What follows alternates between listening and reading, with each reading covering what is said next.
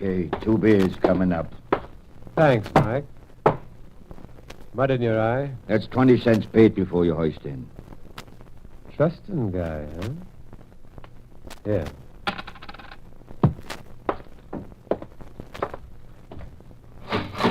Oh, Mike. Yeah? Here's a tip for you. A little something extra.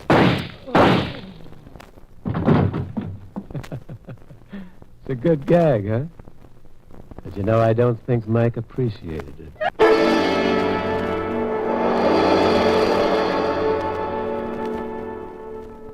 So Big Mike is dead.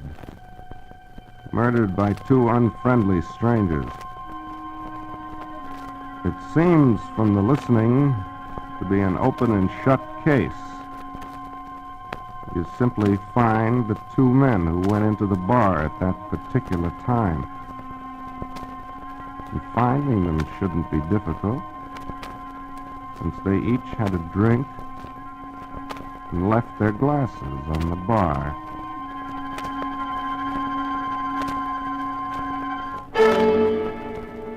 Hello, creeps. This is T4Y, opening the doors to the Mystery Playhouse. Tonight we bring you another story by your old favorite, William Irish. It's called Leg Man. You've already heard the crime being committed. Now we plan to lead you slowly through the maze of clues and evidence. See if you're as smart as you think you are. Now then, let's hear the rest of Leg Man by William Irish.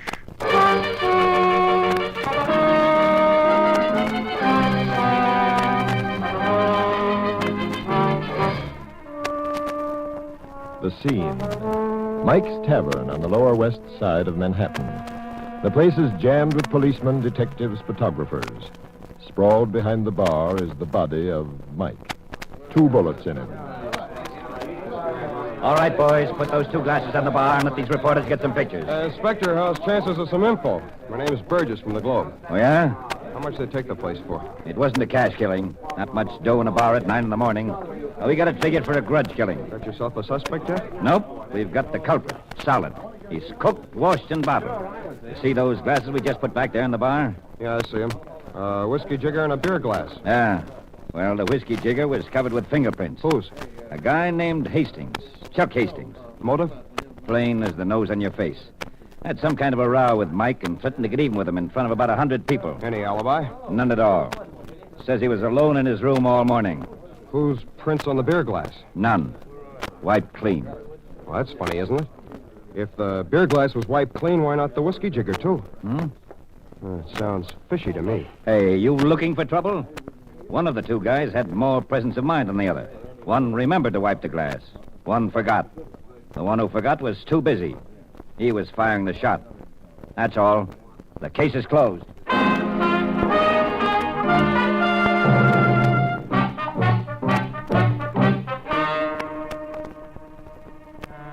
That's all. It was a very simple case. A grudge, a killing, and some fingerprints plastered all over a whiskey glass. And the man who made them locked up. Everybody was satisfied, except Chuck Hastings, the man they locked up, and a pencil-happy leg man called Burgess, who was crazy enough to start messing around in an open and shut murder case.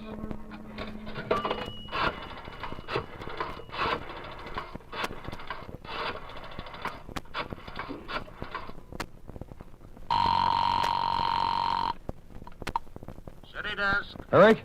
Burgess speaking. Where the devil have you been? I could have written the history of Rome by now. Hold on, I'll give you a rewrite, man. No, wait a minute, boss. I don't have the whole story yet. All right. We're not doing pacework here, you know. 4 words will finish it, and arrest is expected. Well, as a matter of fact, the arrest has been made already. Oh. But a guy called Hastings. He had a grudge against the owner, and his prints are on the death glass. Now, what are you waiting for? We're running a daily newspaper, not an annual.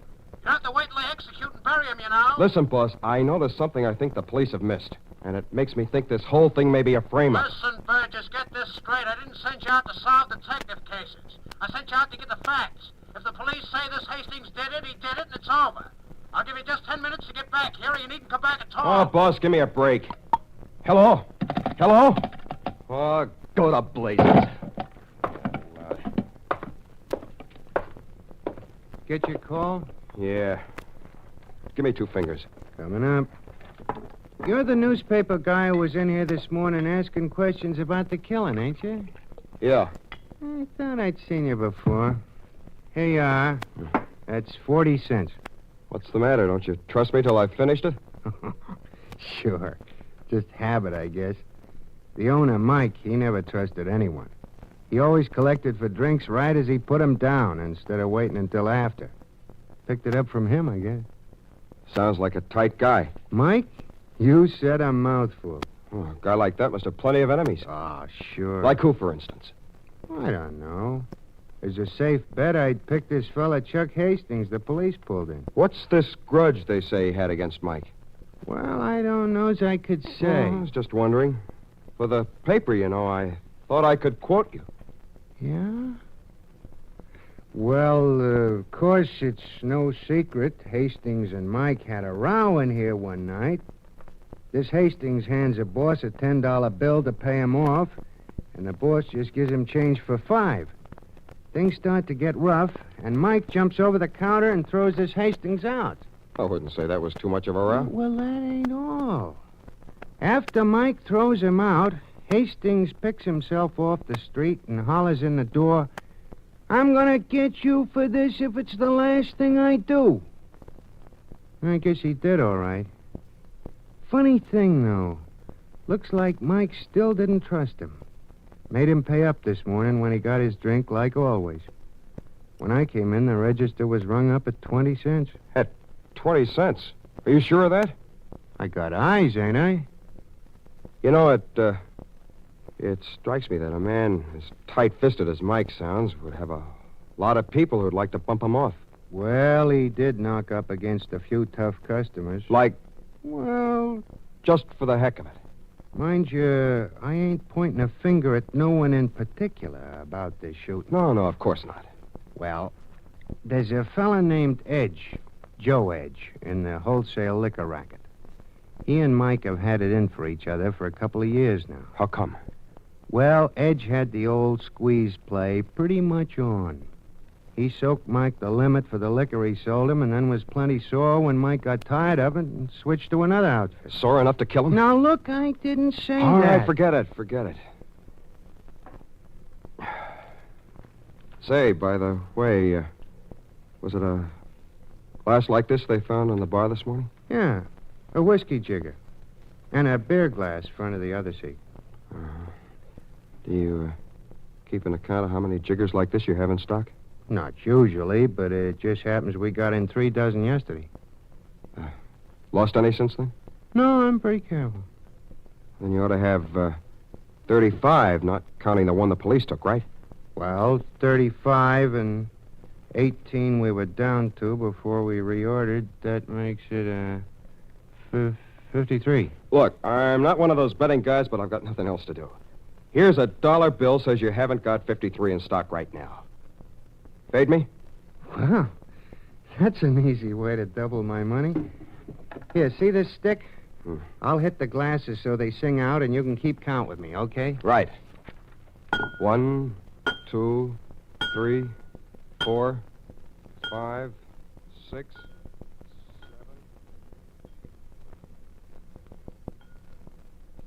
46, 47, 48, 49, 50, 51, 52, 53, 54. 54? Well, I'll be darned. I must have figured wrong.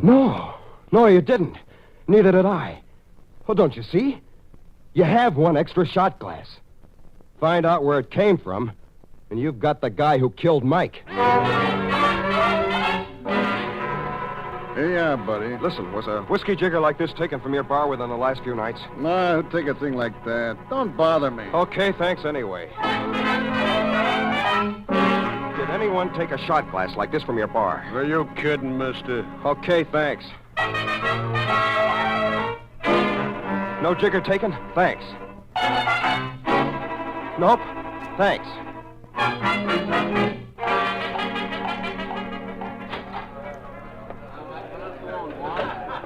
Listen, was a jigger like this taken from your bar the last couple of nights? Nah. Okay, thanks. Hey, wait, mister. What was that you asked me? I said, was one of these shot glasses swiped from your bar within the last couple of nights? Yeah. Well, how did you know that? Who told you? You got any idea who took it? Yeah, a fella named Hastings. He comes in here a lot. Hastings. Hastings? Did you see him take it? Well, no, but it was the one he was drinking from, so he must have. When I went over to clean up, there was no glass there. I couldn't figure it. Just beginning to see the light myself. Quite a bit of light. I think I'll try and get a few more gleams from Hastings himself.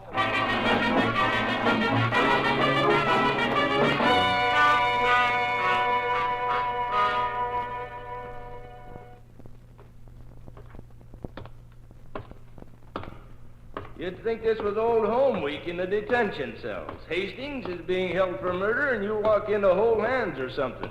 How'd you swing it? The power of the press, officer. This is cell? Yeah. Hastings! Pencil Happy here wants to fan the air with you. 5 minutes. Speed it up.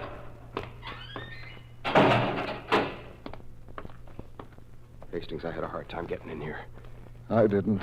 Listen, I've got to talk fast. Answer me straight, will you? That's the only way I can help. What do you want to know? Who'd you shake hands with last night? What are you, a little punchy or something? Listen, I mean it. Who'd you shake hands with in a bar the night before you were arrested for the killing? I didn't meet anyone I knew. I was by myself the whole time. You were in a place called Sullivan's on Union Avenue. Sullivan's? Wait a minute. I didn't shake hands with anyone, but somebody did grab my mitt and pump it. I remember that now. There was one of those drunks next to me. Looked like a mechanic wearing overalls. First, he apologized for slopping over against me. Then he said, no hard feelings, and reached down and pumped my hand about 16 times. That what you wanted? That's exactly what I wanted. Did you notice your hands when you got home last night? Was there anything on them? What are you, a mind reader? There was grease on them. Axle grease or something. Hastings, I'm on the right track. Was he anyone you ever saw before? No, I never saw him before in my life.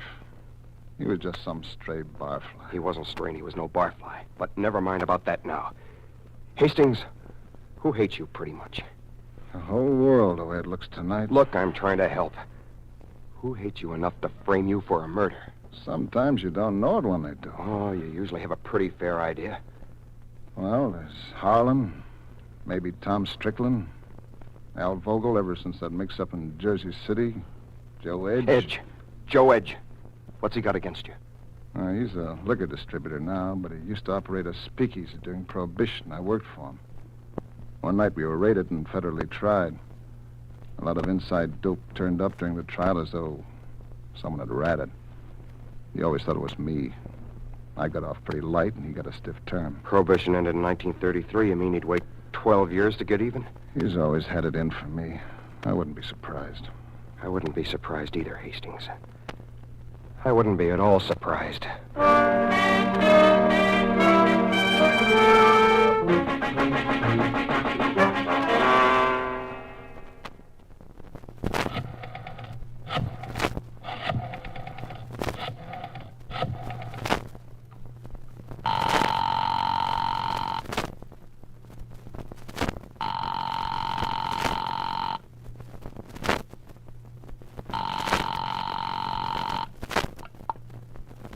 Hello? Hello? Is this the Joseph Edge who's in the liquor distributing business? Yeah? What can I do for you? Nothing. I figured maybe there was something I could do for you. I'm in a phone booth at Mike's Tavern. That's where you were this morning at about 9:15, weren't you? Mike's Tavern? Where's that? That's where they shot Mike. I'm afraid I don't get you. I'll explain. I was the first customer at Mike's Tavern this morning. I went in a minute or two after the place was opened up. I went into the washroom. I was in there when you came in. You didn't think to look in there. Well, tell that to the cops. The only drawback is they don't pay. Oh. A shake, is that it? I Been saving this for a rainy day. And it's pouring cats and dogs right now. Well, I hate to disappoint you, but it's real dry and sunny at this end. You don't believe I was there, do you? I'll draw you a picture. There was another guy with you.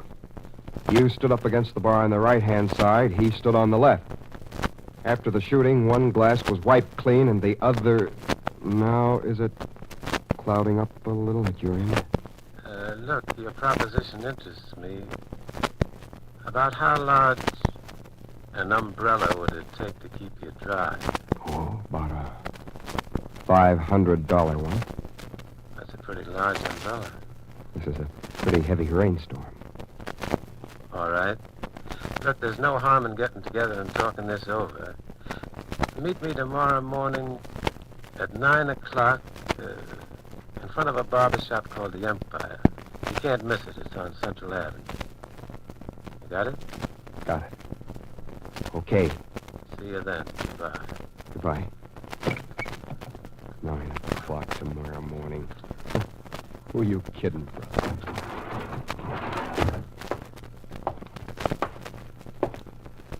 Bill, what time do you close up here? Well, the boss usually kept it open until about 4, but I thought I'd close up in about 10 minutes.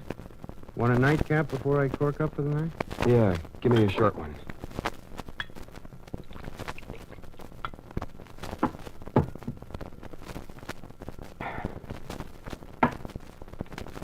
Here. No change. Gee, thanks. Hey. Don't look at it. Just take it over to the register with you. Good night. Good night. Well, I'll be doggone. He said keep the change, and it's nothing but a piece of paper all scribbled up with some writing on it. Keep the change.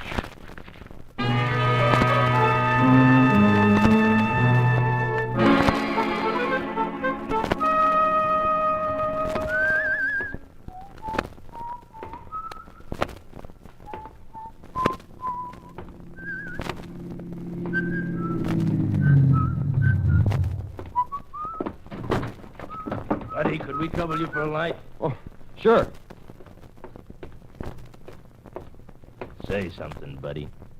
Well, what do you want me to say? Just that. That'll do very nicely, thanks. It's him, boys. I know him by his voice. Here's your matches back, buddy. That's not matches. That's a gun you've got there. Right you are. It says get in and make yourself comfortable. No, wait a minute. Shut up. Get in here. Okay, step on it.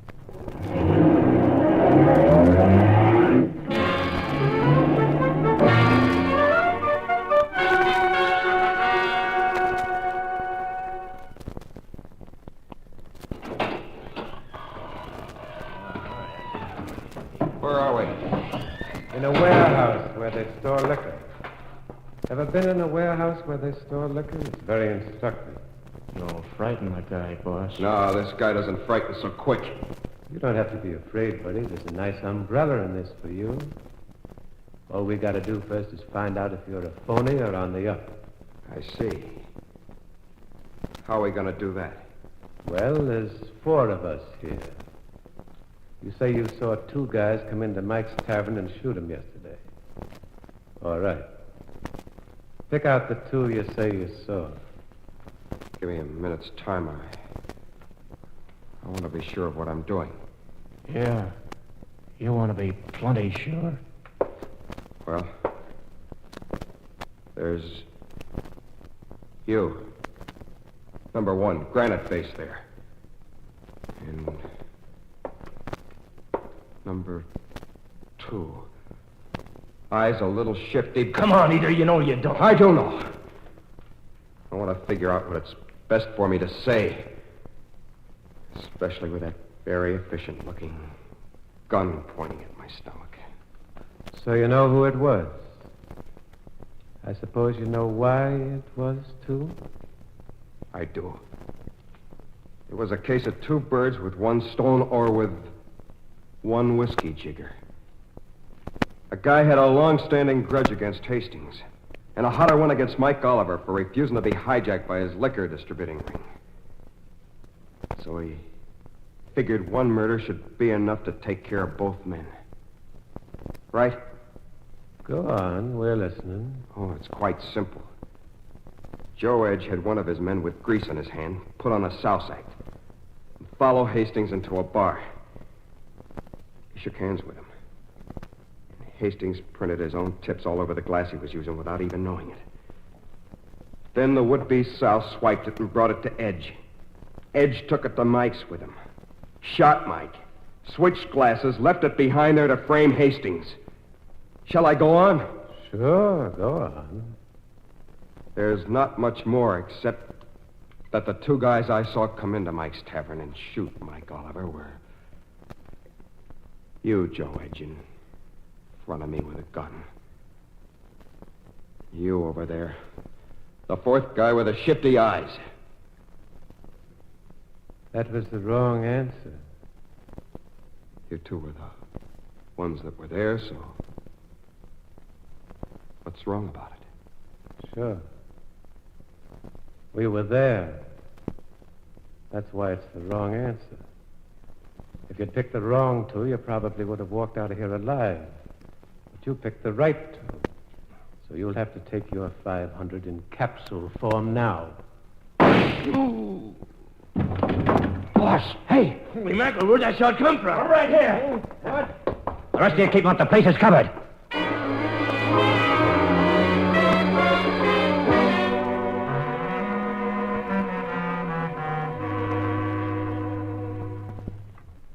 You all right, Burgess? Yeah, I guess I am, Inspector Lyons.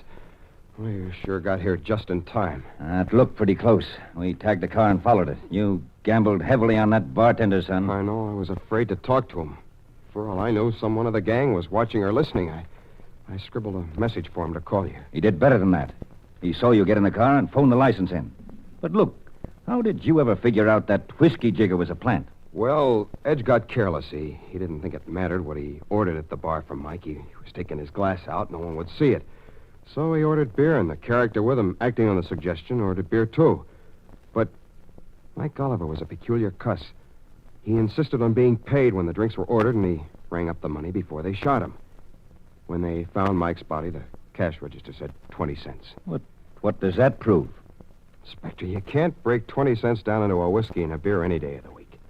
And there was a whiskey and a beer glass, side by side on the bar. Yes, but... Well, even if the beer glass was just a chaser for the whiskey, the price for the cheapest whiskey Mike carried was 25 cents. 20 cents will buy 2 beers. For the sake of simple arithmetic, the whiskey glass had to be planted. Well, I'll be... Son, if you ever want a job on the police force... No, thanks, sir. I'm plenty satisfied with the job I have now. Wait a minute. What's wrong?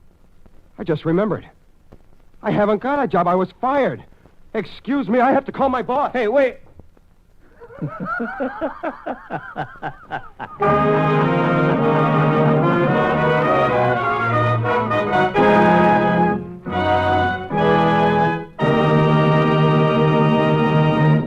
That was the story called Leg Man, written by William Irish, an old friend to you Mystery Playhouse fans.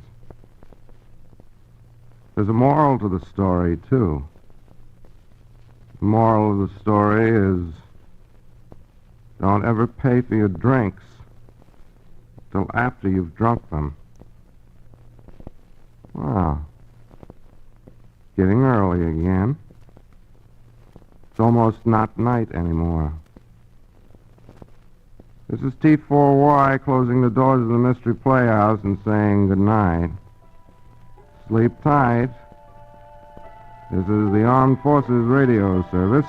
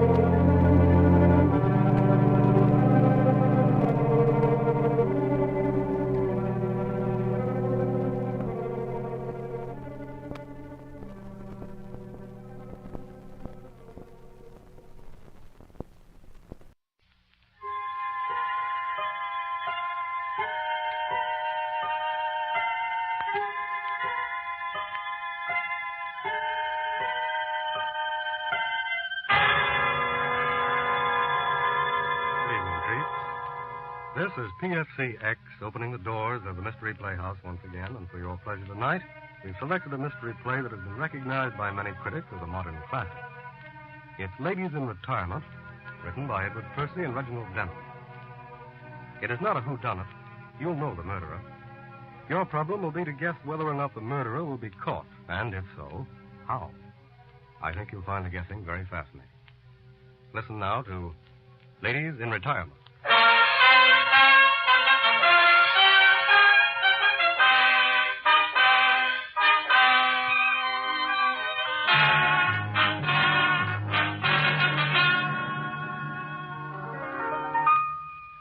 On a tree by a river, a little tomtit sang widow, sit widow, sit widow.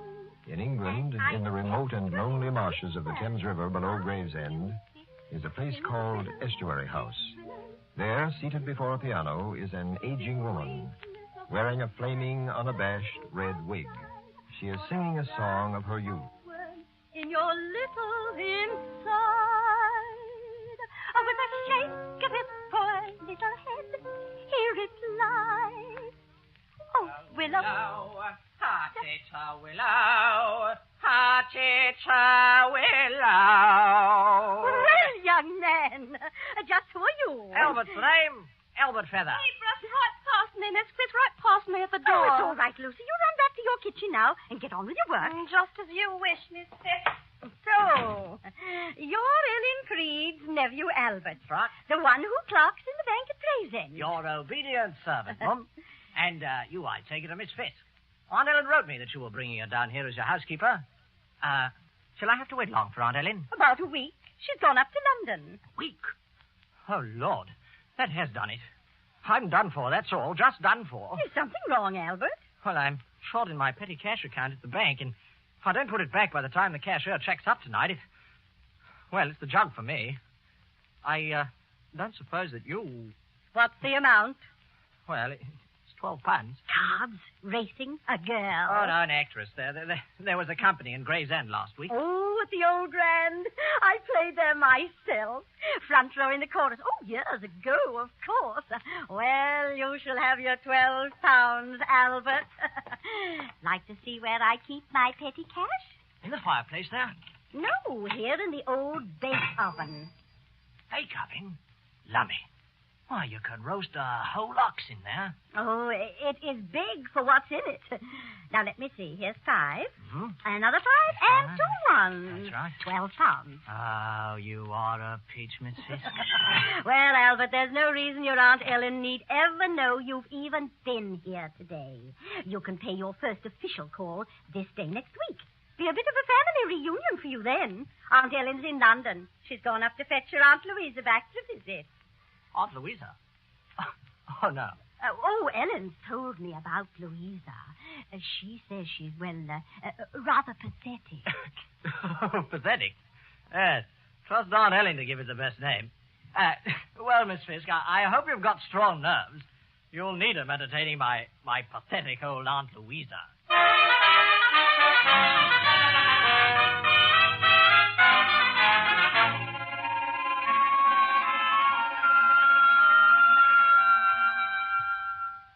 Louisa, dear, don't you think you could take your bird outside now? Oh, please don't be cross with me, Ellen. He's such a soft, quiet bird. Yes, dear. But I think you'd much better take him out into the garden and bury him. You know how Miss Fisk feels about your bringing things like that into the house. I hate her. Miss Fisk in her horrid red wig. We have her to thank for these 4 months here together. Ellen, can't we send Miss Fisk away, and then we could be really alone? But I keep telling you, dear, this is her house. Oh, you won't send me back to London to the awful, ugly streets? Ellen, promise. Promise me you'll never send me away. Oh, my darling, I do promise. I promise nothing shall ever make me send you away. Run along now, dear. Out into the garden. Quick, run. I'll fly. Oh, this is like old times. We have secrets and everything. Remember, Ellen, you promised. Yes, my darling. Yes. I promised.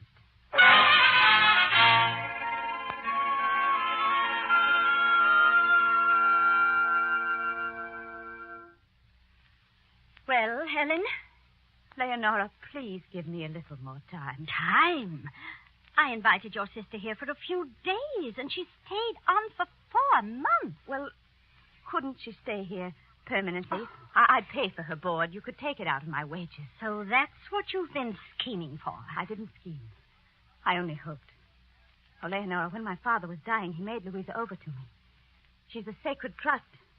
And I've nowhere else to send her. This won't do, Ellen. You haven't been fair with me from the start.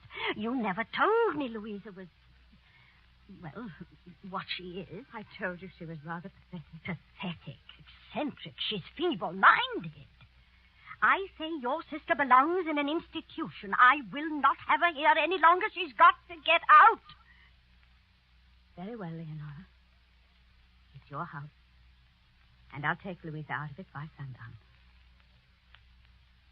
By sundown of this very day.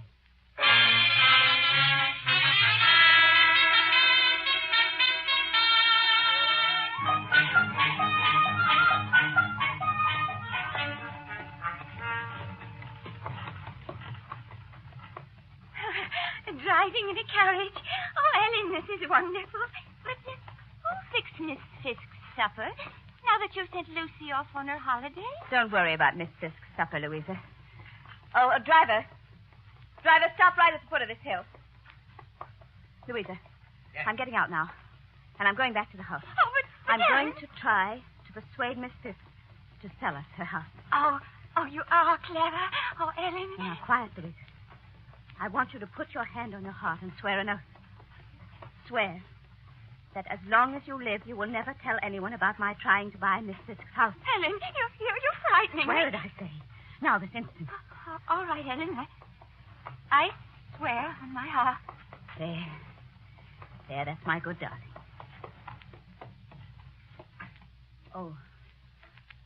Oh.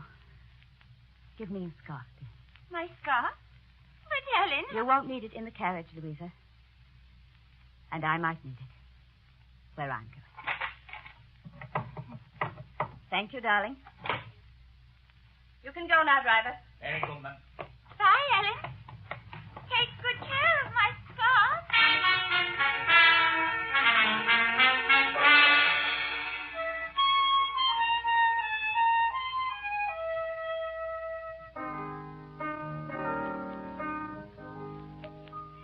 On a tree by a river, a little tomtit sang willow, tip, willow, tip, willow. Champagne's all right. Music's all right. I'm all right. Bit of all right, if you ask me. Here's to you, Leonora Fisk, mistress of your own house once more. Ellen? Is that you, Ellen? Could have sworn the front door opened. Felt the draft. Well, though I probably shall not exclaim as I die. Oh, willow, tit,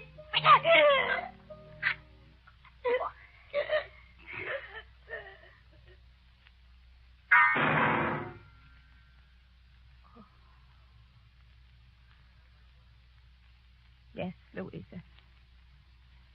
Yes, my darling. I promise.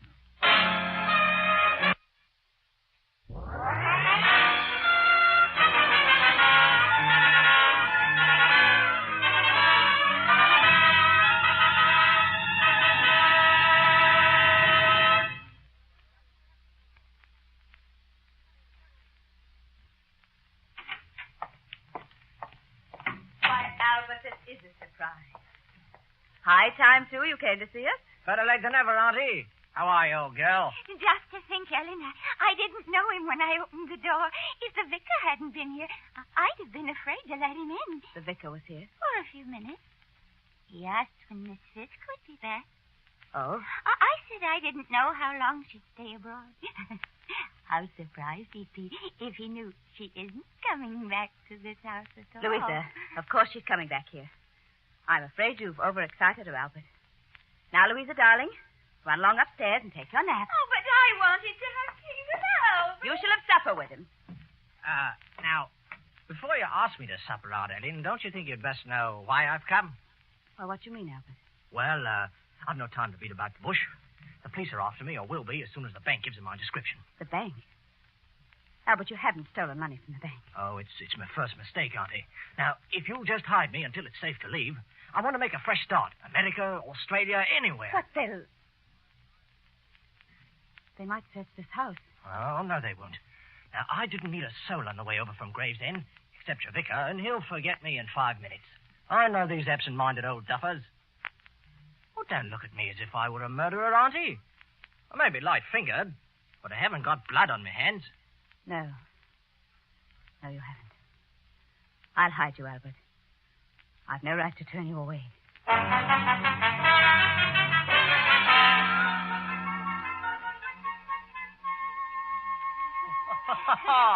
Well, Auntie Louisa, will you cheat me again at cribbage, or shall I tickle the ivories a bit for you, eh? Oh, Albert, you are so funny. Well, I'm glad you appreciate me, my old stalker celery. Here's a tune just your vintage. Remember? Oh, Albert, stop it. Don't play that tune. Oh, why ever not? Don't you like it? Ellen doesn't. She made me stop humming it. I expect she got tired hearing Miss Fisk singing it. Oh, I'm so glad Miss Fisk's not coming back to this house. I shouldn't have said that. Yes, you said it once before, and Aunt Ellen shut you up. Well, I swore for Ellen I'd never tell anyone. She's bought this house from Miss Fisk. Auntie bought this house from Miss Fisk? Oh, go on. She couldn't have. She lost all her money. Did she? Oh, yes, but she's got most of it back now. Has she now? Auntie always was a shrewd old canary. I wonder if she keeps much cash about the house.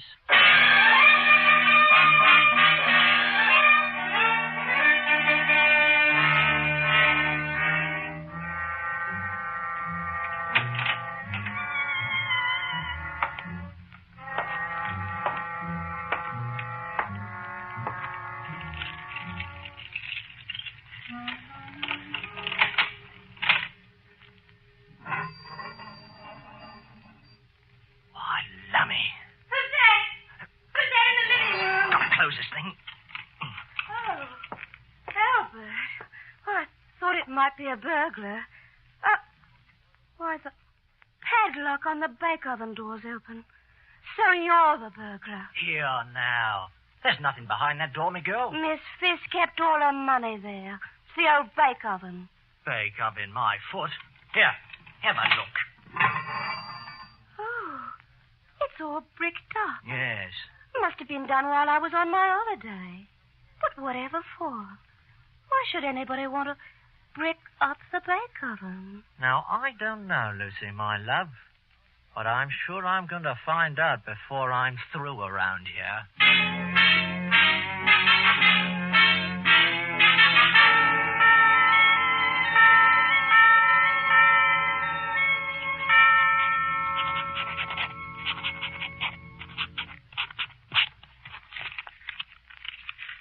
There, I finished my letter, Louisa. Come along now, dear. We're late for church. Bye. Bye-bye, Albert. Goodbye, aunts. Have a good pray. Lucy, bring in the kitchen mirror. Quick, my pet. Look sharp, will you? Come in. Here. What do you want with a mirror? A loving look at your face? Now, look at this desk blotter. Huh? Aunt Ellen's been writing a letter, and I've an idea it was an answer to the one that came special messenger from Miss Fisk this morning. Well, you must be off your head. Oh, quiet. Just as I thought. What? Now, listen to this. In reply to your query, I can't make out the next few words, the signature on the check made out to Ellen Creed is mine. Owing to a sprained wrist, there may have been discrepancies in my signatures on recent checks. Yours very truly, Leonora Fisk. Leonora Fisk? That's right. You're not signed Leonora Fisk. What? She's fooling the bank and taking Miss Fisk's money. Yeah, recognize this, Lucy?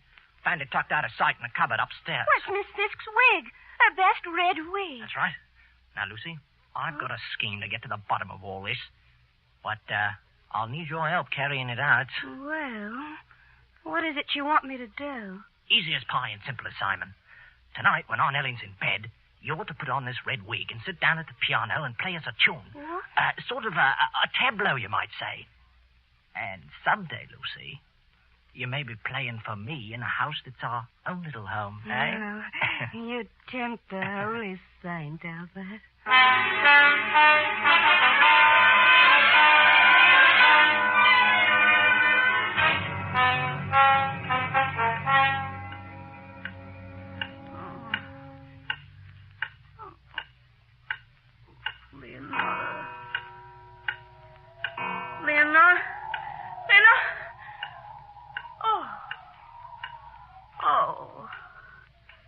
Nothing but a bad dream again. What's that? The piano. Downstairs. She's come back. She's... Oh, it's nothing. Just nerves. Just my imagination. Oh, there's nothing downstairs. I'll just go and see. I'll be able to see from the landing. Hear from the turn in the landing.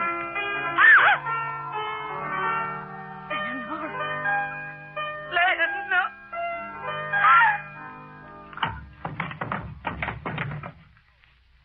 Albert! She's fainted dead away.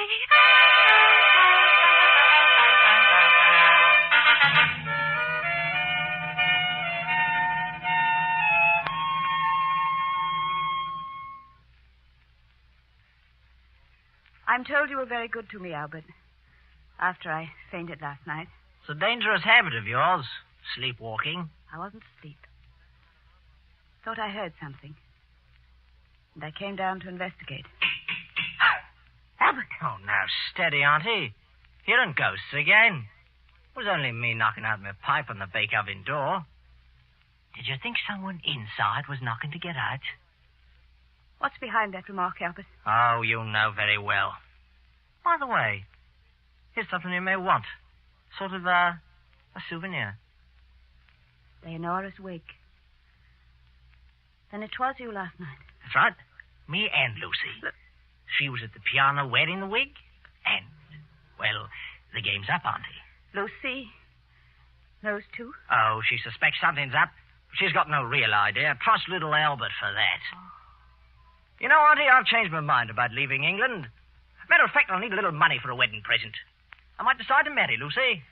So you've come to the conclusion that it's safer to be a blackmailer than a thief? That's right. But surely you wouldn't want to stay on here with me. Oh, why not? You'd never be quite sure, would you? You've got a hearty appetite, Albert. Do you think you'll enjoy your meals now? Yeah, you'd never do it a second time. You're bluffing. Am I? It takes quite a bit of courage to kill the first time. But once you've sold your soul to the devil, it comes easy. I think you know I did it to provide my poor sister with a home and happiness. She's all I have, and she was left in my care. And don't think I'm going to hand over what I've taken for her to a treacherous little sneak. What's that? Oh. Oh, good morning, Vicar. I thought perhaps you should know. My wife's just had a call from the Gravesend police. Police? Gravesend, you say? Yes, they're looking for a young man who's stolen some money from a bank. The description was very like your nephew, Miss Creed. I've got to move fast, Auntie. Got any cash handy? Yes, in my purse. Here on the table. Well, thanks a lot, Auntie. My wife didn't know your nephew was here, Miss Creed, so naturally she said nothing about him to the police. They've gone to ask at Decoy Farm. Decoy Farm, that's quite close. Well, you win, old girl, don't you? No hard feelings, though. I'm a game loser, I am. I'll see you in church, eh? I'm sorry it was your nephew, Miss Creed. I'm afraid he won't get far. Goodbye. Goodbye, Vicar. And thank you. Very well, Lucy. You can come down off that stair landing now. Lucy, do you hear me? I'm sorry, miss. I was just... Eavesdropping can be a very dangerous thing. Well, how much do you know? No, only about Mr. Albert. Nothing about you, nothing at all. Oh, no. Stay where you are. should you be afraid of me, Lucy? Sit down. No.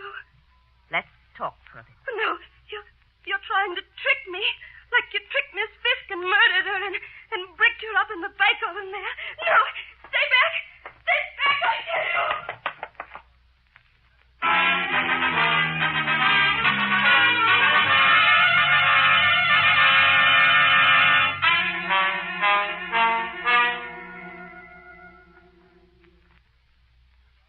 Oh, Ellen, coming in just now, Lucy just passed me, running like the wind towards that farmhouse. The one with the funny name, you know. Yes, I know. Decoy Farm. Some gentlemen from Gravesend are there. Lucy wants to talk to them. Gravesend? Are they friends of Albert's? No. Not friends, Louisa. Tell me, my darling, have you been happy while you've been here? Oh, yes. So happy. Oh, it's been so lovely and peaceful here all by ourselves. Oh, I hope Lucy won't bring those gentlemen back here. She won't.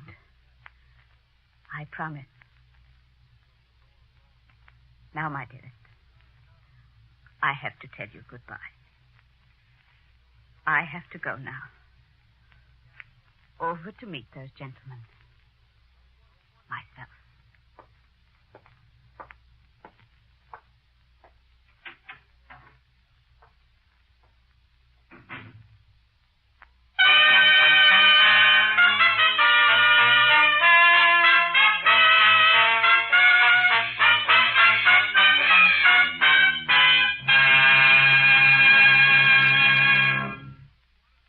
Well, Creeps, you've been listening to Ladies in Retirement, written by Edward Percy and Reginald Denham, and adapted for radio by Elizabeth and James Hart.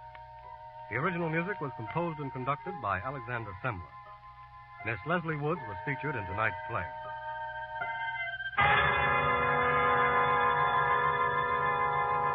Until next time, then, this is PFCX, closing the door to the Mystery Playhouse. Please come. Good night.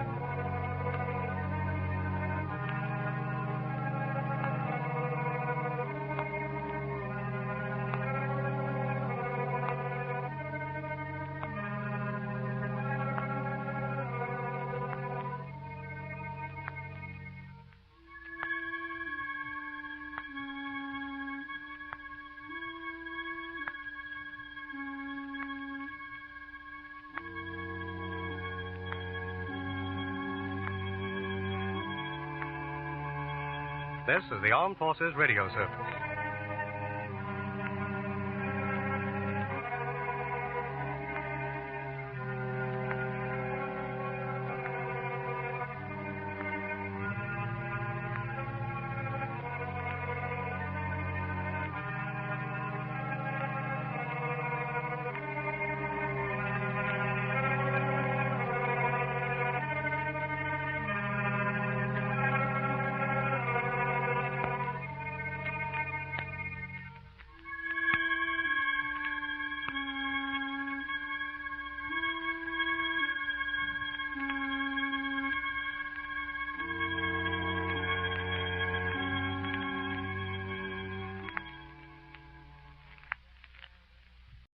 And now, the Molle Mystery Theatre, presented by M-O-L-L-E.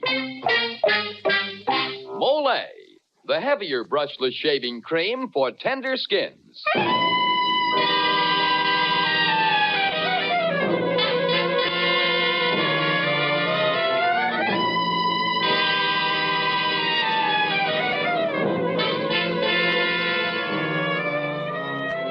Good evening. This is Jeffrey Barnes, welcoming you to the program that presents the best in mystery and detective fiction.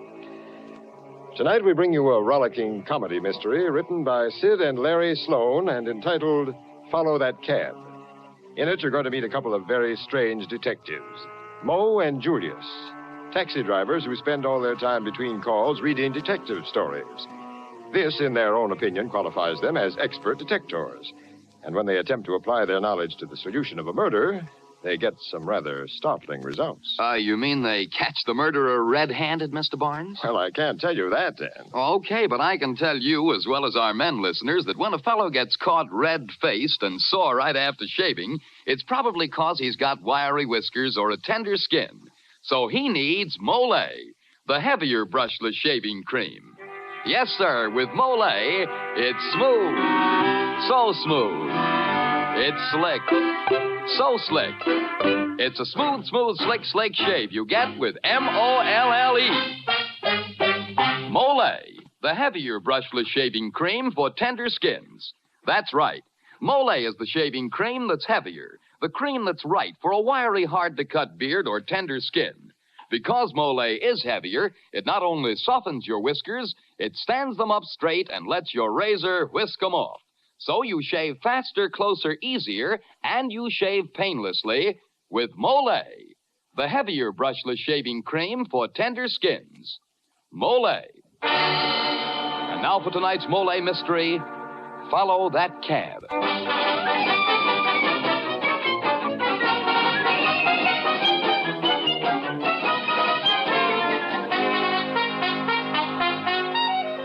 Maybe you were reading in the papers about them two hack drivers, Julius and Moe, which is solving this here Larkin murder. Well, I am personally acquainted with these two characters very well. As a matter of fact, I am one of them, Moe. You see, Julius is all the time reading a magazine called Absolutely Authentic True Crime Fiction, in which is running a series by the name Daniel Daremore Detective, which is our ideal. Now, on the day in question, Julius and me is parked in a hack stand at 55th and 6th waiting for a fare. And I am standing with my foot on his running board while he is reading AATCN. Then a dark, furtive man climbs into the cab. Yeah, go on, Julius. Driver, he whispers hoarsely, urgently. Driver, follow that cab. What's the matter, Julius? Moe, how many years you been driving a hack? Let me see.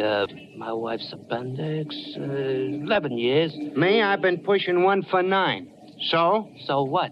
It says here in black and white that the dark, furtive man is saying, driver, follow that cab. Did a guy ever say that to you, Moe? Gee, you're right, Julius. You got a head full of brains. You know what, Moe? If I had the chance, I could be a private dick like this here Daniel Daremore and this here man. Yeah, I bet you could, Julius. You're smart. Smarter than Daniel Daremore. Oh, I would not go so far as to say that, Moe. I would. Julius, you are a genius. Maybe. But you know, Moe, I could make with the clues and the fingerprints. Yeah, fingerprints. Just give me a chance, Moe. Just give me a chance. I'd show him. Can I go with you on your cases, Julius? Sure, Moe. All good dicks has got stooges. Gee, Julius, you're a real pal. Follow that cab. Oh, it just ain't done, Moe. It never happened. Driver, follow that cab. Huh? I said follow that cab. Hurry. Yes, sir. Why, Julius? Well, what do you know?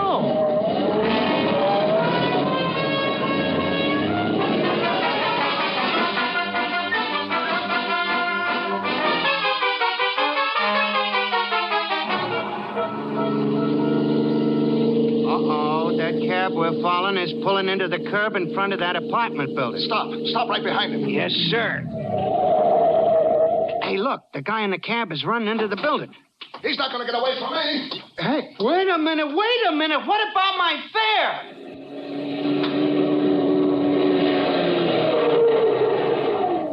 Julius, I followed you in my cab. What happens? What's the deal? It's murder. That's what it is, murder. Murder? Yeah, that big so-and-so is running off into that building without paying the tab.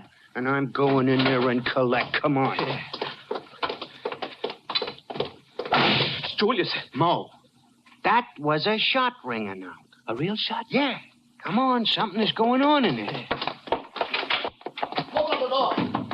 Open up. Oh, there's the guy who was in my cab. Come on, Mo. Yeah, right with you, Julius. Come on, Mo. Come on, please, open up. Hey, you.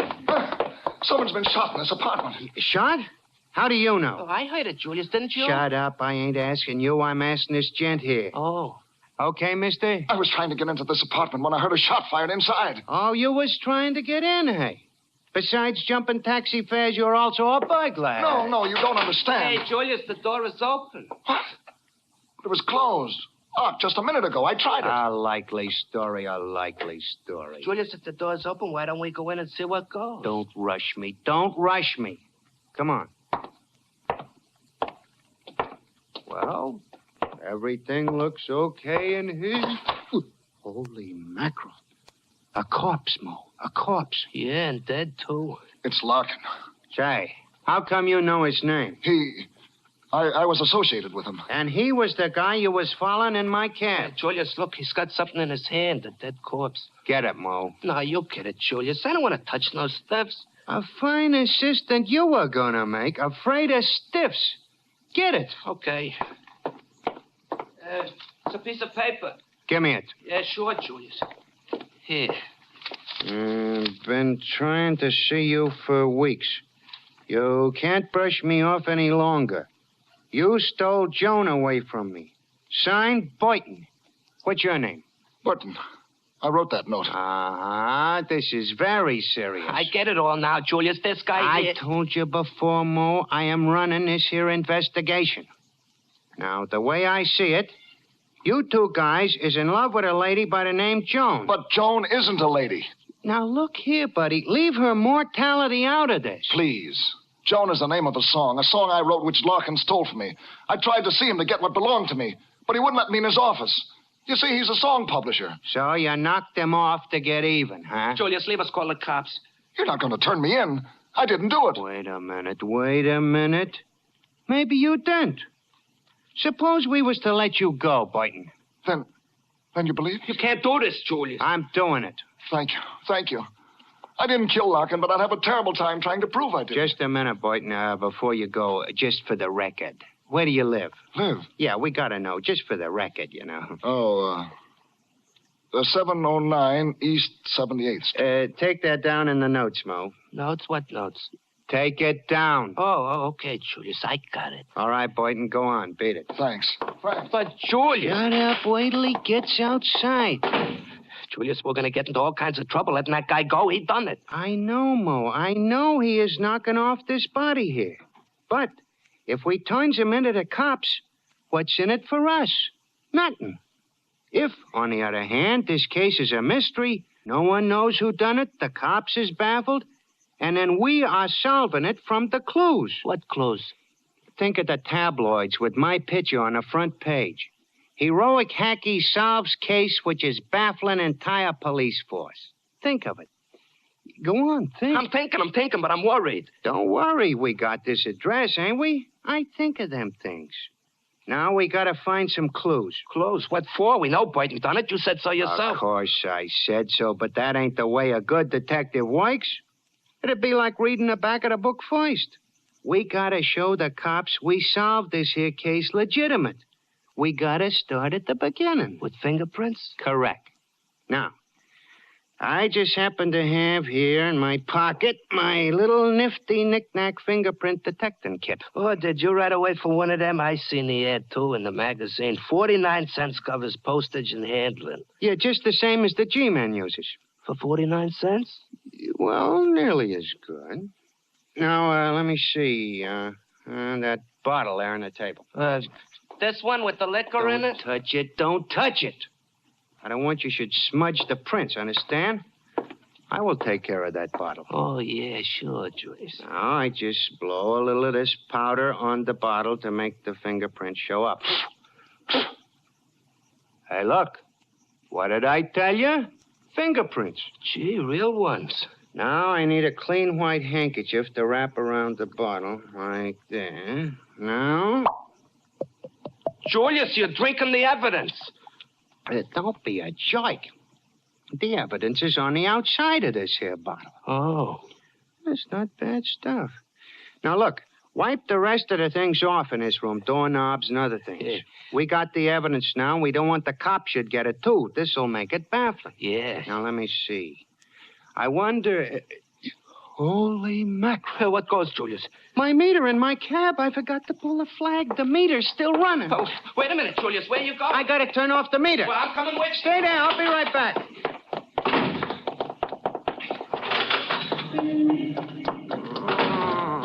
Oh, holy mackerel. Look at that meter. $1.65. Is this your cab?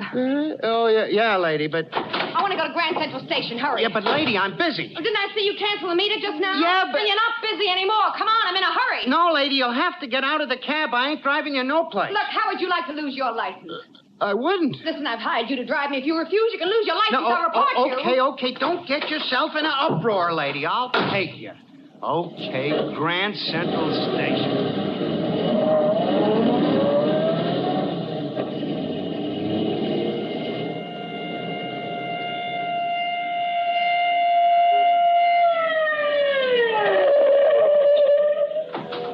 Come on, this is the place.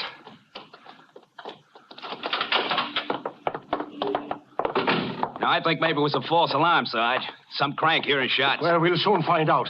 Here, this is the apartment. Is that you, Julius? Stay right where you are. What? Cops? Yeah, and what are you doing here? Me? Yeah, stay right where you are. Don't make no false moves. Come into the apartment, Mike. Shut the door. Okay, Bill. Hey, take a look at that. That's Larkin. He's dead. Yes, I see he is. Brother, you got plenty of explaining to do. Start talking.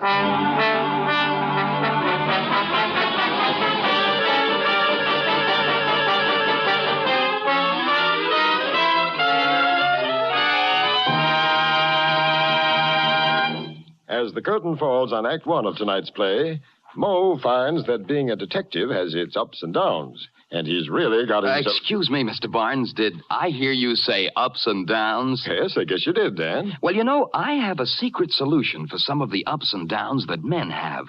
Come on over here and listen closely. Men, if getting up in the morning gets you down because shaving is torture, chances are you have wiry whiskers or a tender skin. So try Molle, the heavier brushless shaving cream for tender skins. Why, Molle gives you a shave as smooth as an apple. Yes, Molle is a heavier cream. The cream that not only softens your whiskers, but holds them up straighter and lets your razor cut them off close and clean. With Molle, you shave faster, closer, easier, and you shave painlessly. Try it. See if you don't say, it's smooth, so smooth. It's slick, so slick. It's a smooth, slick shave you get with Molle. Molle, the heavier brushless shaving cream for tender skins. Molle. And now back to Jeffrey Barnes and Act Two of Follow That Cab.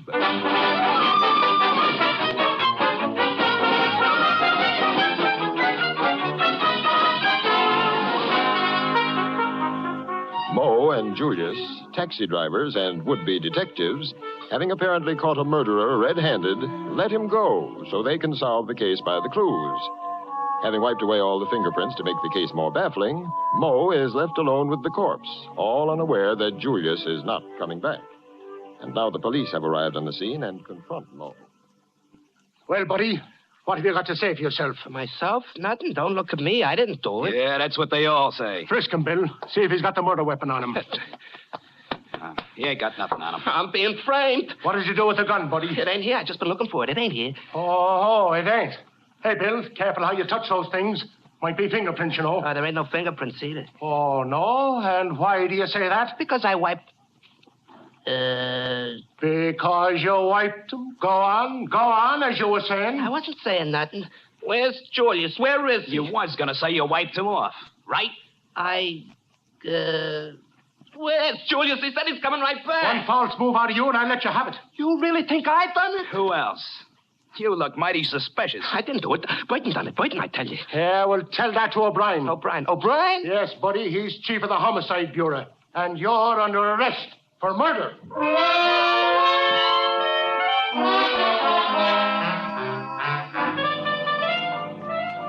So they are taking me to see Inspector O'Brien. At first, I won't talk because I remember what Julius says about how we are going to solve the case our own selves and get famous. But finally, I am realizing that instead of getting famous, I am getting a hot seat if they can pin the murder on me. So they throw me in the cell, and the next morning, about 10 a.m. Julius. Hello, Mo. You know what day this is? Huh? This is Visitor's Day. Oh. You got just 5 minutes, mister. Mo, why did you do it? Do what, Julius? You don't have to pretend now, Mo. You can tell me. I'm your friend. I don't get it, Julius. What? Mo, crime does not pay. Why did you do it? Do what? We know you done it, Mo. Confess and things will go easier with you. Confess? Come. My patience is getting exhausting, my friend. You know you murdered Larkin. Murdered Larkin? Julius. Don't make me put you through the third degree, my friend. Julius, are you crazy? You was with me when it happened. What are you trying to do with me? You know what happened. We walked into the apartment. You was standing there. And then we saw the whole thing I was just and practicing. Then we said, practicing? For what? You know the way Daniel Daremore, once he gets a crook in a corner, how he starts to make with a third degree and busts him down? Oh, that. You didn't have to do that to me, Julius. I didn't do it. You had me scared for a minute. Did I? Well, Julius, you got to get me out of here. Don't worry, my friend. That little matter has just been taken care of. I turned in the evidence to Chief O'Brien. You mean the bottle of whiskey with the fingerprints? The empty bottle with the fingerprints. Yeah, the empty bottle. Oh, I give O'Brien Boynton's address. Then you were in the clean. The cops will pick up Boynton, and I will be in the tabloids as the guy which cracked this case open. Here comes Chief O'Brien to let you out now. Hi, O.B. You say a man named Burton gave you this address, 709 East 78th Street? Yeah, officer, that's right. That's where he lives. Did you make the pinch, Chief? You got him, huh? We checked that number. It's the middle of the East River. What? Maybe he moved. Oh, Mo, the rat is giving you the double cross. Julius, ain't they gonna let me out of here? Just a minute, Mo. I'll do my best for you. Look, Chief, this man is not guilty. What about the fingerprints on the empty bottle I turned into you? Oh, yes, that's another thing. We've checked that, too. It's Boynton's. No. It ain't Mo's. No. It belongs to the man who's going to burn for Larkin's murder. Whose prints is it? Yours. Mine? What do you know? I took my own prints.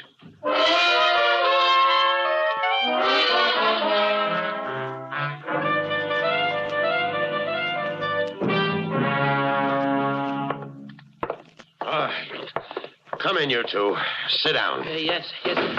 I suppose you are bringing me in here to your office because the entire police force is baffled, huh, Chief? I knew you would have to come to me. Get your big feet off of my desk. Sure. Don't get excited. Say, what's all this here stuff on the table, Chief? Oh, that's some odds and ends we picked up in the Larkin apartment. Keep your hands off that stuff. All right. Clues, huh? They might be. Stay away from it. You've done enough damage already. Yeah, enough damage already. You know, you two boys are lucky. Very lucky. Yeah, lucky. How do you mean, Chief? Burton has just given himself up. He saw in the evening papers that we were looking for him, so you're in the clear. Burton give himself up? Julius, we are free. Yeah, very interesting. Extremely. By the way, O.B., is Boynton confessing? No, but he will. I am sorry I cannot see eye to eye with you, O.B. No? No. Now, I have a theory about who is knocking off who. Oh, look, you. One more theory out of you, and I'll send you up for 10 years. Now, get out of here, and get out fast before I change my mind and hold you as accessories after the fact. We're going, ain't we, Julius? Yeah. Whew. It certainly is lucky for us that Boynton gave himself up. Mo, Boynton didn't do it. Didn't do it? But we seen him. You said he done it your own self. It's a dame which done it. A redhead dame. She's the dame which got in my cab yesterday and makes me drive her to Grand Central Station. Why her, Julius? See this picture? Yeah. That's her. I took it off the table in O'Brien's office. It was found in Larkin's apartment. Julius, you should I remember she was very suspicious, nervous. Yeah, but what about Boynton? Mo, all good dicks are getting off on a red herring now and then.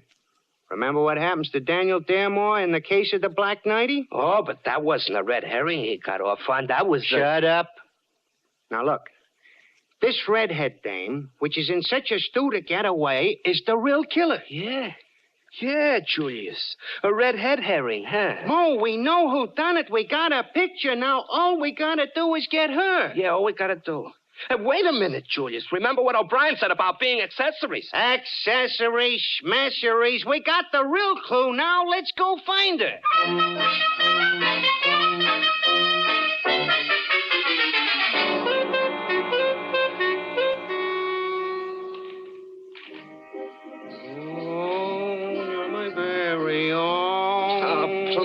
Julius, turn off the radio. You'll run down the battery. Look, Julius, we've been waiting parked out in front of Larkin's building for 8 days now, waiting for that dame to show up. What's the matter? Getting discouraged? Oh, look, Julius, maybe she won't never come back here. She's got it. Says so in the book. A criminal always returns to the scene of the crime. I know. Yeah, and that song which Boynton wrote, it's driving me nuts. All the radio programs are playing it. Turn it off. I like it. But okay. Look, let's quit this detecting business, Julius, and get back into the hat business. That dame won't never show. Hey, Mo, look. That dame. The one we're looking for. The redhead herring? Yeah. Hey, she's going into the building. Come on, we're going after her. This is Larkin's apartment. There she is. What? Okay, lady, you are under arrest for the murder of Larkin. I don't know who you are. What you talking about? Look out, Mo. She's reaching for a gun. Yeah, sure. Hear me. I got it, Julius. Nice work, my friend. Now, missus, what you got to say for yourself? Well, okay. Okay, you got me. Now, aren't you proud of yourself? Hey, Julius, the dame's balling. I can't help it. Crime does not pay. Yeah, you're right. I killed him. I killed him because he mistreated me. He beat me. Me and my 4 children. 4 kids? A dirty rat. Well, I'm sorry. It was bad enough when we were poor, but when he started making money, he just threw us out. Out into the cold, cold night. We were starving. Starving? Oh, that dirty bum. Yeah, I had to sell my new mink coat to get food for my little children. A guy like that didn't deserve to live. That's what I kept telling myself, so I bumped him. I killed him in self-defense. Everything went black before my eyes. I didn't know what I was doing. Naturally. Hey, Mo. Yeah, Julius. Got any money on you? About $1.75. Give it to me. For her? Yeah. Here. I couldn't accept it. I insist. Gee, you are a generous character, Julius. Oh, don't mention it. Here, lady, take it. Oh, gee, thanks. Thanks a lot. You gonna let me go now? What else? Oh, you're so kind. You're so sweet. Oh, you're just saying that. Could I have my gun back now? You want it back? What for? Well, so that I can pawn it and get a few bucks, dollars, to buy food for my poor little children. Yeah, sure. The poor little dove. Give it to her, Mo. Here, lady. Open up in there, open up. The cops. Goodness. Come out of that room with your hands up. Look, I'll hide behind the door. You open it. Don't worry, little dove. I'll handle him. Oh, so it's you two again. Oh, Brian. I thought I told you the next time I caught you monkeying it. You hit O'Brien over the head. He's out cold. Oh, lady, you shouldn't have done that. Okay, let's cut the comedy. What comedy? Come on, we're getting out of here. Your cab outside? Oh, yeah, but... Shut up! I'm giving the orders. Let's go. I've killed 1 man with this gun. I can kill 2 more. Oh, Julius. She ain't no little dove.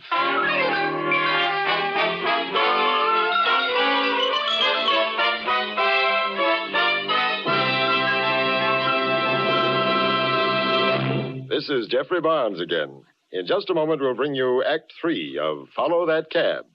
If you've been having trouble trying to combat dandruff, bear in mind that most ordinary hair preparations merely remove loose dandruff. Now, plain water does that. So if you want to fight a common type of dandruff effectively, the thing to do is use double danderine. Double danderine is a scientific product that goes to work on your scalp and actually combats this dandruff by killing the germs that many outstanding authorities contend are a cause, and it kills them on contact.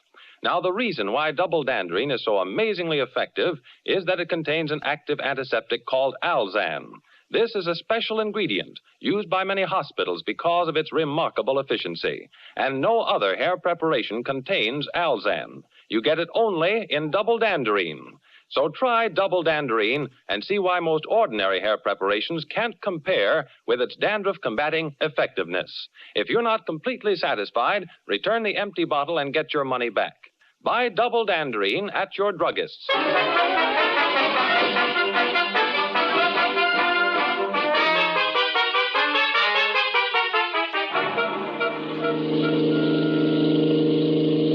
Step on it. Step on it. The cops are gaining on it. I can't go no faster, lady. I got it down to the floorboard now. Just take it easy with my cab. You shut up. I'll tell them what to do. Yes, ma'am. Julius, they're shooting at us. Oh, Lord, don't let him hit the tires, please. Two can play at that game. Lady, you could have rolled that window down. Don't bother me. Did you get him? No, but I'm afraid what's going to happen to us. No! What's the matter? You hit Julius? No, worse, they hit the meter. It's 75 cents already. Well, turn it off. Turn it off. I can't. It's jammed. No, the meter again. So that one should have stopped it. It didn't. It's going twice as fast. $3.94, 25, $5.40. Oh! Listen, you, turn left. But, lady. Turn left. But I... Turn left or I'll blow your head off. Okay.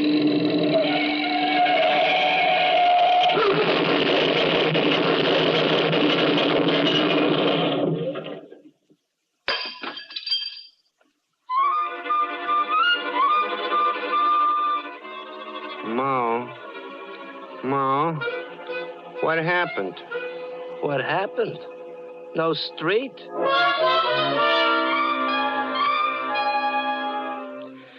So we are capturing the culprit, like Julius says. You see, she is the dead guy's ex-missus, and she don't like him. The reason she is coming back to the apartment is that she knows there's some cash hid there.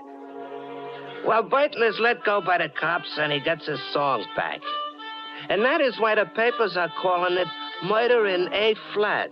You see, A-flat is an apartment. But the best thing about the whole deal is Julius and me is becoming real famous. No kidding. You get the magazine, absolutely authentic true crime fiction. Our true-to-life stories are appearing in this week's issue.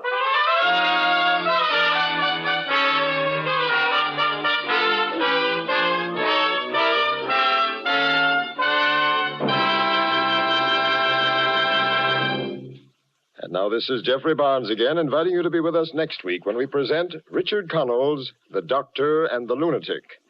Here is a story that is as tense and suspenseful as Follow That Cab was comic. A mysterious madman is on the loose, a man who is driven to destroy all things of beauty. Plenty of excitement, action, and chills, and a real bang-up climax. So don't miss Richard Connell's The Doctor and the Lunatic.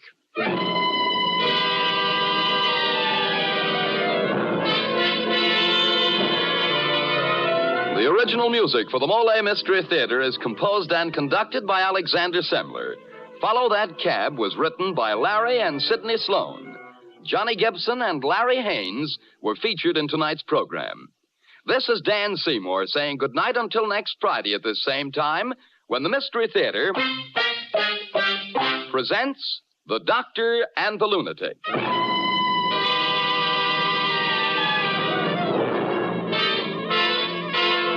This is NBC, the National Broadcasting Company.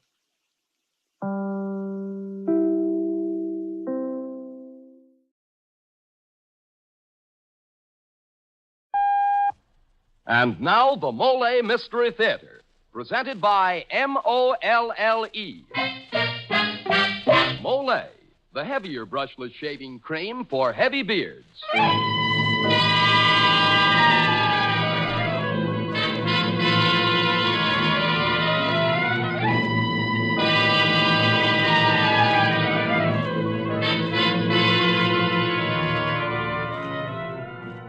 Good evening.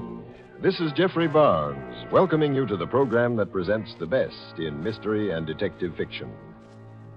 Tonight's story is entitled Last Night and was written by the very popular William Irish. I particularly liked this story because of the people in it. They're very ordinary, real-life people. Not gangsters, nor tough detectives, nor mad, homicidal scientists, but average people like you or me or your next-door neighbor. In short, they're the kind of people you never expect to find involved in a murder. Before you begin your story, Mr. Barnes, here's another true-to-life story for men.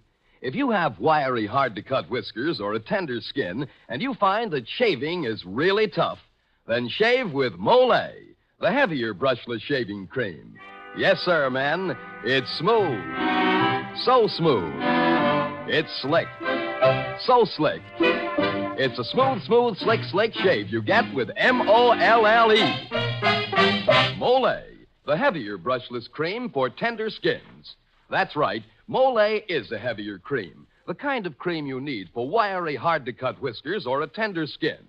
Because Mollé is heavier, it softens your whiskers, stands them up straighter, and makes them easy to cut. So you shave faster, closer, easier, and you shave painlessly with Mollé, the heavier brushless cream for tender skins. Mollé. And now for the Molle Mystery Theatre presentation of Last Night.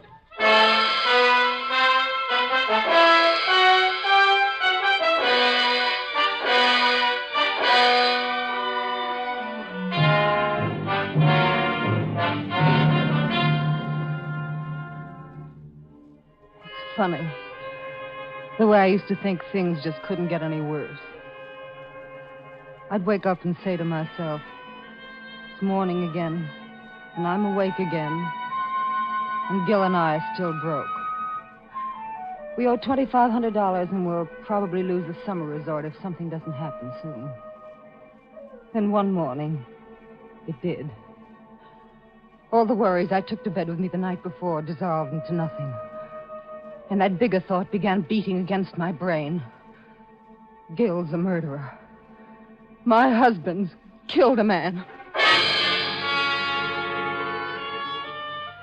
When I woke up, I could tell the sun was somewhere overhead. The weekend was over, and Gil hadn't wangled the money out of Mr. Burroughs. I remember yawning, a long, comfortable cat yawn, and thinking, there must be something better we can do besides operating a health resort at a loss.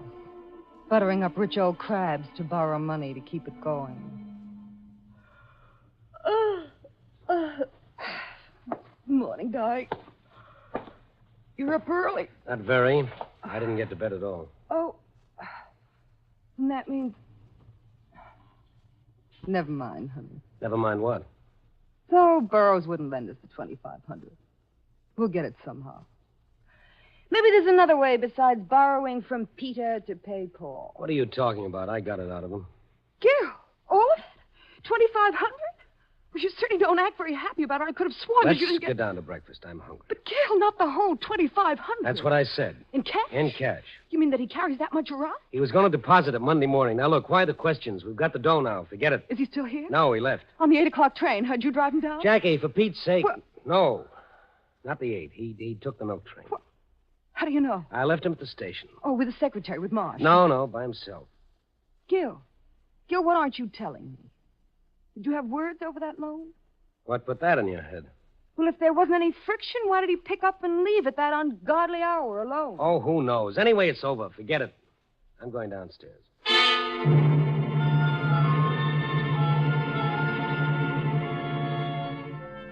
I got dressed quickly, but I had trouble because my hands seemed to be all thumbs and they were shaking. I was afraid, and I didn't know why. I had a vague, uneasy feeling that something was wrong. Maybe it was the look in Gil's eyes. I finished and hurried downstairs. What do you mean, do I want the money? Do you think I got nothing else to do but drive out here? He was here again. The man we owed the $2,500 to. Earlier that morning, I'd have felt a little sick hearing his voice, but now I was glad. Gil could give him the money and we'd be rid of him. How long does this keep up? You giving me the runaround. I don't like it either, but I tell you, I haven't got it this minute. Well, what do you want me to do? Take it out of my blood? You're going to get it. I've been mighty patient with you, and this is the last time I'm coming out here like this on a fool's errand. I'm not kidding either. Next time you'll see, I mean business. Gil, why What are you doing there? Spying on me? Gil, look at me. Why didn't you give him the money? You have it. I need a drink. You afraid to let anyone know you have it? All right, I'm afraid. Gil, you've got to tell me. Look, I've got to know. Did you do anything to Mr. Burroughs last night? Did you do anything to... Jackie, now pull yourself together. You're the only thing they've given me. You're the one thing that I want to keep. Did you do anything to him last night? Yes, I did do something. Gil. Not what you think. It's bad enough, though I'm worried. Now stick with me, Jackie. What was it? I'll get it. Hello? Yes. Oh, Mrs. Burroughs. Yes, your husband did leave this morning. His train should have arrived at Grand Central about 8:30. Well, maybe he went directly to his office. Oh. Oh, I see. Well, I'm sure you'll hear from him. Let us know, will you? Thank you. Yes. Goodbye. Gil, Burroughs never got home. Gil, do you hear me? Yes, I hear you. How do you know his old lady's telling the truth? Now, come on, let's go on into breakfast. Gil!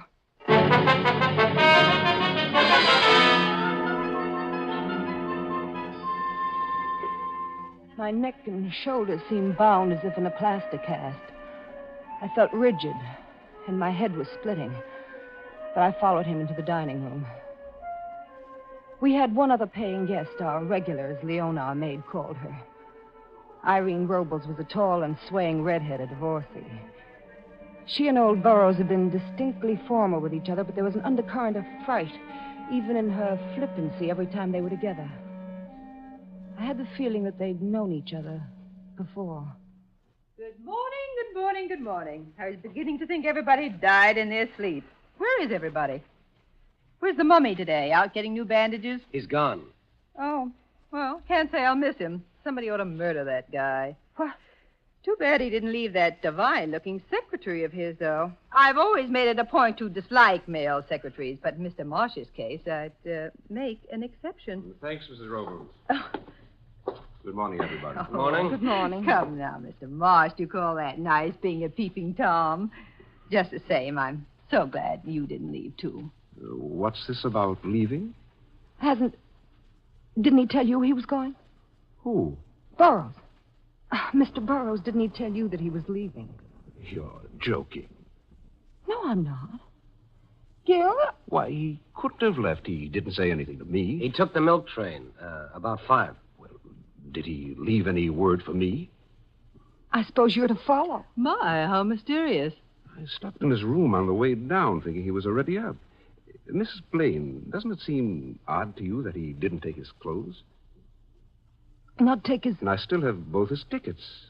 I can't imagine. He must have forgotten them in his hurry. Maybe he received bad news of some sort. Maybe his wife is ill. If you'll excuse me, I'll put in a call there. Don't do that. I beg your pardon, Mr. Blaine. I said don't call us home. Well, why not? Mrs. Burroughs phoned here a little while ago. He hasn't arrived home yet. Hasn't arrived home yet? Who drove him to the station? I did. Why? No, then he did get the train. Or did he? What do you mean, or did he? What are you insinuating? If you've got something to say, say it. Gil, please. My goodness. Take it easy, Blaine. All I meant was that you see him get on the train. Nothing to get hot under the collar about. Get on the... Oh, sure I did. I saw him get on myself. I saw him leave.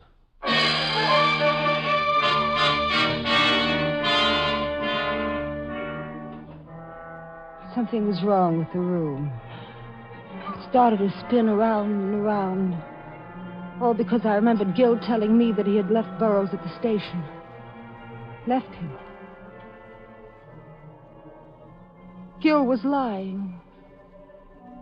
Why? A sick fear in my heart told me that something had happened to the old man. And my husband knew what that something was.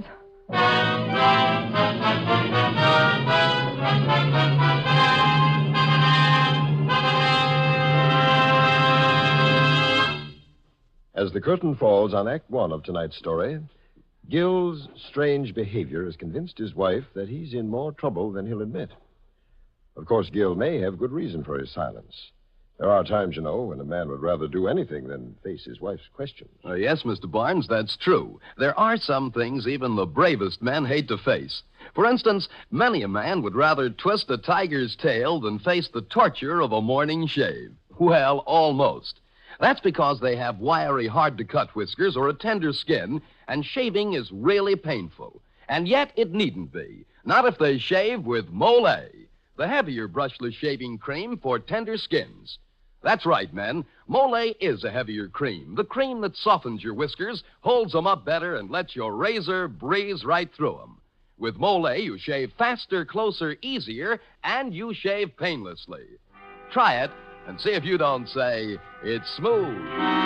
So smooth. It's slick. So slick. It's a smooth, smooth, slick, slick shave you get with Molle. Molle, the heavier brushless cream for tender skins. Molle. And now back to Act Two of the Mystery Theater presentation of Last Night.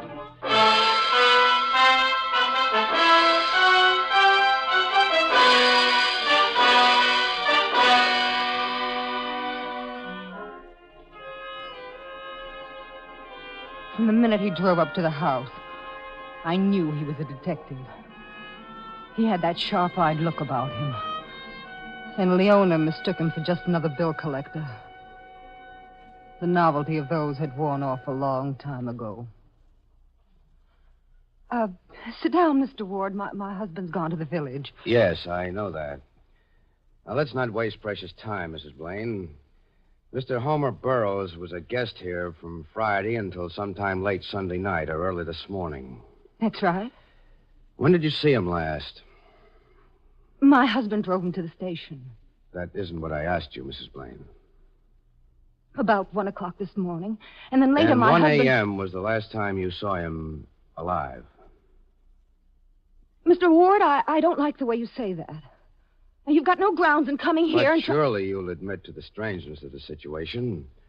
Isn't it unusual for a man of 64 to leave alone in the dead of night like that and never to have arrived? Well, we're not accountable for his eccentricities. Now, he left here, I assure you. Well, look under the carpet if you're not sure. Oh, I don't doubt he left the house. Well, then what more have we got to do with it? Instead of snooping around up here, why don't you just check at the other end? He never reached the city. How do you know? Just because nobody's seen him?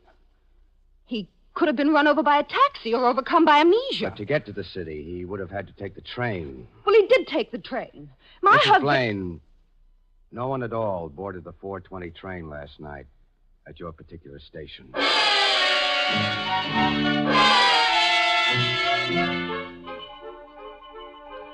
The rest of the day was a nightmare. He questioned everyone in the house, all 5 of us, time and again. When I dragged myself to bed early that evening, about 8, I pulled the covers up over my head. And I wondered how it would feel to go to sleep and not wake up.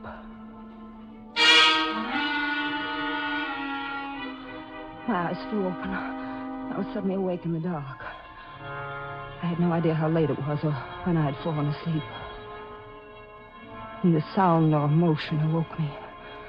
Just a gathering tension in the air. I sat bolt upright and fumbled with the light. Don't touch that light. Leave it alone. Gil, what is it? Gil. Get back. Get away from this window. I don't want him to see me here. Gil, who is it? Who's trying to open those garage doors? Why are they It's that smart cop, Ward, I think. If he gets them open and he goes... Gil! The gun. Don't, Gil, don't. Get back, I tell you. Get out of the way. If he works those doors open, I'm going to shoot to kill. What does he want with our car? I don't understand. I think he's worked the lock. If he opens those doors, I'll kill him. Kill him? Why? No, I'm not going to let you, Gil.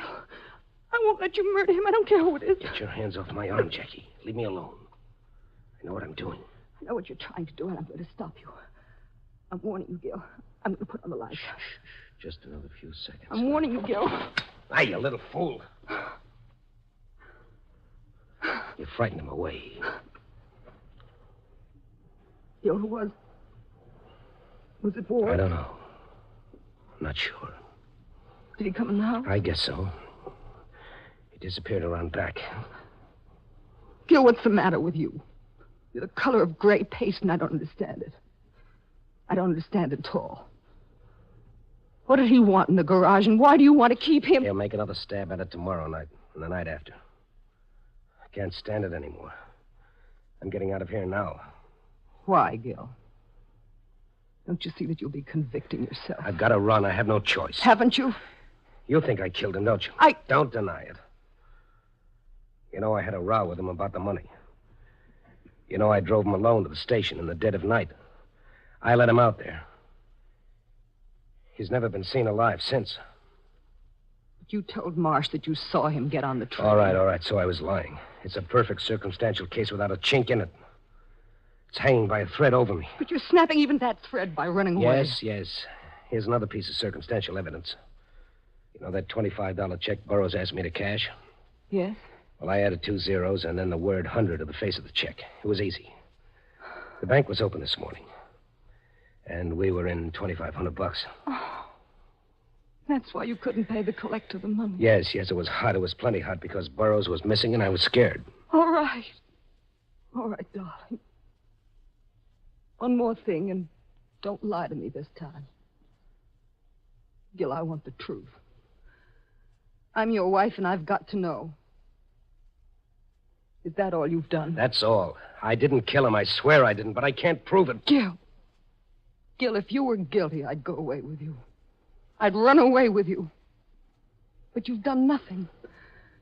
Now, I'm not going, and I'm not going to let you go. I didn't ask you to come with me, did I? Gil, if you leave here, you leave me, too. For good. I love you, Jackie. But I like my neck, too.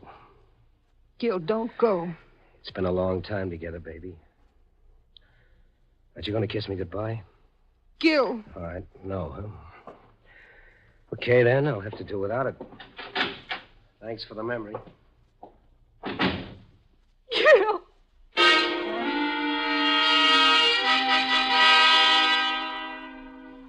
I don't know what I put on. All I know is the tears in my eyes made the color swim in front of me. I had to catch Gil and make him come back. Gil.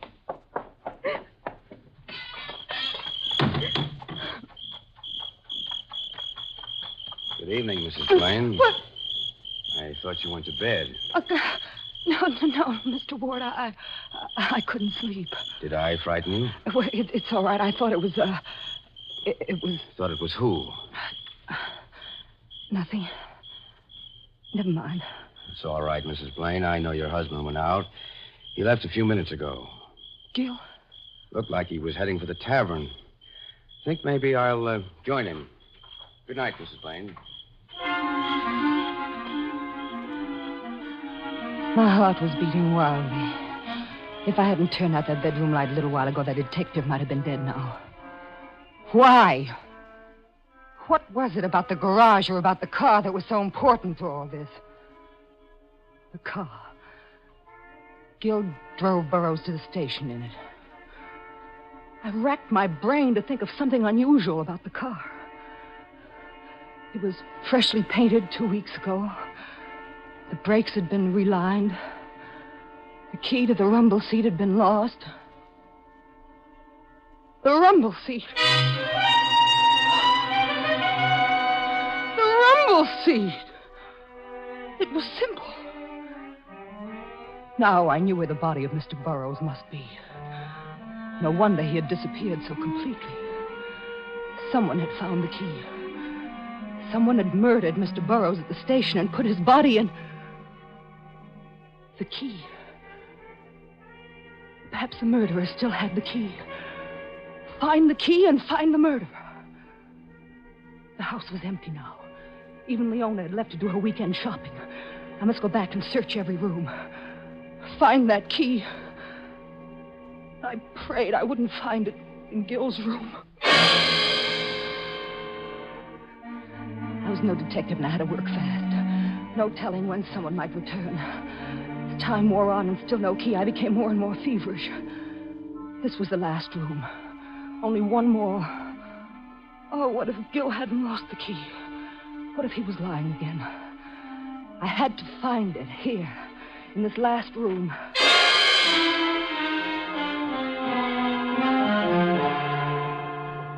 I'd been there only a few minutes, opening drawers, emptying vases. And from the bathroom, I heard the cascading of water. Someone was there, taking a shower. I had to work even more quickly now. Mere seconds. The torrent of water muffled any sound I could make. There were pocket articles on the bureau. A wallet, cigarettes, matches, handkerchief. And then... the key lay there in full view. No deep hiding place. There, out in the open. I grabbed the key and ran out of the room, and down the hall, and into my own room.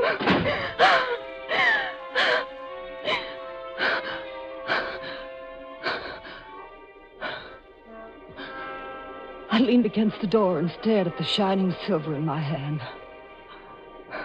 This little key meant Gil was in it. Gil was... A murderer was in the next room. And I knew that if I used it to open the rumble, I'd find there the body of Mr. Burroughs.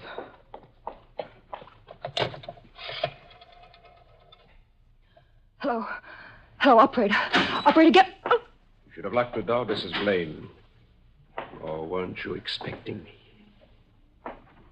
Mr. Marsh, Put the phone down, Mrs. Blaine. I said put the phone down, Mrs. Blaine. This is a gun.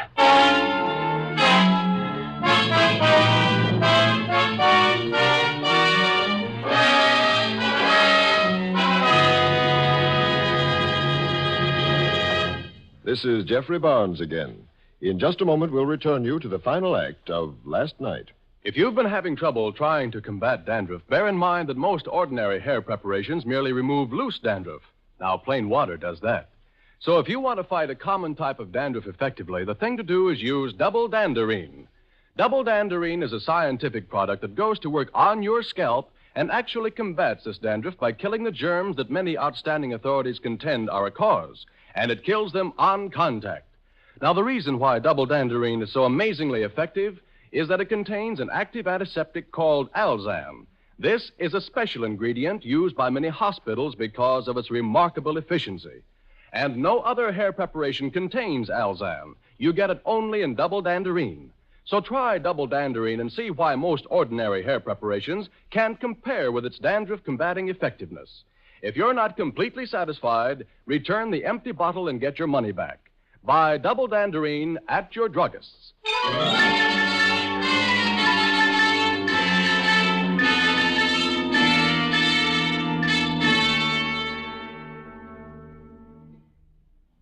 Mr. Marsh, what are you going to do? First, we'll lock the door. Now, suppose you give me that key back. It doesn't belong to you. It does now. It has since last night when I murdered Burroughs. I didn't know what to do with the body. Then your husband made it very convenient. Gil? Yes, Gil. He not only left the car across the street from the station when he went to the tavern for a drink, but he was nice enough to leave the key for me. It was easy. I shoved the old guy in the rumble, locked it, and left with the key. Now, hand it over. But how did Gil... I said, hand it over. Thanks. How did he know where Burroughs was? The same way you did. The key was missing. The body was missing. He added them up like numbers. Got the same answer you did. Please, Miss Blaine, I don't like hysterical women. What are you going to do? Don't raise your voice. Someone might hear you. This is going to look like an accident. Why did you do it? Now that Burroughs is dead, his widow will inherit everything. And I can wrap her around my little finger. There's a second marriage in the cards for her. I played a long shot, and it can still come through. You're not going to spoil it now. What are you going to do? You want to know too much, Mrs. Blaine. If you hadn't been so curious in the first place, there'd be no need for all this. What are you going to do? I'll show you. Take your hands off me. Get in there. Get into the bathroom. Leave me alone. You're just making things harder. Come on. Please. Oh, please, I won't do anything. You can take the key. Please, I won't tell. I won't. Just leave me alone. Jackie. Darling, are you there? Oh, listen to me, you. I've got a gun sticking into your ribs. Don't make me nervous. Be careful what you say. Jackie, don't lock me out. I've got to talk to you. I want to explain about before. Now go ahead and watch your tongue, or you'll never talk again. What? What do you want? I want to see you. Oh, please, baby, I'm sorry about what happened. I didn't mean to jump at you like I did. Go away. Oh, honey. I said go away.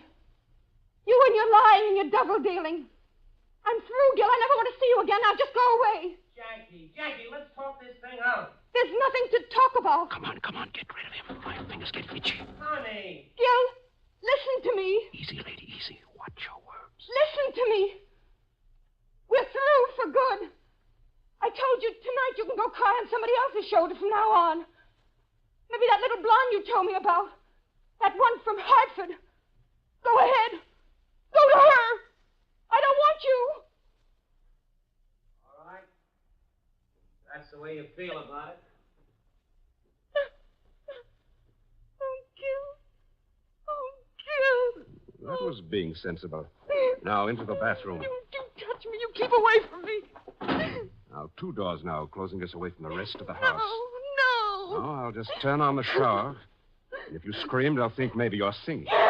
That's it. Sing pretty. It's your swan song. Please, I promise I won't tell anybody. It was just like an accident. You were taking a bath and you slipped and you hit your head and it knocked you out. No. But unfortunately, the water was still on and it got higher. Keep away from and me, higher. please. And you drowned. Just like that. It happens to people every day.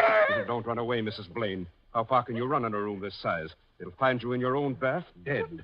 We'll take care of that blow on the head now. All right, boys, hold it. You're through for good. Jackie, darling, you all right? Oh, Gil. That's it. Hold your hands up high. Take his gun, Gil. I've got it. He was going to drown me. Oh, Gil. Oh, he was. Well, drop your hands, Marsh. Let's see what else you can do with him. I think you're pretty smart, Blaine. Not as smart as you thought you were. You got 2 strikes against you, Mr. Marsh. First, you tried to pin a murder rap on me. We found Burroughs' body in the rumble. And second, you tried to kill my wife. I'm sensitive about that. She's the only one I've got. Nice job. Thank you. By the way, Gil, if you hand over that $2,500, I'll take care of it. No one will be the wiser. Well, thanks. You're pretty regular. There's one more thing. How did you know Jackie was in trouble? Oh, that was easy. She told me to go back to my blonde in Hartford. There never was a blonde. She knew that. That's right. It was a brunette. From Poughkeepsie.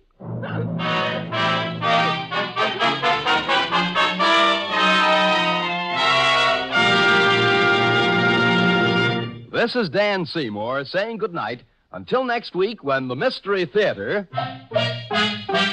presents Code Number 2.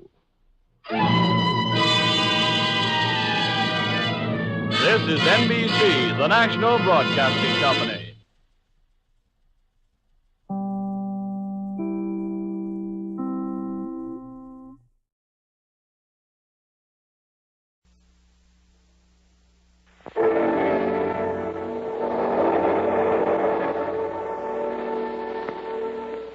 Good evening, creep, and welcome to the Mystery Playhouse. As a return engagement, your Mystery Playhouse brings you tonight a story by one of the great authors of crime fiction, Agatha Christie. This ingenious drama, entitled Witness for the Prosecution, is one of the prolific Miss Christie's very best. Miss Leslie Wood, star of the recent Broadway play The Assassin, will play the leading role. Witness for the Prosecution is a brilliantly original narrative of the fight for a man's life, with a double surprise at the end. So stand by, creep, for Agatha Christie's fast-moving yarn of sudden twists and turns. Witness for the Prosecution.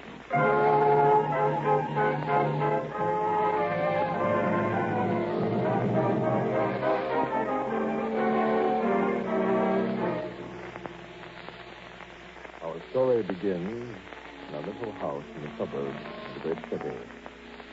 Rich, eccentric old Miss Emily French half dozing in her rocking chair.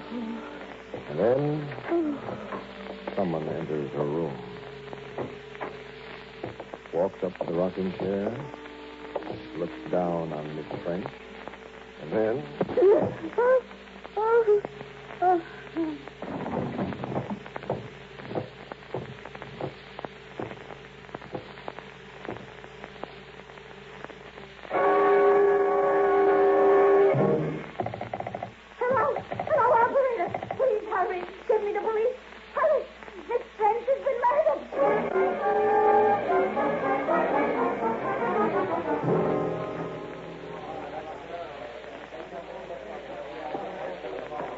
Men, get all the pictures you can. The murder weapon, the rocking chair, the corpse. Okay, Inspector, we'll get Miss French wouldn't listen to me, Inspector Einstein.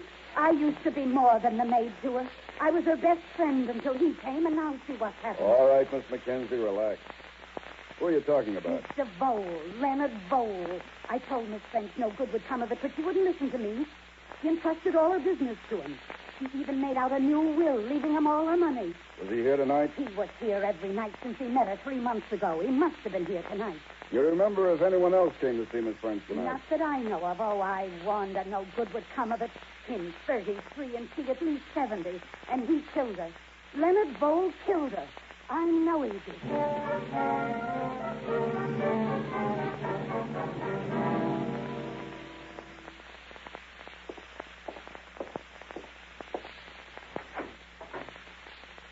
Leonard Vole. That's right. Inspector Reinstein, Homicide Squad. I'd like to talk with you down at headquarters. What about? Emily French has been murdered. Murder? But who? What do you want with me? We're booking you on suspicion.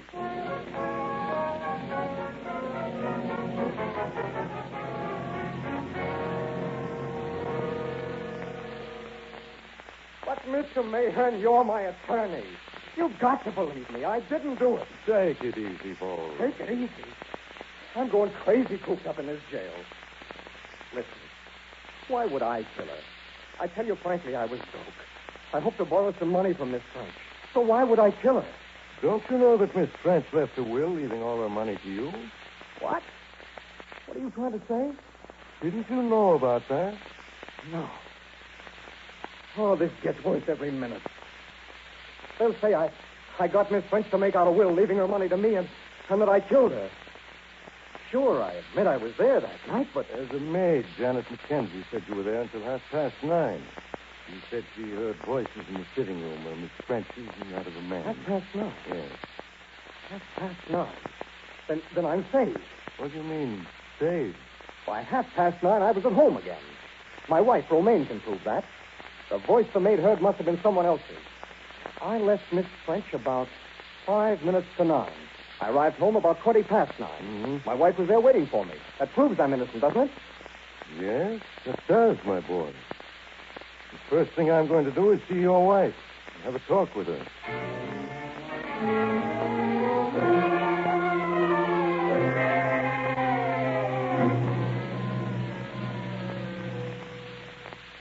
And that's the whole story, Mrs. Vole. No one else saw Leonard return at 9:20. There'll be no one else to confirm your testimony. I see. Leonard wants me to say that he came in at 20 minutes past 9 that night. Is that right? Yes. He did come in at that time, didn't he? That's not the point. Will my saying so acquit him? Will they believe me? Well, there's a great deal of evidence against him, and the testimony of a devoted wife sometimes... Well, I can't promise your testimony will save him. Now, I know what you must feel, but... Do you? I wonder. Well, I mean, all this must be difficult, you being so devoted to your husband. Devoted? Devoted? I hate it. What? I tell you, I hate him. I hope he drops dead if they don't convict him. What the devil? Supposing I tell you that he did not come in that night at 20 minutes past 9, but at 20 minutes past 10. What? You say that Leonard claims he doesn't know anything about the money coming to him. Yes. Well, supposing I tell you that he knew all about it and counted on it and committed murder against it. But... Supposing I tell you that he admitted to me that night when he came in what he had done. That there was blood on his coat. What then? Suppose I stand up in court and say all these things. You mean you testify against your husband? Why not? I detest him. He hasn't a chance. Not a chance. Of course not. Did you honestly think he was innocent when you came here to see me today? Yes, I did. I see. And what do you think now? I still think he's innocent. And I think you're lying. Good evening, Mrs. Ford.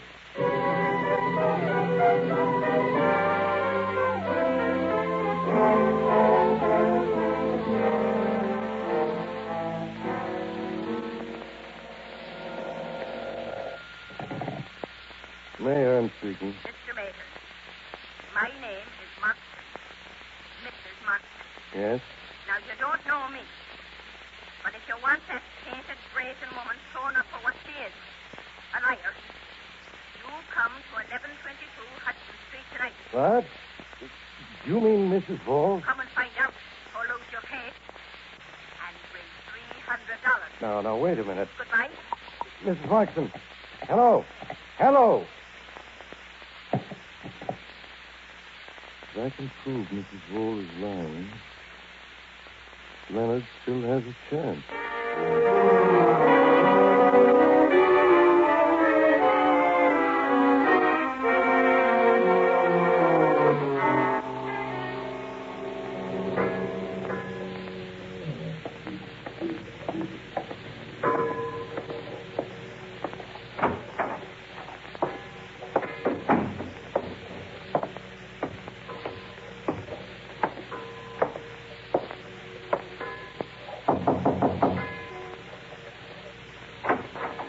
Yes? Mrs. Markson, I'm Mr. Mayhearn. Oh, so you decided to come in. Well, come on in, come on. I see you're looking at the scars around my face. Are you wondering why I hide my beauty, dear? Would you like to see? Oh, I wasn't. You shall see. Here. Never mind. Never mind. I'll cover my cheek with a scarf again. But you don't feel like kissing me, do you? And I don't blame you. And yet, I was a pretty girl once. And not so long ago as you'd think either. Vitriol, my dear, vitriol. That's what did that to my face. But I'll be even with her. I can give you proof that Romaine Vole has lied about her husband. Proof? What kind of proof? What would you say to a letter? A letter from her? Well, how did you get hold of it? Never mind how I got hold of it. That's my business. But it'll do the trick, all right. Now, $300. All right. But first, the letter, if you please. Just right here in this desk. Here they are. A whole bundle of them. But it's the top one you want. Thank you. Now, go on. Go on and read it. Max.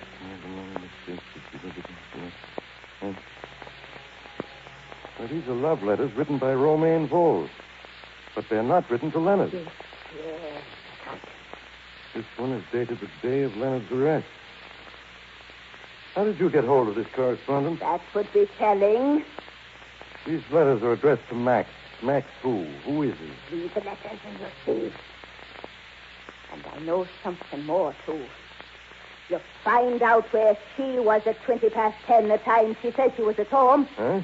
Ask at the Pingelbarn dancing school. You ask Mr. Pingelbarn. Mr. Pingelbarn. All right. Now, wait a minute. Don't go yet. Where's my money? Here you are. $300. All right. Thank you. Thank you. Good night.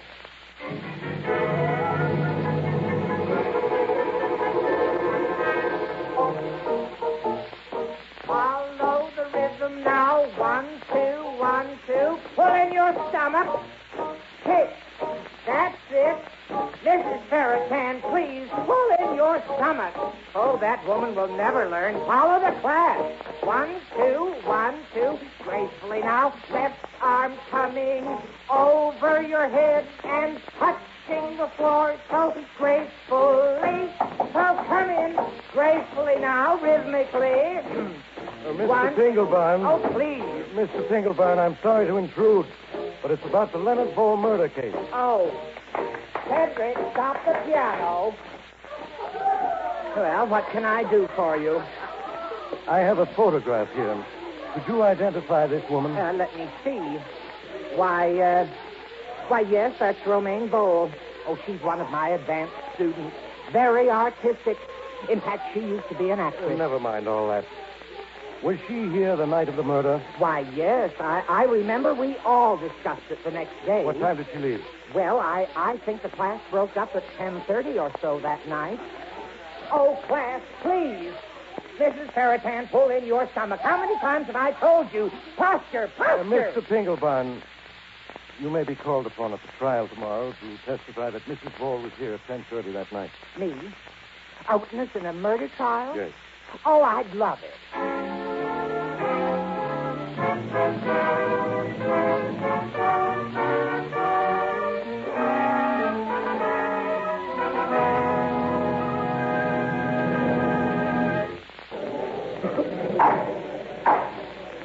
Order, please, or I shall have this courtroom cleared. Call the next witness, clerk. Jeanette McKenzie to the stand. You swear to tell the truth, the whole truth, and nothing but the truth, so help you God? I do. Sit down. You may proceed, Mr. Prosecutor. Thank you, Your Honor. Now, Miss Janet McKenzie, what was your relationship to Miss French? I was her maid. Then you were in her confidence? Oh, yes. We kept no secrets from each other. Did she tell you that she had made out a will, leaving all her money to Leonard Vole? Yes. Now, think carefully, Miss McKenzie. Did Mr. Vole know that such a will had been drawn up? Yes, he did. Miss McKenzie, will you please tell this court, in your own words, what transpired in the home of Miss French on the night of your mistress's death?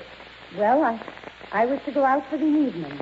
I did go out, but about 9:30 I returned. I heard voices in the parlor. One was Miss French's, and the other was a man's.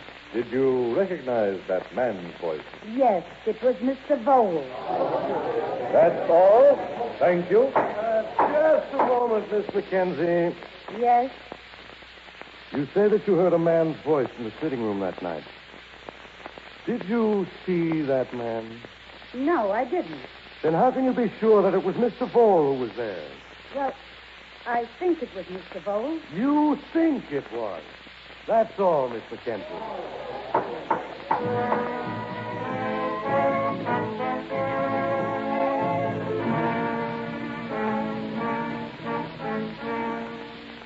And Mr. Vole, you want us to believe that you visited this rich old lady, Miss French, out of pure kindness of heart?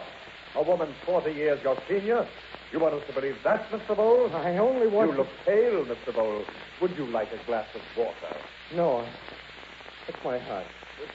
Will you please tell this court where you were at 9:30 on the night of the murder? But I've told you.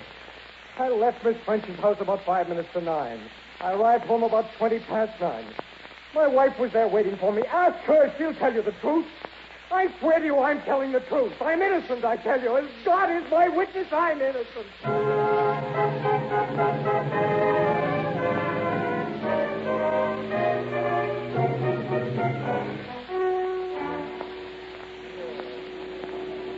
The prosecution calls as its next witness Mrs. Romaine Vole. Romaine Vole to the stand, please. You swear to tell the truth, the whole truth, and nothing but the truth, so help you God? I do. Sit down. Your name is Romaine Vole. Yes. Did your husband ever tell you that he knew that the money was coming to him? That he knew about the will? Yes. He knew about the will. Now, Mrs. Vole, you have sworn to tell the truth. Mr. Vole says that he was home by 9:30 that night.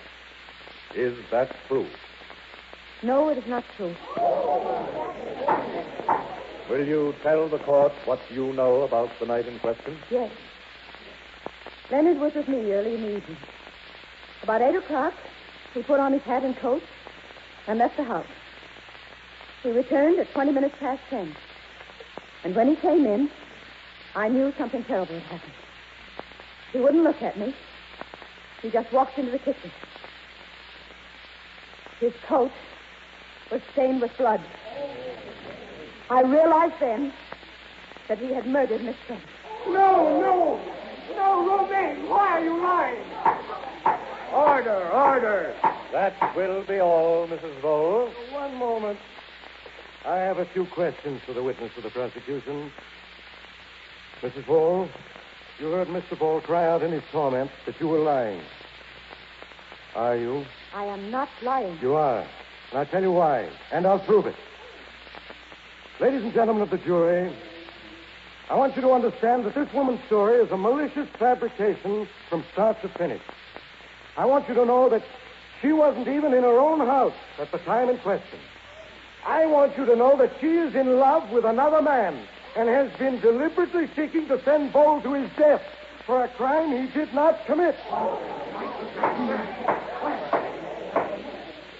First of all, Mrs. Vole, do you still claim that you were at home 20 past 10? Yes, that's when Leonard came home.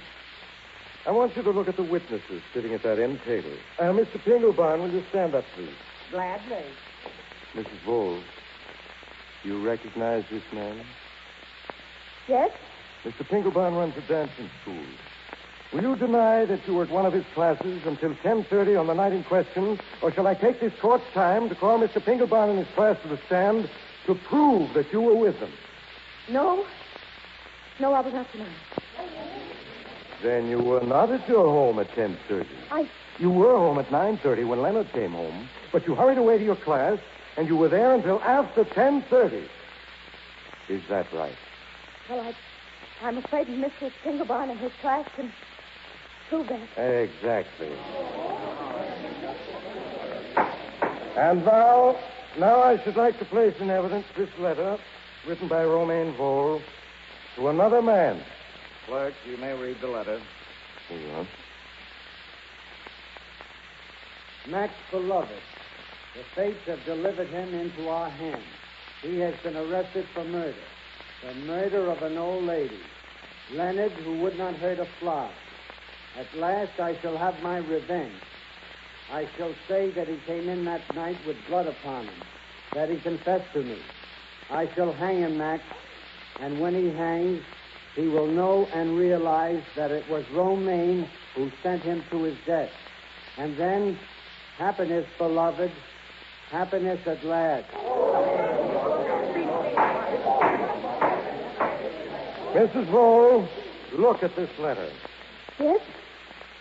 You deny having written this letter? I... Will you admit it, or shall I have the experts who are present prove that this letter is in your handwriting? Mrs. Vole, did you write this letter? Yes, I wrote it. This was my chance to get rid of it. That's why I made up the whole story. I'll tell you, he did return to the house at 20 minutes past 9, but when I realized that only my testimony could prove his innocence, I decided to invent a story out of whole cloth to ruin him. And now I've ruined everything. I've ruined it.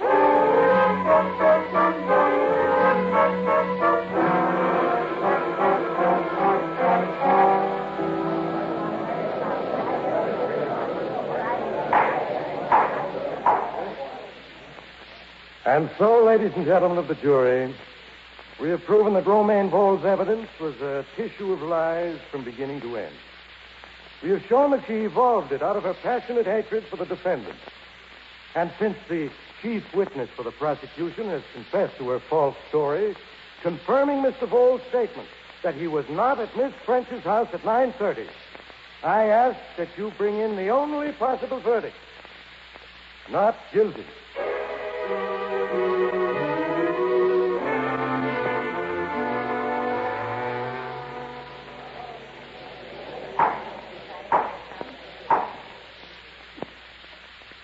We, the jury, find the defendant not guilty. Congratulations, Vole. Did you hear that? You're a free man again. Free? That's the most exciting. My heart. What is it, man? I can't breathe. Mr. Vole. Not guilty. Vole! Stand back.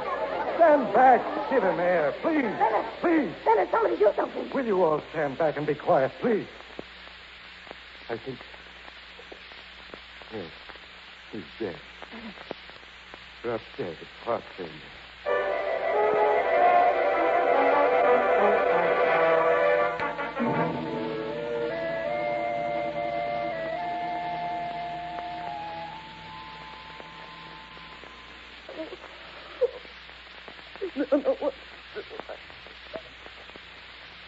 I'm terribly sorry, Mrs. Bowles.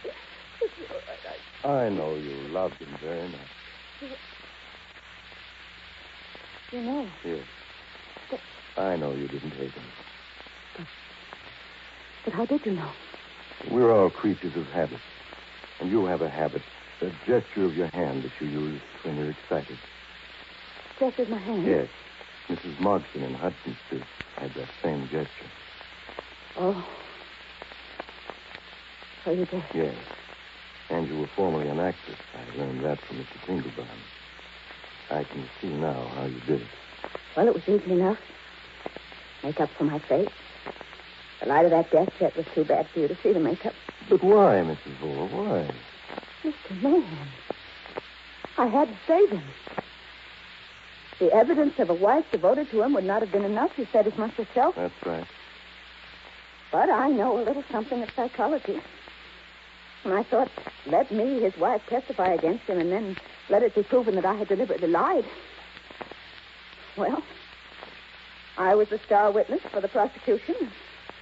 When you destroyed my testimony, you destroyed the prosecution's entire case. And the bundle of letters? Oh. One alone, the vital one, might have seemed like a put-up job, so I just don't remember. Then the man called Max. He never existed. Mm-hmm. I still think that we could have gotten him off by the normal procedure. I didn't dare risk it. You see, you thought he was innocent. And you knew it. I see. My dear Mr. Mayhem, you do not see at all. I knew he was guilty.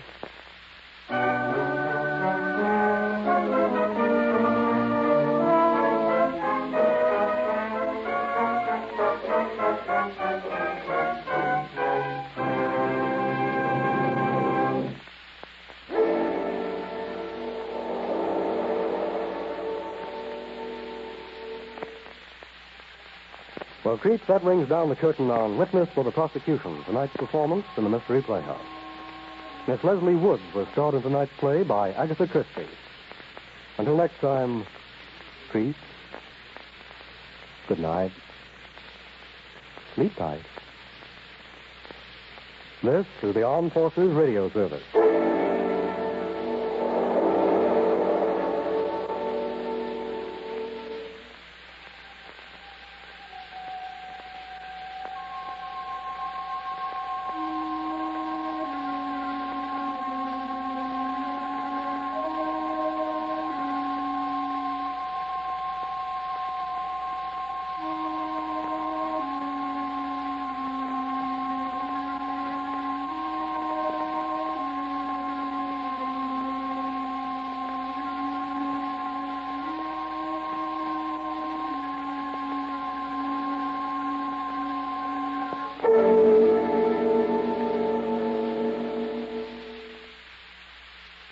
Just a moment.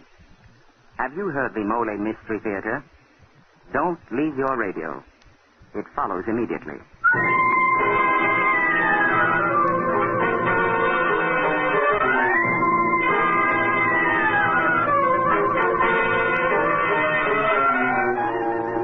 Molle, M-O-L-L-E, the brushless shaving cream that guards your face with a special protective film, presents the Molle Mystery Theatre. This is a series of programs designed for mystery fans and for all lovers of exciting, suspenseful entertainment. Every Tuesday night at this time, you are going to hear one of the great mystery stories of the past, the present, or the future. They will be selected and brought to you by Mr. Jeffrey Barnes. Mr. Barnes, who has made a lifelong study of mystery fiction, is a connoisseur of fine detective stories. Mr. Barnes.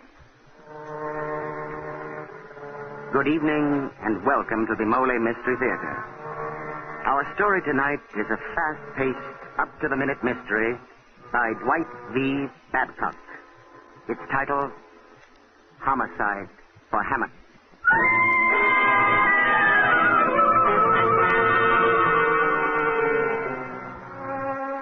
Our detective tonight is different. She is a beautiful blonde bombshell named Hannah Van Doren. But the story is Joe Kirby's, and Mr. Kirby is here to tell you that story himself. Mr. Kirby. Thank you, Mr. Barnes. The story really started on the day I lost my job. I'd been selling high-priced cars and had wrecked a custom-built job that sold for $15,000. Well, that afternoon, I met my friend Terry O'Connor at his office, and we started out for a short beer at our theater. Don't seem very worried about losing a job, Joe. Oh, why should I? You've been a sports columnist on that paper so long, Terry, you've forgotten how easy it is to get a new job. How are all the little O'Connors? Well, I don't want to know when you're coming over to dinner again. I'll tell her any time I'm invited. Hey, it's 5:45. I've got to make a phone call. A babe, I suppose. Nope, a new job at a defense plant. Look, I'd better duck into this drugstore. I'll meet you at Malone's bar in about 10 minutes. Okay, Joe, but hurry. Remember, I got a family to go home to. Okay, Terry, I'll be there. Save me a beer.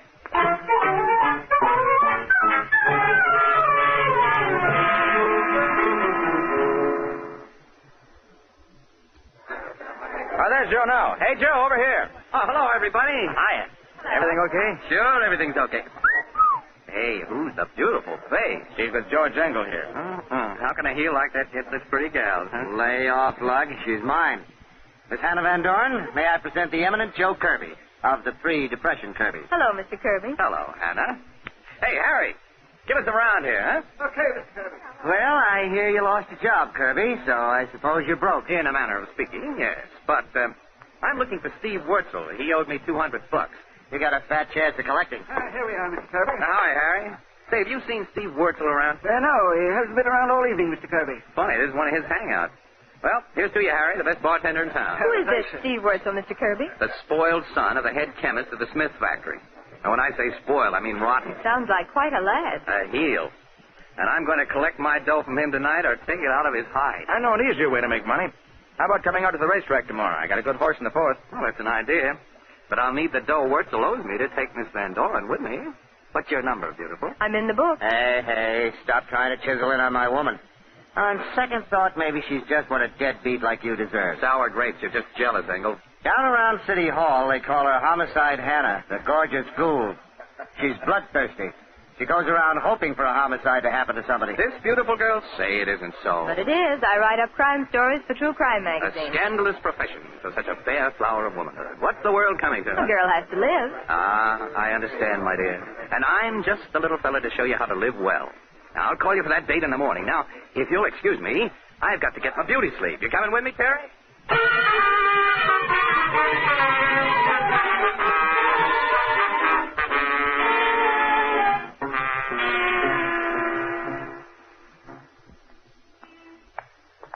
There's my bungalow, Terry.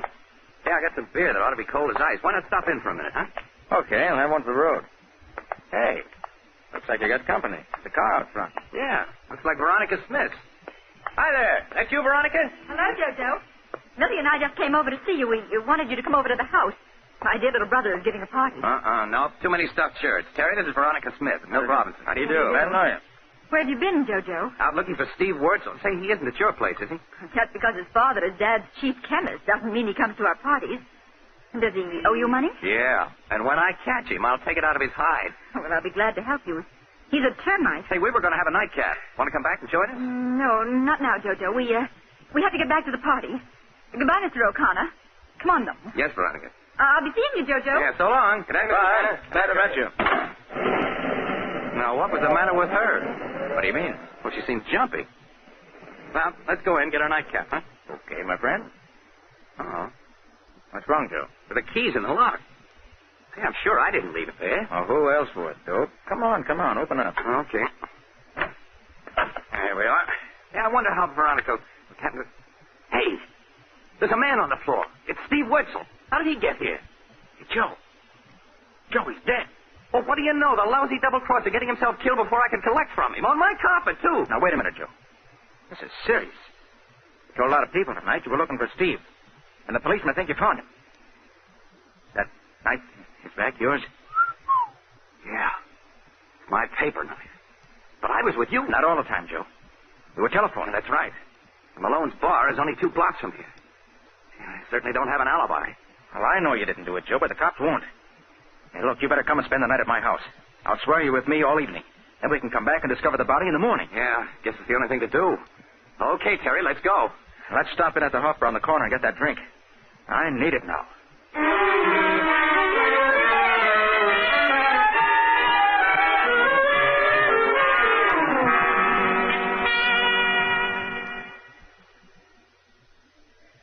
Hey, look over there in that booth. George Engel and Hannah. So it is. Well, let's join them. Hello there. Hi. I thought we got rid of you once. Welcome to our party. We just stopped in here for a sandwich. Why don't you sit somewhere else? Or are you 2 bums following us? Not you, the beautiful damsel with you. Well, go out and find your own beautiful damsel. You are beautiful, Hannah. Say, can you cook? Oh, never mind. Marry me anyway. Mr. Kirby, I hardly know you. Besides, you lost your job. Incidental. Purely incidental. However, I don't require an immediate answer. Take a minute or 2 to think it over. I will. Did you find Wurzel? Yes and no. What do you mean, yes and no? He means no. How did Terry know which you meant, Joe? He guessed. Say confidentially, honey. I'm in a jam. Ouch! What's the matter? Terry kicked me. Oh, must have been an accident. Hello, Mr. Engel, Miss Van Dorn. Hi, Terry. Hello. Hi, Madden. What's up? Hi, Sergeant. Look, if I give you boys the tip-off, will you give me some credit in your story? Sure, Sarge. What is it? I'm looking for a guy named Kirby. Joseph Kirby. Do you know him? What do you want him for, Madden? It's murder. A murder? Where? And we got a call to investigate his apartment. We went right over to his joint, and there was this stiff laid out on the rug with a shiv stuck in his heart. Died about 6 o'clock. Some guy named Wurzel. Oh, what do you know about that? In Kirby's apartment? Who phoned in? We don't know. He didn't give no name. It was, anonymous. But the guy said we'd probably find this Kirby in some bar, so we're looking. You know him? Hey, you sure it was a man who called? Yeah, it might have been a woman. Hey, what is this? You're all acting funny. Let's get it over with, Terry. The suspense is killing me. Officer, my name is Joe Kirby.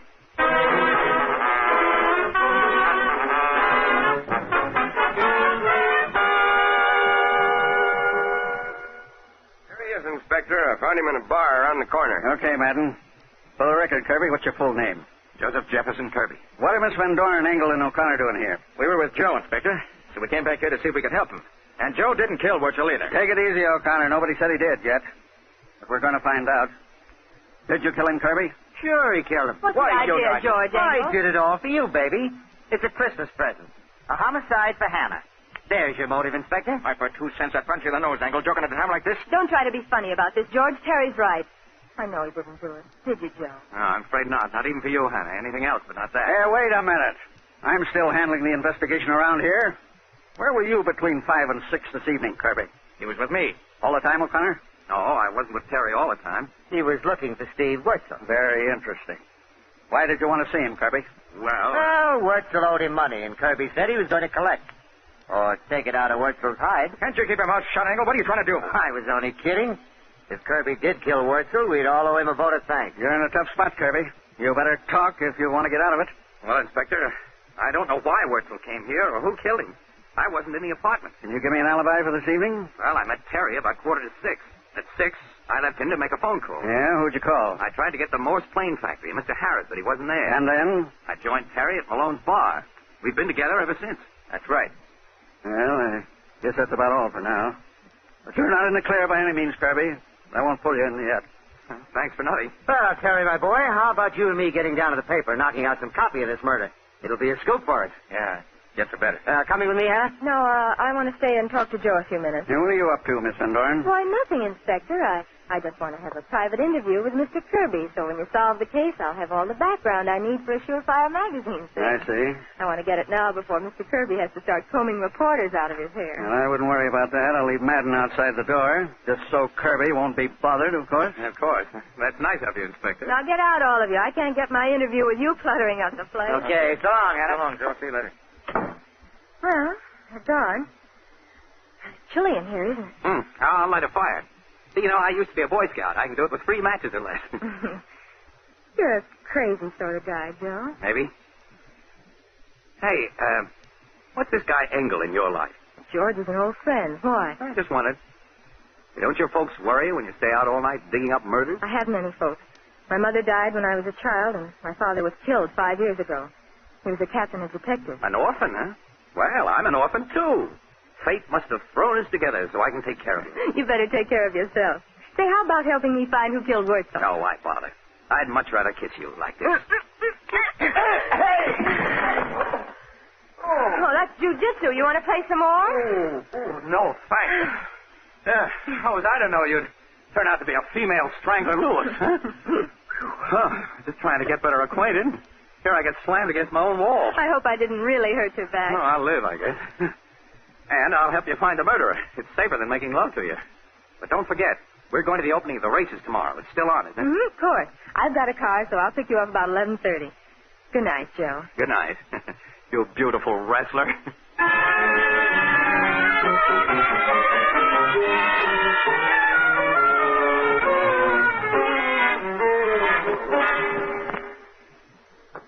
Who is it? It's me, Madden. There's a couple of people here to see you. Miss Veronica Smith and Milton Robinson. Send them in.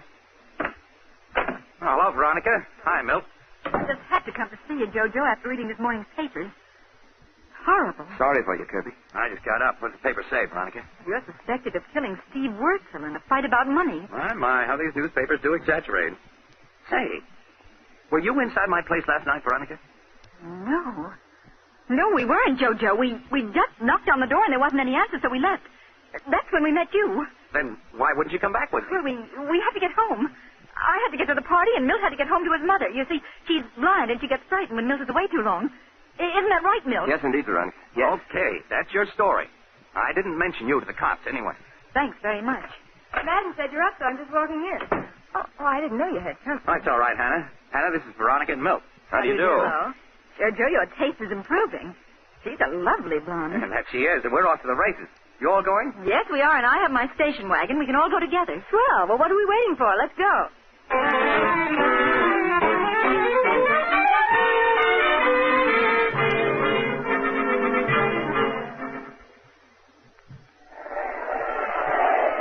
Nice crowd here today, Joe. Yeah. Oh, look, there's Terry O'Connor. Hi, Terry. Hello, Terry. Hello, children. Stick around. I'll have some tips for you.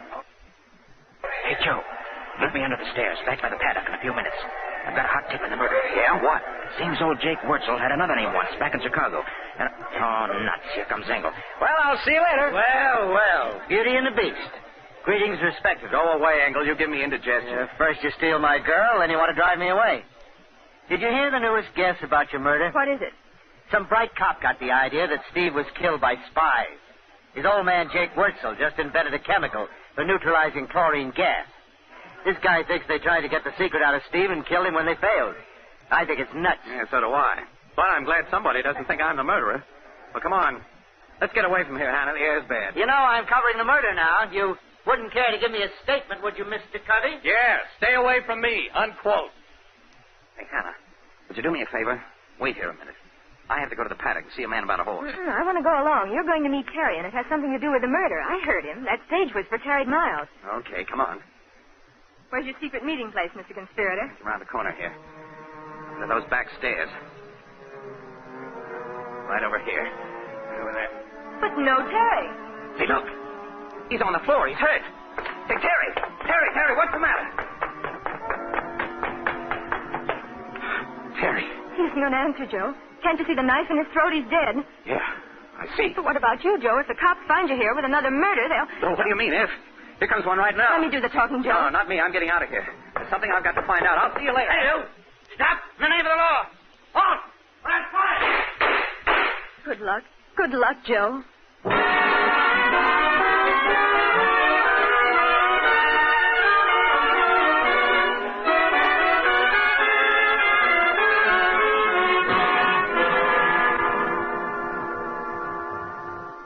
Well, mystery fans, there's nothing like a few pistol shots to start some action. And plenty of action is just what we're headed for when our Molle Mystery Theatre play resumes. You know, Mr. Barnes, what you just said is exactly Joe Moran's idea. Yes, Dan, how's that? Well, my old friend Joe is a real Molle fan who wants every man to enjoy the better shaves it gives. And he says that one good way for me to remind folks of how good Molle is and to stir them into action is by firing a pistol shot or so. So, and what are you going to do about it, Dan? Well, just this. Gentlemen, of course you realize that the little nicks and scrapes you got while shaving today will make tomorrow's shave all the more difficult. Well, why don't you buy Molle, the brushless shaving cream that puts face protection first. Molle has a special protective film, a film with more real body and substance than light fluffy cream. That film acts in a positive way to guard your tender skin from irritating nicks and scrapes. Also, Molle contains an abundance of beard-softening ingredients and plenty of bland, non-irritating oils. So, gentlemen, to enjoy shaves that get better and better as Molle's protective film guards your face from nicks and scrapes, why don't you just... Yes, that's right. Shoot around to the store and buy a tube or jar of Molle, Molle Brushless Shaving Cream. Well, I'm out of ammunition and my story's told, so now here's Mr. Joe Kirby to bring you Act 2 of Homicide for Hannah. Well, after Hannah and I found Terry's body at the racetrack, the cop tried to stop me, but I got away and grabbed a cab into town. Terry had mentioned a clue and said he wanted to tell me more just before he was killed. Maybe he had told his wife something about what he learned. There wasn't much to go on, but it was my only chance. So I went to see Ida O'Connor at their home on Laurel. They told you, Ida? You know about Terry? Yes. The paper telephone. He's gone, Joe. Terry's gone. You know, they're saying I did it, Ida. Yes, I know. But I don't believe it. Well, you were his friend. Thanks, Ida. Now, you've got to buck up for the kid's sake.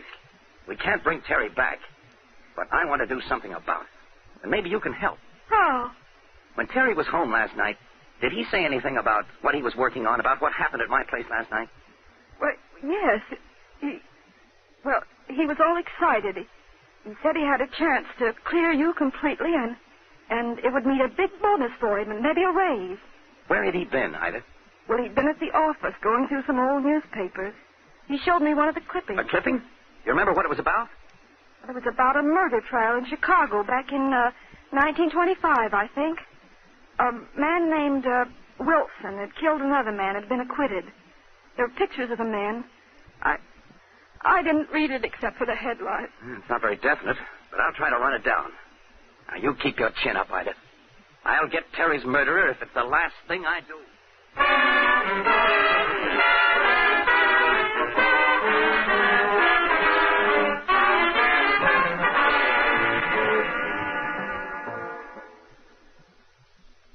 Come in.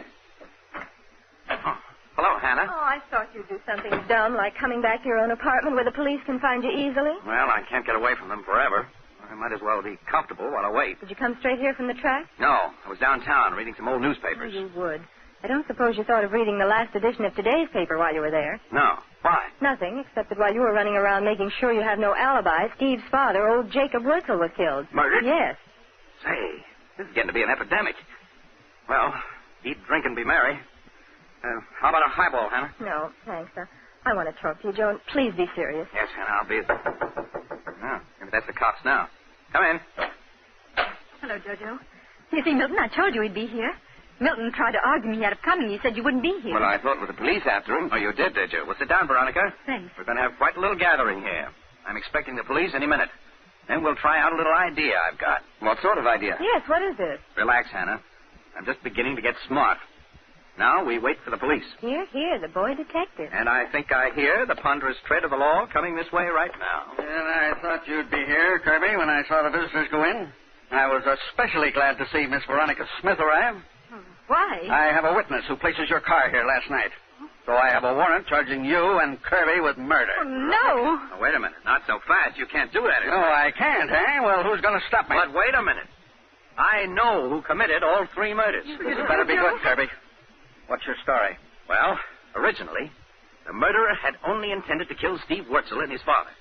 Terry O'Connor was killed because he had a lead to the murderer. Terry? Where would he get a lead? I found out Terry had been looking up an old murder in Chicago in 1925. That murderer was a man named Wilson, and he was acquitted. Interesting. But what does it have to do with this? There were pictures in the paper. Wilson was Jake Wurtzel, Steve's father. And Jake Wurtzel killed somebody? Well, Wurtzel or Wilson was a cosmetics manufacturer then. He put an eyelash dye on the market that contained poison, and several people were blinded.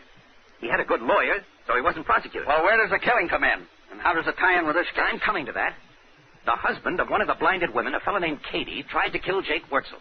But Wurtzel killed him first. So Wurtzel changed his name and came out to Hollywood? Right. Well, that blind woman and the man who was killed had a son. Aha, I'm beginning to get the idea. Right. I'm betting that son grew up with one idea. To make the Wurtzels pay for his mother's suffering and his father's death. And who do you think this son is, Kirby? You moved here from Chicago, didn't you, Milt Robinson? Well, yes, but... And your father is dead, and your mother is blind. The name of this family was Katie, but it could have been changed later, just as Wurtzel's was. That's absurd. And Milt was here last night with Veronica. She may have lied to protect him, but that's the only way she's implicated. I did lie. I lost my handkerchief, and Milt went back up after it. He told me that he tried Joe's door and it opened, and he saw someone in there dead on the floor. But I don't think he did it. Of course I didn't. Maybe you've made a case after all, Kirby. Well, Robinson? You're making a terrible mistake. I haven't killed anyone. My name wasn't Katie. You can find my birth certificate on file in Chicago. My father died a natural death. My mother was blinded in an auto accident. You can check all those things. That's true. I'm sorry. But it seemed right. I ought to let you stew in your own juice, Joe, for holding out on me, but I know who the Katie boy is. Hannah, you do? Who is it, Miss Van Doren? I'm almost sure it's George Engel. What, the newspaper reporter? Yes, I know he's from Chicago. His father's dead, and so's his mother, but she was blind. He told me about it and seemed very bitter. And he did overhear Terry telling me that he had a clue. He could have reached the paddock just to hit him. I'm sure it's George Engel. He fits all the way around. Hey, wait a minute, though. He couldn't have killed Steve Wurtzel. He was with you all evening. No, he wasn't. There wasn't any reason to mention it before, but he left me at the bar for almost a half hour between 5 and 5:30, the time when Steve was killed. That's just about when Terry and I left his office. You sure about those things, Miss Van Doren? Positive, Inspector. Joe's giving you the motive, and Engel's the only one who fits it. I think you better act fast, too. He succeeded in killing both Wurtzels, so he'll probably try to leave town now. You're right. I'll get a dragnet out immediately. Well, I'm sorry about almost pulling you in, Kirby. Come along, Veronica. We'd better go, too. Yes, Milton. I'm really very sorry, Milton. Forget it, Kirby. Well, goodbye, all of you. Goodbye, Joe. Goodbye, Kirby. Drop in again when I have another murder.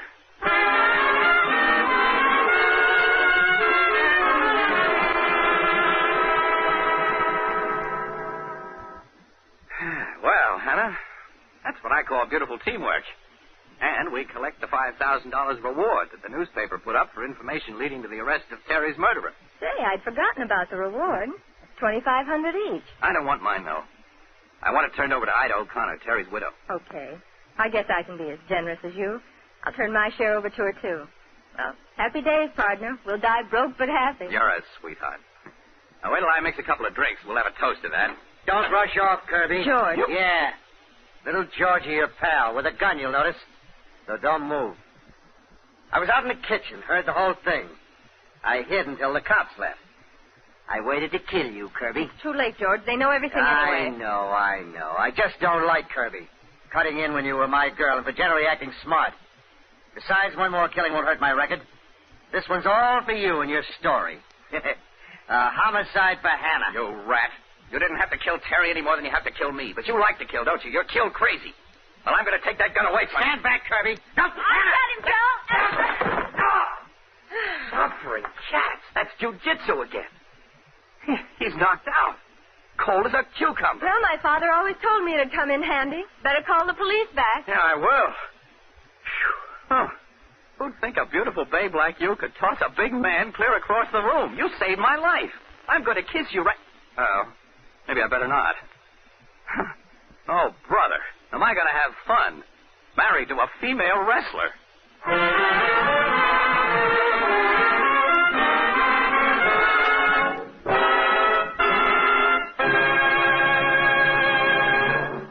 Ladies and gentlemen, you have just heard the Molle Mystery Theatre presentation, Homicide for Hannah. And a very exciting, eventful case it was. Now we continue with still another case. One that I'm sure the men in our audience will find eventful and helpful.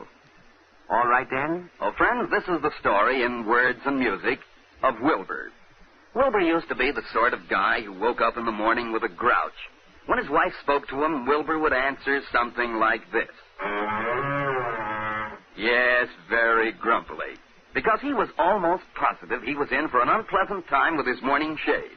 And as Wilbur shaved, as he nicked and scraped his face, his spirits got lower, lower, and lower. Well, finally, Wilbur listened to the Molle Mystery Theatre one night. He learned how Molle puts face protection first. He heard about Molle's special protective film, a film that helps guard against nicks and scrapes because it has plenty of real body and substance, much more than light fluffy cream. So, Wilbur bought a jar of Molle, and now he greets his wife every morning something like this. Oh, he feels swell since he discovered for himself that his Molle's special protective film helps guard your face. Day after day, your shaves get better, better, and better. So, gentlemen, why don't you buy Molle? Molle, the brushless shaving cream that puts face protection first. And now here's Jeffrey Barnes to tell you about next week's story. Mystery fans, we were unable to introduce our new detective, Jonathan Pierce, tonight, as previously announced. But he will definitely be with us next week in an exciting story about beautiful girls, antiques, and murder, entitled The Mystery of the Seven Keys. So be sure to listen in to Jonathan Pierce in The Mystery of the Seven Keys.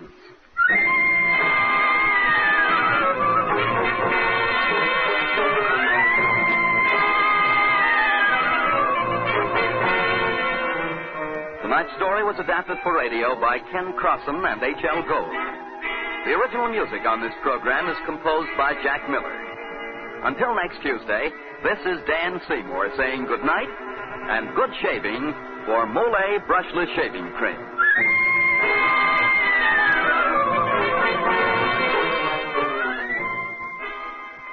Do me a favor, folks, will you? Look at the sleeve cuff of your dress or suit. Chances are, if it isn't brand new or right back from the cleaners, it's a bit dirty. And if you had two heads, you could turn one around, and you'd see that the neckband of said suit or dress is soiled, too. But that's no reason to send the whole garment to the cleaners. Simply buy a bottle of Energine cleaning fluid and take out the dirt and the grease yourself. Energine works quickly and easily on grease stains. Energine is economical, too, and a mighty handy item to keep in the house for all tough and stubborn cleaning jobs. So tomorrow, get a bottle of Energine. This is the National Broadcasting Company.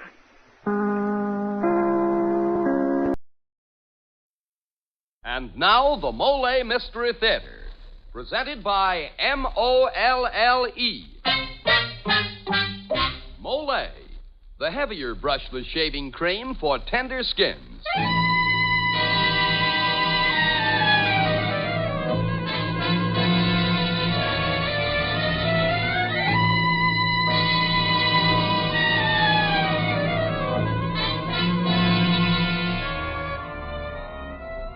Good evening. This is Jeffrey Barnes, welcoming you to the program that presents the best in mystery and detective fiction. Tonight we bring you, as a return engagement, one of the most successful plays ever presented on the Mystery Theater. It's entitled Murder Without Crime, and was written by J. Lee Thompson and Jack DeLeon. Barry Kroger, featured recently on Broadway in the play Thérèse, is the star of tonight's story and will be heard as Matthew. John Sylvester plays Stephen. And by the way, a most important element in tonight's play is a piece of furniture, an ottoman. Not like the usual footstool, but quite large. Large enough, in fact, to hold firewood or perhaps a body. Say, look here, Dan Seymour. How can you laugh at such a grim thought? Well, a man can laugh at worse things. For instance, shaving torture. You know, a lot of men can laugh at that because they use Molle, the heavier brushless shaving cream. Yes, sir, with Molle, it's smooth. So smooth. It's slick. So slick. It's a smooth, slick shave you get with Molle. Molle, the heavier brushless shaving cream for tender skins. That's right. Mollé is the shaving cream that's heavier, the cream you need if you have a wiry, hard-to-cut beard or tender skin. Because Mollé is heavier, it not only softens your whiskers, it stands them up straighter and makes it easy for your razor to cut them off. So you shave faster, closer, easier, and you shave painlessly with Mollé, the heavier brushless shaving cream for tender skins. Now for tonight's Molle Mystery, Murder Without Crime.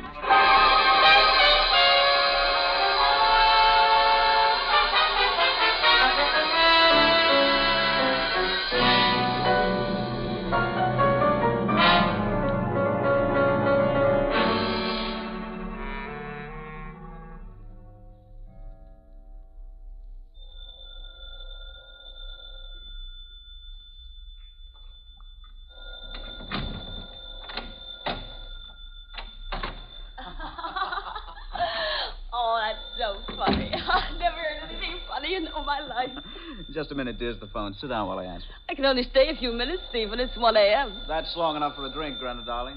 Are you thirsty? I'm always thirsty. Hello? Hello? Whoever it was hung up.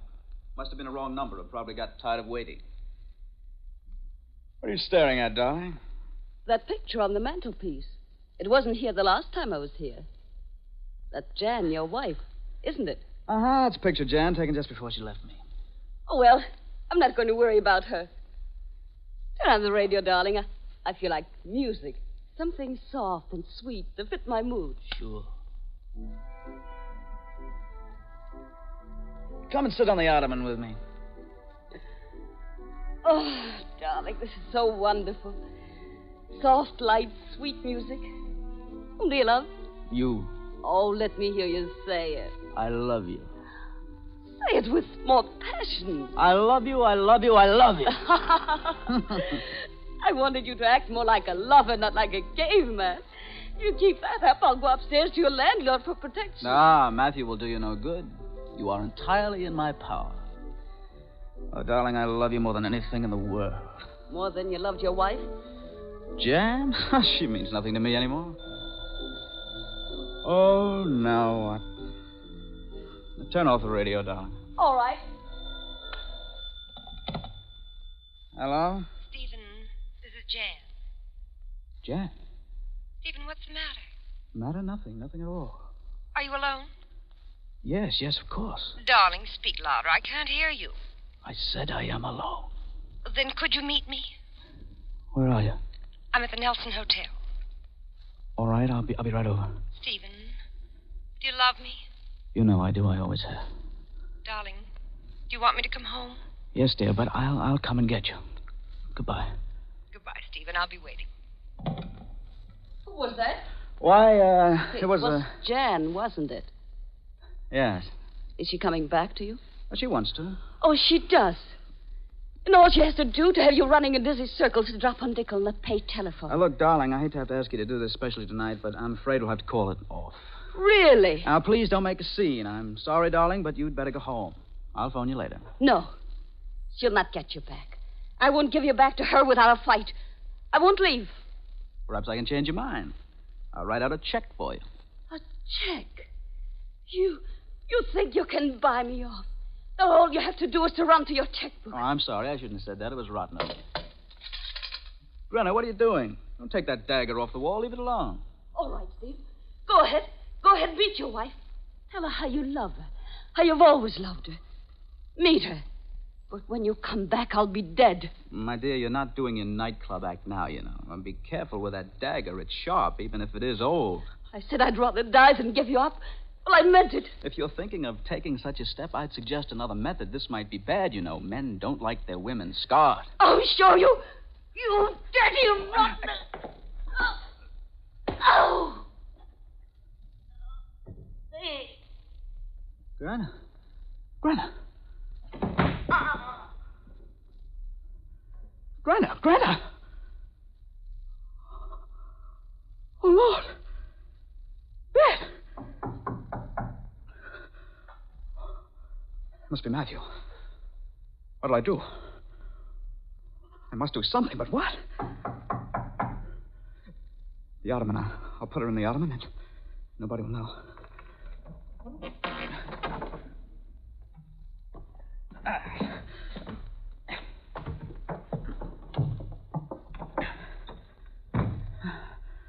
Oh, gotta take the dagger. Just a minute. Gotta clean the blood off this dagger. There. There, put it back. Yes, I'm coming. I'm coming. Just a minute. Oh. Hello, Matthew. Stephen, I was just leaving my apartment upstairs when I heard something, and as your landlord, I thought... My dear man, you look ghastly. What on earth have you been doing? Doing? No, nothing. Are you sure? Do you mind if I have a drink, Stephen? Help yourself. Thanks. You gave me quite a fright just now. Oh? How? When you didn't answer the door. In fact, I had to summon up all my courage to come in at all. Good heavens, why? I don't know. I should have said, I wondered if you would answer the door. Why shouldn't I answer the door? Oh, I thought perhaps you might have got tired of it all. Or whatever people get tired of when they make up their minds to blow their brains out. I was quite prepared to find you dangling someplace. Why should I want to hang myself? Well, I heard a rather loud gasp. Almost a scream. You know, the kind of a scream you expect a woman to give when she finds her lover dead. Oh, it's probably a wild party across the street. Strange. I could have sworn it came from here. Well, it didn't. Well, Matthew, I don't want to turn you out. By the way, is Grenna here? Grenna? Good Lord, no. I could have sworn I heard you coming in with her a few minutes ago. Well, you're wrong. Now, Matthew, you must go. Oh, must I? I was hoping we could chat a while tonight. Anniversaries are so fast, don't you think? Anniversary? Anniversary? What anniversary is this? It's yours. 4 years ago tonight, you came to live here. Remember?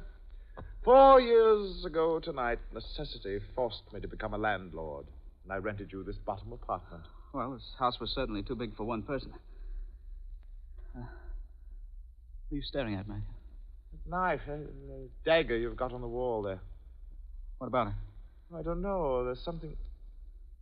Oh, yes. You've cleaned it or polished it or something.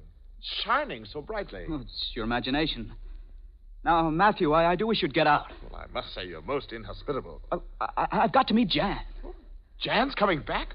Oh, my dear Stephen, you should have told me. Oh, well, what's this? Huh?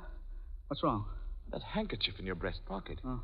It's covered with blood. Yeah, I cut myself on a glass. You cut yourself rather badly from the looks of the blood.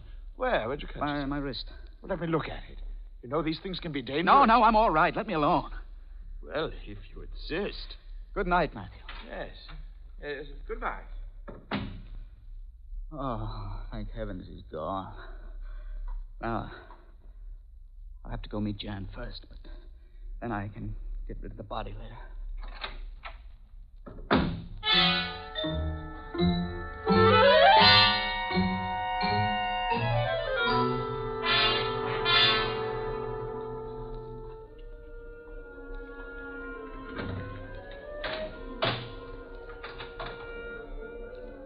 Stephen?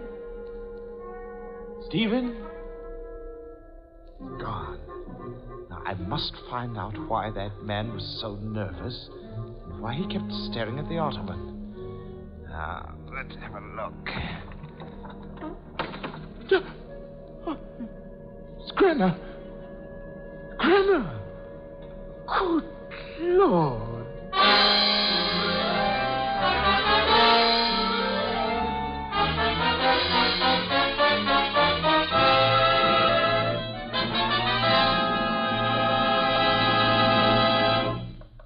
As the curtain falls on Act 1 of tonight's play, Matthew runs into a bad situation.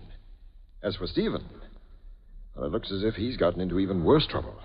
Wouldn't you say so, Dan? Yeah, Mr. Barnes, he's as bad off as the fellow with the TWs. TWs? What's that? Why, that's when a fellow has, tough whiskers.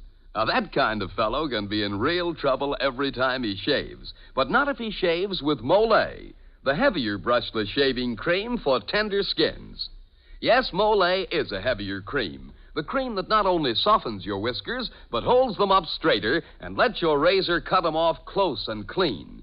With Mollé, you shave faster, closer, easier, and you shave painlessly. Try it. See if you don't say, it's smooth, so smooth.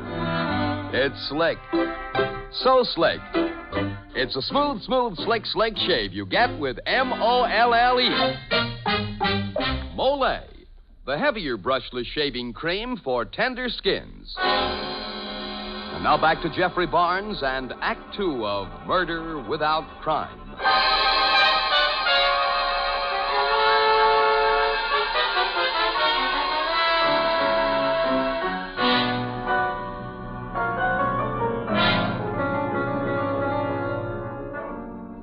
Stephen has accidentally stabbed his sweetheart Brenna and hidden her body in the Ottermole. Unknown to Stephen, Matthew, his landlord and neighbor, has entered the apartment and discovered the body. And now Stephen returns home with his formerly estranged wife, Jan.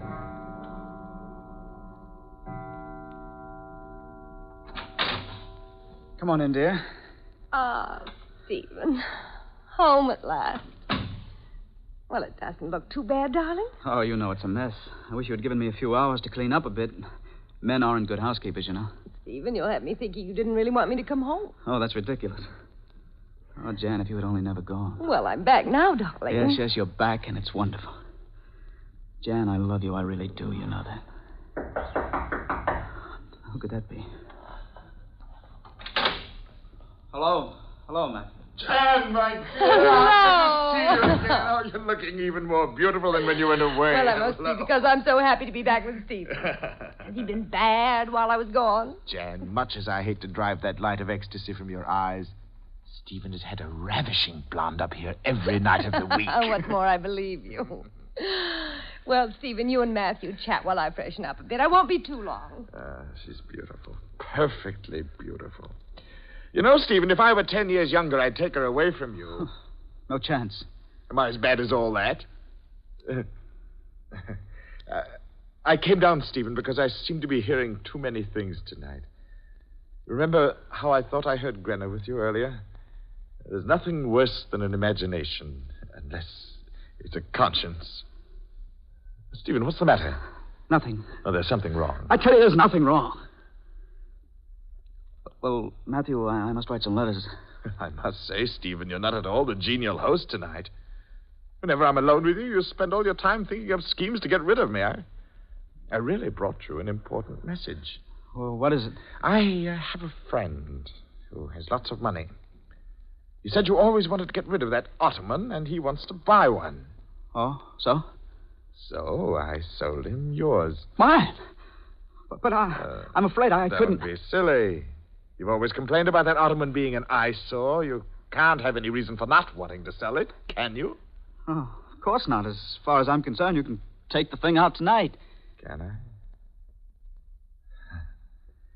Oh, what's this book lying on it? Crime and Its Consequences. What a pedantic title. But interesting, isn't it, Stephen? Uh-huh. Listen to this passage. No murderer can boast he has committed the perfect crime if the body of his victim is discovered. Stephen, doesn't murder fascinate you? Well, of course it does. Everyone loves a murder. And shall I tell you why? It's because they think that murder can never touch them. You, for instance. You can't possibly imagine yourself being involved in a murder, can you? I suppose not. But why not? Stephen, why did you tell me that Grenna wasn't up here tonight? Why? Why, because she wasn't here. Shall I tell you how I know she was up here, Stephen? By her scent.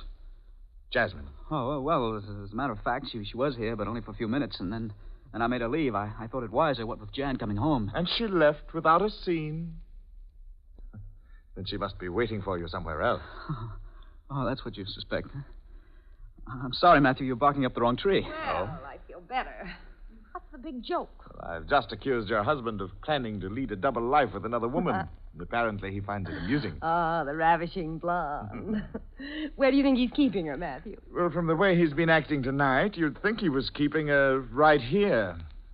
Perhaps in that ottoman. I've had all your idle talk I can stand, Matthew. You refuse to take a hint to leave, so now get up. Stephen. It's all right, Jan. Really?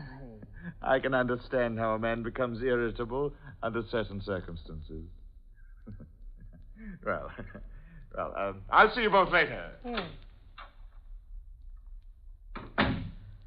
I'm sorry, Jan, but he does get on my nerves.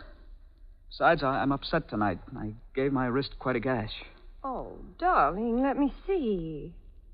Oh, how did you do that? The refrigerator, you know how those ice trays jam. It bled a good deal, and the way it aches, I think it's become infected. Well, let's put some iodine on it. Huh? Iodine? There isn't any. Yes, there is, dear. At least there was something in the medicine cabinet. Oh, well, it's gone. Well, let me take a look. Oh, I looked. There is none, Jan. I guess I'd better find a drugstore and get some, although I don't feel much like going out. Well, I'll go, darling. Oh, Jan, would you? Yes, of course. Oh, you could take the car. I hate to ask you to do this, Jan. It's all right. I know you hate to drive at night, and I'm quite good at it. I don't want my newfound husband to die on me. Oh, darling, you're wonderful. I'll be back in 20 minutes. Now, don't drive too fast. No, I won't. 20 minutes. Now, got to get Grinner's body out of here. I'll get that old trunk out of the back room, put the body in it. Then carry the trunk down to the car. I've got to hurry.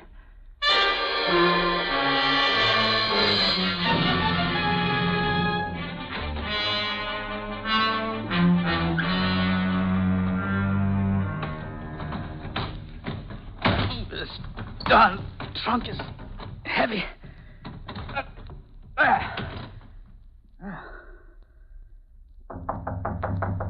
Oh, that must be Matthew again. I won't answer. Maybe he'll go away. Good. I think he left. Hello, is anyone Matthew! home? Where did you get the key to my door? Well, Stephen, after all, I am your landlord. Get out! Get out! I don't like your attitude, Stephen. My attitude? Yes, Stephen, your attitude. I think you're up to something, and I want to know what it is. What's more, I don't intend to leave here until I find out. All right. Mr. Sherlock Holmes, what am I up to? That I won't know until I find a clue, but I... Oh, well, I think I've found a clue. Of course. There's a trunk over there against the wall. The proverbial trunk. Oh, still think I'm moving in somewhere with Grinner. No, not exactly. But the trunk is there, ready to receive the body. How grim and ominous. Oh, really, Matthew, you're a bore. Yes, Stephen. And perhaps you're a murderer. Perhaps I arrived just in time to keep you from removing the body of the girl from its present hiding place and putting it into that trunk. You better go sleep it off, Matthew. You've had too much to drink. No. Let's reconstruct our problem. Let's see. I have it.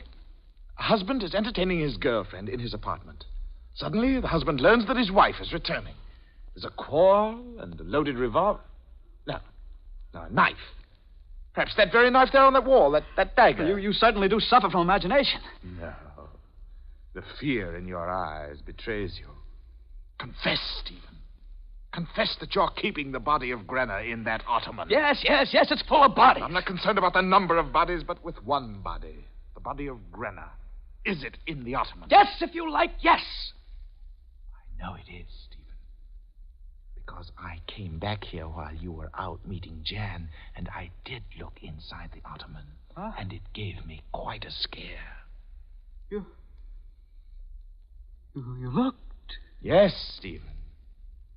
I suppose I could have saved you a certain amount of fear and anguish, but I must confess I enjoyed watching your emotions. Now, I'm going to call the police. Matthew. Matthew, you wouldn't kill me. Send me to the electric chair. Why not?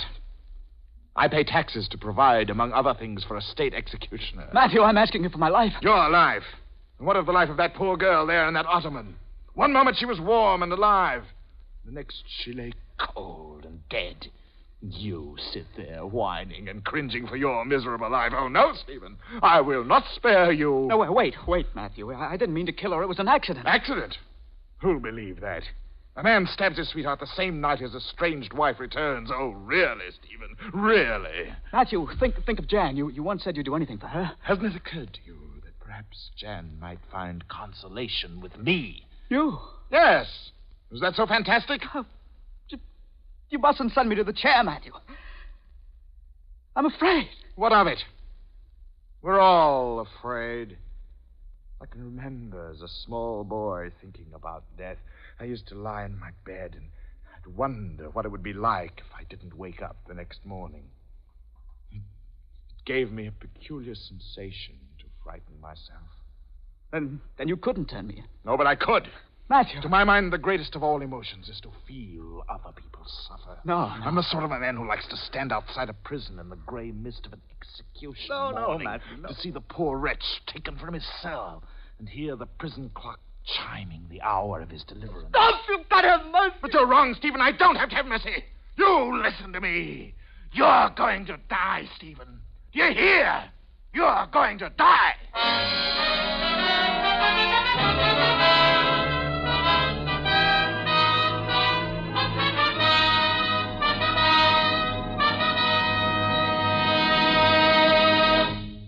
This is Jeffrey Barnes again. In just a moment, we'll bring you Act 3 of Murder Without Crime.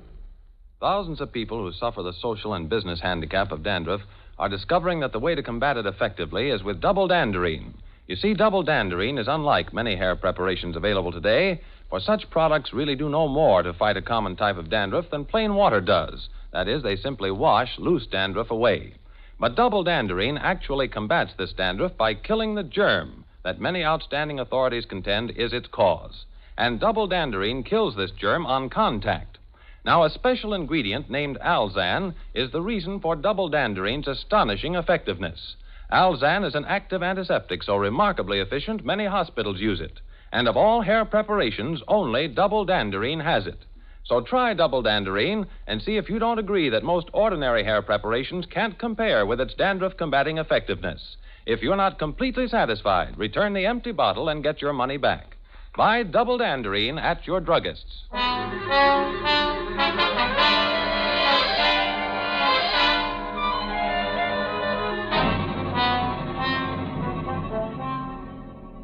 Matthew, you can't turn me over to the police.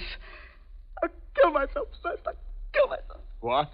And keep me from the pleasure of seeing you squirm in court? Oh, no, Stephen.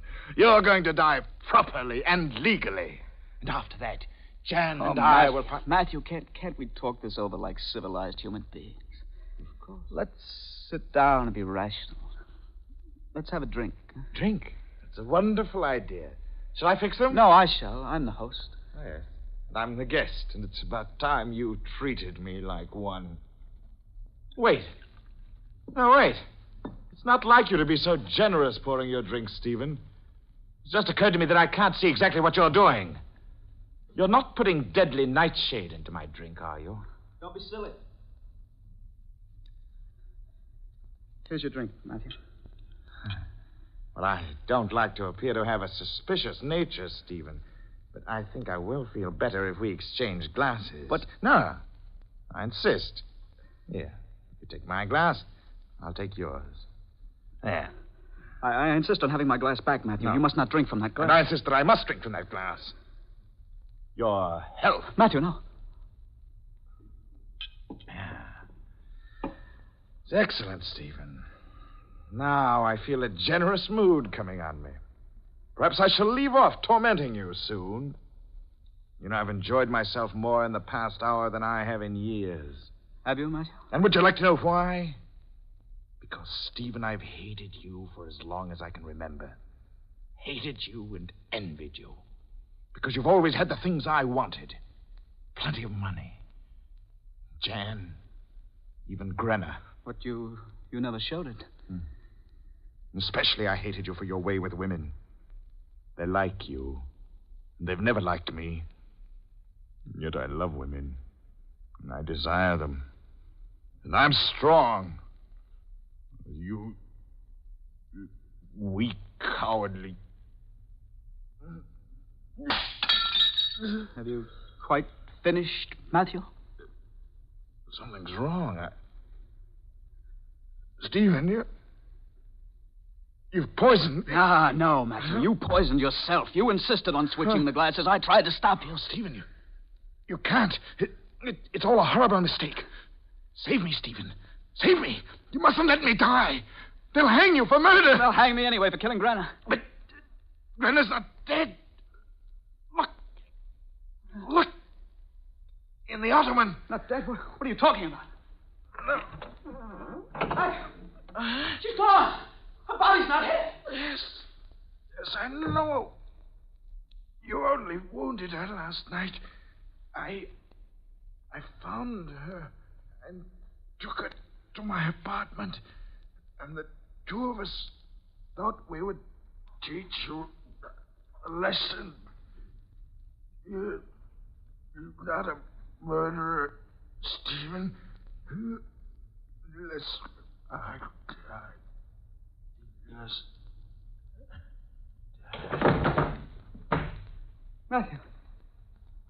Matthew. Hello? Stephen, this is Granna. Granna? Yes, Stephen. I'm alive. I'm here alive. Stephen, let me speak to Matthew. Stephen, hello? Matthew, did you hear her? She wants to speak to you when you're dead. You're dead,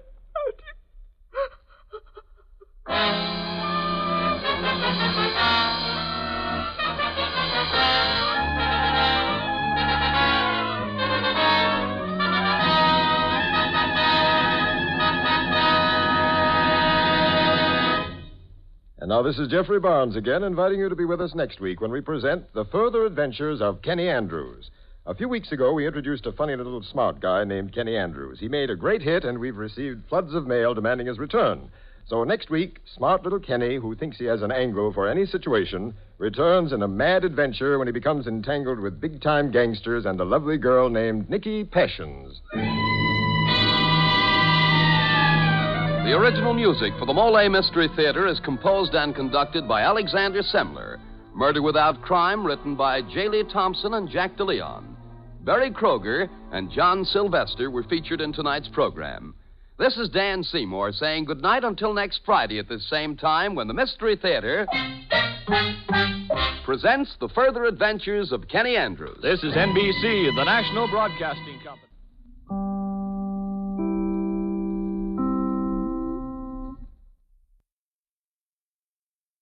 And now, the Molle Mystery Theater, presented by Molle.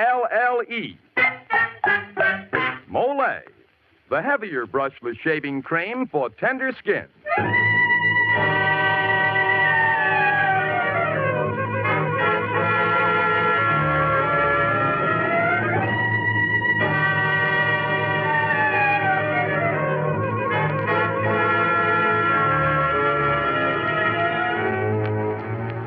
Good evening.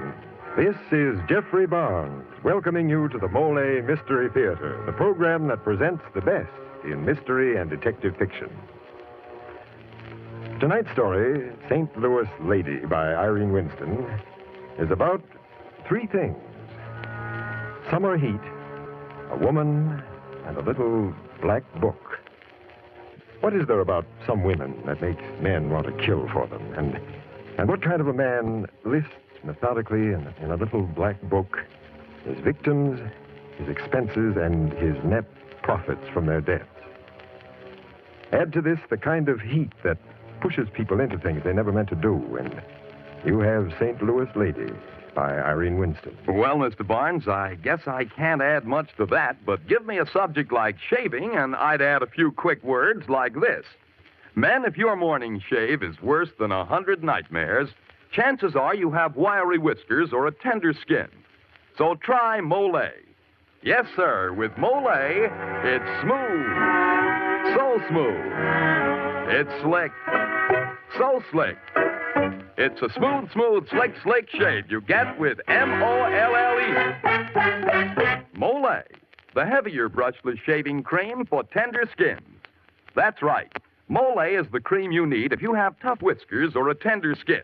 Because Molle is a heavier cream, it not only softens your whiskers, it stands them up straight and lets your razor cut them right off. So you shave faster, closer, easier, and you shave painlessly with Molle. the heavier brushless shaving cream for tender skins. And now for tonight's Molle Mystery, St. Louis Lady.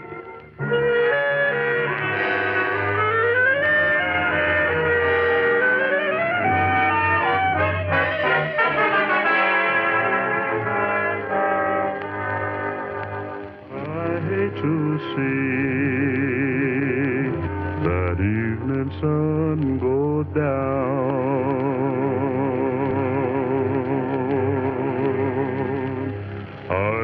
Honest, it's so hot a person be better off dead. For a price, I'd accommodate you, lady.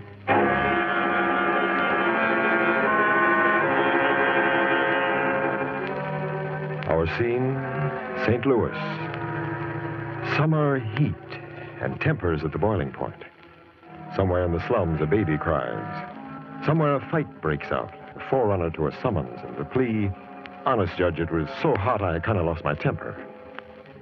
Only fools walk in this summer heat.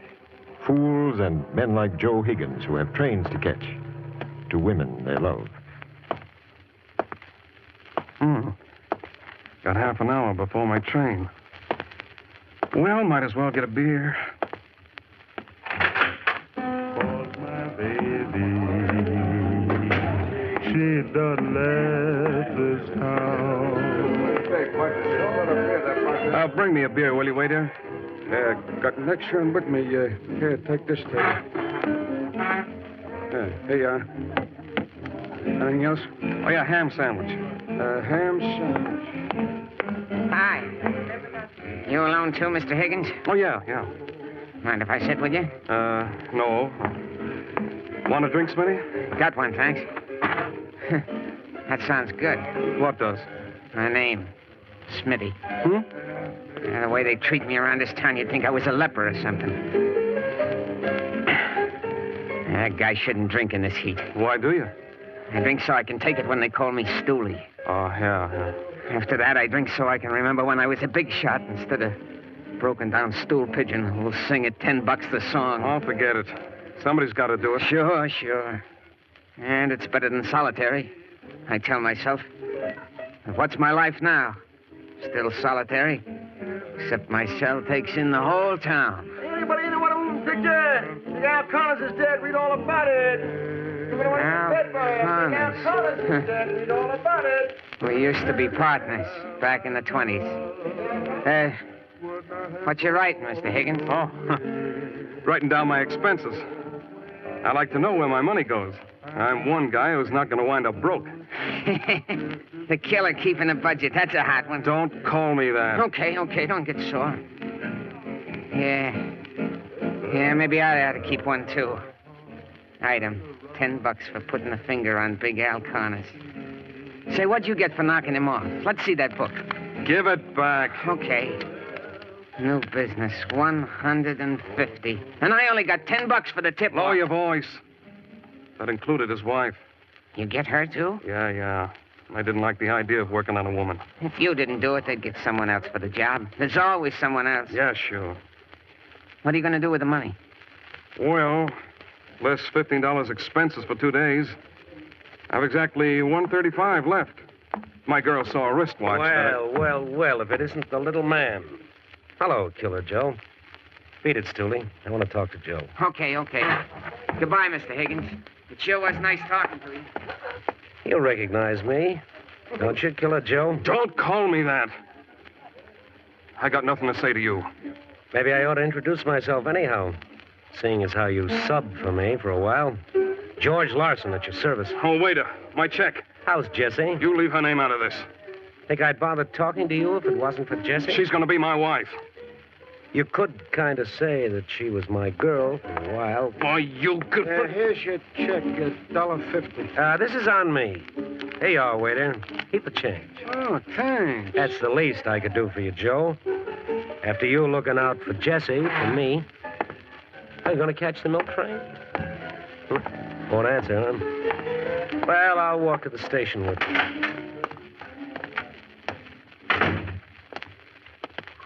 Oh, boy. I thought it was hot in there, but it's worse out here on the street.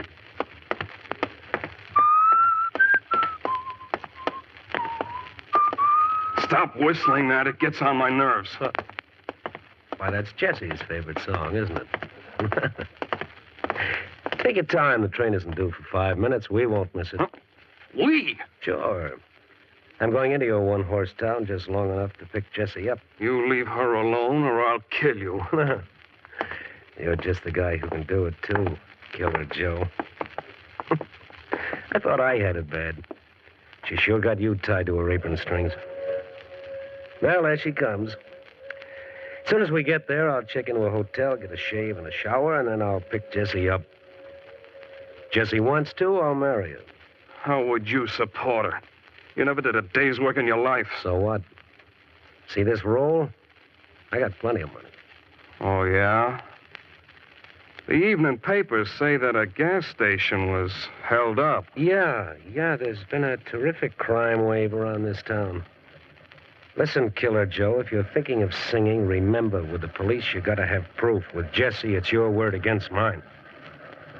Besides, I got a hunch she don't know what you've been up to. Look, Larson, to me, one killing's just like another. You leave Jessie alone or I'll kill you. I swear it.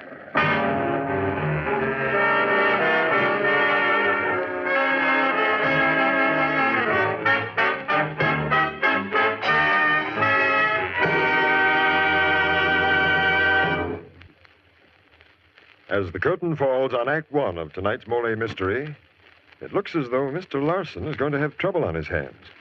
Serious trouble, eh, Dan? Yeah, Mr. Barnes, but you know, some fella might say he was in clover compared to them. For instance, the fellow who's got double trouble from shaving tough whiskers or a tender skin. He can be pretty bad off unless he learns about Mollé, the heavier brushless shaving cream. That's right, man. Shaving hard-to-cut whiskers or a tender skin needn't be painful. Not when you shave with Mollé. Because Mollé is a heavier cream, it not only softens your whiskers, it stands them up straight, while your razor cuts them off close and clean. With Mollé, you shave faster, closer, easier, and you shave painlessly. Try it. See if you don't say, it's smooth, so smooth. It's slick, so slick. It's a smooth, slick shave you get with Molle. Mollé, the heavier brushless shaving cream for tender skin. This is Jeffrey Barnes again, returning you to Act 2 of St. Louis Lady.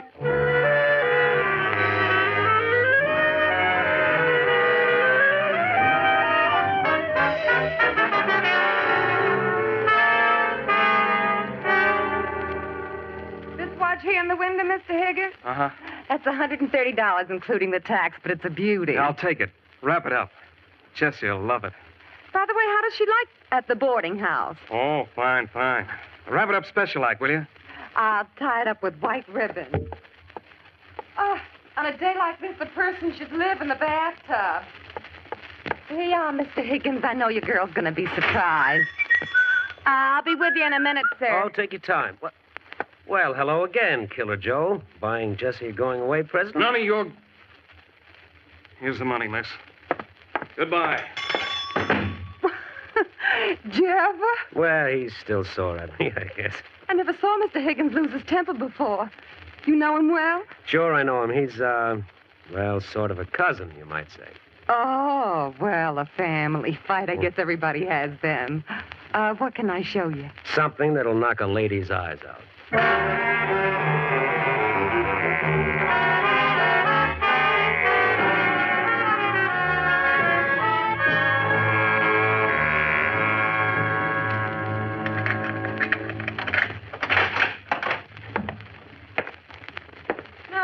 No. Why should I see you? I'm better off without you. I can't talk to you. Goodbye. Darling Joe, darling. What's the matter? Who were you talking to? It wasn't important. It was... Oh, never mind. Did you miss me? Of course, darling. It's been 2 days, Jessie. What'd you do when I was gone? Don't laugh at me. No. I stayed in the bathtub. It was so hot. For 2 days? Well, I got out to eat. Honest, Joe, this town was like a furnace. Must have been awful upstate. Well, to tell you the truth, Jessie, I was so busy I didn't even notice the weather. Oh, anyhow, it's a shame you had to work in this heat. Close your eyes, Jessie. Oh, darling, not another present. Close your eyes and open your hand. There. What is it? Open it and see. Oh, all tied up with white ribbons. Yeah. Someday I want you all tied up with white ribbons, Joe. That's for nothing. Oh, it's so pretty. I hate to untie it. Go ahead. It's the watch.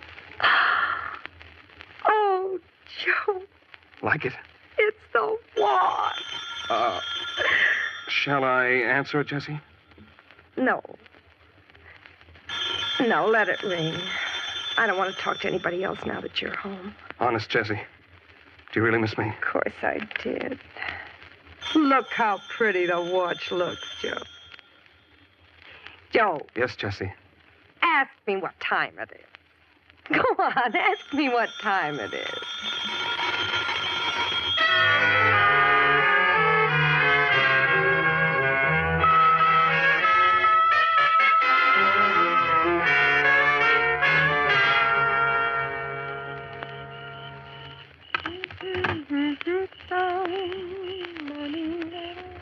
Listen, Joe, it's a new record.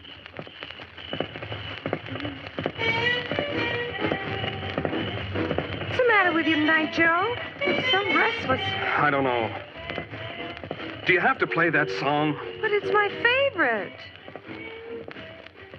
Joe, all through dinner you kept looking out the window and you hardly ate a thing. It's too hot to eat. Well, if you just sit quiet, you wouldn't mind it so much. There's a nice breeze here on the porch. Why do you keep looking up and down the street? You expecting something? No. Let's go down to the inn for a drink, Jessie. Why?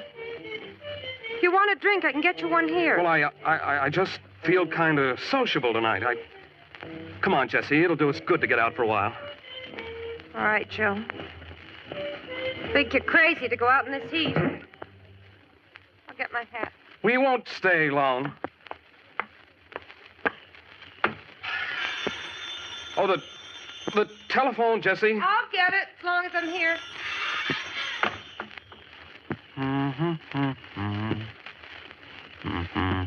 Oh.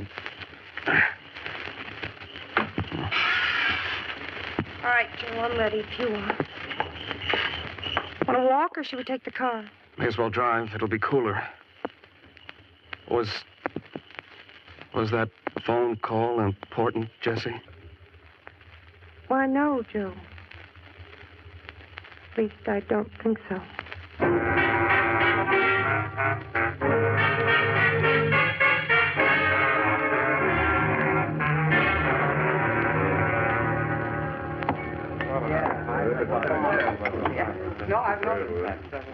Oh, this is nice, Joe. I forgot Pop Kelly had the air conditioning. Yeah. Oh, wave to Pop, will you? He's been trying to catch your eye. Where is he? Honest, I'm so nearsighted lately, I'm going to have to get glasses. But you can see Larson, can't you, Jessie? I didn't want to come to the inn tonight, Joe. You can't leave me, Jessie. I didn't want to come to the inn tonight. Not tonight, I didn't. He called you, didn't he? That was him on the phone. Yes. Are you afraid of him, Jessie? Afraid? You told me once that he beat you. Oh, I'm not afraid of that anymore. I'll never do that again. Then what are you afraid of? Me. What? That's why I didn't want to come to the inn tonight. What can I do, Jessie? I'll do anything for you, only don't leave me.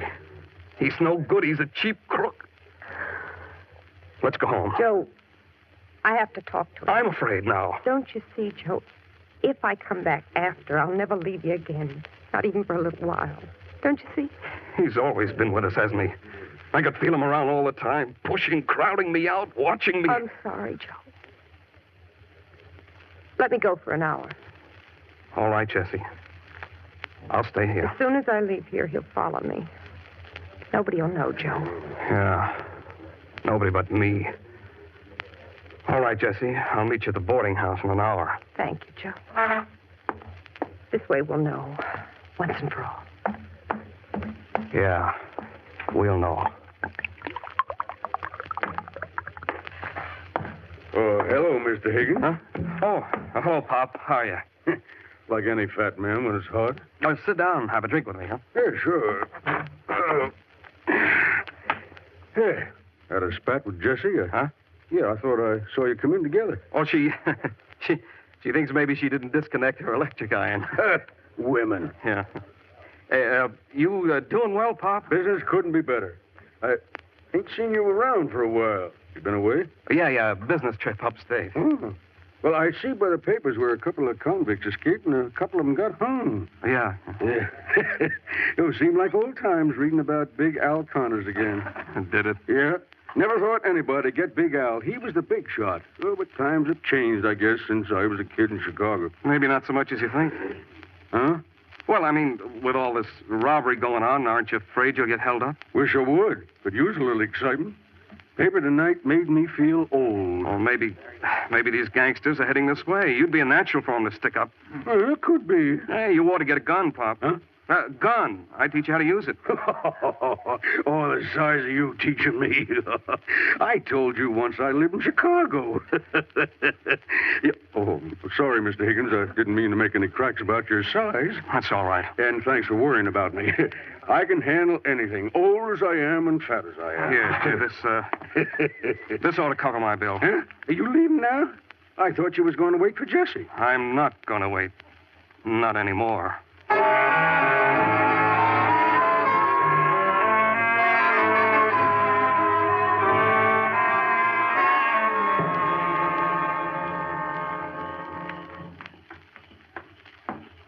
We're here on the porch, Joe.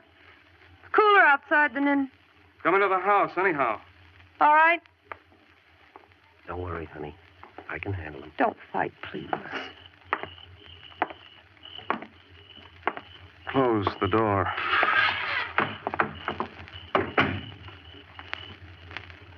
Joe, You don't have to tell me anything, Jessie. I can tell by looking at you. I'm sorry, Joe. I guess I knew it all the time. Well, as long as we know where we stand, let's all have a drink. Thank you, Joe. I'll get some ice. If I'd have known how you'd finally take it, Joe, I wouldn't have needled you. Oh, forget it. It's like this. Jessie is she's a part of me like I'm a part of her. We're no good with anyone else. I said forget it. Sure. Oh, I'm sorry. You want to smoke? No, thanks. Put a lot of ice in the glasses. Here you are. Thanks. Joe? Thanks. Well, here's to you, Larson. The rest of your natural life. You know, I've seen things like this in the movies. When people are in the same fix we're in, they have a drink together. I always wondered what they felt. What do you feel, Jessie? Well, that's what's so funny. I don't feel anything. I'm sorry I didn't stay away the full hour like I promised, Jessie, but I got to talking to Pop Kelly, and a guy can take just so much Pop Kelly. He's the fat old guy who runs the bar? Yeah, crazy fool. Oh, how come? Oh, he forgets he's not as young and as strong as he was, and ever since the summer folks have been coming around, business has been booming. You remember, Jessie, when my uncle was sick and we needed money in a hurry after the banks were closed? Remember how much he had in his pocket? Joe, what are you trying to do to us? Oh, now, don't worry, honey. I told you I'd go straight, didn't I? I thought you wished us luck. Telling George about Pop's money, that's rotten. You're trying to... Oh, take it easy, honey. I promised you I'd go straight, didn't I? Listen, let's get out of this town right away. Will that make you feel better? There's no train until morning. Well, come on down to the inn with me, then, if you don't trust me. She's not leaving this house tonight. What? Well, I have to live here after Jessie leaves. I don't want the whole town to know about it. I'm sorry, Joe. I didn't think. Now, Joe's right. I'll meet you at the station in the morning. I don't like to leave you alone with him. Don't be silly. There's a house full of people. I'll go to the door with you. Okay, honey.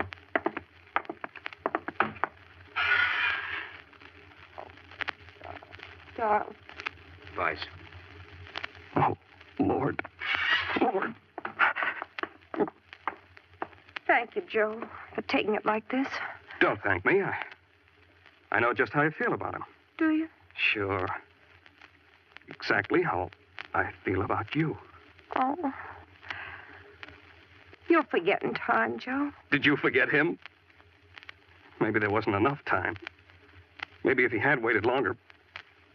But I don't have time to wait, Jessie. I'll have time. Oh, I wish it... Better go upstairs. I don't want to talk now. All right. Night, Joe.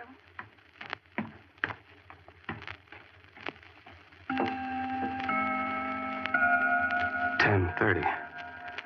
Plenty of time. Time to wait. Yeah. To wait and see Larson get his neck stretched.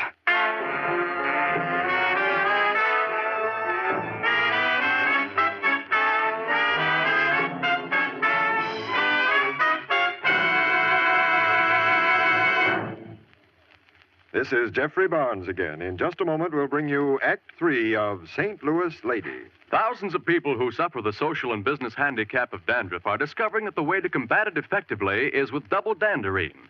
You see, double danderine is unlike many hair preparations available today, for such products really do no more to fight a common type of dandruff than plain water does. That is, they simply wash loose dandruff away.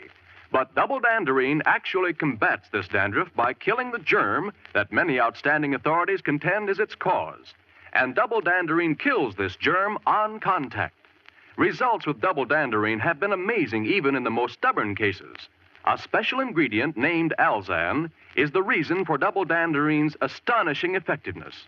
Alzan is an active antiseptic so remarkably efficient, many hospitals use it.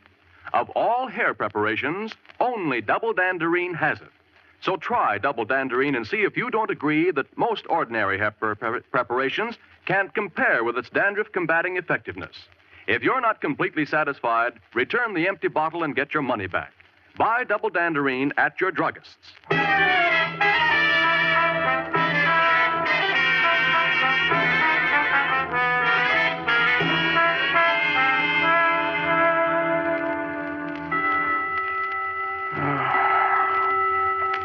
3 o'clock. Well, it's been 4.5 hours. Well, that's not a long time to wait. It'll work. I know it will. I'll see him hang yet. There it is. Hello, operator. This is Joe Higgins on Fairview Road. Send a constable here right away. Joe, there's someone at the door. Yeah, I'll get it. Back so soon? Where's Jesse? Jesse! Couldn't wait until morning, could you? I got a car to take us to the next town to catch the train there. Jesse, hurry up. I'll be ready in a minute. Who do you think you're kidding, Larson? You think I'm going to let you get away with this? You're crazy. Out of my way, runt. Ready, Jesse? Yes. Come on, then. Jesse, you upstairs again. He's nothing but a cheap crook. I'm sorry, Joe. All right, then. Go with him. Go on. You're nothing but a dirty little... I try to be nice to you, but all you can understand is a beating. Well, he'll beat you when you're running away from the police. Come on, Jesse. Come on in. Door's unlocked. I got your call, Mr. Higgins. What's up? Oh, Steve, there's the man who held up Pop Kelly. Why, you... Easy, Bud. Now, use this gun. Let me take... Quiet. Now, stick out your wrists. That'll hold you. Okay. Oh, what a sucker I was. I played right into your hands, didn't I? Wait till you hear what a sucker you are, little man. Huh? Yeah? Wait till you hear. Pop Kelly died at the hospital. What? Yeah, you're facing a murder rap, son. Oh, no. I told you I'd kill you, didn't I, Larson? I told you to stay away from Jesse or I'd kill you. This only happened a half an hour ago, Mr. Higgins. How'd you know? He knew before it happened. You ready, lady? What do you want with her? I couldn't stop him, Joe. So I went with him. What? No, it couldn't be. You couldn't have left the house without my seeing you. I went down the back stairs, Joe. I couldn't stop him, so I had to go with him. I'll always go with him. But it's a murder rap. Jesse, you... Sure. And she'll go with me to the chair, too. You figured on getting me, Joe, but you never figured on getting Jesse, too. Rain. Well, it's about time. How about to cool us off? We'll cool off, all right, but Joe won't. He'll burn hotter than we will. Jesse, I'll swear you didn't leave the house. That's no use, Mr. Higgins. Pop Kelly identified them both. Jesse! You did what you had to do, Joe. And he's not through yet. Are you, Joe? What more can he do? A lot more. I'll explain, Jesse. Let me explain.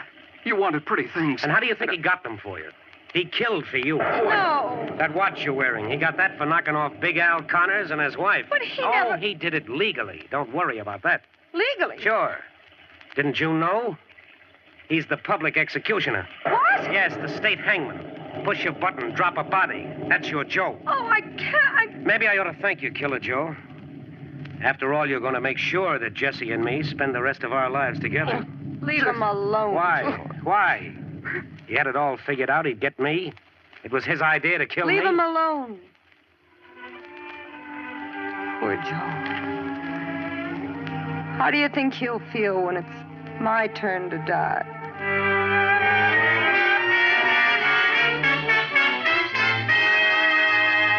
St. Louis woman with her diamond ring pulls that man around by her apron string.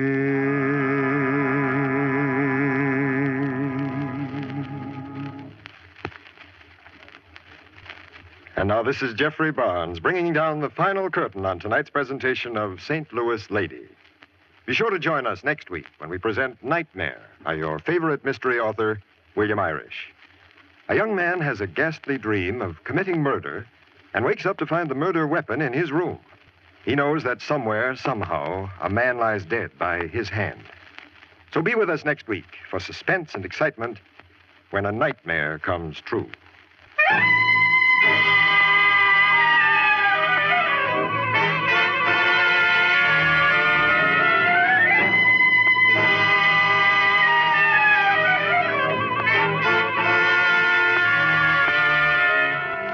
Music for the Molle Mystery Theatre is by Jack Miller. St. Louis Lady was written by Irene Winston.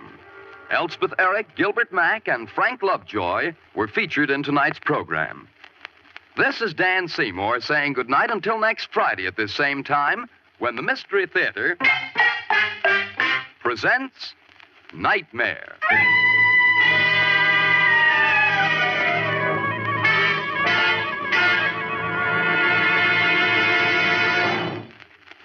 This is NBC, the national broadcasting company. And now, the Molle Mystery Theatre, presented by M-O-L-L-E. Molle, the heavier brush-for shaving cream for tender skin.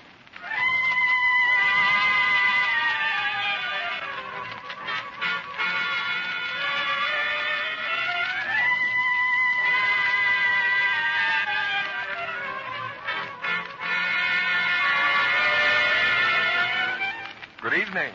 This is Jeffrey Barnes, welcoming you to the Molle Mystery Theatre, the program that presents the best in mystery and detective fiction. Tonight's story is entitled The Rival Dummy, and its presentation is a result of the combined talents of two of the most distinguished names in the entertainment world. For it was written by the famous playwright Ben Hecht, and a very fine character actor, Walter Slazak, will play the leading role of Dabo the Great. Ralph Bell plays Joe Parent. The Rival Dummy is a macabre adventure in the strange workings of an unbalanced mind. In it, you're going to meet a ventriloquist and his dummy, Jimmy. Jimmy, who might have you questioning your sanity before the final curtain falls. Say, Mr. Barnes, isn't a ventriloquist a person with two voices? Oh, that's right, Dan. Why? Well, I was just thinking a fellow like that is lucky. He can talk over his own little problems. For instance, supposing he says, tell me, dummy, what's the best shaving cream for tough whiskers or a tender skin? Then, if he's a smart dummy, he'll answer, it's Mollé, the heavier brushless shaving cream. Yes, sir, man. It's smooth. So smooth. It's slick. So slick. It's a smooth, slick shave you get with M-O-L-L-E. Mollé, the heavier brushless shaving cream for tender skins. Mollé is the cream that's ideal for a wiry, hard-to-cut beard or a tender skin.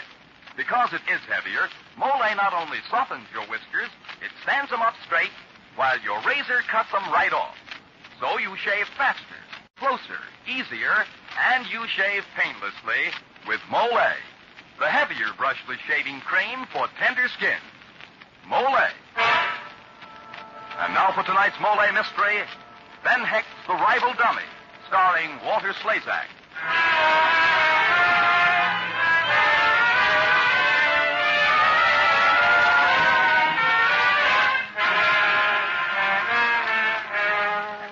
This is the story of Gabbo the Great and of his friend Jimmy. Jimmy, who was a rare friend indeed. Jimmy, who would do whatever Gabbo wanted, who would speak when speech was needed, and who was a good listener when a sympathetic ear was wanted. Our story opens in the backstage dressing room of a darkened theater. Joe Ferris, theatrical agent, a half-smoked Havana in his full moon face, trying to pacify Police Inspector Tom Clifton. Now, look, Inspector, look. I tell you, it's a bum steer. You see any corpse around? Well, all right, there ain't been no murder, I tell you. No? Listen, Ferris. I took the call at headquarters. I heard the guy say, my name is Gabbo. I have just killed a man. What is it, a gag? No. Not a gag. And not murder? No murder, Inspector, please. All right. Then you've got some talking to do. Where's this Gabbo? He's taking a walk. Now, look, Clayton, I got some good scotch here. If you got some time, I'll throw a good laugh in with the scotch. Huh? Yes? Come on, come on. Well, okay. Go ahead and talk. I'll buy it if I like the sound of it. Oh, good. So sit down, Inspector. Now, look. See, this Gabbo is my boy. You mean you're his agent? You represent him? Yeah. And he's one of the neatest ventriloquists in the business.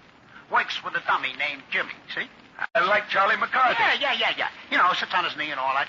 Well, I'm looking for talent 4 years ago. This Gabbo has just come over from Hungary, see?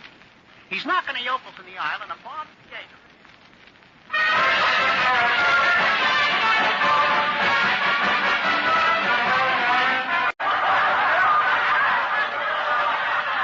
Now, Jimmy, you see, everyone is laughing at your stupidity.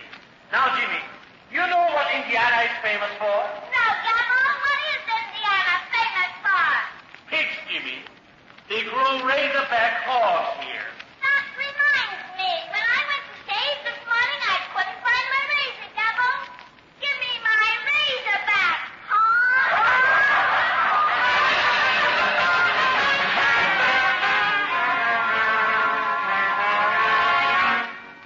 Sure, it's corn, Clayton. But it sells good on Broadway. So I go backstage to talk about big time to Gabbo. Got Jimmy the dummy propped up on a bale of hay, and I give him the pitch while he washes up. We thank you for your kind offer, Mr. Ferris. Jimmy and I have always wanted to do big time. Now, how much can you get for us? Yeah, how much Mozilla, Pastor? Quiet, Jimmy. Try to be a gentleman. Sorry, Mr. Ferris. Sure. That's a good gag, Gabbo. Yeah, you're really good. Well, how about 100 a week? That's satisfactory with me. How much for Jimmy? What do you mean? He said 100 a week for the act. Oh, that's the I'm in the act too, ain't I? Oh, now look, Gabbo, a gag's a gag. You want the job or not? But Jimmy is entitled to something, Mr. Ferris. Couldn't you make it 110? Well, Gabbo, I've been held up lots of ways for more dough, but never by a wooden dummy, I'll tell you that. Okay, it's worth it. Be in New York on Tuesday.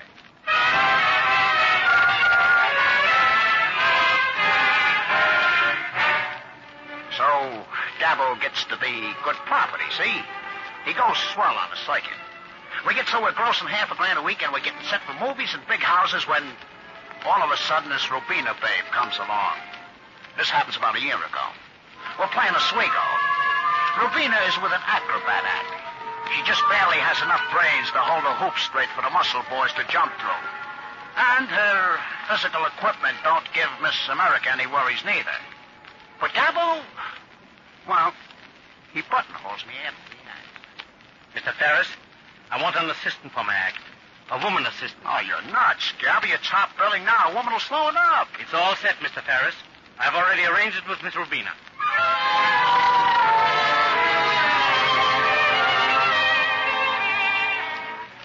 So Rubina joins the act, Inspector.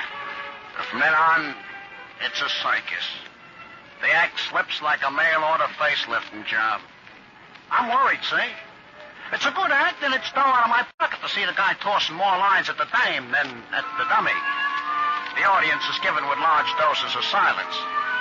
One night I'm dodging the theater manager in the wings when I see Gabbo, the dummy under his arm, chinning with Rubina behind a pot. I ain't proud. You know, Rubina, we were meant for each other. You know I'm mad about you. Yeah? Gee. I've been wanting to tell you, but how? He dreams about you. Yes, I dream about you. And Rubina, say something. Tell me you like me a little. Well, I don't know what to say, Gabbo. Of course, I knew this was coming. Had the storm signals up a while, but I don't think it would work. Why? Yeah, why? Well, that's one reason. How's a girl to know you mean it? You're always making fun of people with that darn dummy. Please, Rubina, I only ask you why. Listen, you know why I love you so? No. There was a girl in Hungary, a beautiful girl I thought I loved. You are like her, but much more beautiful. Be my wife, Rubina. Oh, I don't know. I wasn't planning on... Please, Rubina, be our wife. There you go again. You can't even make love to a lady without making an act out of it. Rubina, I never met anything more sincerely in my life. I'm not making fun of you. Jimmy has nothing to do with it. He's right. Just make believe I'm not here. Angel puss, that's all, brother. Look, Breezeball, I'm working for you, see? $50. You're an icky. The dummy's got more heart than you have.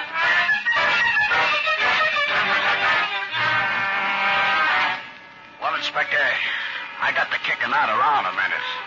I think first this guy's a jerk to mess up his whole picture with comedy. And then, as I stand there, Gabbo begins to talk to the dummy, see? And it hits me. See what you did? You fool. I've taken more than I can stand from you. I love that woman, understand? You're coming between us, and I won't have it. Who's coming between who? You wanted that bow-legged bovine in the act, not me. Shut up. You slapped me, Gabbo. You slapped me. Yes, and you've given me an idea. Rubina and I are going to do the act without you. Take me to my room, Gabbo. I never want to speak to you again. Suits me fine. My best friend trying to turn the woman I love against me.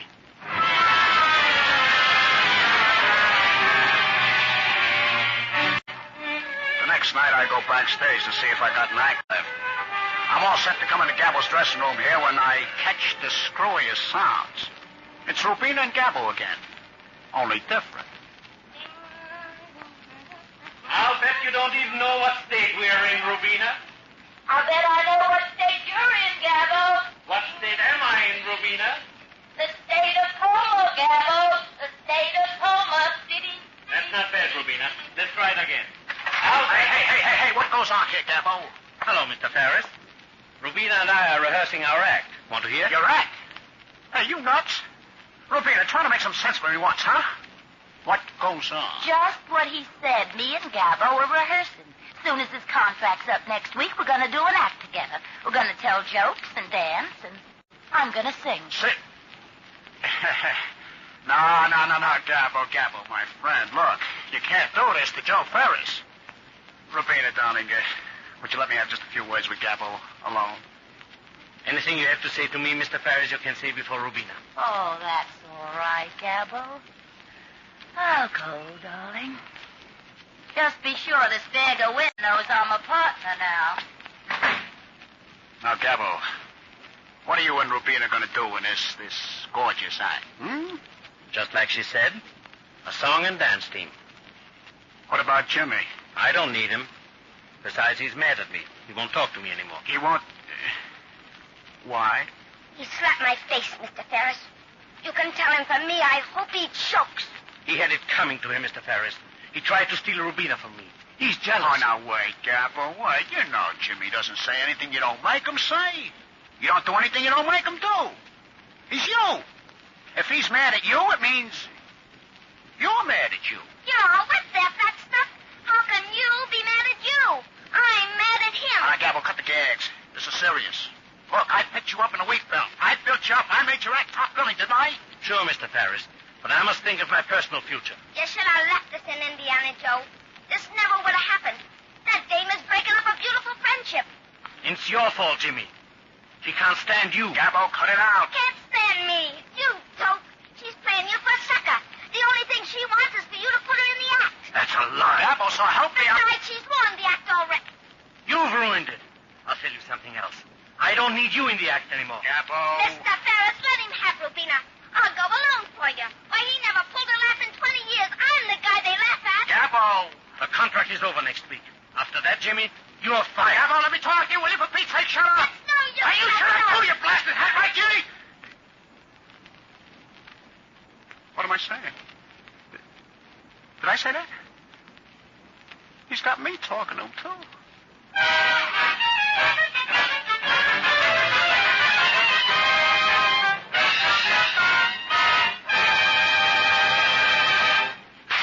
As the curtain falls on Act One of tonight's Molle Mystery, Mr. Ferris tries to reason with Gabbo, but discovers that he's talking to a man who is actually two different people. Quite a strange predicament, eh, Dan? Well, yes and no, Mr. Barnes. I often find myself talking to a man who's thousands of different men.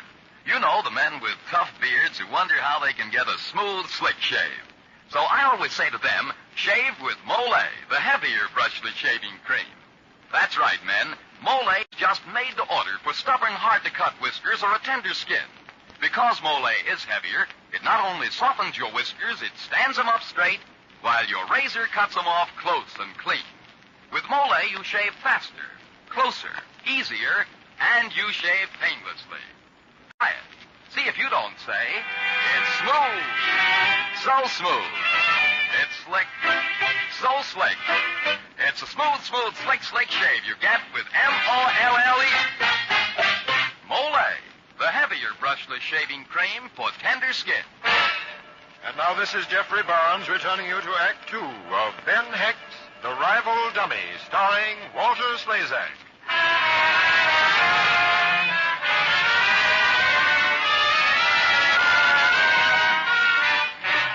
Well, Inspector, that does it for me. When I get to talking to a dummy like it's got brains, it's time for Joe Ferris to see somebody. It hits me Gabbo is blowing his top. And maybe me, too. Well, one idea leads to another, and I decide to get some professional advice from a psychiatrist. It's a very interesting case, Mr. Ferris. Nothing too unusual, but in one way, it's a rare situation. Now, your Mr. Gabbo is a schizophrenic, of course. Maybe so, maybe not, Doc. I'll know better if you break that word apart. Well, let's put it this way. Gabbo has two personalities. Oh, yeah, I know that, Doc. That's why he's a good ventriloquist. Him and Jimmy. In a way, but to understand, you've got to realize there is no Jimmy in the normal sense. There's a Jimmy, a complete individual who lives inside of Gabbo. A split personality. Gabbo can no more help talking as Jimmy than you can help breathing. I'm not sure I'm getting this at all, Doc. Mr. Ferris, forget about the dummy. There's nothing to the dummy. An ordinary schizophrenic who isn't a ventriloquist does the same thing that Gabbo does. He talks first as himself and then as someone else who thinks he is. He even changes his voice, but in Gabbo's case, it's worse. Because of his gift for throwing his voice into a dummy, he sees his second self. Mr. Ferris, you have a dangerous man on your hands.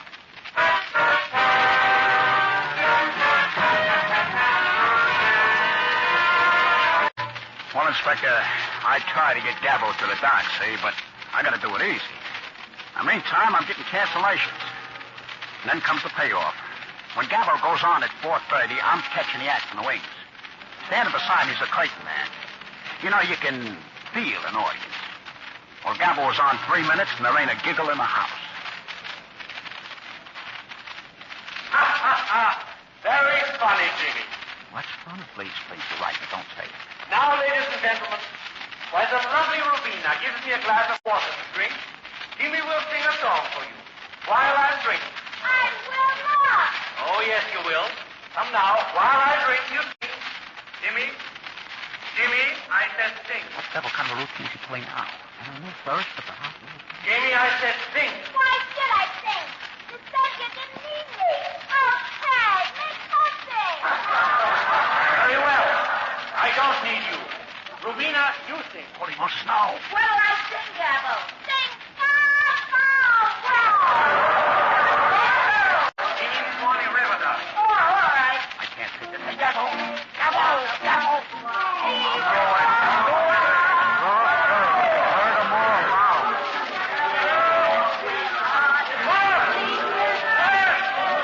You're the most uncouth audience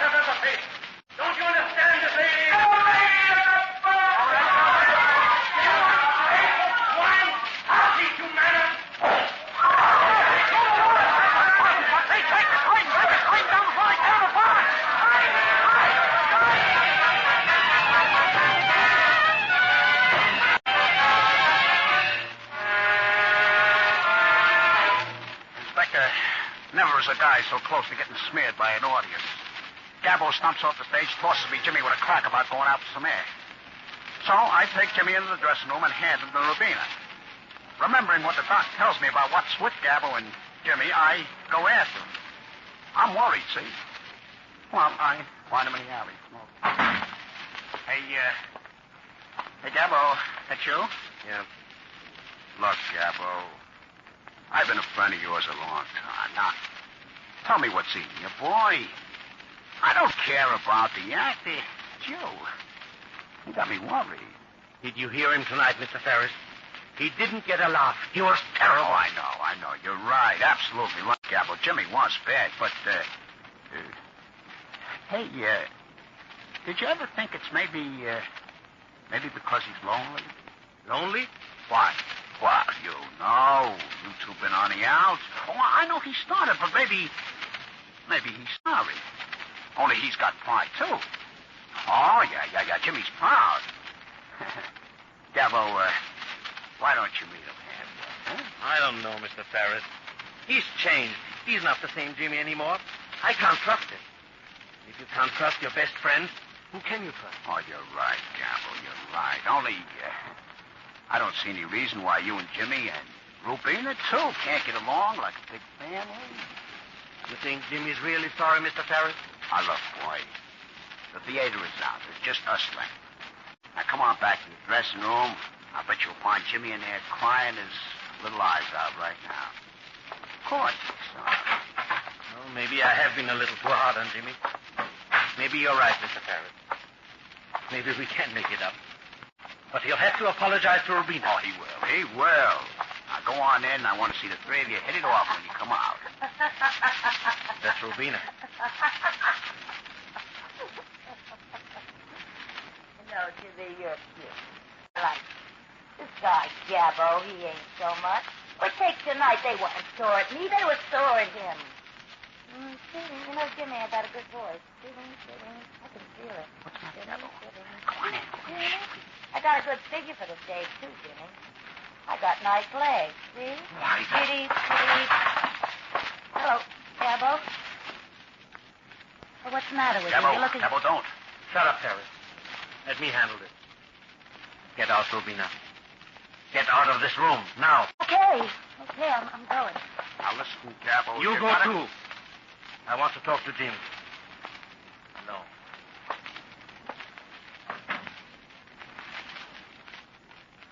Jimmy? Well, what, Gabbo? You know very well what. I came in here to apologize. Tell you I was sorry and to make friends with you. I find you trying to steal Rubina from me, making love to her, probably planning to run away with her. You're a dirty little snitch. Now, wait a minute. Since you're letting your hair down, let me remind you that you're the one that started all this. I was perfectly happy working with you until you let that little twerp come between us. He's not a twerp. She is, and you know it. You know what this means, of course. Gone beyond threat, Gabbo. I know I've lost you as a friend. I won't lie and tell you I don't care. I do. We've meant a lot to each other. We've had some hard times, hungry times, happy times. Now, just as we're getting someplace... Yes, just as we're getting someplace, you have to get jealous and pig-headed. Gabbo. And I was hoping you'd come in when you did. You know why? Sure I do. No, you don't. I wanted to show you what a two-timer your precious Rubina was. And I did. If she's willing to make up to me while your back is turned, she'll do the same with somebody else. That's a lie. It's the truth. That's what's making you mad. I've had enough of this. And of you. I'm tired of talking to you. Tired of hearing you. Tired of holding you. I'm not going to let you run my life for me anymore. I'm finished with you. Good. You're just a dumb Hungarian clown. You never amounted to much, Gabbo. And without me around, you'll never amount to anything. Go ahead. Do your worst. I'll show you. All names will you. Gabbo, put down that chair. I'll put it down.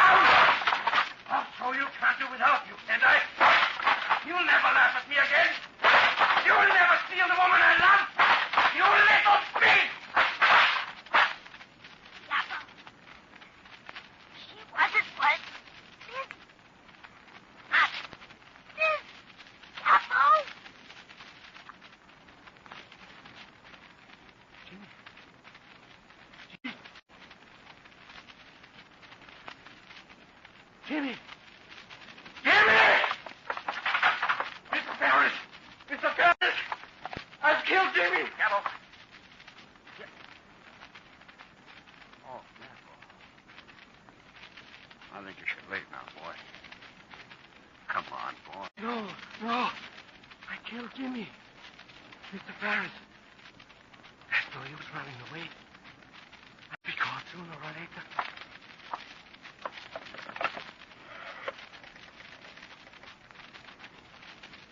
Hello?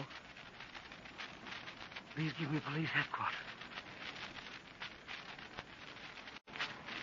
Hello? My name is Gabbo. I've just killed a man.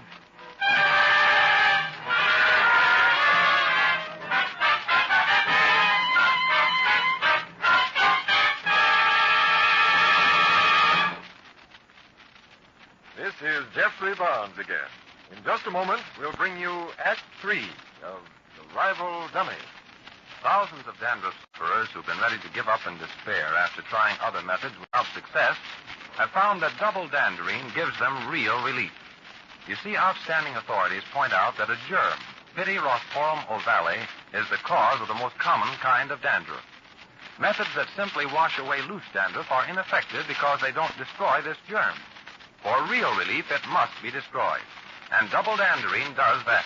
It actually kills this germ on contact. Even in many severe cases, double dandrine has given remarkable results. Now, the reason for double dandrine's amazing efficiency is a special ingredient, an active antiseptic that's used by many hospitals because of its astonishing effectiveness. In double dandrine, we call it Alzan. So try double dandrine and see if you don't agree that it really does more than the ordinary, ineffective dandruff-fighting methods that actually are no better than plain water. Get double dandrine tomorrow. Your money back if not satisfied.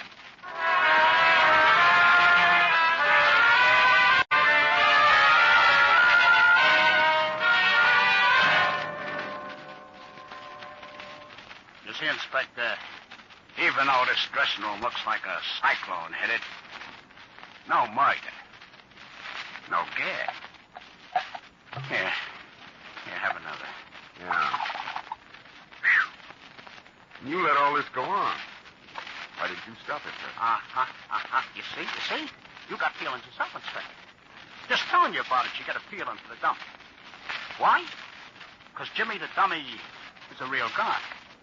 Living inside of Gabbo, and Gabbo did murder him. Only, it ain't murder. No, I don't stop him. I'm too scared. That's the call I got at headquarters, eh? Yeah, that was Gabbo calling. Where is he now? Well, down the corridor of Rubina's dressing room. Bidding upon farewell, I suppose. Hey, did it ever occur to you this Gabbo might have a grudge against Rubina? What's that? Rubina, come on. Down this way, Inspector. Right behind you. That wasn't bad, Rubina. Let's try it again. Hold it, Inspector. You know what state we're in, Rubina? I know what state you're in, Gabbo. Everything's okay, I And guess. what state am I in, Rubina? In a state of coma, Gabbo. In a state of coma. Oh, nice in their act. Ain't they the lovebirds, though? Peek through the door. You see? She's sitting in his lap. Yeah. Very sweet. Good Lord. Her neck, the way it wobbles. He's got his hand behind the head. Like with Jimmy. Come on. Gabbo! Mr. Ferris. Say, I'm glad you're here. Rubina and I have a swell act. Want to hear it? Her neck's broken, Ferris. Isn't it wonderful, Mr. Ferris? Jimmy's gone, but I've got a new dummy. She's Rubina. You want to hear the act?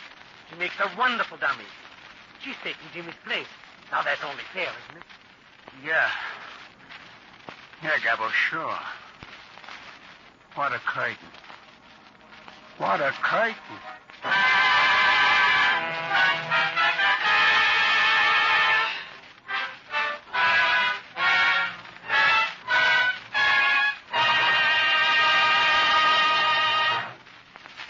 And now this is Jeffrey Barnes inviting you to be with us next week when we present a mystery entitled Not Quite Perfect. Bert Lytell, star of stage and radio, will be with us to play the leading role. A man conceives of a crime in which he is the murderer, but not the actual killer.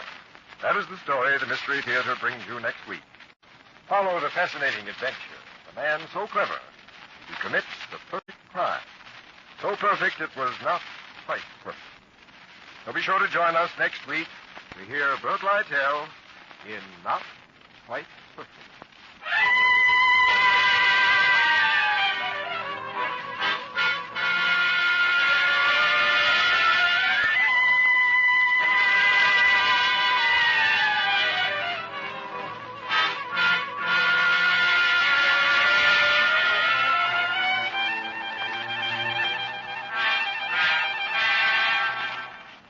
The music for the Mystery Theater is by Jack Miller.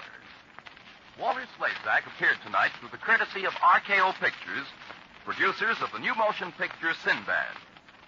The Rival Dummy was adapted for radio by Fred Mayfield. This is Dan Seymour saying goodnight until next Friday at the same time, when the Mystery Theater presents Not Quite Perfect, starring Bert Lytell.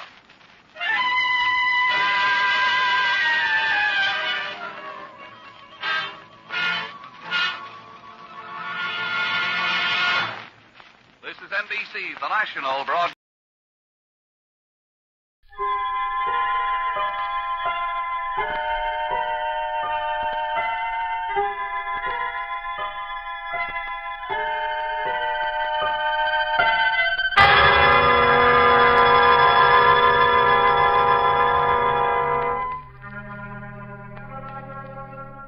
Good evening, creeps. This is PFCX inviting you to visit the Mystery Playhouse. Tonight our story is about a ticking clock. A rather common thing, and yet a clock has great dramatic possibilities. For example, undoubtedly at this very moment in some hospital waiting room, a clock ticks in rhythm with the anxious footsteps of some expectant father. Or perhaps somewhere in the world a clock ticks away the last 60 seconds of a condemned man's life. Well, tonight's story, written by Clarence Hill and entitled Beautiful Silence, is about a man to whom a ticking clock meant frustration, terror, and madness.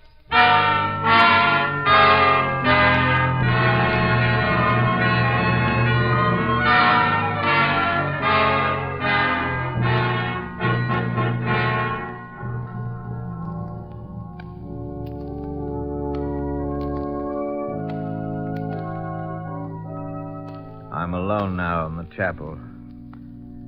The funeral services were beautiful and impressive, just as they should have been. Now I'm alone, except for the organist. Naturally, there won't be any interment under the circumstances. Somehow, it's easier here, with the organ playing, to think of things as they were. To resurrect the past for a moment. And to see Louise again. Just as she was on the day I left her 4 years ago, when the bombers were swarming over London. Randy, what are you trying to tell me? I don't know quite how to put it, Louise. It's just that... I think I know. You've enlisted, haven't you? Yes, today. Your legal experience? No, darling. That's what surprised us. Us? Jeff and I. Jeff? Well, he isn't going too. He failed the medical. They came to us because they knew we were both potty about model railroads. They knew all about Jeff's hobby shop in the village, his clock collection, and all that. But what have clocks got to do with it? The timing device on a delayed action bomb is clockwork, Louise. When one falls and fails to explode, the mechanism has to be removed. It's a very delicate operation. The slightest slip and, Oh. Well, that's why they called me up. I know clockwork like the back of my hand. When do you go? Tomorrow. I'm to head up a demolition squad in London.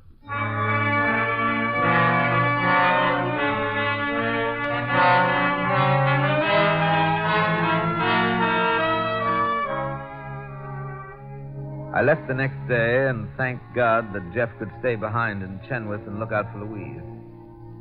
I don't suppose I saw Louise more than a dozen times during the next 3 years, but just knowing that Jeff was with us seemed to make it easier. My luck held out amazingly well, until the day Corporal Hadley and I took on a 500-pounder near a church in the East End. Hey, there we are. Got the nose uncovered, Captain. Good. Let me see. Looks like she's going to be a sticker. Twisted up a bit, eh? Right. Give me the stethoscope, will you? Here you are, sir. Thank you. That's it. Right now, please. Good Lord. What's the matter? It's not buzzing, it's ticking. Oh, I thought it was a new one. Listen. Right here in the nose. Blimey. Like a bloomin' alarm clock. That nose is fused right into the casing. I'll need a special wrench. Did you bring the... Wait a minute. Get out of here! It's going up!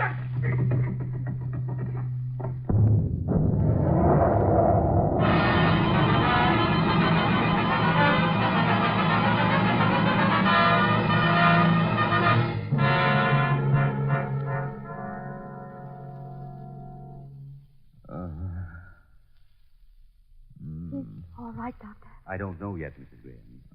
He seems to have escaped the direct effect of the blast, but he couldn't escape the concussion. You mean it may affect his mind? Possibly. Louise. Oh, Randy. I'm so glad you're here. I think you'd better rest a while, Mrs. Graham. Doctor, what's that ticking noise? Why, it's the alarm clock on the table there. A bomb. It ticked too, Doctor. It didn't buzz like the others. It ticked. Why, Captain, it's... Please take it out, Doctor. Please.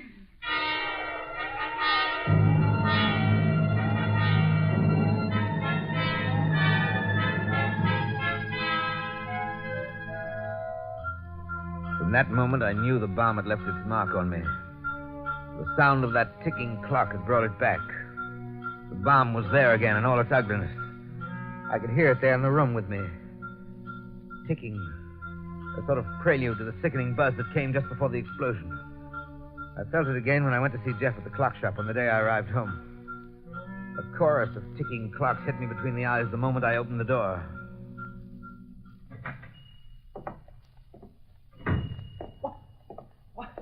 Randy, old boy. It's good to see you. By Jove, you're looking better than ever. Thank you, Jeff. It's good to see you, too. Well, I've left your things just as they were, Randy. Nothing's changed. No? Oh, I'm still the village eccentric. Clocks, model trains, same as when you were... What's the matter, Randy? Jeff, let's go into the back room. Why, of course.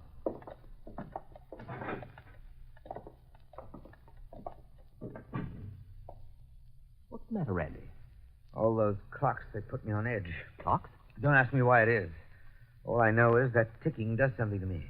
Sure, Randy. Of course. Here, I'd better put the few I have in the other room, too. No, leave them there on the shelf. I'm leaving anyway. You've talked to Dr. Lambert about this? Jeff, I'm not crazy. Sorry, old man. I'm really not quite myself. Please don't say a word about this to Louise. I don't want to worry her. Oh, of course, Randy. Of course.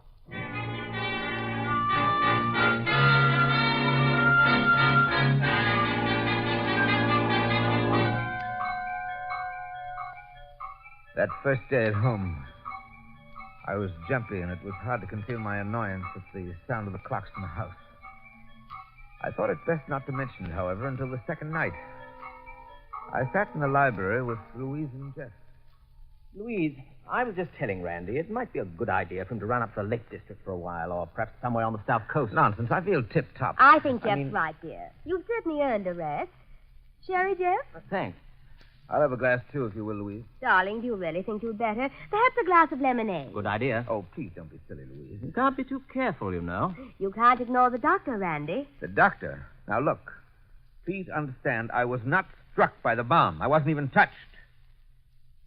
Now, please pour me some sherry. Very well, Randy. Hope that's settled. Randy, it's not that you weren't struck by the bomb. There could have been other effects. Excuse me a moment. Where are you going? I just thought I'd put that clock in the other room. Where is it? Clock? But, Randy, there isn't any clock. What do you mean? There isn't any clock. Randy, darling, Jeff. Jeff, you can hear it, can't you? Well, listen. There isn't a clock, Randy. You're wrong. You're both wrong. I can hear it. Randy. Come on, Randy. Let's take a walk in the garden. Let go of my arm, please. Don't humor me, Jeff, please. Am I wrong, Jeff? There's no clock. I'm afraid not, Randy. Come on. All right. I'll go.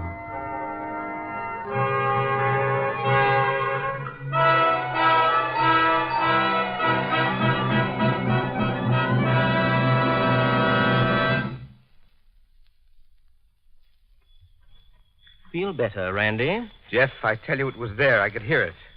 Do you hear it now? No, it's gone. You've got to get hold of yourself, Randy. This can be serious.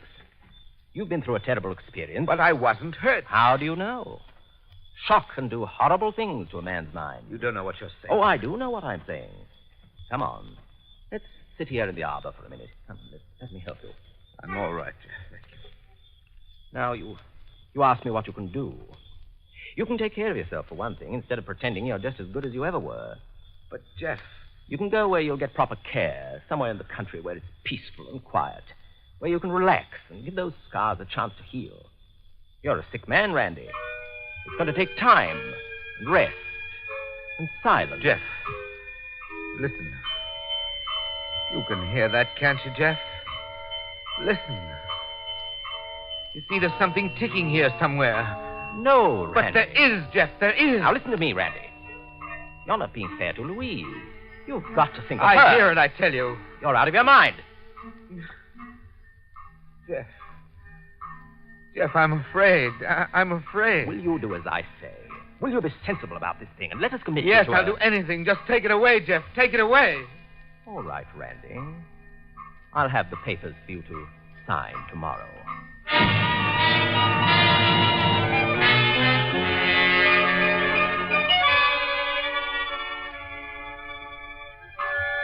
I don't know how I ever got through that night. As I lay in bed, it was all around me, never stopping.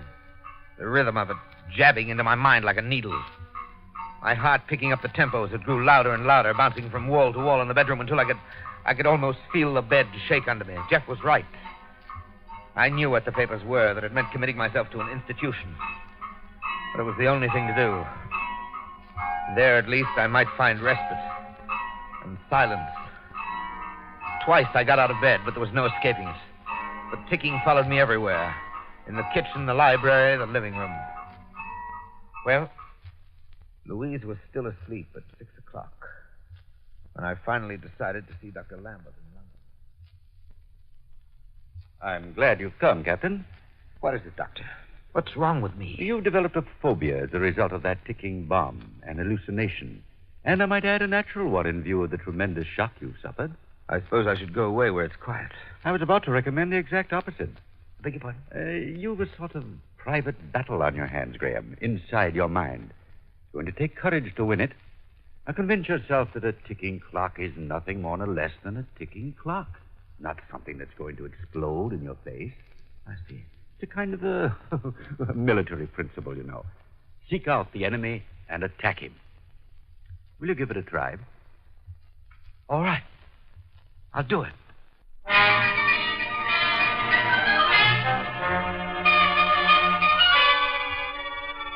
It was as if he'd challenged me. It would have been cowardly to back out and take the easy way. I wanted to try it at once. And there was one logical place, of course. Jeff's clock shop. I went there directly. Didn't even bother to go home first. Apparently, Jeff had been there earlier as the door was unlocked. Jeff! Jeff, where are you? Jeff! I was glad he wasn't in. It was better to go it alone the first time. There were clocks all around me, all sizes and shapes. The ticking seemed to grow louder as I stood there, as if the sound itself were pressing in on me from all sides. Just as before, I had the feeling that the bomb was under me, somewhere on the floor. But in the next second, the ticking would cease and the buzzing would start. I tried to erase it from my mind. I recited poetry. I read a magazine I found on the counter. I added columns of figures. 2, 4, 7, 8, 12, 15. 5 and carry 1. 9. 7, that's 16. 23. Carry 2. 20. No!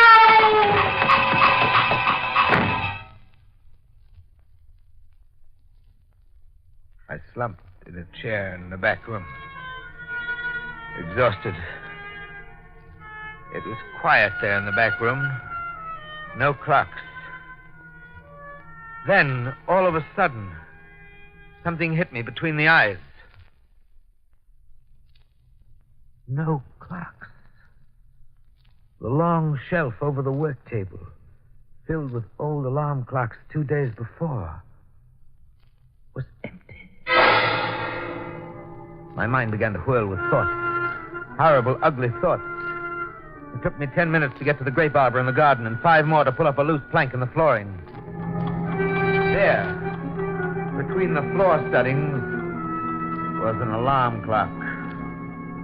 The nightmare I had lived through during the past 2 days suddenly took on a purpose. A terrible purpose. The house was empty, naturally.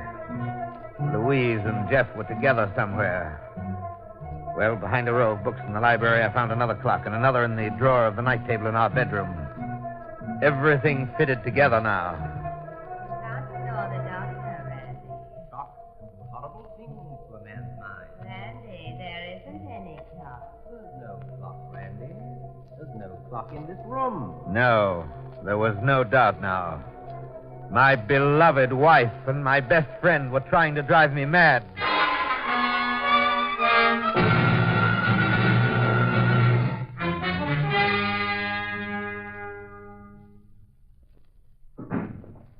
Randy, darling, where have you been? We've been looking all over for you. We? Oh, Jeff and you. But, Randy, you worried us half to death. Whatever made you leave the house in the middle of the night? Wasn't the middle of the night. It was 6 o'clock in the morning. Well, where did you go? I went to see Dr. Lambert. What did he tell you? Just what you did. What? Why go through it again? Randy, is there something about all this that you haven't told me? What could I tell you that you don't know? Oh. What did Dr. Lambert say? Said that I'm in a dangerous condition. It seems I have hallucinations. You see, Randy? We were right, weren't we? Not entirely. Oh? He doesn't think it advisable to commit me. To go away. Apparently, there's still hope. That's wonderful, Randy. Yes, isn't it? He says the best defense against this sort of thing is a strong attack. Well, that's odd. What does he mean? I don't know. But how can you... I said I don't know. Is that clear? I simply don't know.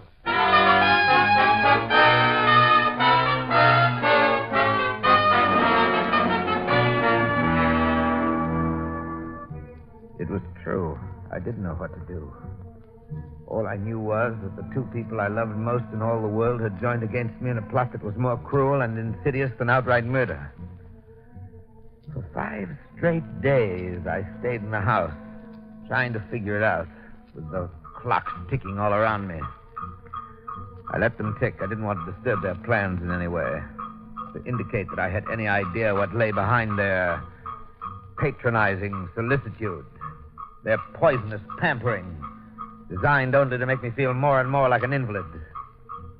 Then on the 6th day, I ran across an item in a London paper. Something had happened in Dover, and it gave me an idea. A wonderful idea. I knew now precisely what I was going to do.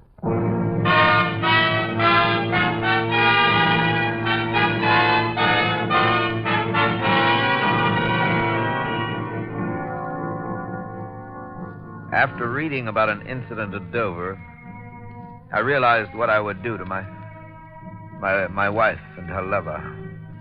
I went to Dover, found a cottage in the very heart of the district that had been hardest hit by the cross-channel bombing. It took me a week to make preparations, to secretly assemble the ingredients of a time bomb, a special handmade variety with a good loud ticking. Then I invited Louise and Jeff to join me. But how do you know you're completely cured, Randy? Why so, old man?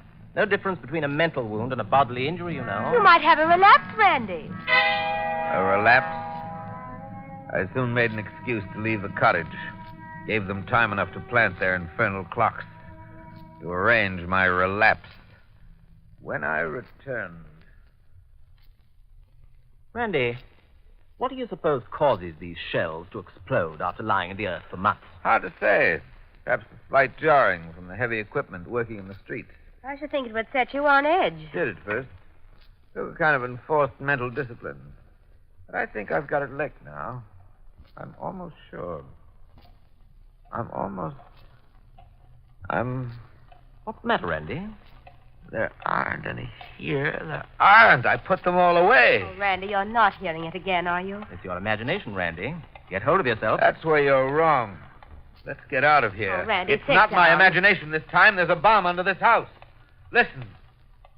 There's no ticking, Randy. You're ill. You're slipping back. Get hold of yourself. I'm sane, I tell you. The doctor says I'm sane. This house is going to blow up. Now, will you believe me? All right. Operator, I want long distance. London, Axminster 87742. Dr. Stephen Lambert. Lambert. Yes, quickly, please. What are you doing? I'm calling the doctor. He can't help you now, dear. He was wrong, don't you see? I can hear it. It's real this time, I tell you. Now, will you believe the doctor if he tells you I'm sane? Listen to reason, Randy. There's no ticking in this room. We could hear it if it was real. I tell you I'm all right. I'm well. Hello. Hello, Doctor. Randy Graham. Yes, Randy Graham. Look here, Doctor. They think I'm crazy. I claim there's a bomb under this house, and they won't believe it.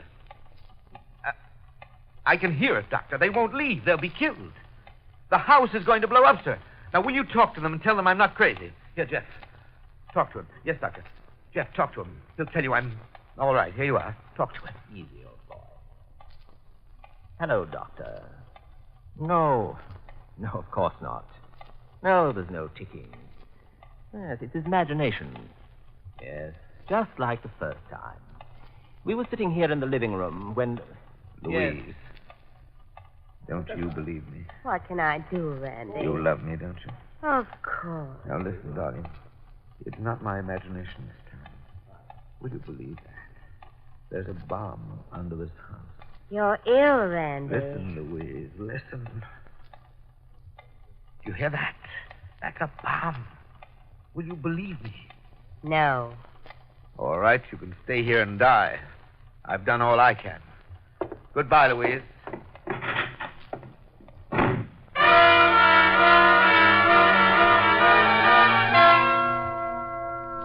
I looked at my watch. 7:29. 1 minute to go.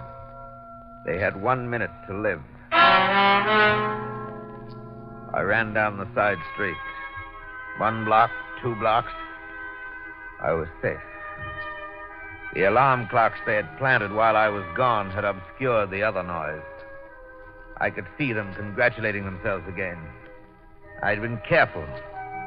It was timed to the split second. 6 seconds. 4, 2.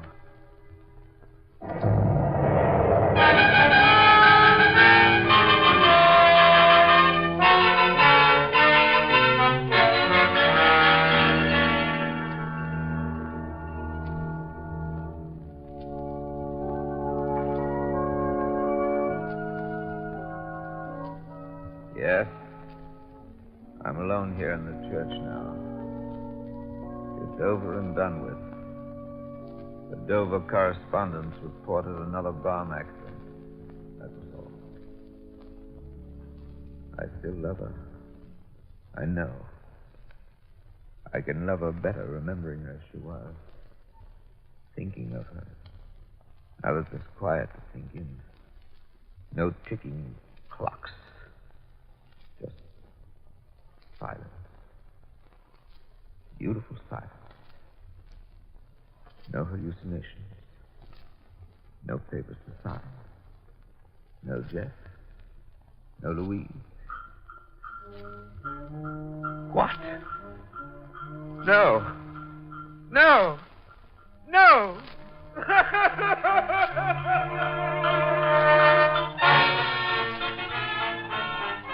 Thank you, Martin Gable, for a fine performance in Beautiful Silence, written by Clarence Hill.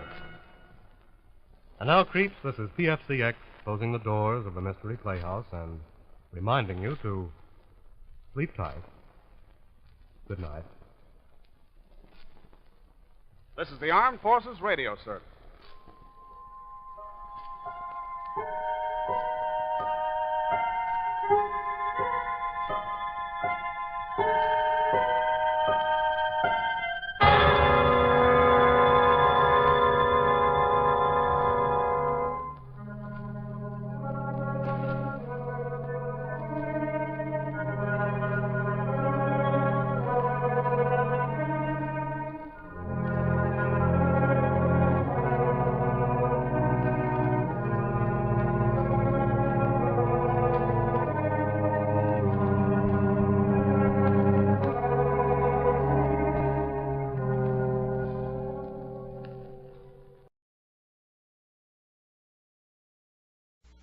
So try Molle, the heavier brushless shaving cream. See if you don't say it's smooth. So smooth. It's slick. So slick. It's a smooth, slick shave you get with M-O-L-L-E. Molle, the heavier brushless shaving cream for tough whiskers or a tender skin. And now this is Jeffrey Barnes returning you to Act 2 of Now You See Her, Now You Don't.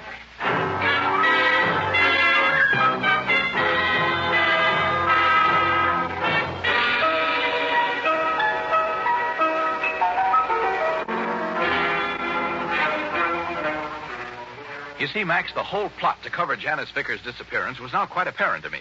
For some reason, the employees of the hotel were trying to make it seem that she'd never been there. Why, the dirty crooks. The register had been altered. The waiter, the clerk, the bellboy, the manager were all lying about not having seen her. The doctor was trying to convince Elaine that she was suffering from hallucinations about her sister. Hallucinations? In short, Max, there was a conspiracy to make it appear that Janice Vickers had never been at the Coves. Well, it was up to me to discover the reason for that conspiracy. Now, Elaine, you've got to help me. I can put together all the pieces of this puzzle except one. And that is, who would want to, well, let's say abduct your sister? Has she been in any trouble? Yes, Mr. King. What was it? I hate to tell you this, but you see, Janice is different from me. She's a year older and she's more sophisticated. And in New York, she runs around with a faster crowd. Uh-huh. Anyway, a little while ago, Janice started gambling. Oh, I see. She ran up some debts at the place where she played. Pretty soon they amounted to $25,000. $25,000? I know that's a lot of money, Mr. King. We've always been spoiled. We've lived from a trust fund, and, well, Mother has a good deal of money. Did Janice ask your mother to pay? Oh, no. You see, Mother hasn't been well recently, and Janice didn't want to worry her. So you decided to run away? That's right. And you came here to the Coves? Yes. We thought if we stayed away from New York for a while... What was the name of the gambler to whom Janice lost all that money? I don't remember exactly. Oh? It was Monty something. Not Monty Baxter? Yes, that's it, Monty Baxter. Good Lord, do you know what you've done? No, did we do something wrong? Well, you couldn't have walked into a prettier trap if you tried. You know that gambling casino right down on the point? Yes. Monty Baxter owns that. What? And I've heard that he owns this hotel as well. He owns this hotel? Sure, that's why the hotel employees are lying. Monty Baxter simply had to order them to. Oh, this is a pure case of won't you come into my parlor, said the spider to the fly. We'd better call the sheriff. Oh, he wouldn't know how to handle this. I'll take care of this from now on. But you hardly know us. You now, can't... look, you both strike me as pretty swell girls. Let's leave it at that, huh? I'll be back just as soon as I've settled things with Monty Baxter.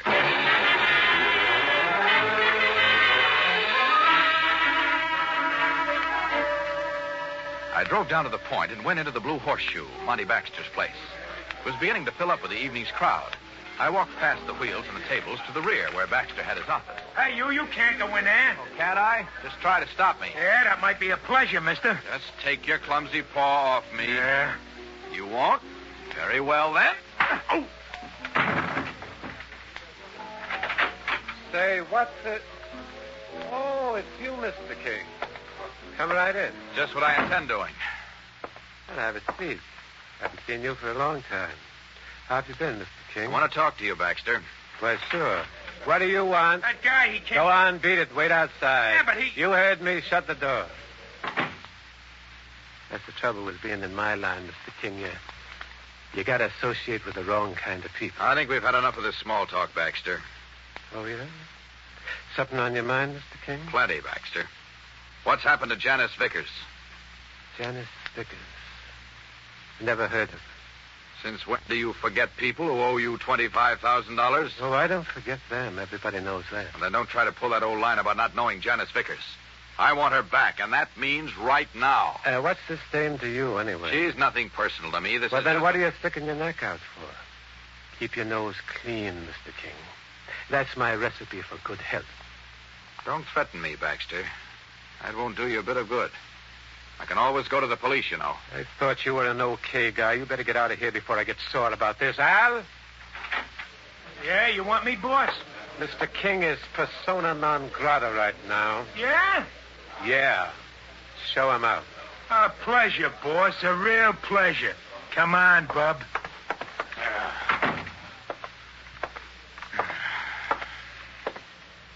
I've been looking you over. Say, you don't seem to have much of a muscle. How come you could hit me so hard? It's a matter of leverage. Leverage? Certainly. You brace yourself like this. Yeah? Balance evenly. Yeah, and then? And then this. Oh!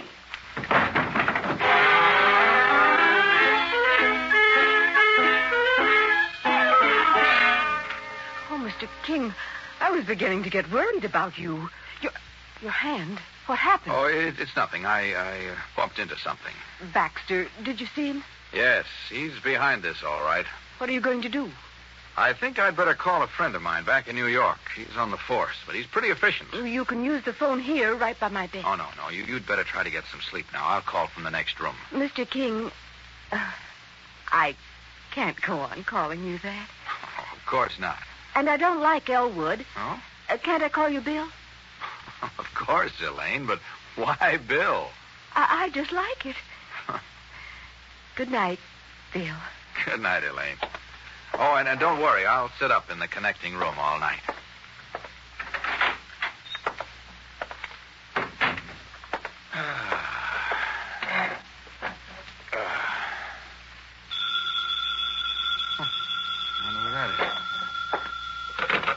Hello? This is Janice. I don't have any time, so listen carefully. I must have the $25,000 tomorrow or else... Hello, Janice. Who is this? This is Elwood King. Oh, thank goodness. For a moment, I was afraid... Oh. Hello, Janice. Janice. Hello. You don't have to flash me, sir. I'm right here. Operator, I want you to trace that incoming call for this room. I'm sorry, sir. There was no incoming call on your line. But I just spoke to someone. There was no incoming call to 316, sir. Oh, lying, of course.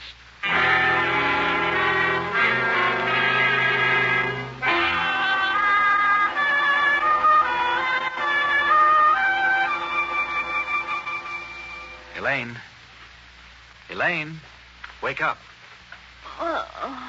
You'd better get up now. What? Oh, you gave me a start. The sun. What time is it? Well, it's 10 in the morning. You've been sleeping almost 12 hours. So late? Uh-huh. Janice. What about Janice? She called last night. Then she's all right? She will be. I went to the bank this morning. They know me here, and they advanced me $25,000. You mean you have it with you? Uh-huh. Right here in this briefcase. What's that? Oh, I sent for breakfast. Come in. Pardon? Breakfast for 3, monsieur? Yes. Orange juice, scrambled eggs, and coffee. Orange juice? I asked for tomato juice. I have it here on the order as orange juice, monsieur. Oh, well, all right. Just set it down on this night table. Thank you. Here. Oh, merci, monsieur. Now. I don't know if I have an appetite. Oh, of course you do. Well, maybe. Bill, would you get me my robe, please? It's right in the closet. Well, certainly. That's it, the blue one. Oh, yes, I've got it.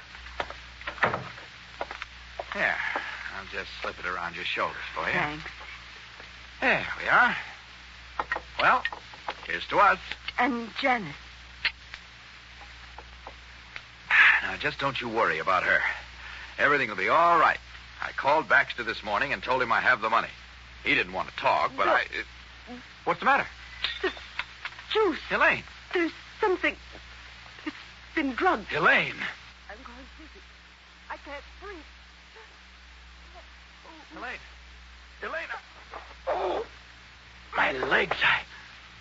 I can't stand. I must get to the phone. Can't. Oh.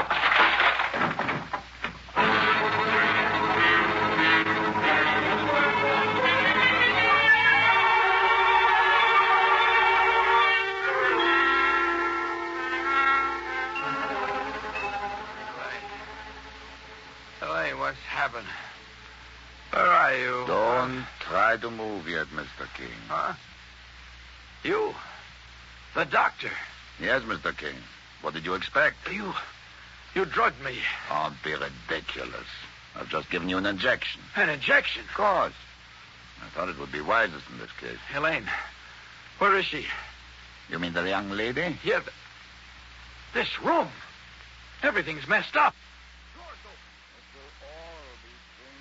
Soon, Mr. King. Yes, to cover up clues.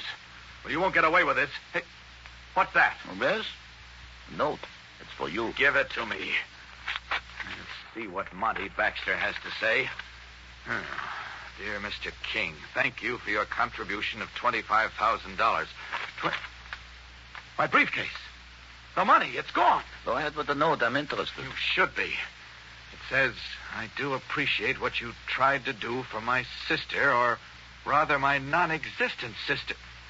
What's this non-existent sister? Continue. I'm really intrigued. Oh, by now I'm sure you realize you never saw my sister and me together.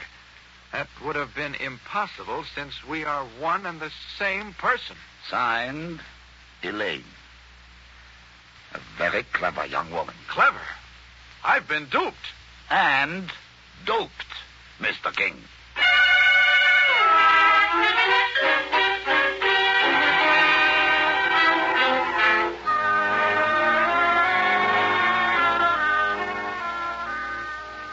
Well, Max, that's the whole story, just as it happened. It would make a terrific picture, simply terrific. I don't know. We might get away with it. Get away with it? We could make this an epic. It's box office, Max. It can't miss. Well, you might have something there. Sure. And yet, Bill, are you out on the terrace? I thought you'd be here. I want to show you the new hat Oh, hello. Hello. This is Max Conrad, dear. Max, this is my third cousin, Roseanne. Roseanne. And I suppose your name is Percy? What is this, a gag? No. Roseanne has a great sense of humor. Haven't you, dear? It's a little too hot to have it working today, darling. What? Mr. Conrad, I'm Elaine King. Elaine? Yes. Bill and I just got married 2 weeks ago in New England. Not at a place called the Cove? No. Why, yes. You mean after all that he married you? After all... Would you like a drink, dear? Wait, I get it. Bill, have you been telling that story again? Oh, Elaine. We dreamed it up the other night, Mr. Conrad, and he thinks it would make a great picture. Elaine. But I keep telling him it's too fantastic. Oh. Fantastic. That's just what I said. Oh, now you've spoiled it. Just when I almost had him sold. Well, come on. Dinner ought to be ready. Say, where's Janice, anyway? Isn't she here yet? Why, no. I was supposed to meet her at Bonwitz, and I waited for more than an hour. I called home, and her maid said she'd gone out, and I thought she'd be here by now. She hasn't been here, and she hasn't called. That's odd. That isn't at all like Janice. No, it isn't. You don't think anything could have happened to her? Do you?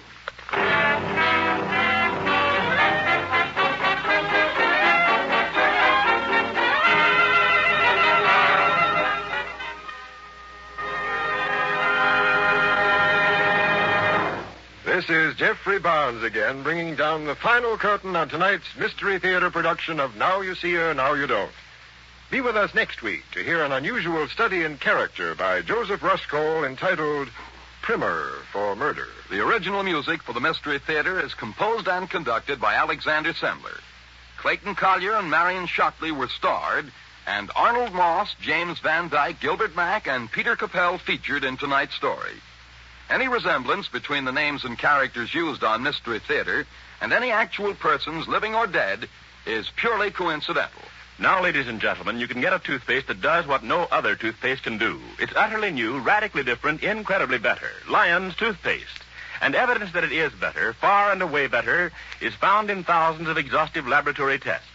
These tests prove beyond the shadow of a doubt that new Lion's toothpaste is better because they show that while cleaning teeth, it actually gets them brighter, 2.5 to 5.5 times brighter than any other toothpaste. By making these tests on scores and scores of individual teeth and measuring their brightness with exacting accuracy on special electronic equipment, fair and impartial control was constantly maintained. And I repeat, they show that new Lion's toothpaste gets teeth 2.5 to 5.5 times brighter than any other toothpaste. Now, this remarkable toothpaste, Lion's toothpaste, is not just another toothpaste, not just another old toothpaste with an added ingredient, but is completely new and radically different in formula. New Lion's toothpaste not only contains a new patented cleansing agent, but also a new and exclusive polishing agent that's so superior, no other toothpaste can match it. Hence, Lion's toothpaste cleans beautifully, polishes brilliantly, and, most amazing of all, it cleans without soap, polishes without chalk. There's nothing else like it anywhere. Tonight or tomorrow, sure, buy this utterly new toothpaste that laboratory tests prove gets teeth 2.5 to 5.5 times brighter than any other. Lion's toothpaste. And now this is Dan Seymour saying goodnight and inviting you to be with us next week at this same time when the Mystery Theater presents Primer for Murder. This is NBC, the National Broadcasting Company.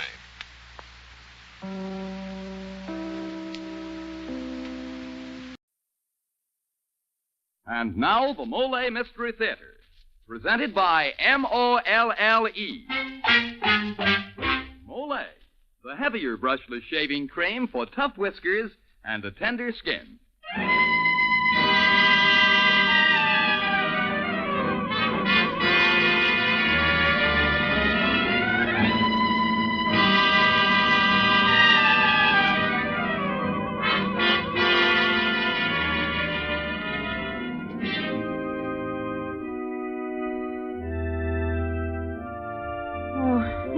Wonderful, Nick.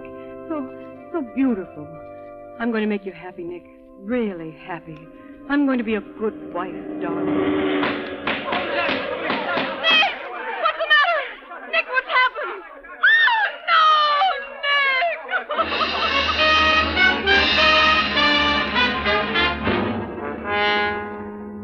Nick! Good evening. This is Jeffrey Barnes, welcoming you to the Molle Mystery Theater, the program that presents the best in mystery and detective fiction.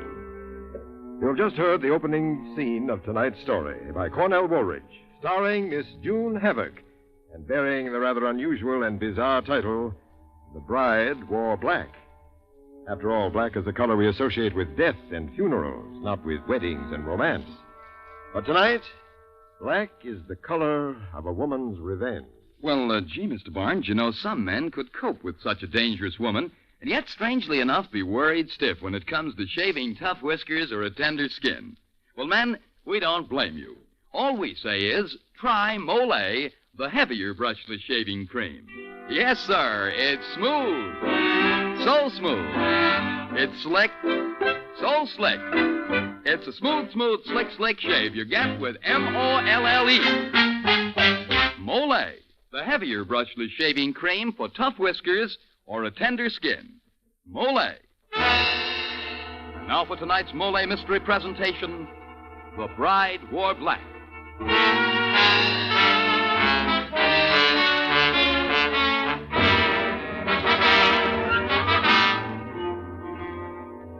In the library of a suburban estate not far from New York City, a young and beautiful woman, her red hair drawn into a prim knot, sits typing. She does not look up as a tall, heavily built man enters the room and approaches her softly. Almost finished the manuscript? What? Oh, Mr. Holmes, I didn't hear you come in. I asked. You almost done? Well, not quite, Mr. Holmes. I still have a few more pages. Well, let it go for now. I'd like to talk to you. Talk? Yes, a rather long talk. So why don't you take my armchair? Oh, no, I couldn't, thank you. I insist. I want you to sit there. But I insist on it. Well, where will you sit? I'll take your chair. Now, if you don't mind. There. Isn't that more comfortable? I suppose so. Now, just to make things a little cozier, suppose I put a little more wood on the fire. Oh, no, it's too warm in here already. Warm? I feel a chill. Listen to these two logs. Ah, look at them catch fire. Now, suppose I just turn on this recording machine. Why, what for? I want this little talk of ours recorded. You see, there's something I want to clear up between us. Something you want to clear up? Yes, Mrs. Killeen. Mrs. Killeen? Oh, I know that's not the name you gave me when you came to work as my secretary. But it isn't my name. I happen to know better. But let's not get off on any tangents. We both know who you are. What on earth The are you... one thing I don't know yet, the thing I'd like you to tell me now, is just how and when you intended to murder me. Murder you? Why, oh, you're joking. Why should I want to kill you? I think that'll come out in our talk, Mrs. Killeen. Well, I don't No. intend Sit to right where you are. You're not going to get up out of that chair. Well, you can't keep me here. Yes, I can, and I will. I suppose you just listen to me, without interruption. But you have no Without right interruptions.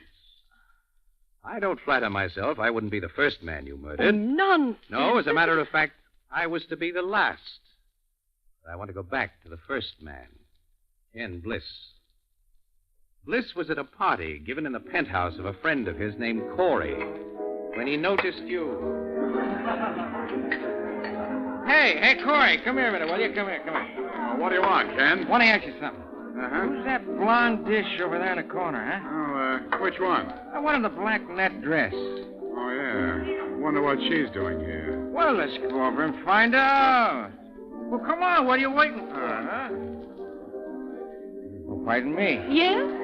I brought our host over to introduce us to one another. Well, go on, Corey. Start hosting. I'm not sure I remember the young lady's name. Why, of course you do. It's Nora. Nora? You sure? Of course I am. Oh, of course. Maybe I got you mixed up with someone else. Uh-huh. Perhaps you have.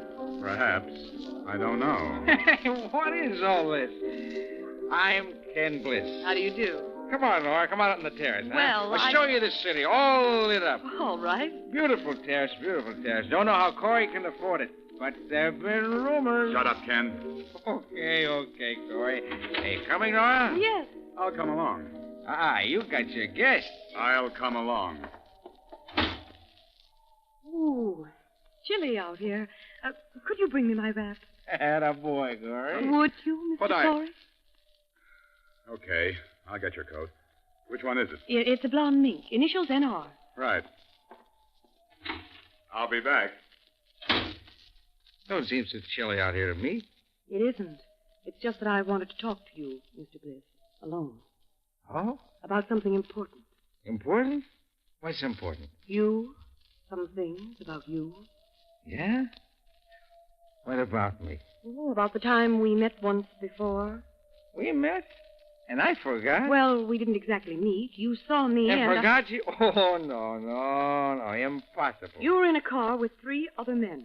That could be 100 times. But this time the car's license number was D3827, remember? No.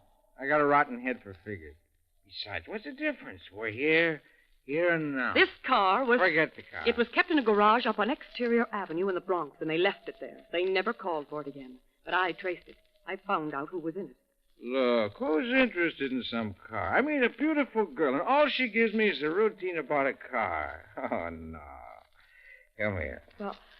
Now, let's just stay interested in us. You and me.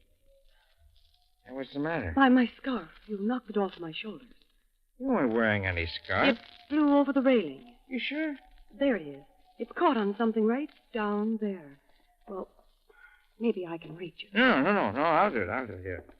Look out. Let me. Now, where's the thing, huh? Right there. Don't you see it? Watch out. Don't lean over too far. Oh, boy, it makes me dizzy. I don't see your scarf. Right below you. A little further. A little more. Hey, what you doing? Getting even for Nick Killeen. Huh? No. No, don't.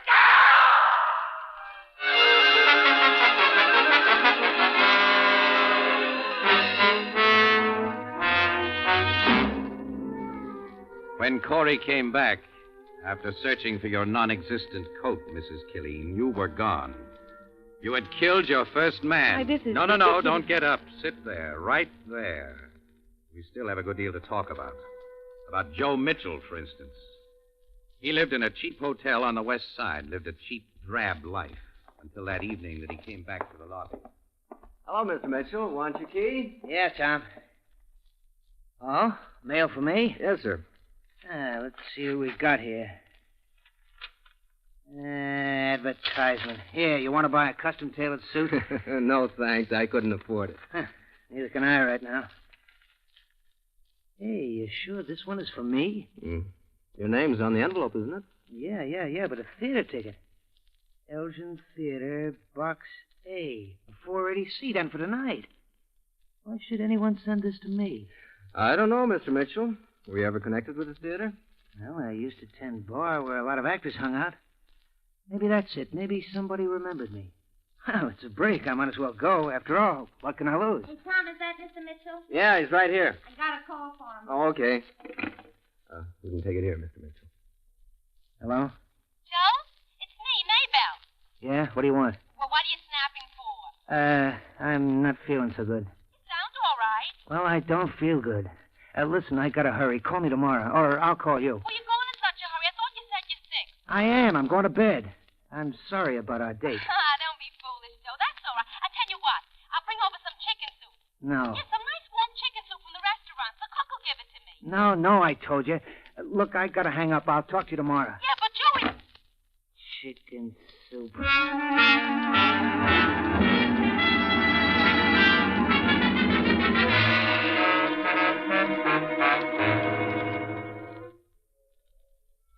Oh, excuse me. Do you mind if I take this seat? Why, no, not at all. Plenty of room. Oh, you're just in time. They're dimming the lights. Want to come too early? Tell me, someone send you a ticket, too? No, this is my box. But I must confess, I sent you your ticket. You sent Yes, I wanted to see you again. Again? But I never saw We can't talk here. I want to be alone with you. Yeah, but the show's about...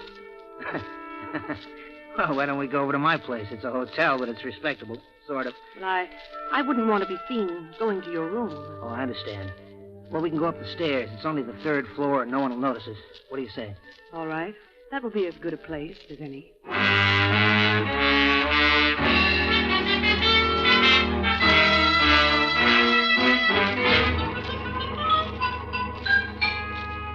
Well, I can see by all the girls' pictures on the walls that you're really a ladies' man, aren't you? Oh, those? No, they don't mean a thing. You know, I've always been looking for something, the right one, someone with class like you. I can imagine. No, this is no gag. I mean it. Just by being here, you make this room seem, well, I don't know how to say it. Something wonderful. You give it a kind of feeling. You understand? It's like I'd arrived somewhere I always wanted to go. Maybe we can arrange that. Let's have a drink. Oh, swell. I've got some rye here in the closet. Don't mind having it straight. No, I can have mine with water. If I'd known, I would have gotten something good. This will serve its purpose. Turn on the radio. I'll pour it out. Okay. Want anything special? No, just the music. Now for a drink. Here's yours. Okay. Here's to a long life and a merry one. Yes, a long life. Well, aren't you having any? What's the matter? It's not bad stuff. I was just thinking. Thinking? About what? About our first meeting. Yeah, I've been wondering about that. Where'd I ever see you before? On the steps of a church. On the steps of... Oh! What's wrong? Hey, that's funny. Nothing, just a pain in my stomach. Go away. What's this about you on the steps of a church? I was getting married. Married? Don't you remember now? No, Oh, it's the darnest thing all of a sudden, too. Oh, enough of this radio. It's burning. Don't you remember the church, the wedding, and then right after? Look, something's wrong. I gotta call a doctor. No, you're not going to call a doctor. What? You're too late for a doctor. Too late? What'd you do to me? I don't know you. Yes, you know me. I'm Mrs. Nick Killeen. Nick Killeen? I don't understand. You don't remember Nick Killeen and the girl on the steps in her wedding dress? You don't remember that? Now, open the door, see. My wedding day, and you were there. You and 3 others. Oh, you got me all mixed up. Joe, it's Maybelle. Yes, what do you want? Oh. Well, I don't want to barge in, but I got some chicken soup for Joe. Listen, get out of here quick. Make sure people see you leaving and take that jar of soup with you. Why, what's the matter? Do as I say. I don't want you to get into any trouble. I don't have anything against you. You must be nuts. All right. Go on in and have a good look.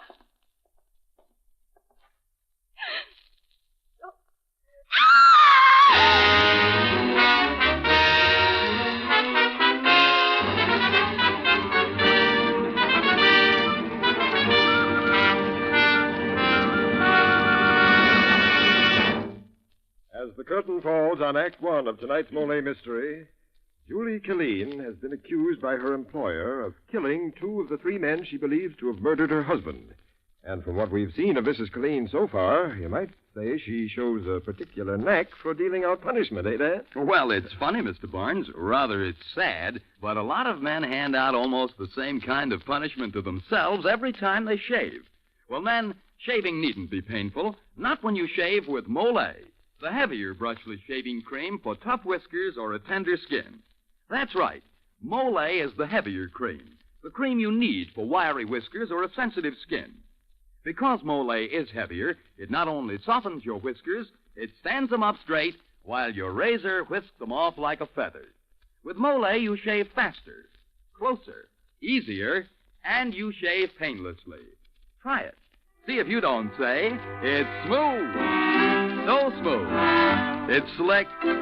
So slick. It's a smooth, slick shave you get with M-O-L-L-E. Molle, the heavier brushless shaving cream for tough whiskers or a tender skin. And now back to Jeffrey Barnes and Act Two of The Bride Wore Black, starring Miss June Havoc.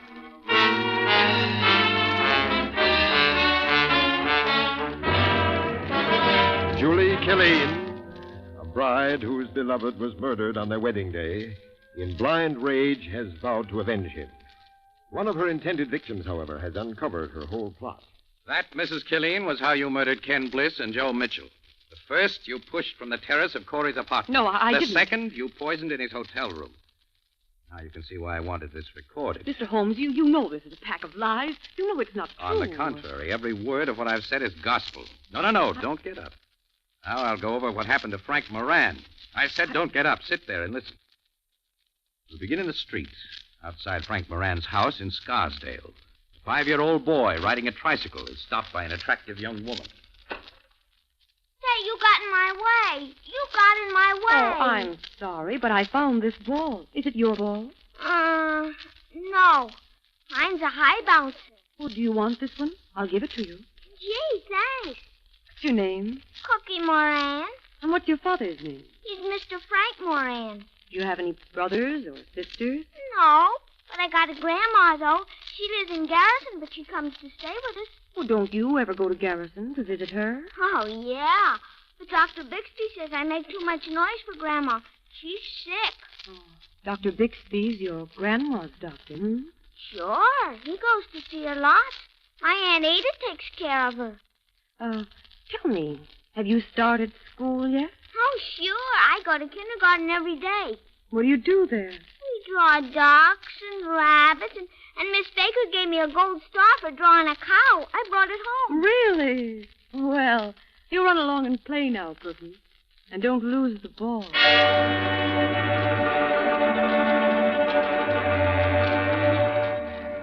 Frank!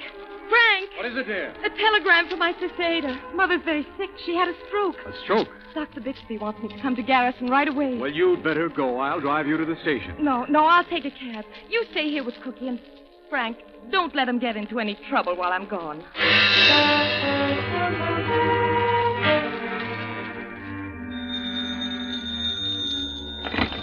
Hello?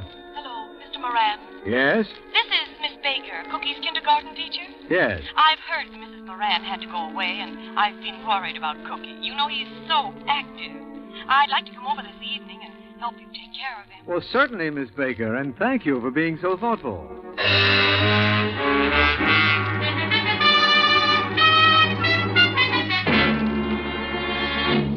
You're not Miss Baker. Baker, you're not. Why? You're the lady on the street. Now, Cookie. Why, son, that's not the way to talk. It's nothing to be alarmed about, Mr. Moran. It's just that he's very imaginative. What's the matter with you, Cookie? I thought you liked Miss Baker. She isn't Miss Baker. Let me handle him. I'm used to this. Now, Cookie, didn't I just give you a gold star the other day for drawing a cow? Huh? And didn't I tell you I was going to see your parents someday and tell them how good you are in school? Did you? You know I did. Well, if you're Miss Baker, how come you don't look like Miss Baker? That's because I'm not wearing my glasses. You see, Mr. Moran, there's a fine point of child psychology involved here. Cookie's used to seeing me in the kindergarten and not in his home. Of course. But now that he's getting used to me here, I think he's beginning to recognize me. Aren't you, Cookie? Yes, Miss Baker. Yeah, that's better. Now, how would you like to show me this? Here's a closet under the stairs. I used to hide in here when I played hide and seek. Only now I can't. Why not? Daddy won't let me. He says there's no air in there. Look, I'll show you. I'll crawl in. There's nothing in here, just me. Mr. Moran! Mr. Moran! Yes? Come here, please, please. What is it, Miss Baker? What's happened? Well, Cookie's locked in the closet, and I can't get the door open. Now, don't get frightened. There's nothing to it. It can't be opened from the inside, but all we have to do is unlatch it like this, and the door comes open. Oh.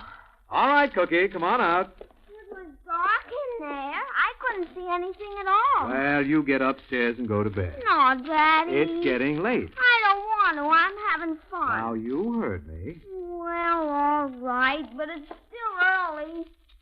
Good night. Good night. Oh, that gave me a fright. He's getting locked in there. I know. I was afraid the door had jammed. I don't let Cookie go in here. The door's solid oak, about 2 inches thick, and there's hardly any space at all. Yes, it is small. How long do you suppose a person would last if he got caught in there? Oh, I don't know, an hour or two at the most. The closet's airtight, and I don't... Oh, my goodness. What, is something the matter? Oh, my bracelet. Your bracelet? Cookie had it, and he must have left it in that closet. Oh, well, I'll get it. I'll just feel around here, and I'm sure I'll find it for you. Just hold the door open, will you? Frank Moran. What? Did you say something? This is for Nick Killeen.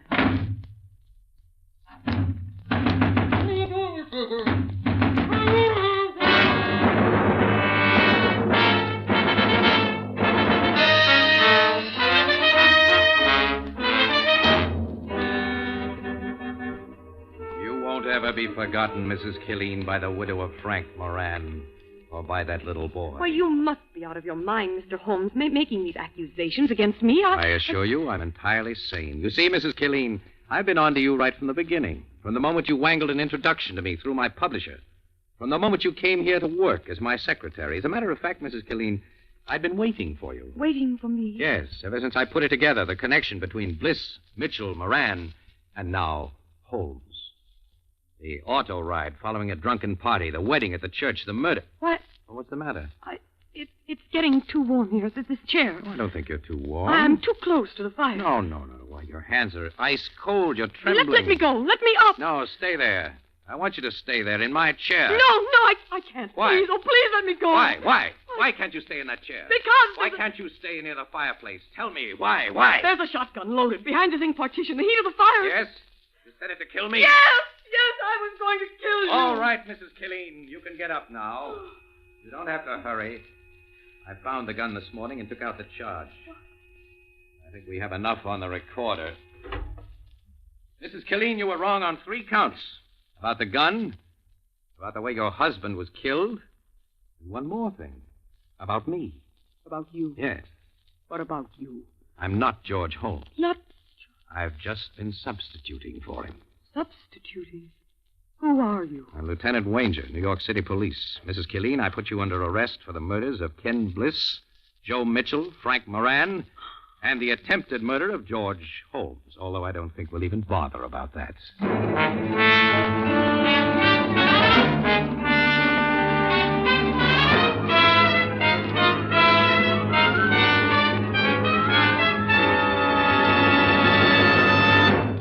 This is Jeffrey Barnes again. In just a moment, we'll bring you Act 3 of The Bride Wore Black.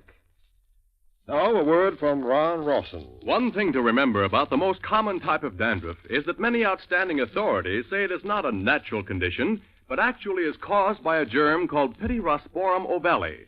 Now, the only way you can get real relief is to destroy this germ. And simply washing or brushing away loose dandruff won't do it. But double danderine will. Yes, double danderine really works because it gets at the cause of this dandruff and kills it. Actually kills the germ on contact. Results with double danderine have been remarkable, even in many stubborn cases.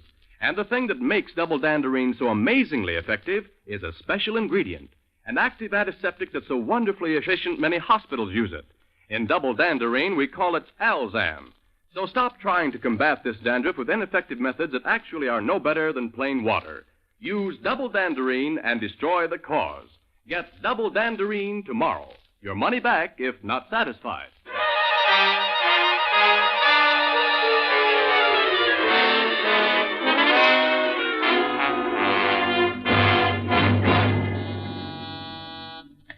Yes? Mrs. Killeen out here for you, Lieutenant. Okay, bring her in.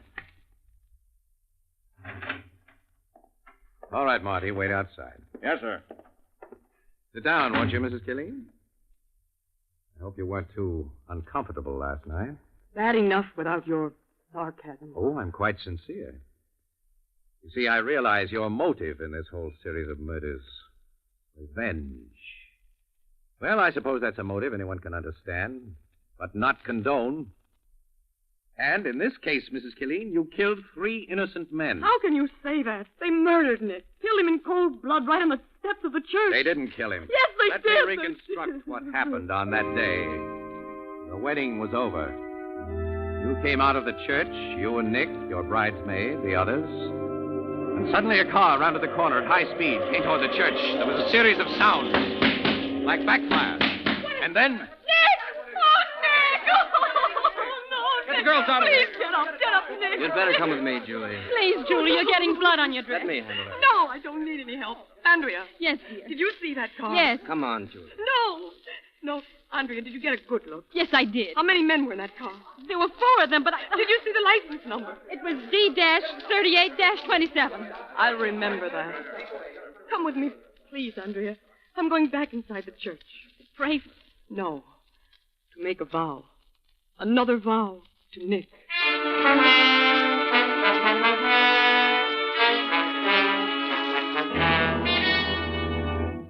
That's what happened on the steps of the church, isn't it, Mrs. Killeen?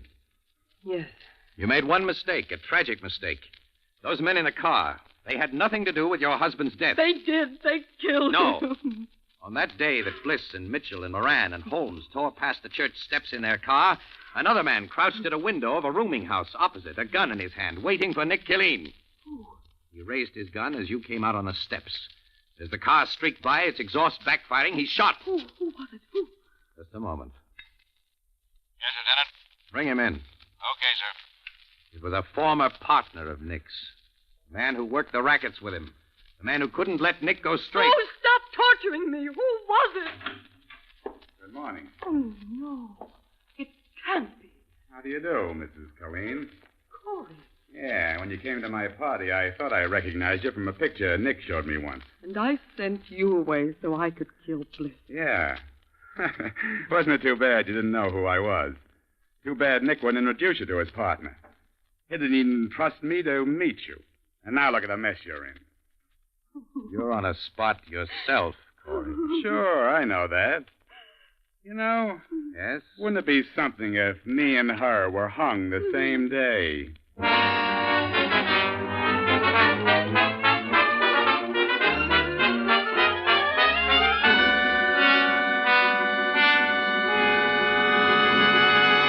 And now this is Jeffrey Barnes again, inviting you to join us next week when we present a great tale from the pen of Vincent Starrett entitled The 11th Juror, which will star Sidney Blackmer, popular star of stage and screen.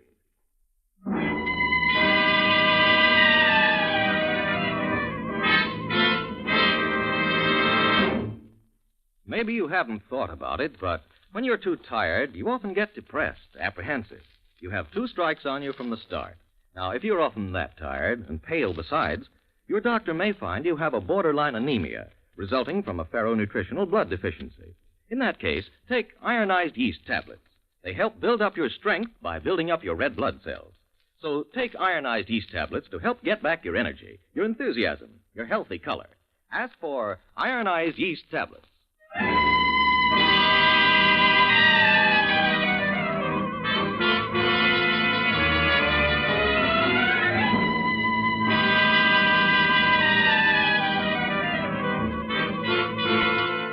The original music for the Mystery Theater is composed and conducted by Alexander Semler. Any similarity between the names and characters used on this show and any actual persons, living or dead, is purely coincidental. Tonight's play was adapted for radio by Paul Monash. This is Dan Seymour saying good night until next Friday at this same time, when the Mystery Theater presents The 11th Juror.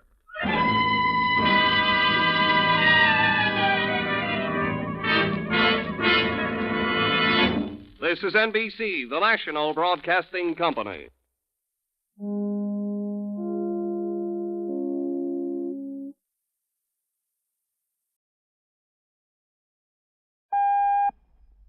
And now, the Molle Mystery Theater, presented by M-O-L-L-E. Molle, the heavier brushless shaving cream for tender skins.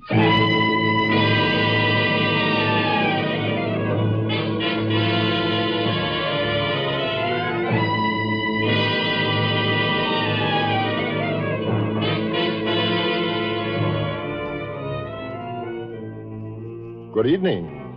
This is Jeffrey Barnes, welcoming you to the program that presents the best in mystery and detective fiction. Tonight's story is a hard-boiled gangster tale written by Martin Ryerson and entitled Alibi for Murder. It's about a very ordinary young man named Dave Whitman who was destined from birth to be involved in 2 gangland killings. Yes, destined from birth. Puzzling?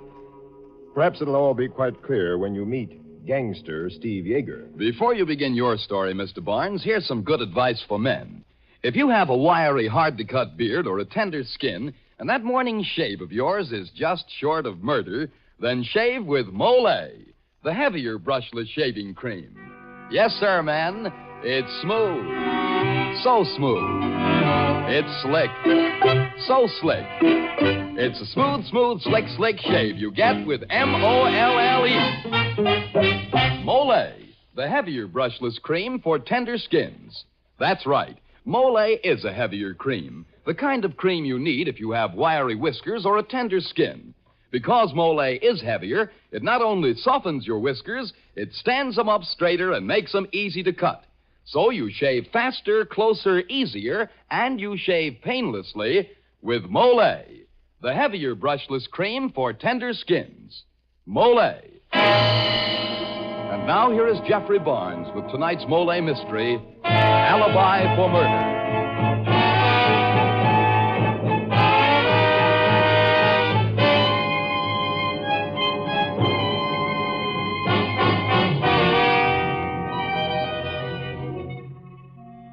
3 men stand in the windowless, ill-lighted little room in the huge warehouse.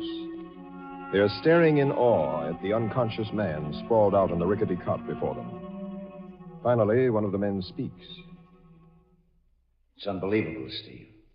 I read about things like this, but I never expected to see it actually happen. How bad's he hurt, Doc? 1 bullet grazed the back of his head. It's the slug buried in his shoulder might cause trouble. He should go to a hospital. Hospital, nothing. You do this job yourself at my place. But, Steve, it's dangerous. He could die. But he ain't gonna die. You're gonna make sure he don't. Okay, Steve, you're the big boss. You know I never argue with you. Bob. Yeah. Yes, Mr. Yeager. You're sure nobody knows about him except you? Well, it happened just like I told you, Mr. Yeager. I heard the shots while I was making my nice rounds of the warehouse. I ran outside, and there he was, laying in a heap on the sidewalk. And the car that the shots came from, beating it away in the darkness. At first, I thought this was you, Mr. Yeager. Oh, you did, huh? You didn't catch the plates in the car, did you? No, it was too dark, Mr. Yeager. Okay, Pop, thanks a lot for calling me. I won't forget it. Just keep it under your scalp. Oh, don't worry, Mr. Yeager. I won't say a word. I'm sure you won't. Better get back in your rounds now, Pop. I don't want to hold you up and make you late. Okay, Mr. Yeager. You're very considerate. Good night. Steve, you shot him in the back. What's that gag about dead men keeping their mouths shut, Doc? Okay, bust things up. Make it look like a robbery. Then let's get this Joe over to my apartment.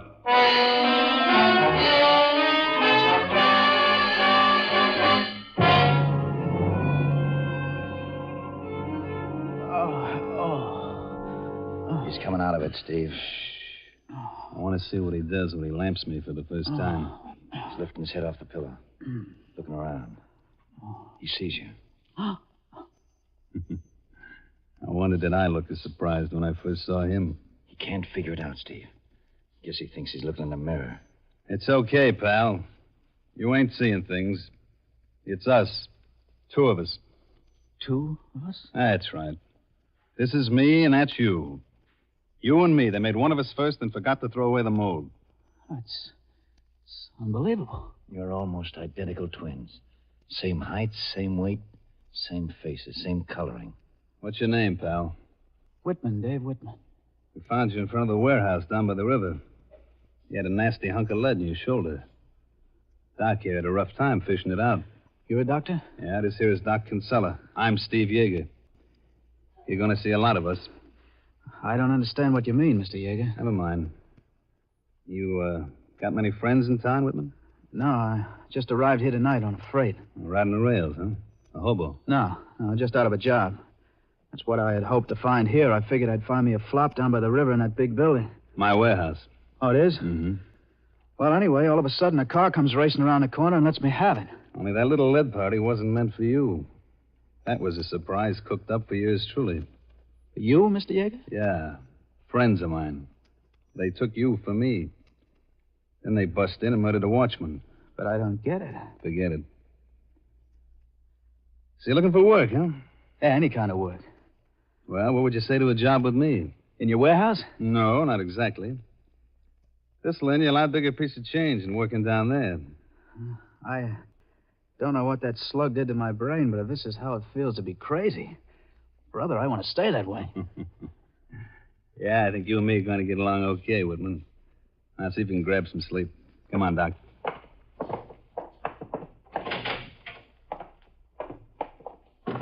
Lock the door. Why? He can't. Lock the door. Why, Steve? I don't want anybody to know I got me a spitting image. Sit down, Doc. Steve, what exactly do you want with Whitman? I want him so I can be in two places at once. There's a few things I've been wanting to attend to for a long time, Doc. Only I needed an alibi. I don't follow you, Steve. It should be simple for a guy with a brain big enough to earn him an MD.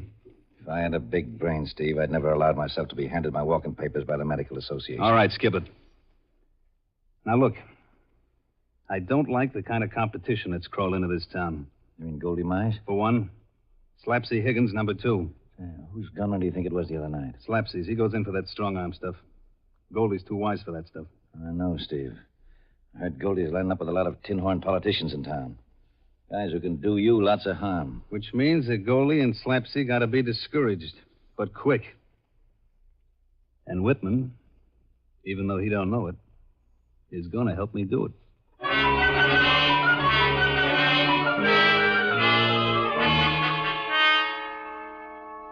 Well, kid, you're looking fine. No one had guessed that 10 days ago you had a slug in you. Yeah, Doc. All right, Whitman, let me look at you. Now, keep that bow tie straight. And it keeps twisting. Well, don't let it twist. And don't do up the bottom button on your tux. Huh? Yeah, pull that handkerchief out of your pocket a little further, like that. Okay. All right. Let's go over to the mirror and see. Well, Doc, what do you say? Except by instinct, Steve, I'd say it was improbable. Even your own mothers could tell you apart. I hardly know which of us is me. Neither one of us is you. We're both me. And don't forget it, even for a second. Yeah, okay, Steve. Now you're going to my nightclub with Doc. Your nightclub? That's right. The Silver Swan. I own it. Doc will point out everybody in the place to you. Tell you anything and everything you need to know about him. If you get in a spot and you don't know what the answer is, just stick us a guy in your face and let Doc do the talking. You got it? Yeah, I got it. Now, there's only one rub. What's that, Steve? Lorraine. Oh, Lorraine, she's your girl, isn't she? How do you know about her? I read all about her on those clippings in your press book. Sings at your nightclub. Is she really as pretty as that photo on the piano? Never mind how pretty she is, or ain't. Steve, you usually kiss her when she comes over to the table. If he doesn't kiss her, she might get suspicious and ask questions. Okay, Whitman, you'll have to kiss her. Oh, I will? But make it quick. And when you do kiss her, grab her like I do. Come here, I'll show you how. Maybe you two would like to be alone. Shut up. Don't you dance with her or anything, Steve? No, kiss her quick, Whitman, and get rid of her. Tell her that you and Doc got important business. Say you'll see her after the last show. By that time, I'll be there, and you'll be back here in the penthouse again. You understand? I understand, Steve.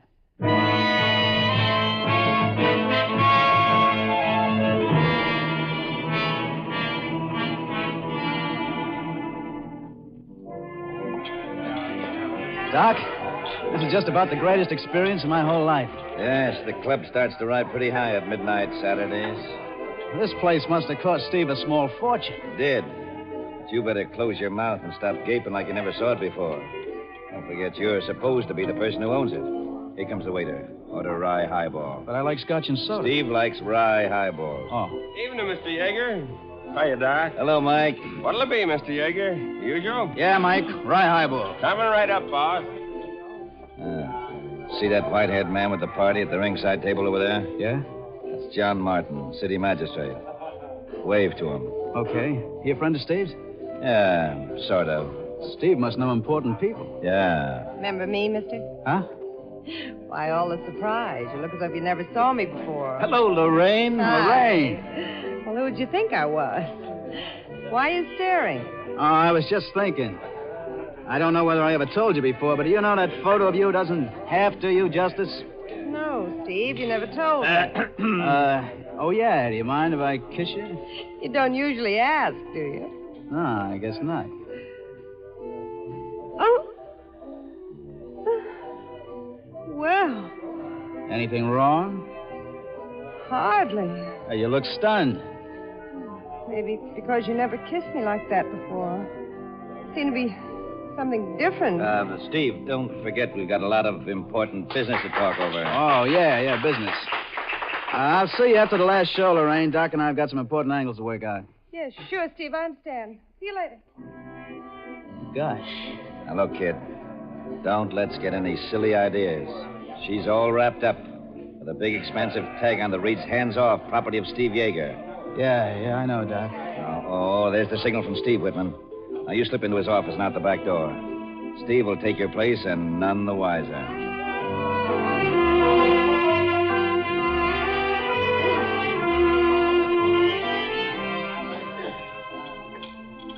Sure nobody caught wise he wasn't me sitting at this table all the while, Doc? No one, Steve. Not even Lorraine. Hang on to your bridge work, Doc. Here it comes. Where? Through the front door. McAfee and Fennick. Yeah, the headquarters twins. Well, if it ain't my two old sidekicks, Sergeant McAfee and Joe Fennick. Grab chairs and sit down, boys. What are you drinking? Sorry, Steve, but this isn't that kind of a visit. Goldie Mize has just been bumped. Goldie Mize? Less than an hour ago, Steve. No kidding, man. Oh, that's tough. Goldie was an okay guy. What's that got to do with me? Captain got an idea in his head. He wants you brought to headquarters for questioning. Mac, I've been here in the club with Doc ever since midnight. You sure, Steve? All the time? Sitting right here at this table we were. Well, of course, though, except for about 3 minutes when I went into the office to write out a check. And we have everybody here in the club to prove we were here. There's John Martin, Health Commissioner Woods. They'll vouch for you? Sure. You want me to call them over? Skip it. I'll talk to them later. Sorry, Steve. Guess we made a mistake. Yeah. I guess you did.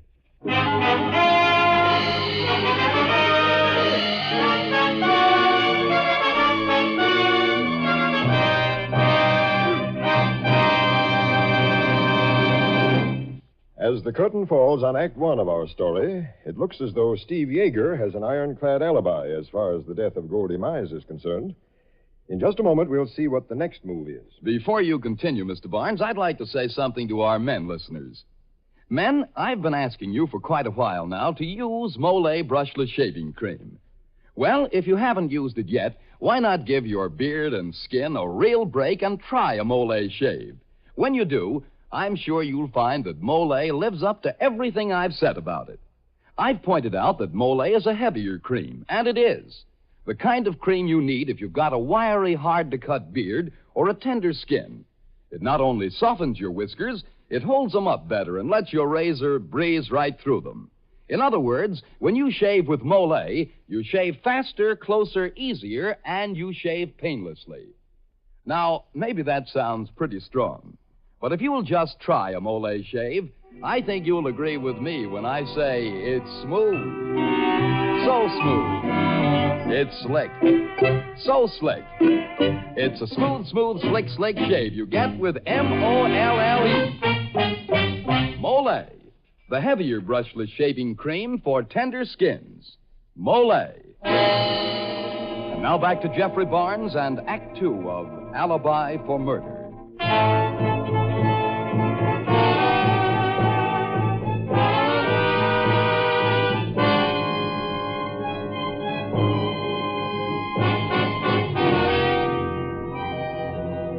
By a strange coincidence, the down-and-out Dave Whitman is a perfect double for the notorious gangster Steve Yeager. While Dave poses as Yeager in the latter's nightclub, the gangster commits a murder. Now Yeager and his sidekick Doc are entering Yeager's apartment. Did you see that McAfee's puss when I told him I was sitting in the club all the time? And how quickly he backed down when we started rattling off the names of the witnesses who saw you in the club? Yeah. Whitman, what do you call this? Why, you got your old clothes on. The clothes you had on when we picked you up.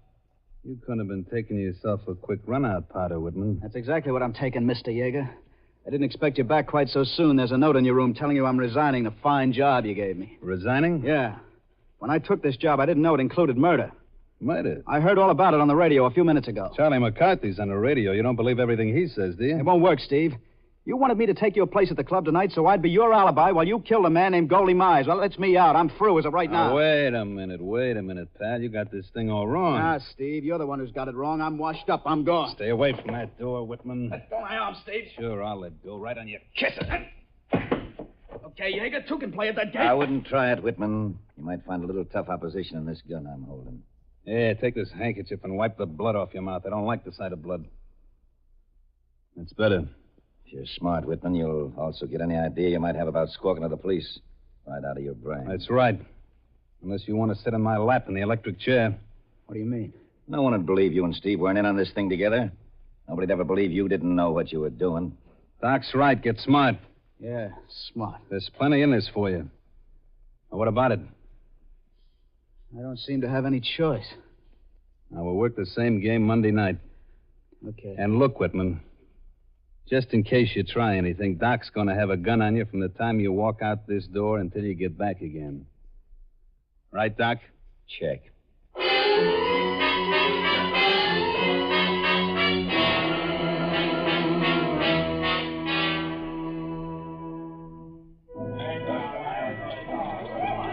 Doesn't this club ever have a slow night, Doc? It's jam-packed again tonight. Yeah. What do you keep looking around over your shoulder for? Expecting somebody? I'll be seeing you, Doc. Hey, where you going? To meet the somebody I was looking for. She just came through that little door we were talking about. Wait, come back here. Hi. Oh. Hello, Steve. Hey, you sound surprised. It's the first time I ever saw you come to meet me. Anything wrong? Wrong? Yeah, you stepped back away from me as I went to kiss you. Oh, I'm sorry, Steve. Oh, You look bewildered. I am. Why? Why, you kissed me just now. You kissed me like that Saturday night when I came to your table. Something about it seemed so different. Steve, we got business to talk over, remember? Oh, yeah, Doc. I tell you what. You sit down and get all the details worked out, and I'll come back and argue the whole thing out with you. But, there's that argument in my pocket. Might not wait. Are you trying to tell me you'd use an argument like that on Steve Yeager in front of all these nice people? But... I said sit down, Doc. Now, I mean sit down. Okay. I'll be waiting. Doc seems to be kind of unhappy about something. Doc's getting older, ain't? No more romance. I never heard you mention the word romance before. Well, there's a lot of words you probably haven't heard me say that you're going to hear. Shall we dance? Love to. Lorraine, Yeah? I've been wondering lately. Are you really in love with a guy named Steve Yeager? That's a funny question. But now that you've asked it, I always liked your looks and type, Steve. But except for twice, I'm afraid I've never been really in love with a man inside. You said except for twice? That's right. Saturday and... Tonight? Uh-huh. I just can't explain it, Steve. I suppose it sounds kind of silly, but you almost don't seem like the same person.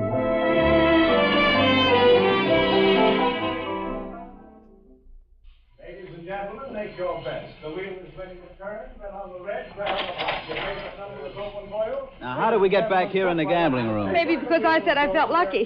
How lucky? Tonight, just about the luckiest person alive. You got a quarter, lady? Could be. Why? Let me have it. We'll pool our interests. I've got a dime. A very lucky dime. I thought you never This gambled. is a special occasion. Let's have the quarter. All right. Here you are. Here, you drop this lucky dime into your purse. There. But I... Come on, let's try our quarter on these slot machines. All right. Ah, this looks like a lucky machine. Here, you drop in the quarter. Okay. Now, I yank the lever. Oh, those little wheels are spinning just like my brain. It's all so mixed up. 4 bars. Jackpot. Oh, those quarters. Oh, there must be easily $10. Tell you what, you take these quarters to the cashier and get 1 blue chip.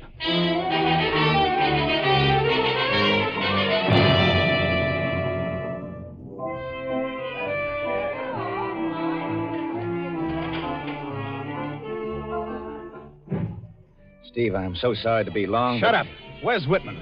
Been cooling my heels in this office for the past half hour. You know I can't leave here until he comes. He was at the big table, Steve. Let Lorraine walk away with 5 G's. $5,000. The dealer naturally thought he was you. Every time he smiled, the dealer touched the little button under the table, and the bell stopped on the number Lorraine had her chips You on. stupid fool. This is all your fault. But, Steve... Shut up.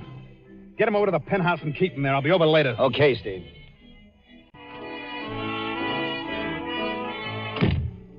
Oh, that Whitman, I'll break his neck when I get him that punk.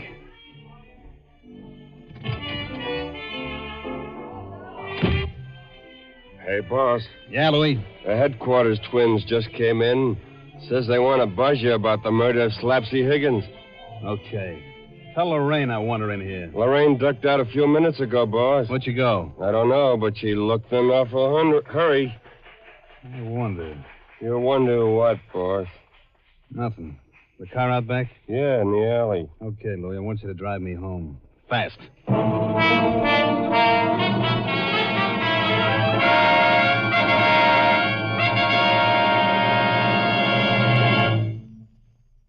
This is Jeffrey Barnes again. In just a few moments, we'll bring you Act 3 of Alibi for Murder. When you have dandruff, you might just as well try to combat it with plain water as with most ordinary hair preparations. For such products, simply remove loose dandruff, and you can do that with plain water. To do more, to fight dandruff effectively, use double danderine. For double danderine is a scientific product that does what most ordinary hair preparations can't do. It goes to work on your scalp and actually kills on contact the germs that many outstanding authorities contend are a cause of a common type of dandruff. Now, the reason for double danderine's amazing effectiveness is that it contains a special ingredient called Alzan, an active antiseptic so remarkably efficient, many hospitals use it. Among hair preparations, double danderine and double danderine alone contains Alzan. So stop trying to combat dandruff with preparations that can't compare with double danderine. If you're not satisfied, return the empty bottle and get your money back. Buy double danderine at your druggist's.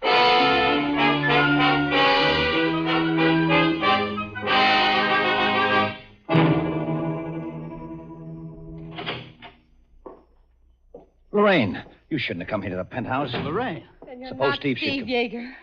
Oh, darling, I'm glad. I'm so glad. Oh, Lorraine, darling. I tried so many times to tell you the truth tonight, but for once Doc's right. You shouldn't have come here. Who are you? My name's Whitman, Dave Whitman. Don't say any more, Whitman. I warn you. Steve used me as his alibi for murder. I would have made a break for it, but I couldn't go without you. With that money we won tonight, Lorraine, I hoped we could go away somewhere and start over. You've got to go, Lorraine. If Steve finds you, he'll kill both of you. Been reading my mind, huh, Doc? Steve. Steve, I didn't hear you come in. Louis just drove me over from the club. Well, it's like something out of the movies. The big hero with a protecting arm around the girl's waist. It's kind of corny, Whitman. So this is why you took the quick run out from the club, huh, Lorraine? I was right. There are two of you. But not for long. Whitman, where are those rags you first came in? Why? Don't ask questions. Where are they? In the bottom of the closet in the bedroom. All right, Doc. Keep that gun of yours aimed at his shirt stud. I got me a quick change to make.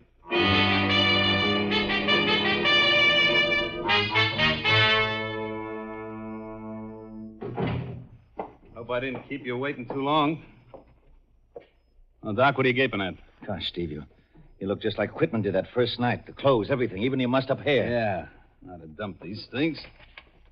Hey, that's your wallet and credentials you're putting on the table. Won't need them anymore. Now, Doc, I'll take your rod. Sure, Steve. Here, but I don't understand. It's simple, Doc. This is the end of the line. This is where you three get off. Three? And Steve Yeager goes on alone. But, Steve... You've outlived your usefulness, Doc. Besides, you and these two are the only people in the world who know I have a double. But, Steve, I wouldn't talk. You know that. I know you haven't talked so far. But, Steve, I'm not Papa Slaps your Goldie. I'm your friend. I'm taking no chances, Doc. You, this two-timing dame, and the phony Steve Yeager get the lights blown out here and now. Steve, no, please. I had it figured out for a long time, Doc. You and the dame get it with my gun. Then while you're dying, you give it to Whitman here with your gun. Anyway, that's how it's going to look to the cops. You're going to make them think Dave is you? That he killed Doc? That's right. Going to look swell in the tabloids. Doc Kinsella fooling around with Steve Yeager's girl, then who walks in but Steve? You'll never get away with it, Yeager. Why won't I? The cops haven't even got a fingerprint of me. I'll just fade into the ozone and become a character named Dave Whitman. But why, Steve? Goldie's gone, Slaps is gone. You've no more competition in town. So, Steve.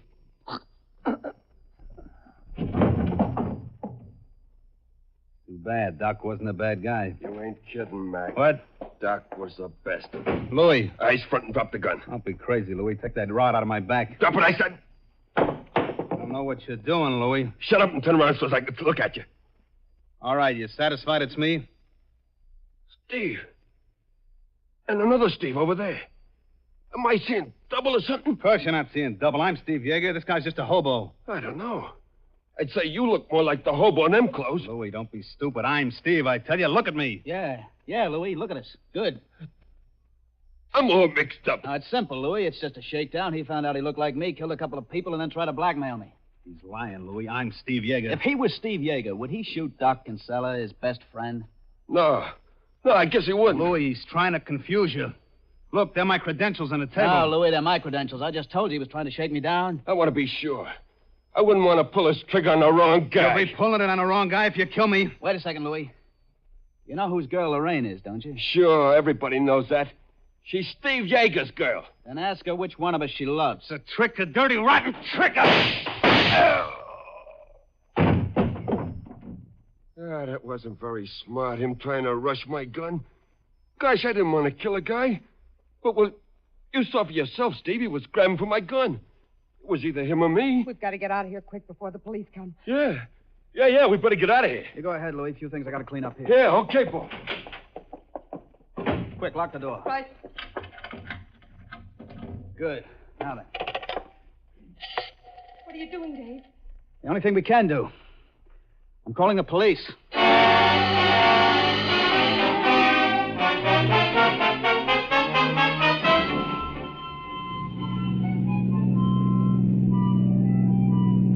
Where are we going, Dave? Any place where people won't take me for Steve Yeager's ghost.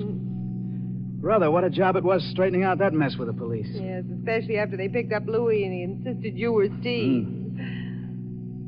What are you thinking about, darling? Well, honey, 2 weeks ago, I rode into town in a freight car with a thin dime in my pocket. Now I'm riding out of town with the world in the palm of my hand.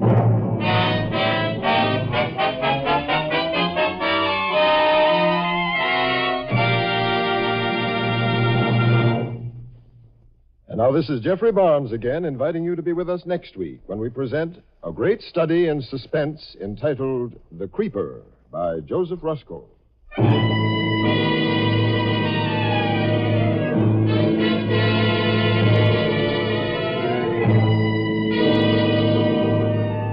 The original music for the Molle Mystery Theatre is composed and conducted by Alexander Semmler.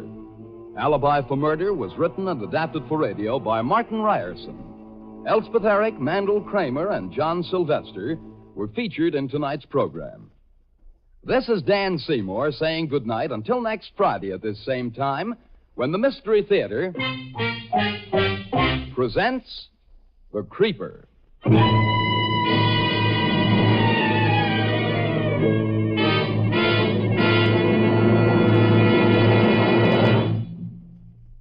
Tonight's Mystery Theater presentation came to you from Radio City in New York.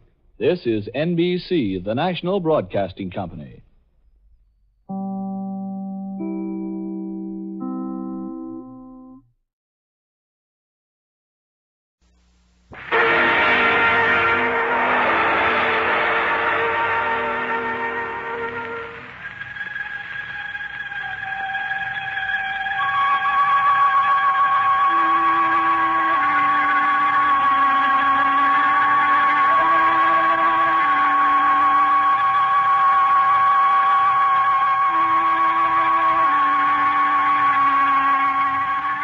Just a scrap of paper with a few lines of writing on it. There's a person we know of who paid $10,000 for it. Why?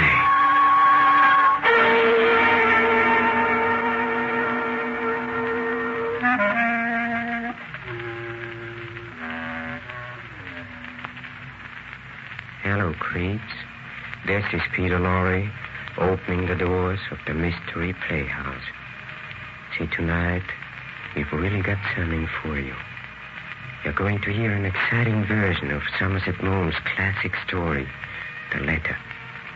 Come with me to Singapore, pre-war Singapore, meeting place of 100 races. Singapore, where the sun beats down fiercely and passionately, the crowded streets glittering in a stifling heat. But in the law office of Edward Joyce, it is pleasantly cool. Cool, that is, until the ringing of the phone, heralding the events that were to set fire to Mr. Joyce's conscience, burning their lesson into his memory forever. Hello? Hello, Joyce? This is Robert Crosby. Listen. Something terrible has happened. Well, now, take it easy, Robert. Nothing's worth getting excited about in this heat. But they put Leslie in jail. What? What'd you say? I know it sounds insane, but they've locked her up. What now? Wait a minute. Now, calm down. What's all this nonsense about? What's Leslie charged with? Murder. Murder? They say she killed Jeff Hammond.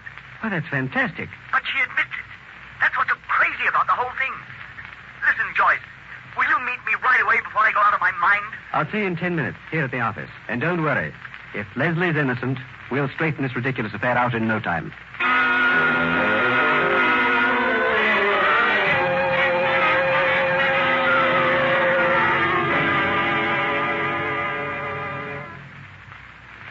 Now go on with your story, Robert. Jeff Hammond came to your bungalow while you were away. He made advances to Leslie, and she shot him. Now you go on, please. But that's all there is, Joyce. What? That's what's so insane about the whole thing. We'd known Hammond for years. His plantation was right next to ours. We often had him out to dinner, and, well, he always seemed such a decent chap. I just can't understand how he could have acted that way. He must have been mad. I see. Well, then, it's a clear case of self-defense, and you've nothing to worry about if your wife is telling the truth. What the devil do you mean? Now, don't get excited, Robert. Now, suppose Leslie were trying to protect someone. But why? Someone she loves. You. What? Well, perhaps Leslie thinks that you killed Hammond. But why should I shoot Hammond? Well, perhaps you were jealous of him. Perhaps you found them together. Perhaps... Oh, that's ridiculous, Joyce. I wasn't even home that night, and I can prove it. Oh, you weren't? Well, then we must accept Leslie's story. Of course. Leslie's never even looked at another man since we were married. We've been very happy. Everything was perfect until this horrible thing happened, and now... I tell you, I don't know what I'd do if I lost Leslie. Don't worry, Robert. We'll do everything we can. And the first thing that I'm going to do is to visit the jail and get the facts from Leslie herself.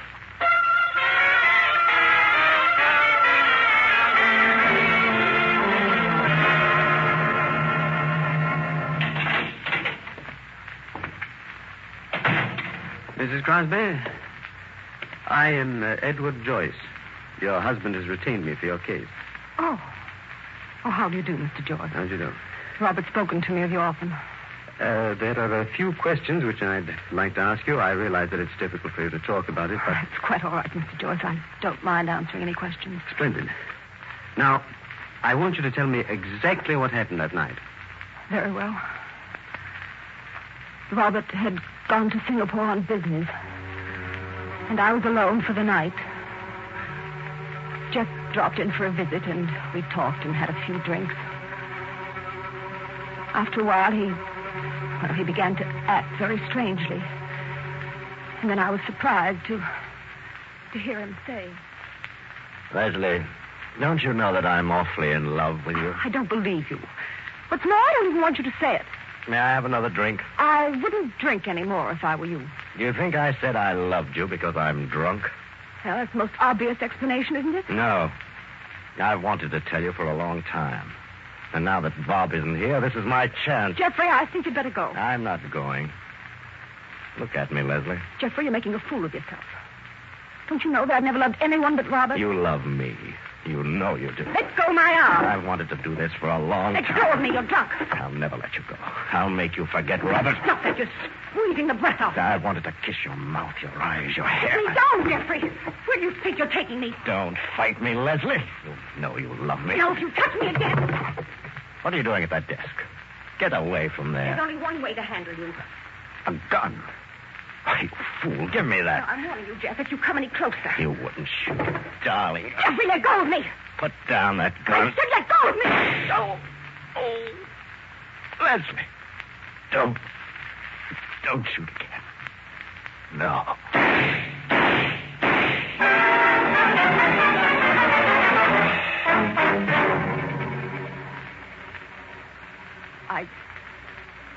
I didn't know what I was doing. I fired and until the gun was empty. Well, that's all, I guess. That is all? Yes. Yes, that's just the way it happened. I see. Well, I don't think that you have anything to fear, Mrs. Crosby. We'll have you out of here very soon.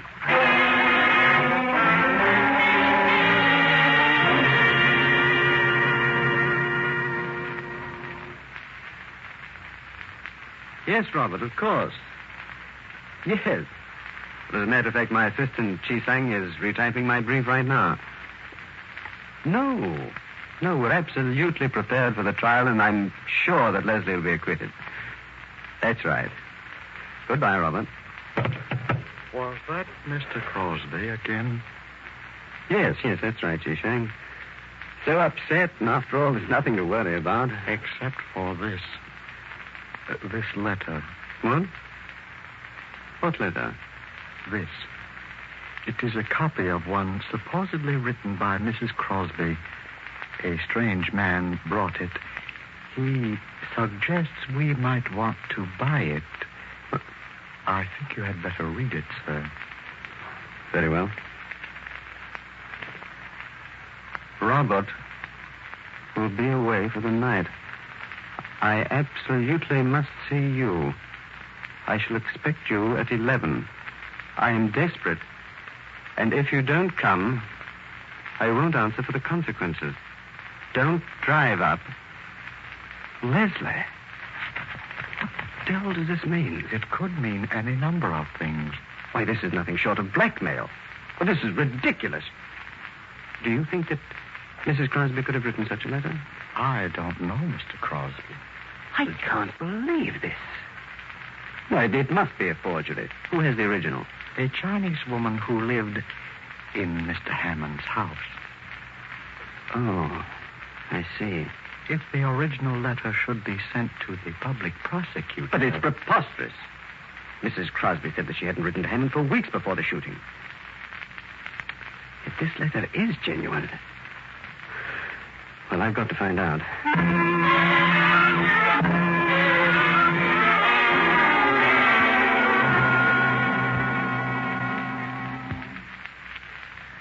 Mr. Joyce, surely you didn't come here to visit me in this horrible jail just to talk about Robert and his rubber plantation. Mrs. Crosby, I think I should tell you that there exists a letter. A letter? Yes. In your handwriting to Jeff Hammond. What of it? I've often sent him little notes to ask him to a party or a tennis match or something. Well, this letter asks him to come and see you because Robert was going to Singapore. Oh, that's impossible. I never wrote anything of the kind. Oh, here. Perhaps you'd better read it for yourself. Well, it's not my handwriting. It's said to be an exact copy of the original. Will you read it, please? Robert will be away for the night. I absolutely must see you. I shall expect you at 11. I'm desperate, and if you don't come, I won't answer for the consequences. Don't drive up. Leslie. I didn't write it. Now, be very careful of what you say. If the original is in your handwriting, you know it would be useless to deny it. Now, look, Mr. Joyce, it's not even dated. If I had written it and forgotten all about it, it might have been written years ago. If you just give me time, now you must give me time to think, please. If the prosecution had this letter, they would cross-examine the boys who work on your plantation.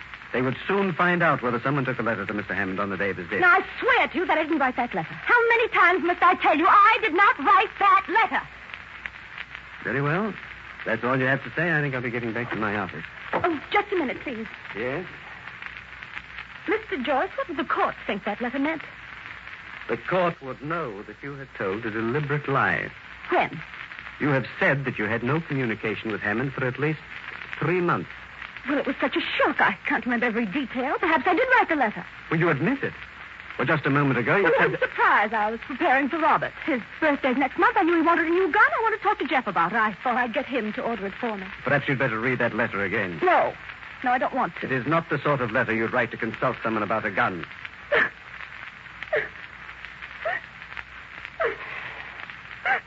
Mrs. Crosby, please. I'm sorry. I'm all right.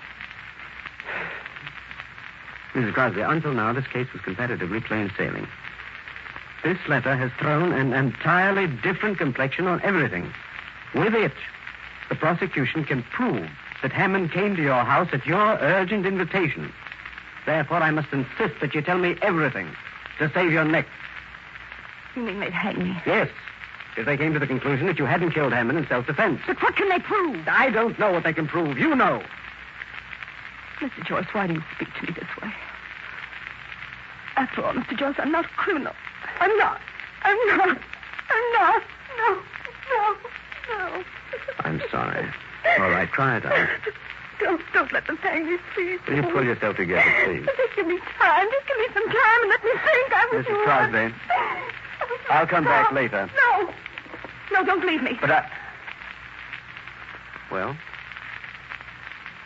Well, Mrs. Crosby. Will whoever has the original letter sell it? Why, yes, I think so. Who has it? For the Chinese woman who's living in Hammond's house. The Chinese woman. Does she want very much for it? I imagine she wants a very large sum. Mr. Joyce, are you going to let them hang me because of a paltry sum of money? What? Do you think it's so simple as all that to secure possession of that letter? Why, you have no right to make any such suggestion to me. Well, then what will happen to me? Well, you should have thought of that before. Justice must take its course. Oh, please, Mr. Joyce, please. I'm putting myself in your hands.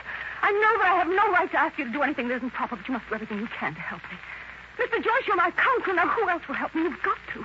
You've got to help me, Mr. Joyce. Now, please. I'm getting down on my knees. Mrs. Crosby, Mr. Joyce, please, stop it. Could your husband raise the money? Yes, I'm sure he could. Well, you know that he'd have to be told what it was for. Yes, but does he have to see the letter? He's in love with me, Mr. Joyce. He'd make any sacrifice to save me. Well, I'm not sure Robert's that an old friend of yours. Now, I'm not asking you to do anything for me. I'm asking you to save a rather simple, kind man who never did you any harm from all the pain that's possible. Mrs. Crosby. All right. I'll help you. But on one condition. Yes. Now, you tell me the truth about the letter. Now, will you tell me the truth about that night? Oh, yes, I will. All right. Did you or did you not shoot Hammond in self-defense? Well, of course it was in self-defense. I swear to you, Mr. Joyce, it was in self-defense. Now, you've got to believe me. You must help me. Please, Mr. Joyce, I'm placing my life in your hands. I wouldn't lie to you now. I wouldn't. Yes, very well, Mrs. Crosby. I must go now. Mr. Joyce, what are you going to do? Do? I don't know.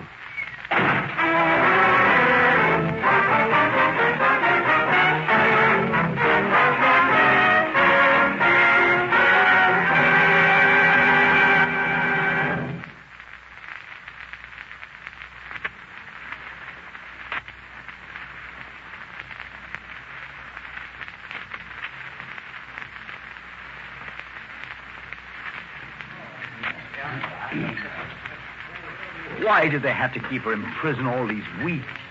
Everyone I've met in Singapore has told me the court will exonerate her. Oh, of course, Robert. There's no question about the verdict, except for one thing.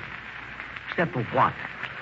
It appears that your wife sent a letter to Hammond asking him to come to the bungalow on the night he was killed. A letter? Yes. But that's impossible. She's already said that she's had no communication with Hammond. Well, the fact remains that this letter exists. It's in the possession of the Chinese woman who lived in Hammond's house. I don't understand. Leslie sent a letter to Hammond. Well, your wife meant to give you a present on your birthday, and she wanted Hammond to help her get it. This letter, what would it... Well, it would be very awkward if this letter found its way into the hands of the prosecution. You see, your wife lied, and she would be asked to explain this lie. It would make a difference if it were proven that Hammond did not intrude, but came to see your wife by invitation. I see. Well, is there anything we can do? We must get hold of that letter. Can we get it? We can buy it. How much? $10,000. $10,000? Well, that'll take about every cent I have. Can you get it? Well, I'll have to get it. If you think it's absolutely necessary. The only way if you want your wife acquitted. But I still don't understand. Listen, Joyce. Listen. You say Leslie sent Hammond a letter to help her get a present for me. Yes. What was the present she wanted to give me? Oh, well, I believe she said she wanted to give you a new gun. A new gun? A new gun? Yeah, what's the matter? Robert, you will? Can I get you a glass of water, Albert? No, I'm quite all right. When must you have the money? 10 o'clock tonight. Is the Chinese woman coming to you? No, I'm going to her. I'll bring the money. I'll come with you. Oh, well, you don't have to do that. I think it'd be better if you left me to deal with this matter by myself. It's my money, isn't it? I'm going with you.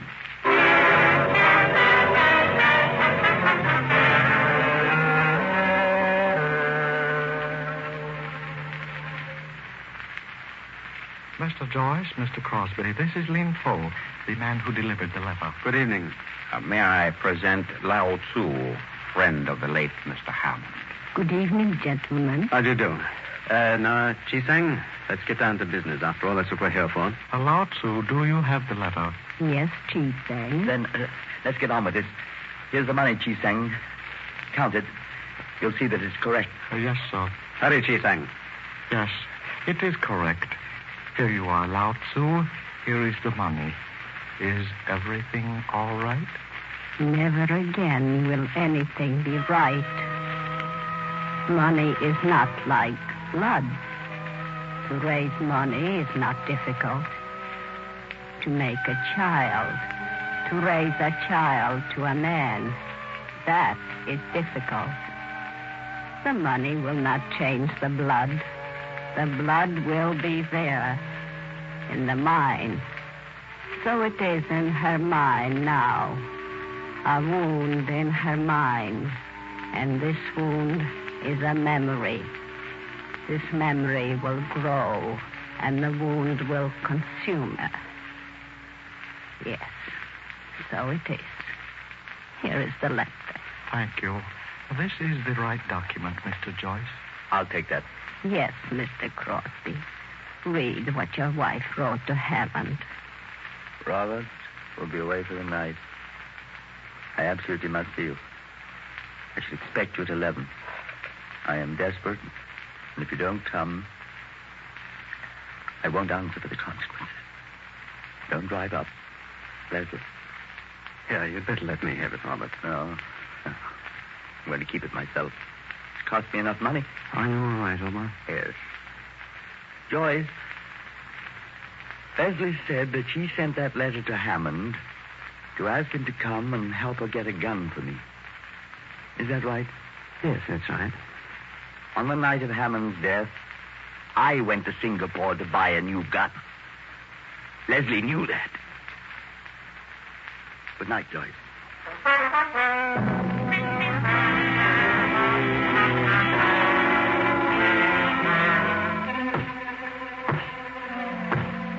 And so, Mrs. Crosby, this court having found you not guilty, I congratulate you. You are once again a free woman.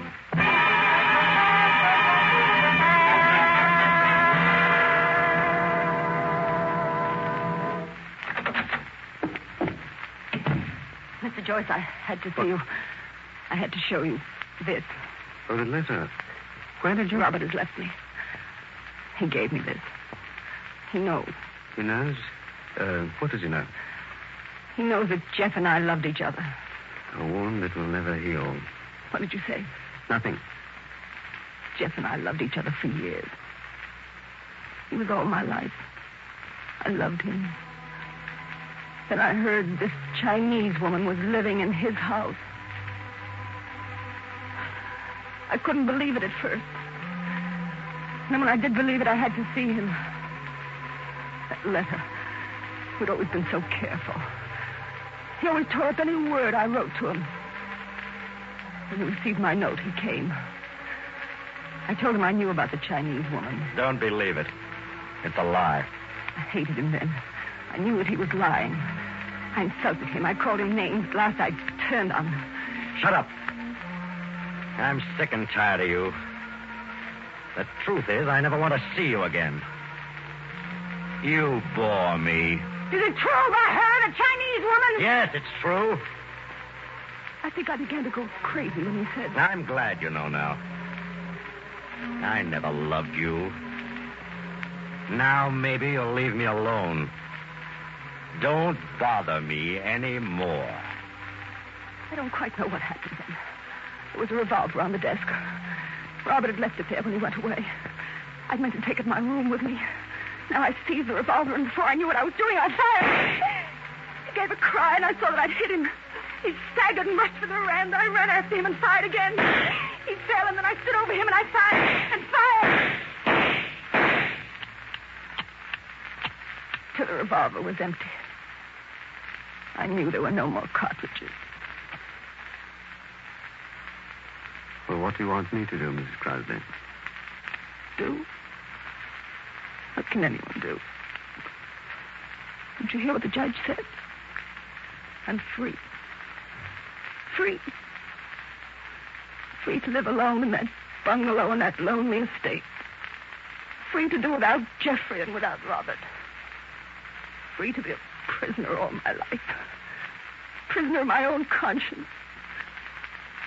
Free to remember until the day I die. Why didn't they hang me?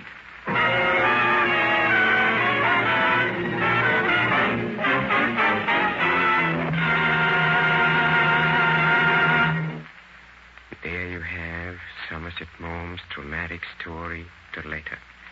Tonight's performance in a mystery playhouse. This is Peter Lorre closing the doors of the mystery playhouse.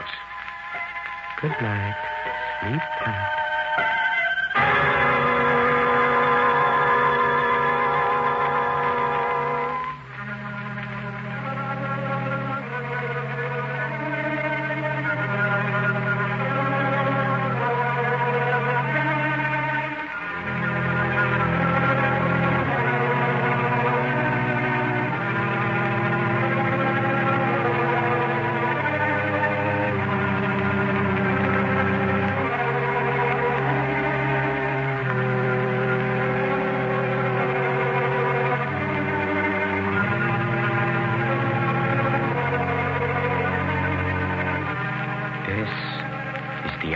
Forces radio service.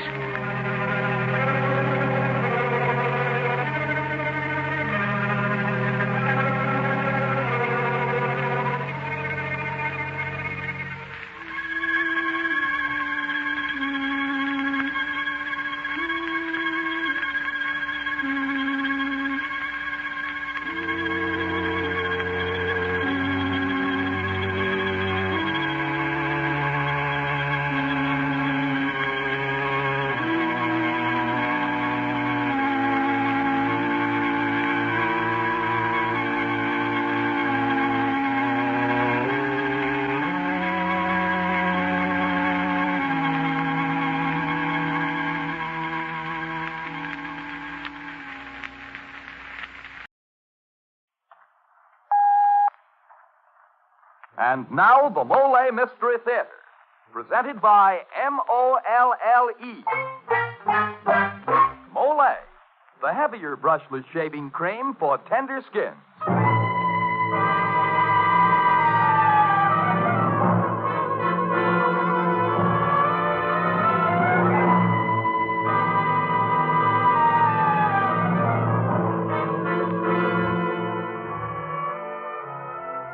Good evening. This is Jeffrey Barnes, welcoming you to the program that presents the best in mystery and detective fiction. The story I have selected for tonight's program was received with so much acclaim when we first presented it last year that we are bringing it to you again this evening. It is a story that deserves to be ranked with the greatest classic mystery stories of all time. Thomas Burke's The Hands of Mr. Ottermole.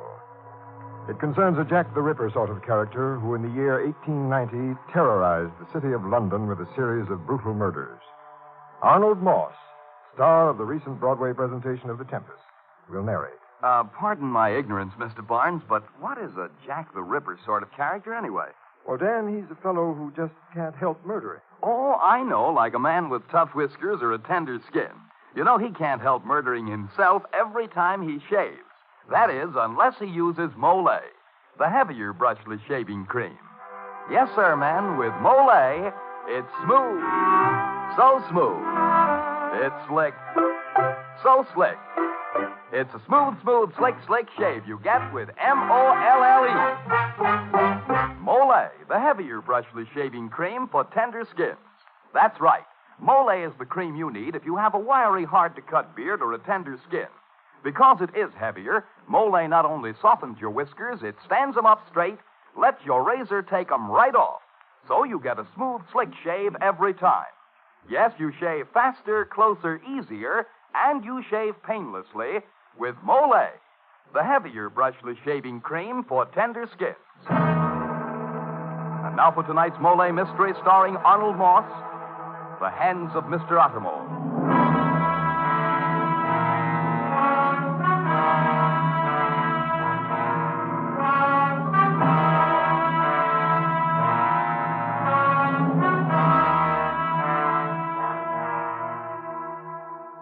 Have you ever thought you might like to kill someone? Have you ever thought someone might like to kill you? Not murder for the usual motives you understand. Not murder for greed or hate or frustration. But a killing without reason, without motive. Murder of this kind happens so simply and so unaccountably. Two ordinary people are walking down the street minding their own business, even as you or I, and suddenly, why, no one knows. One becomes a murderer, and the other becomes a victim.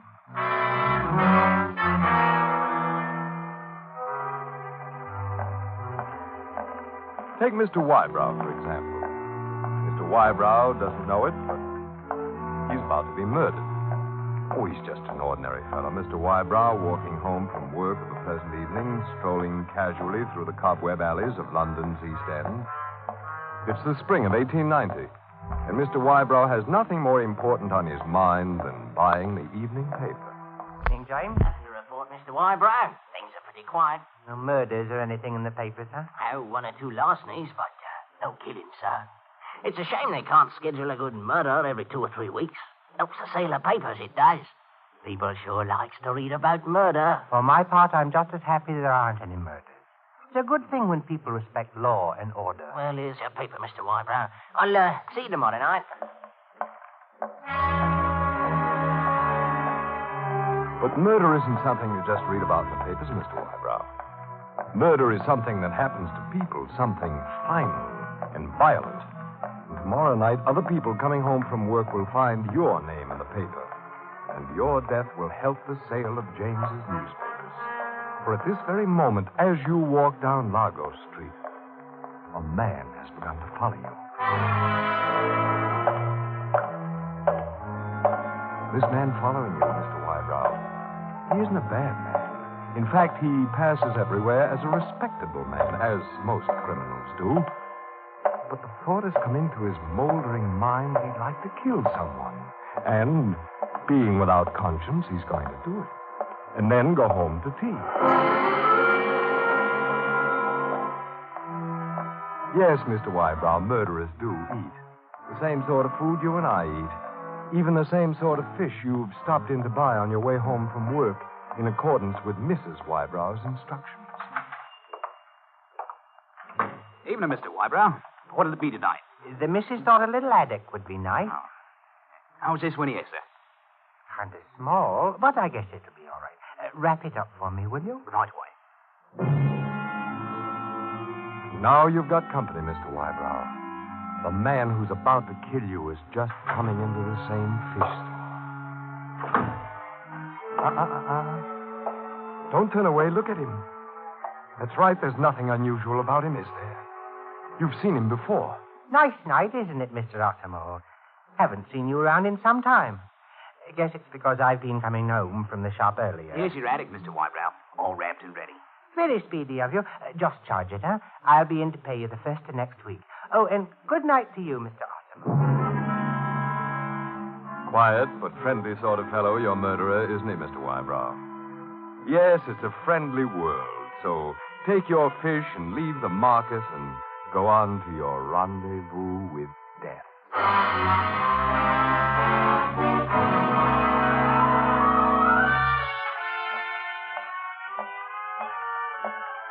You're almost home now, Mr. Wybrow, but don't hurry so. Take a look around you. It's your last look at the world. And if you knew it, you'd look at it more closely. The more slowly you walk, the longer you'll enjoy the fragrant air of this evening. The longer you'll see the dreamy lamplight of little shops. Pause a minute before you cross Loyal Lane. Pause among the houses that shelter the useless and beaten of London's camp followers. Hear the music of the people in the streets. It's the last time, Mr. Wybrow, the very last time.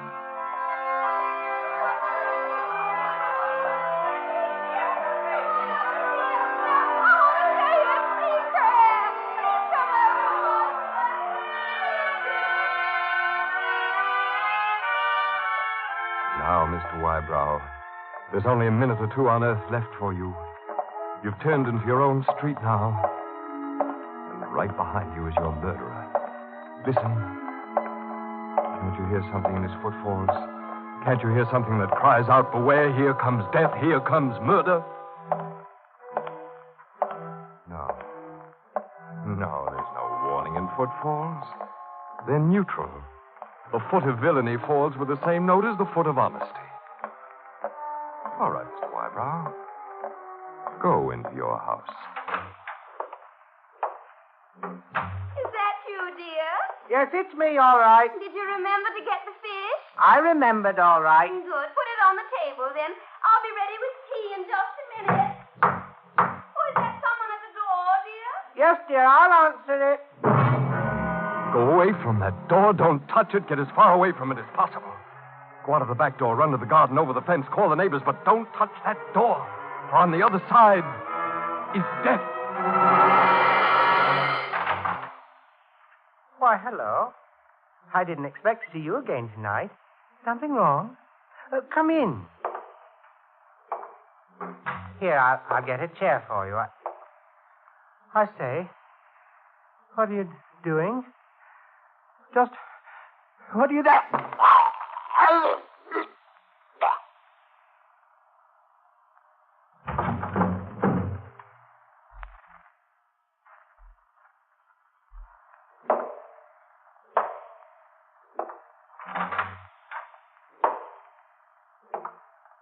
Henry? Henry, if that's one of your friends, invite him to stay for a swallow of tea.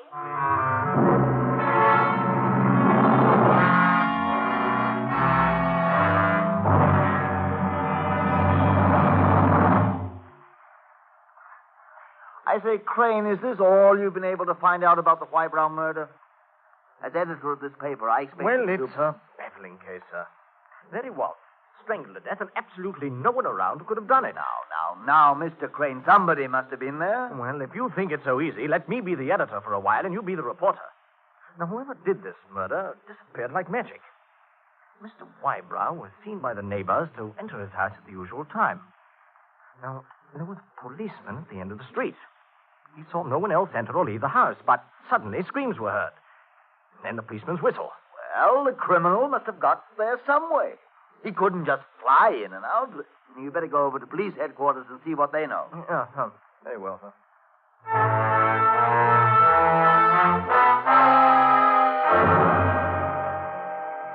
Yes, Mr. Crane. It certainly is a baffling case. But this is only the beginning. Even now, Mr. Crane, as you're on your way to police headquarters, the killer you seek is stalking another victim. The murder of Mr. Whybrow has only whetted the appetite of our killer.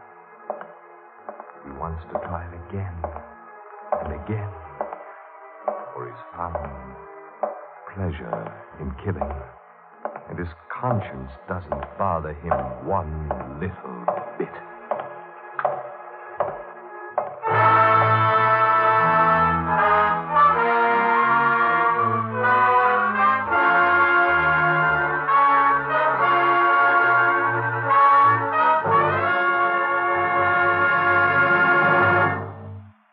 As the curtain falls on Act One of tonight's Molle Mystery, a mysterious killer is at large on the streets of London, and where he will strike next, nobody knows. Why, Mr. Barnes, don't tell me you can't see a murder coming. Well, no, Dan, that's practically impossible. Not all the time. Why, some men can see murder coming every time they stand before the mirror to shave.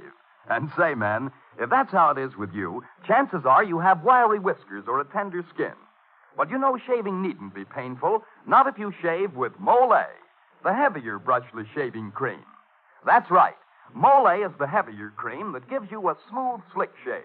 Because Mollé is heavier, it not only softens your whiskers, it stands them up straight and lets your razor cut them off close and clean. With Mollé, you shave faster, closer, easier, and you shave painlessly. Try it. See if you don't say, it's smooth. So smooth. It's slick.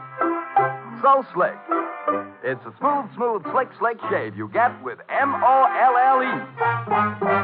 Mollé, the heavier brushless shaving cream for tender skins. And now this is Jeffrey Barnes returning you to Act Two of The Hands of Mr. Ottermole.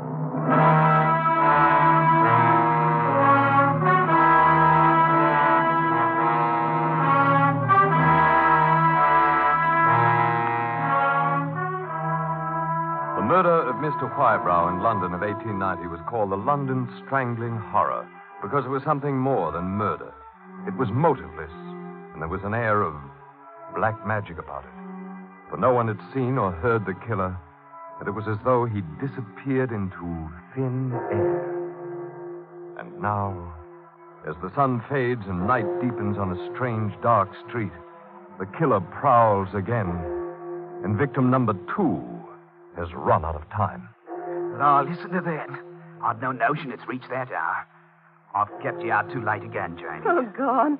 No, it's you that should be getting to bed, what with your work to go to so early. Let's put you on the tram car here. I've only half a block to run home. You'll be all right? Oh, why shouldn't I? Only half a block to go home, really. That strangling the other day. Oh, don't you worry about me. Oh, listen, here comes your tram car now. Oh, it's hard to say goodnight. I know, but I'll see you tomorrow. Don't forget, same time. Hurry up now. Get on board. Good night, Janie. Best love. Good night to you. Night.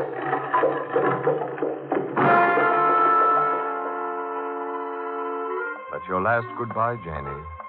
Your very last. For down the street in the shadow of a doorway is the strangler. even as you walk down the street, his footsteps have begun to echo along with yours. Do you hear them, Janie? Nothing menacing about them, is there? Then why do you feel frightened all of a sudden? Why have you started to walk faster? Are you afraid of a pair of footsteps? Well, you're right to be afraid of them, so put your head down and run. Don't look back. Don't look back. Janie, don't stop. Don't even speak to him. Oh, no! Oh, it's only you. I don't know what's wrong with me. I started to walk fast. Scared, I guess I was, but I don't guess anybody can be scared of you. Hey, what do you think you're doing? Hey, what do you think you are anyway? Let go!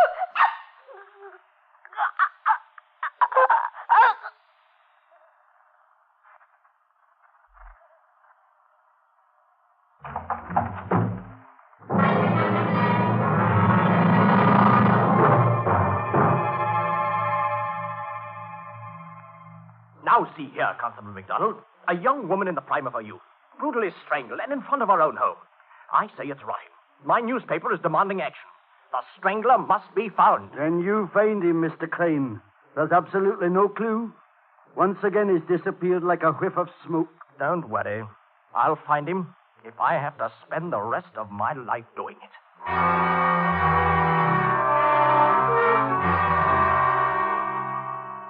That's only murder number 2, Mr. Crane. There are to be more of these stranglings, and each will be committed at a time when the streets are empty of any perceptible or possible murderer. Wherever people meet, in the streets, market, shops, they discuss the one topic, murder. They bolt their doors and windows at the first fall of dusk, and they yield to apprehension and dismay. For by the whim of one man with a pair of powerful hands, the structure of their daily life is shaken. You mark my words, Alf. It's them gypsies what's responsible for these murders. Them Eastern fellas. They know plenty of tricks. I've heard sailors tell of how they make themselves invisible. How they have potions that make anything possible. The only way to stop these stranglings is to drive them gypsies out of London.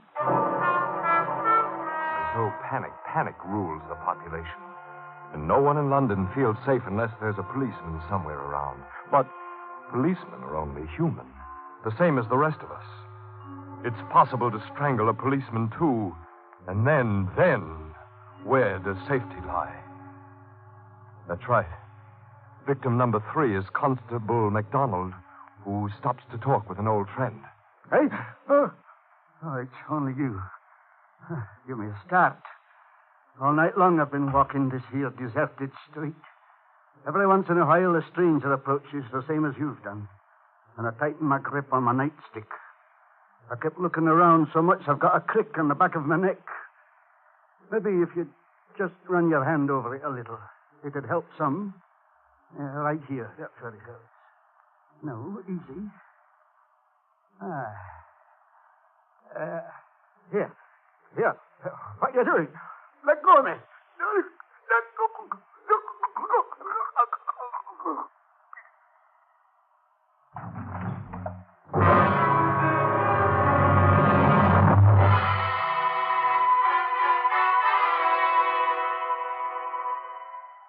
When these London strangling horrors reach 3, they're almost over. But there's to be one more. And no one is ever to know the identity of the murderer. That is, no one but 2 men.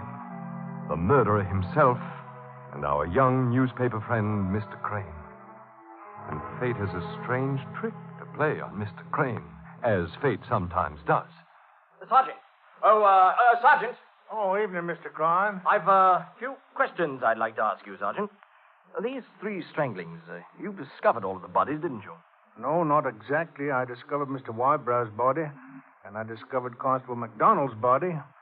The girl, I got there just after she'd been found. You didn't see anything? You didn't see anybody? I'll swear on my life, there was no one around. But how could the killer get away so quickly? Is it possible that he could have hidden right at the scene of the crime? No, sir. We went over every bit of the Wybrows. No one could have hidden there. MacDonald was killed in the street. No one could hide there, of course. As for the girl, it was unlikely anyone could hide nearby with a crowd around. That's what I want to know, Sergeant. Did a crowd form immediately after each murder? You know how people are, Mr. Crane. Let them hear a policeman's whistle and they all come running to see what's up. Do you think that has something to do with the murder, sir? Might have, and it might not. Thank you very much, Sergeant. I'll commend you to the inspector. These questions you're asking, Mr. Crane, what are they leading to? What idea is trying to shape itself in your mind? Do you think you're going to uncover the identity of the strangler? Men with more intelligence than you have been trying to solve it and failed. And the closer you come to finding out the killer, the closer you come to your own death, Mr. Crane. So don't think about it.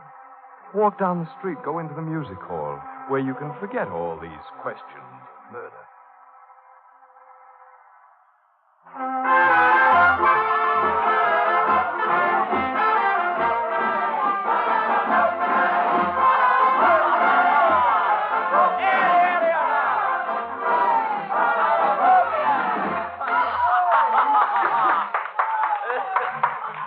Here you are, Mr. Crane. Ham sandwich and a glass of ale. Oh, just a minute, waiter. Look at this ham. Why, it's nothing but fat. Well, I didn't make the sandwich, sir. Oh, now look here. Are you trying to tell me that this establishment isn't responsible for its food? After all, the ham is there. Somebody had to put it there. Just didn't fly in by itself and... By George, that's it. That's what, Mr. Crane? Hey, oh, it's you, Mr. Editor. Sit down. I think I've solved the mystery of the strangling murders. What? What's that? Yes. I just saw a vision in my ham sandwich. A vision? How did the ham get into this sandwich? Oh, you fool. Somebody put it there. Precisely. And 3 persons have been strangled. Therefore, somebody had to be there to do it. You have a genius for the obvious. Yes, and it's obvious the only way the murderer could escape was either by running away... Yes? ...or by standing still. Standing still? Standing still so he wouldn't be conspicuous. Here, wait a minute. Where are you going? Out into the street, sir. Out into the street to discover the man who could stand still the best.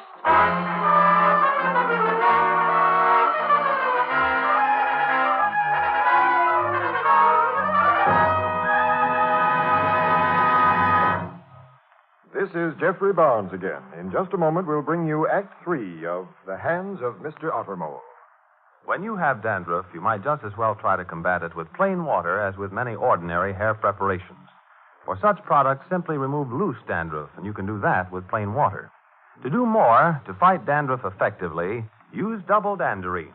For double danderine is a scientific product that does what most ordinary hair preparations can't do.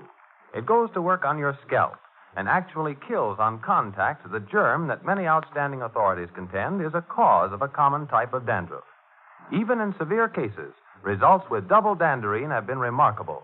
Now, the reason for double danderine's astonishing effectiveness is that it contains a special ingredient called Alzan, an active antiseptic so amazingly efficient many hospitals use it. So stop trying to combat dandruff with preparations that can't compare with double danderine. If you're not completely satisfied, return the empty bottle and get your money back. Buy double danderine at your druggist's.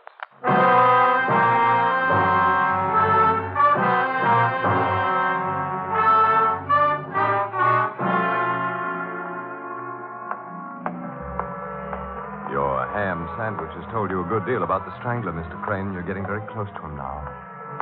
As you leave the music hall and think over and over to yourself, who can stand still best and attract the least attention, the answer comes to you.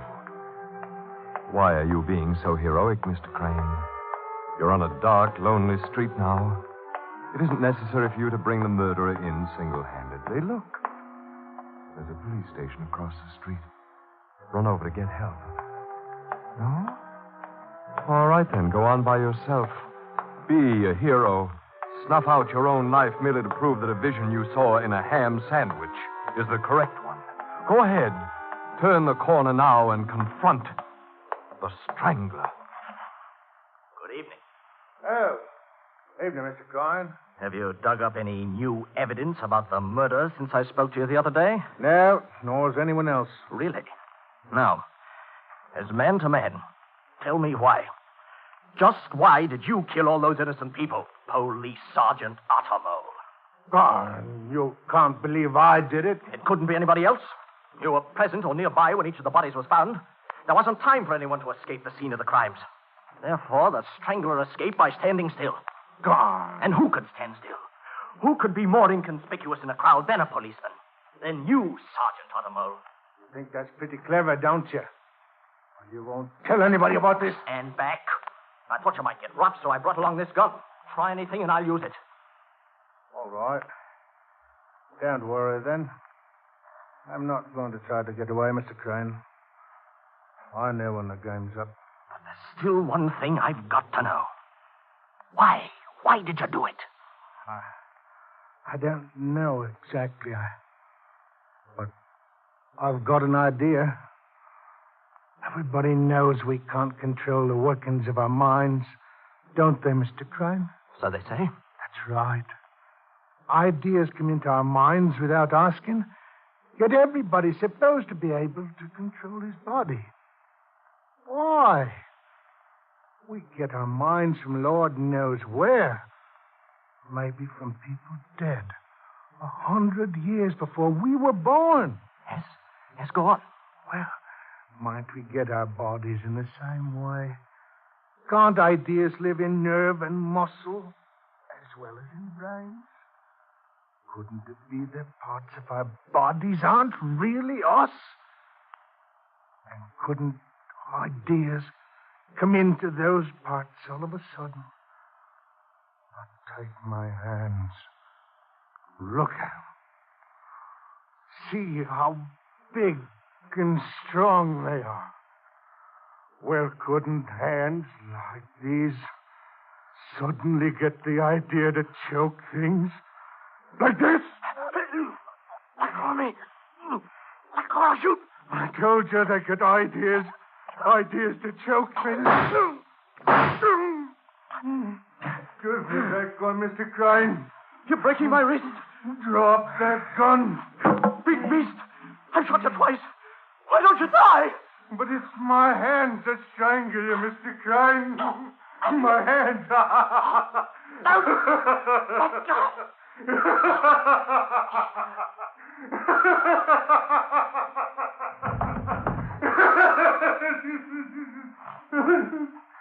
My hands, Mr.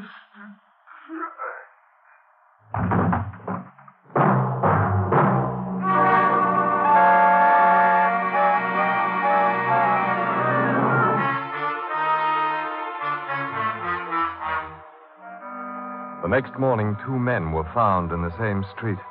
Mr. Crane, the reporter, Mr. Ottermole, the police sergeant. But very much the same in one important respect. They were both very dead. Yes, and the strangler has been found out. But that's not the end. For fate still has its ironical prank to play on Mr. Crane. Poor Mr. Crane.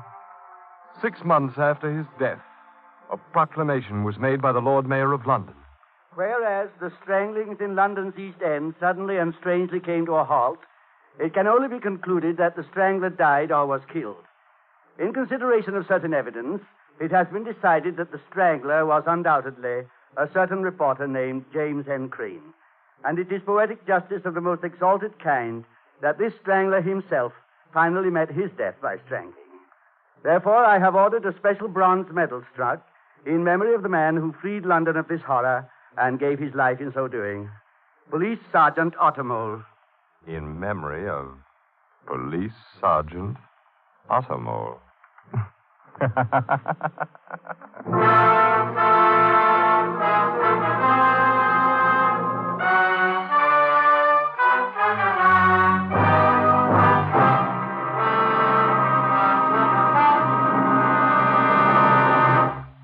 And now this is Jeffrey Barnes again, inviting you to be with us next week when we present Patricia Wentworth's In the Balance, starring Jim Amici.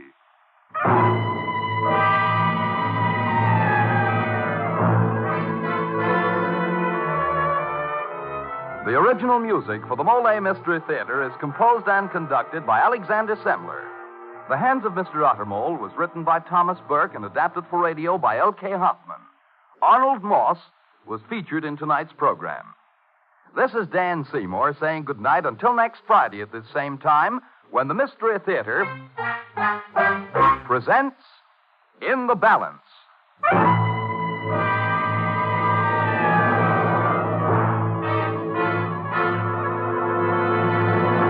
This is NBC, the national broadcasting company.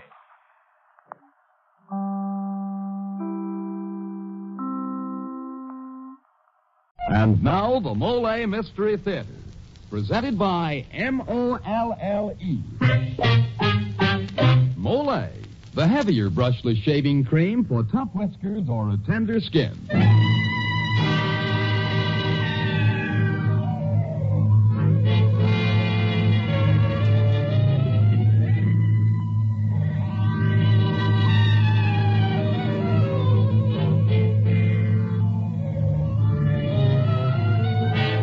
Good evening. This is Jeffrey Barnes, welcoming you to the Molle Mystery Theater, the program that presents the best in mystery and detective fiction.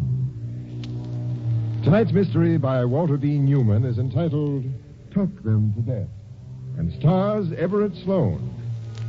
It might well have been called Murder Under the Big Top, since it has a circus locale and is bright with the color and glitter of circus people. But the most powerful element of our mystery is its leading character, Nick Arnold, a strange, ugly little man who discovered that the best way to rid himself of his enemies was to talk them to death. But first, let's hear from a man with some friendly words on the subject of shaving, Dan Seymour. Friends, there's big news about Molle, the heavier brushless shaving cream for tough whiskers or a tender skin. Yes, it's Molle's sensational Get Acquainted offer. Your chance to try Molle and to get a supply of Persona, America's deluxe razor blades. That's right. 5 guaranteed Persona precision blades that sell 10 for $1. Now, these famous Persona blades make a perfect shaving companion for Molle brushless shaving cream. Later on, we're going to tell you how to get in on this special Molle offer. So don't miss it. And now for tonight's Molle mystery, Talk Them to Death, starring Everett Sloane.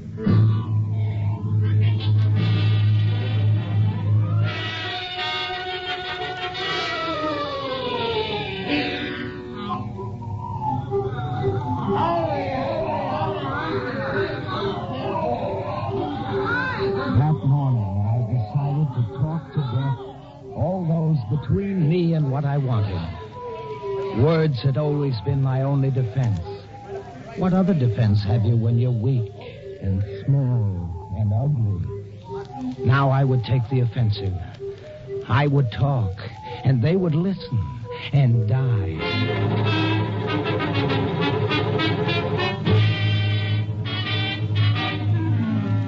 That morning I was standing, as I often stood, just inside the entrance to the big top, watching Annette rehearse. I love to watch trapeze artists. To feel for just one moment the freedom, the serenity, the swooping exultation they experience at every performance. I watched Annette swing back and forth, back and forth. What a lovely girl. I hungered for her. But what had I to offer her? Nothing. But if I owned a circus, yes, I, Nick Arnold, if I were owner of the circus... Nick. Snap out of it, Nick. What? Always in a fog.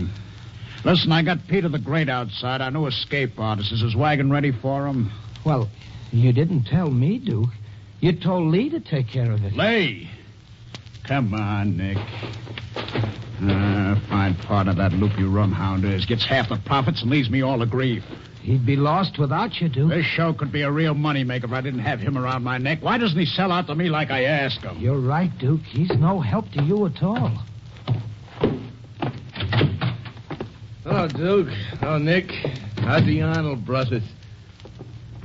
What's the matter, Duke? You mad about something? You lush, you rum-tum, you. A star act joins the outfit and there's no wagon ready for him. Oh, that. I'm sorry about that, Duke. I guess it slipped my mind. Really? You're sorry, huh? Well, that's just dandy. Just dandy. Incredible. Now, what's the good of being Just sorry? because of a few words, a grown man cowers like a whipped dog. Ready, huh?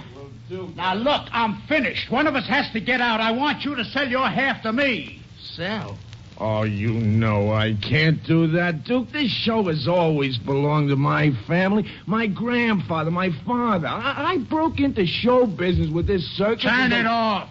And I don't want to hear any more about how you were once a lion tamer. It don't impress me. Well, A fine lion tamer you must have made. You get clawed once and your nerve breaks and you don't go near a lion for 15 years. That's not true. I was a good lion tamer, and I'm not afraid of the cats. I'm not. No? Why did you give it up then? Well, because of my other responsibilities. Yeah, running this show and looking after my wife and raising my son Robbie. And Throw it to the sparrows, will you? You don't run this show, I do. You don't look after Ruby, she looks after you. Yes, and she's a better tamer than you ever were because she's got the moxie. Oh, for Pete's sake, Duke, leave me something, will you? Okay, you won't sell out to me, then buy me out. No, Duke. What's going on here? Oh, Ruby. I said, what's going on? I'm talking to you, Duke. Ruby, I still have a performer out there waiting for a wagon. All right. I'll see about that right now. Ruby? Yeah, go ahead, Lee. I'll take care of this. All right, Ruby. No dice, Ruby. He won't buy and he won't sell. I told you he wouldn't. Duke, don't bear down too hard on him. Oh, I'm sorry. Working with him is like trying to write with a post office pen. I lose my temper. I only ask because he doesn't have long to live. I got him to take a physical examination in Templeton. His heart's in bad shape. He doesn't know. So be patient. Okay. You look tired, baby. I've been trying to work Jezebel all morning. It's no use. She's turned killer cat. We'll have to shoot her. Come here, give me a kiss, huh? Sure. I guess I better be... Oh, it's only Nick. You're gonna fade into the background once too often, kid. Go on, beat it. Oh, sure, Duke, sure. Hello, Nick. Oh, hello, Annette. Where you going? To my wagon. You want to walk me home? Yeah. Say, was that you down there watching me rehearse this morning? What'd you think? Oh, you're getting big time. If I owned this show, I'd raise your pay and give you star billing. And that's not Here all. comes Robbie. Pretend you don't see him. Hello, Satin Skin. Got a smile for Robbie? You grab my arm again When are and you I'll... going to give me a tumble, baby? Come on, Nick.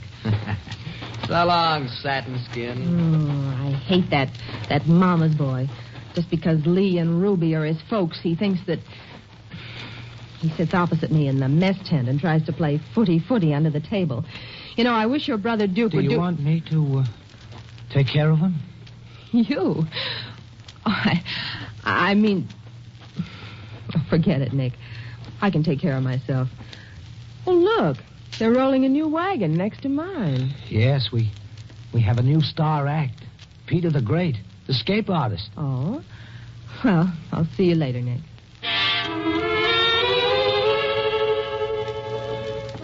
That night, sitting in the dark on the steps of my wagon, I saw Ruby and Duke pass arm in arm. A little later, Robbie on his way to town. I finished my cigarette and stretched. It was time I started for Lee's wagon.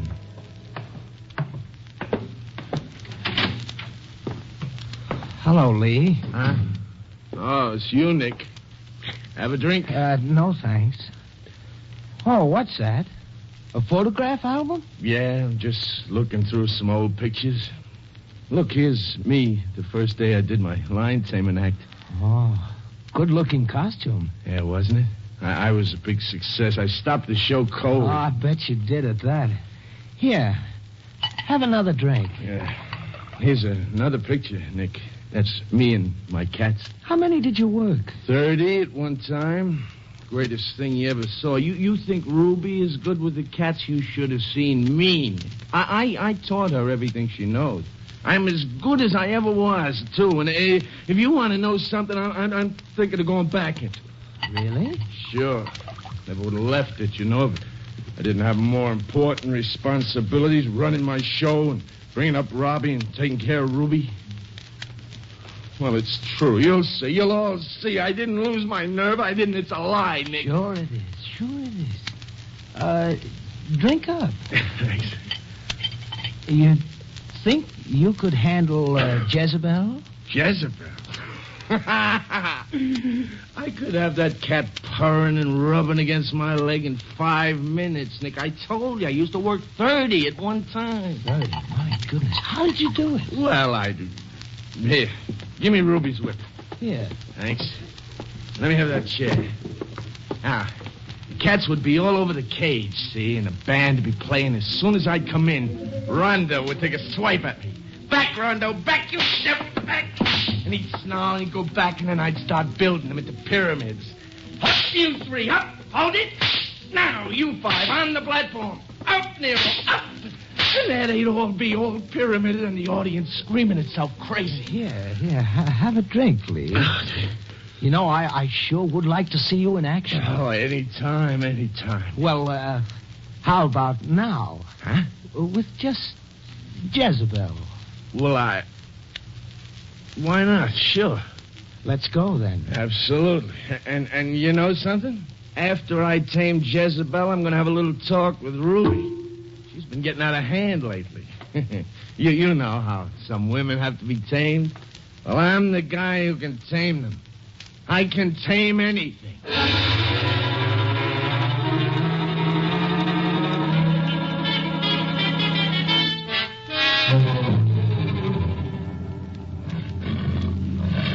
Look at her. Back and forth. Back and forth. Huh? You Jezebel. Wouldn't you like to get out of that cage, huh? Mean looking, isn't she? Huh? I think she's beautiful. Well, they don't come too mean for Lee Duncan. You watch me tame her, Nick. You know something? I remember the way it used to be. The ringmaster would say, ladies and gentlemen, the greatest of them all, Lee Duncan. And I'd be standing there in that spotlight holding my whip and wearing that red and gold costume. Nick, ladies and gentlemen, the greatest of them all, Lee Duncan. Yeah. Huh? Jezebel, you? Go ahead, Lee. Sure. You watch me. I'll show you how a man does taming, Nick. Take a good look, Jezebel. I'm going to teach you. Hey, what am I doing here? Now. Back, Jezebel, back. Back. Ruby!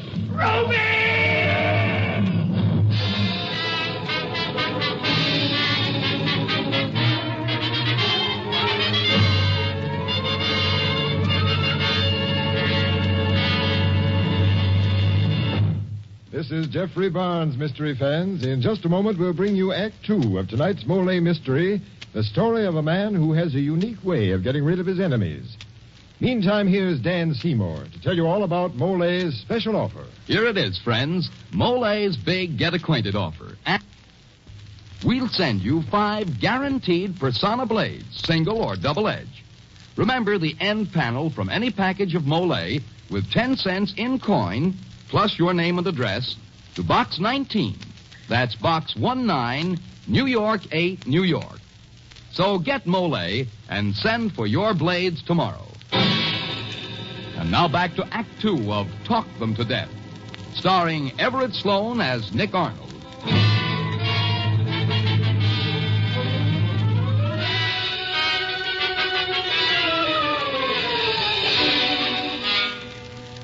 We buried Lee next day, what was left of him. A month later, Duke married Ruby and became 100% owner of the circus, thus proving that everything comes to him who waits. The money made by exhibiting Jezebel, the man-killer, almost paid for the new banners and posters advertising the Duke Arnold Show. The Duke Arnold Show. I'd see my brother staring at those 4 little words on the 3 sheets for minutes at a time. His eyes would be filled with the wonder and the glory of them. Something like souls on the road to Damascus, I imagine. And what were they, after all? Just words, printed words, ink on paper. Words. I love words. Yes, Duke was a happy man, except for a few little things. Are you happy, Duke? Do I make you happy? You know you do. Oh, I love you, Ruby. crazy about you. I know you are, Ruby. Sometimes it scares me. Scares you? I was thinking about Lee. What about Lee? It's all right, though, honest. I know you did it for me. Did it for you? Wasn't it you that did it for me? What are you trying... Well, you know I was with you. No, Well, no. Wait. Don't talk. Let's forget we mentioned it. Talking about it could take us someplace we don't want to go. But I think...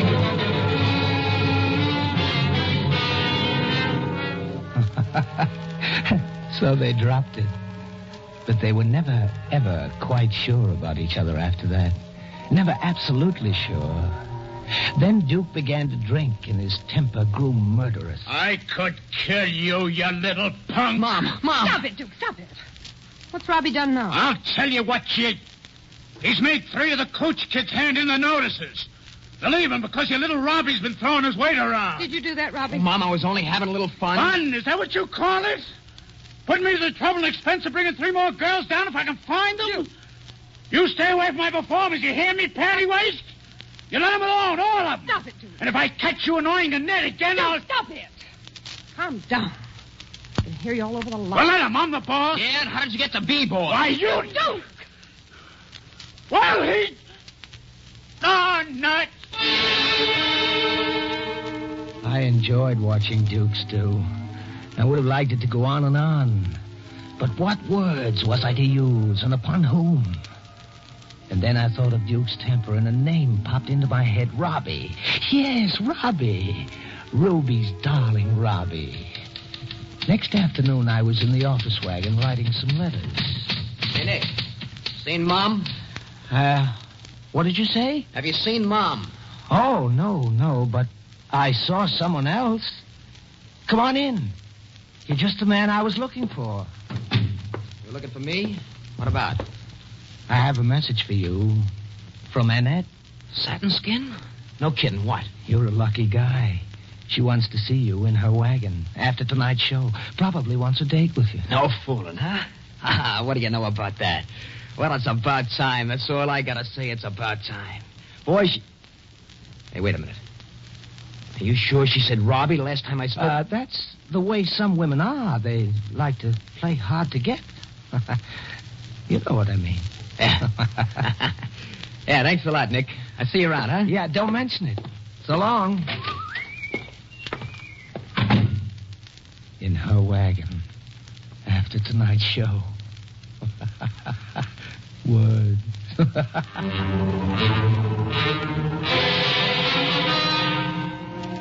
I followed Robbie to Annette's wagon that night.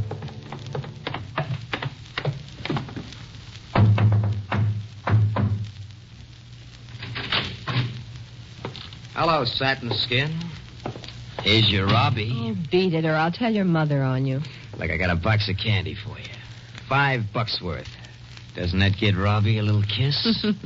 Go away, little boy. Come here. I said go away. I mean it. Hard to get, huh? I know. But you don't have to pretend with Robbie. Now, how about that kiss?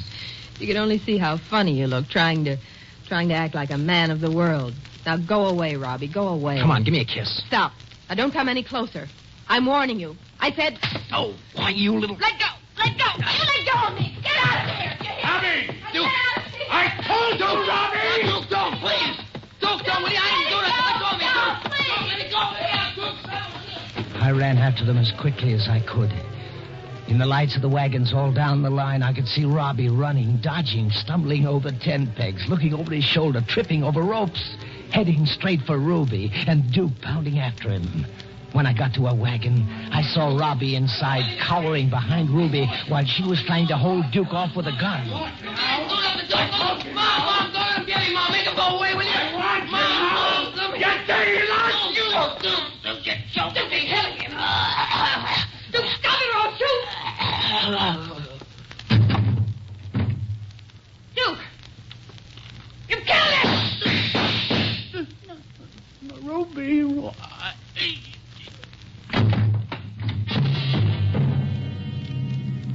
I couldn't help thinking how easy it is to kill with words.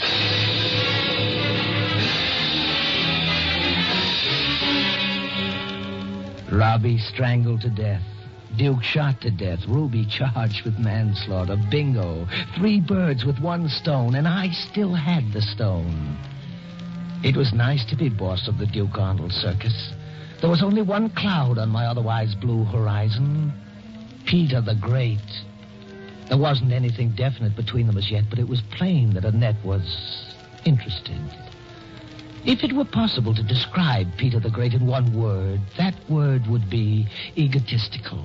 It wasn't hard to think of the words to use on Peter. You wanted to see me, Nick? Yes. Sit down, Pete.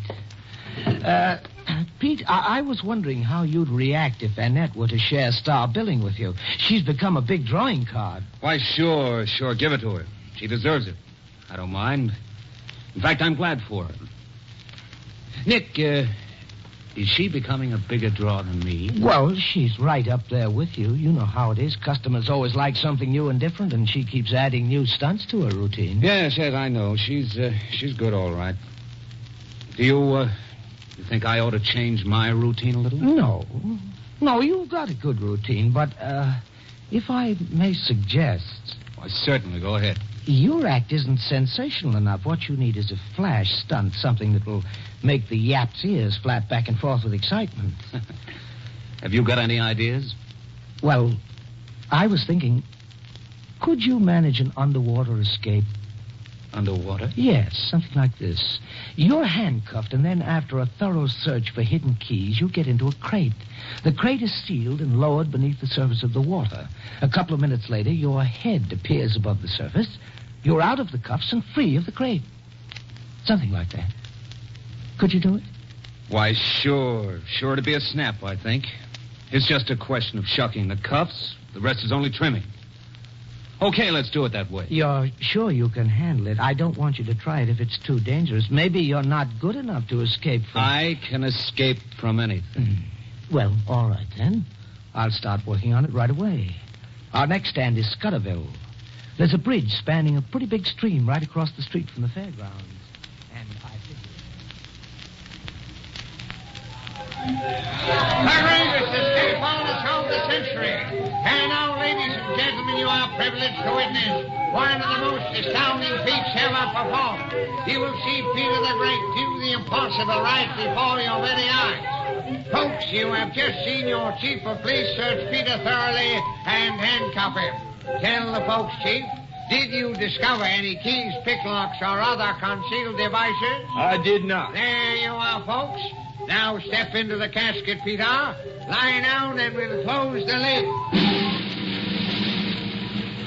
All set, Pete? Cal, you check the winch and the rope? I don't want any slip-ups there. Unless this casket is anchored to the bridge, I'm a dead pigeon. Don't worry about that. I attended to it personally. Okay, then, Nick. Just remember, if I'm not above water in 3 minutes, pull me up fast. Hold it, drummer! And now the casket containing Peter the Great is being lowered into the raging rapids below. There you are, folks. He is now below water. In a moment or two, the casket will be resting on the bed of the stream, 34 feet below water. Notice the strong pull of the current. See how the rope from the casket to the winch is taut and strained. And notice the rope snaps!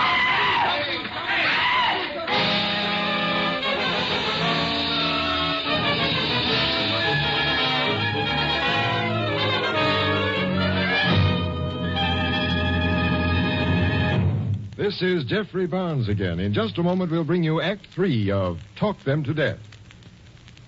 Now a word from George Putnam. Here's something to keep in mind if dandruff is hurting your attractiveness.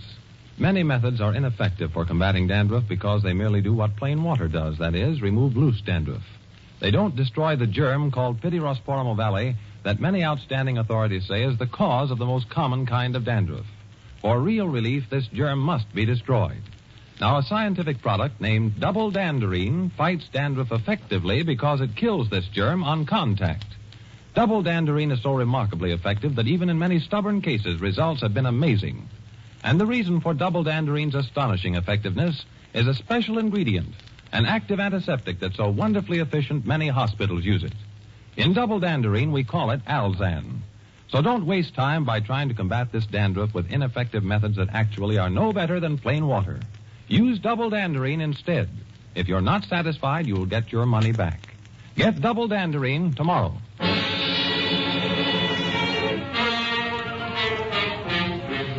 I turned my back on the crowd and walked away from the bridge a happy man. Of course the rope had snapped. I attended to it personally. Yes, I was happy. There is no greater satisfaction than that afforded by the knowledge of a good job well done. I had the show, and it would be only a question of time before I had a net also. Meanwhile, there was work to be done. A letter to Billboard informing that Bible of the amusement world of the unfortunate occurrence at the Scudderville Bridge. Then an advertisement to be inserted for a new escape artist for the Gioconda circus. Peter! Peter, how did you... Oh, no, Peter, listen to me. Let me explain. You're upset and excited, and I understand what you must think, but let me assure you that I'm going to kill you. No, please stay where you are. Listen to me. Listen to me. I'll give you half the show. I'll give it all to you. No, don't come any closer, Peter. Peter, the show belongs to you. The show I killed Lee for, and Duke, and Ruby, and Rodney. Listen to me. Can't you hear me? No. Listen. Keep them away from me. Keep them away, please.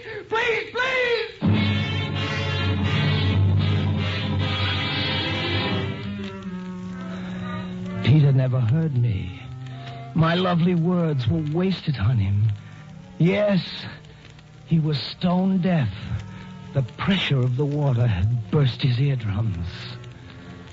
Well, Peter couldn't hear me, but it seems everyone else in Scudderville could. Well, what's past is past. It isn't bad where I am now. More like a rest home than a state asylum for the criminally insane.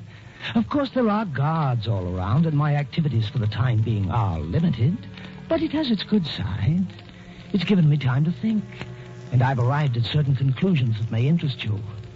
My mistake was in squandering my talents upon too small an undertaking.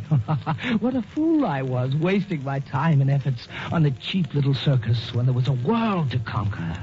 Times seem always to be ripe for a man like me, a man who can manipulate people with words. This country is filled with fools who are open to, suggestion, shall we say?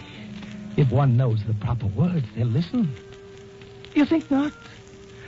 You think they won't listen to me? Don't be silly. You've been listening, haven't you?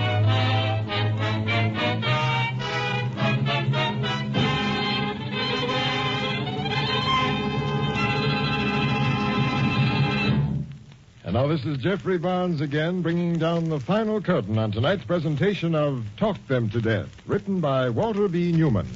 Be sure to join us next week when the Mystery Theater presents Challenge to the Listener. The original music for the Mystery Theater is composed and conducted by Alexander Sendler. Everett Sloan was starred, Ralph Bell and Mary Shipp featured in tonight's program. Any resemblance between the names and characters used on this show and any actual persons, living or dead, is purely coincidental.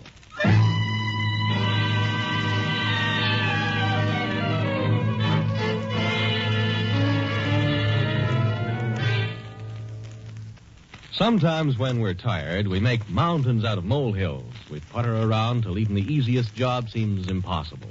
Well, if you're that tired and pale besides, your doctor may find you have a borderline anemia resulting from a ferronutritional blood deficiency. Then you need ironized yeast tablets. They help build up your strength by building up your red blood cells to get back your color, your vigor, your driving energy. Ironized yeast tablets. And now this is Dan Seymour again, saying goodnight until next week at this same time, when the Mystery Theater presents Challenge to the Listener.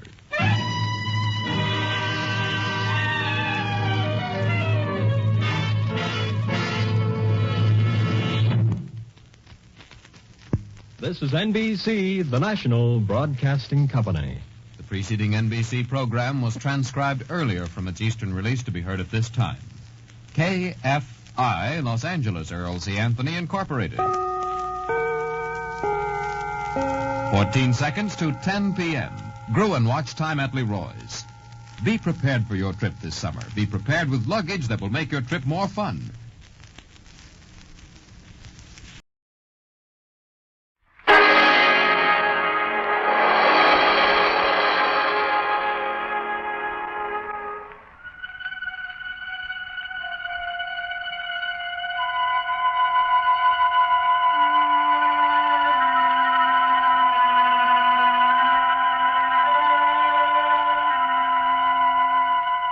There's an old saying that goes, you can't love two women at once.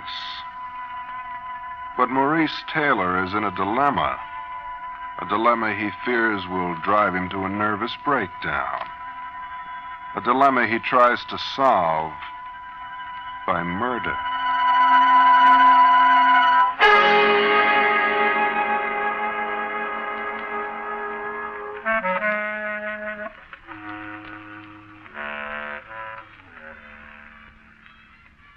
Hello, creeps. This is T4Y again, on the stage of the Mystery Playhouse. You know, psychologists have demonstrated that a man may have many personalities. On the surface, Maurice Taylor was an ordinary, respected, middle-class Englishman.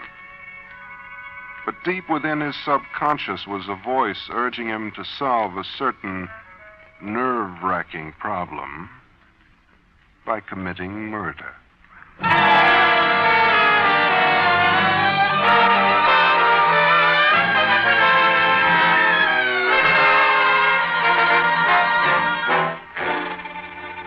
Psychologists have demonstrated that a man may have many personalities.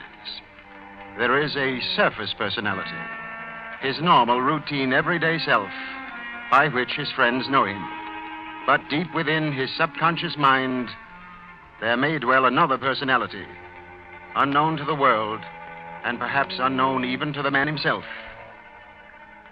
Now, on the surface, Maurice Taylor was an ordinary, apparently respectable middle-class Englishman. But deep within his subconscious, there was a voice that urged him to solve a certain nerve-wracking problem by committing murder.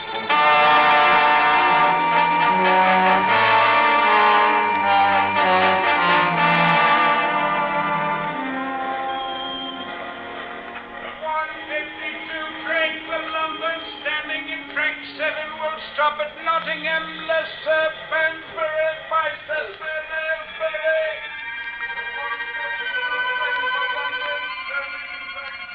The train is about to leave.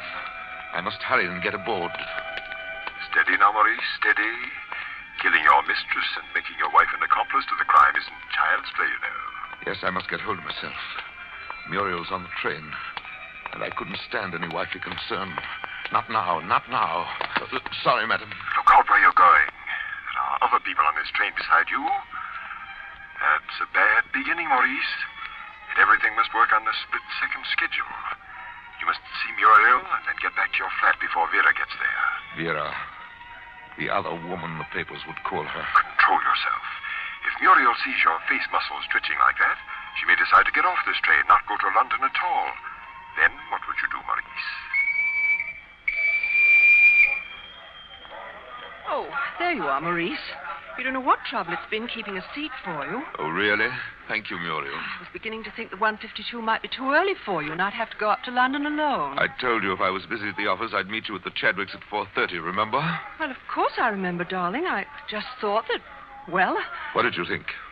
Tell me, what was it? Maurice! I asked you a question. What was it? Please, Maurice, let go of my arm. You're hurting me. Sorry. You are in a state, aren't you? You've been getting more and more nervous every day. Oh, I suppose it's just the thought of another dull afternoon at the Chadwicks. Nothing but nerves. Oh, good Lord, I've nothing to read. I've got to get a magazine. But, Maurice, the train will be off any second. But all now. right, I can still make the waiting room and back. I'll get on farther down.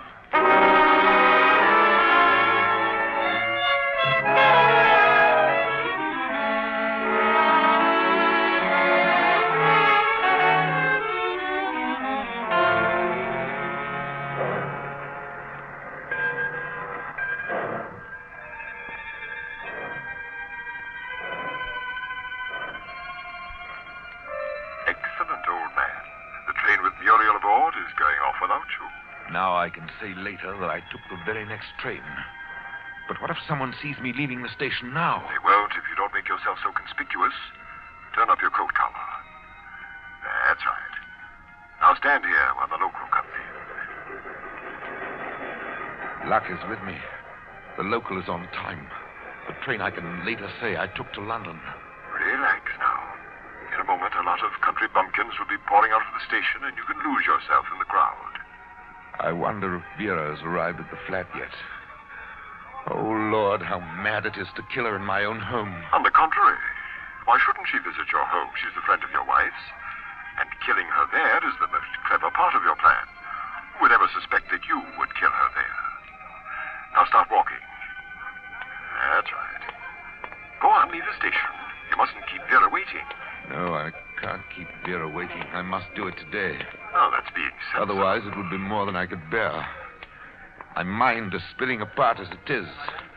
I'll go to pieces soon. I'll have a nervous breakdown. Yes, a nervous breakdown. This affair with Vera has been driving me mad. Paper, mister. All the rugby scores. Paper. Get your paper. What's that? Paper? Why should I want a paper? Don't bother me. Oh, just as you say, Governor. Maurice, you called attention to yourself. Don't be so stupid. Now, where are you going? Surely you don't intend to take that bus over there. Every driver on the route knows you by sight. I have to take the number 3 bus. That'll take me out of the way, and I'll have to walk half a mile to the house. There's little chance of anybody recognizing me. I'll sneak down those grubby, improbable streets and go in the back way. I'll be there by 3. Now, aren't you glad you stopped and thought? You mustn't do things by habit. Here comes the right bus now. Run for it, Maurice.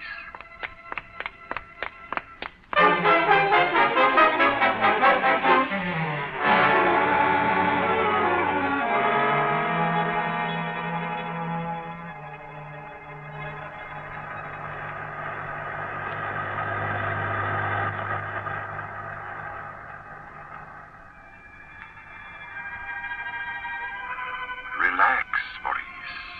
After all, this isn't the first time Vera's been to the house while Muriel was in London shopping. Oh, I'm not the kind who can do this sort of thing according to a blueprint. Think of the advantage that gives you. You're merely committing a crime of passion. That's the kind of murder that gives Scotland Yard the most trouble. As a lawyer, you should know that. I don't want her to suffer. I don't want anyone to suffer, but I must find some peace. If I don't, the breakdown will come. Poor Vera. I wonder what she'll be thinking about when it happens. When I kill her.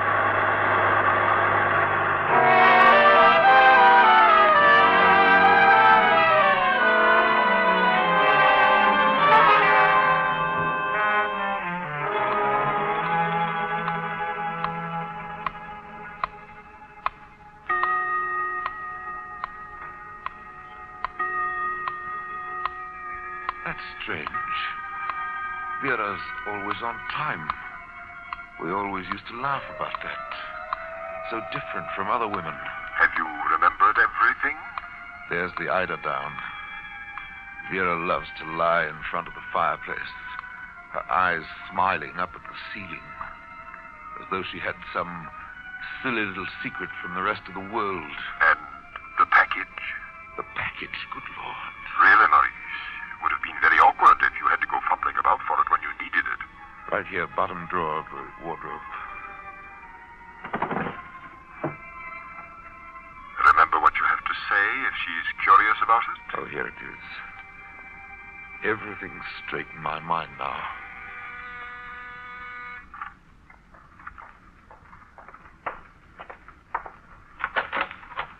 Hello there. Darling. Little Vera. Hello. Why is it I can't ever hold you close enough? Well, perhaps you've never really tried. Perhaps... Maurice, what are you trying to do? Break me in half? Your lips are always so cool, so steady. And that smell of lavender. What's happened to you, darling? You're so very gallant today. Am I? And actually trembling. Do I affect you that way? What do you think life with my wife has been? Well, I'm feminine enough to hope it's been a perfect hell. Your description of it is most apt. Well, aren't you going to take my coat? My glove? Oh, yes, of course.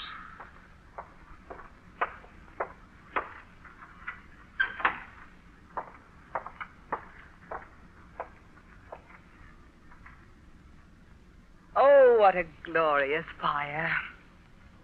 It seems the only sense of peace I ever get is sitting here, like this, in front of it. Peace. Blessed peace. Oh, come over here, darling. Sit next to me. At the moment, I'd rather just look at you. Maurice, there's something strange about you today. You're so near and yet so distant at the same time. No, my dear. Don't endow me with any mystic qualities.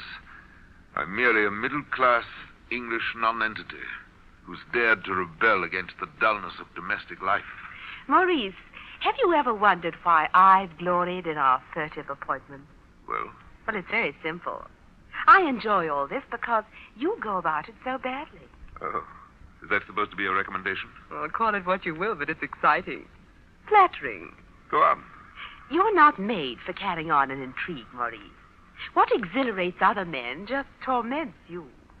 I've known every night when you couldn't look Muriel in the eye. You've suffered wretched fits of depression and nerves. And all because of me. Maurice, are you listening to me, or are you more interested in that silly package you're holding? I'm listening. Well, then certainly you must have something to say. Shall I repeat myself? And say, I'll never again pass an old woman selling lavender without remembering that I once knew someone whose lips were always fragrant with it. Once knew someone? You're very sure I could never give you up, aren't you? Aren't you? How does it feel to have such power over someone else's life? It's damnable being with you, and it's just as bad thinking about you when you're away. No one could have put it more neatly than you did before. I don't think I like you in this mood. No, let's finish it. We've talked all about Muriel. How about Richard, your husband? Haven't there been nights when you couldn't look him in the face? Oh, Richard doesn't mean to me what Muriel does to you. I don't think of him as my companion till death do us part. To live comfortably in this world, Maurice, you've no choice but be philosophical. Meaning what? If your marriage is a failure, you simply have to make the best of a bad bargain. Especially when the bargain is profitable. Maurice, will you please stop fiddling with that package? There's something in it for you. I've looked forward all day to giving it to you. Oh, darling. No, don't get up. Don't get up. Stay where you are. But I want to see it. You know how I am about presents. Well, just turn around. Close your eyes. Well, but hurry. Oh, please don't keep me in suspense. I won't. Just a minute.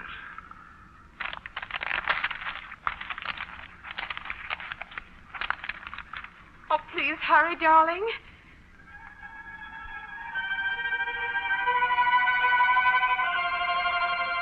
Yes, Maurice.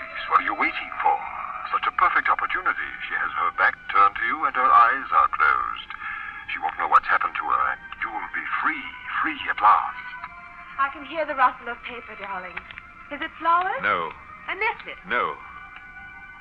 Even if she turns around now, you can always say, this delicately carved knife is for you, Vera. You can use it to open our love notes. Put your arms around me. When I see your presence, I want you to be near so I can kiss you. I won't keep you in suspense any longer, little Vera. Here it is. You didn't think we could go on like this endlessly day in and day out.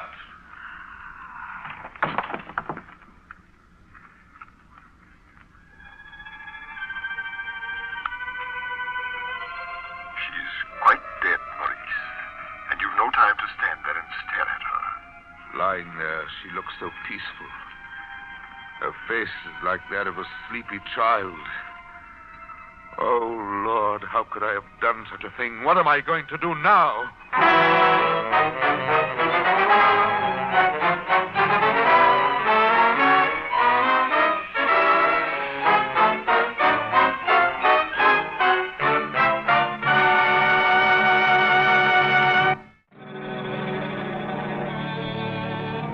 Still shaken by the thought of having murdered Vera Carraway, Maurice Taylor sits haunched behind his paper on the train to London. He knows it is too late to arrive at the Chadwicks in time to meet his wife Muriel for tea. well, he'll meet her for the train back home at 6:05. But in the meantime, there is all the devilishly intricate necessity of building a foolproof alibi. He now stands in the crowded London station, pondering his next move.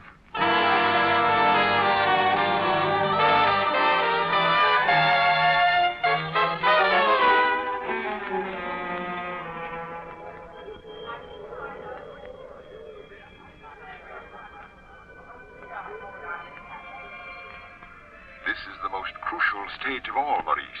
Muriel. Stop thinking about your wife. That's all you've been doing on the train. And there are so many other things to occupy your mind. How can I brazen it out when Muriel sees Vera's body there in the living room? I'm not that much of an actor to simulate horror, surprise, pity. First things first. Right now, there's a very important telephone call you must make. Go on. Pick up that phone. Call Tony Baines at his club.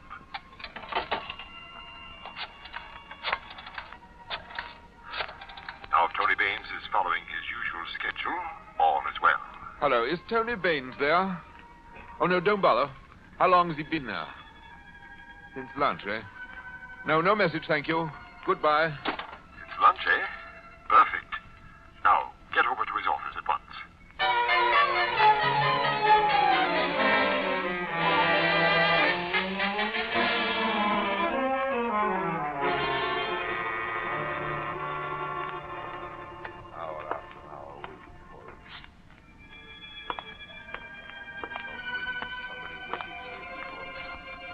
Instead of being impatient because you have to wait in the corridor for Baines, you should toss up your hat in the air and cheer.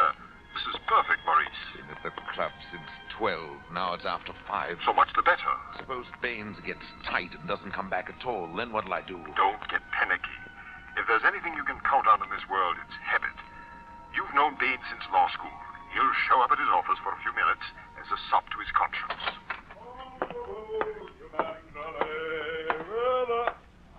Well, look who's here. Hello, Tony. Never can tell when you suburbanites will show up. Quite right. Oh, it's wonderful to see you, old chap. But you should have let a fellow know. We could have made an afternoon of it.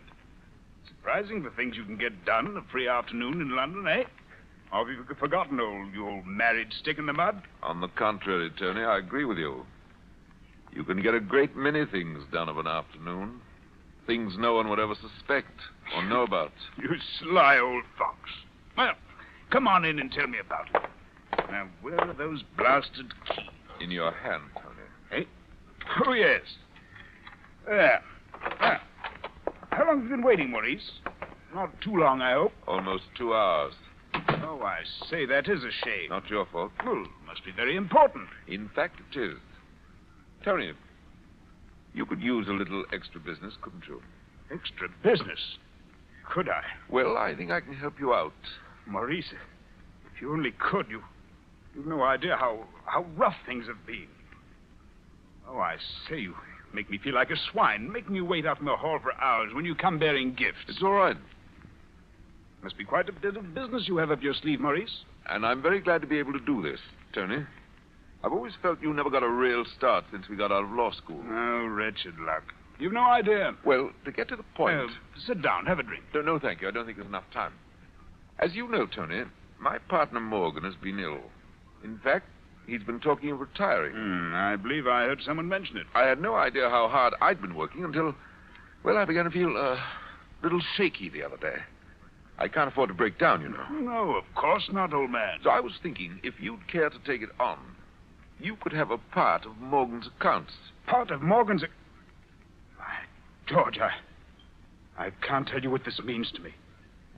I'll always think of the 2 hours you've been waiting for me as the most decisive moments in my life.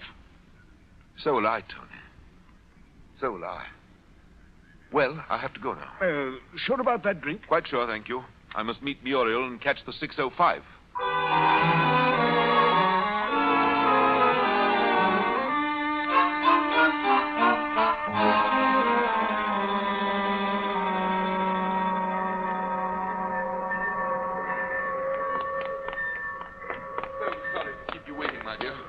Honestly tried to make it, but... Maurice, why all this fuss? First all this business about the Chadwicks, and now almost missing the train. Missing it?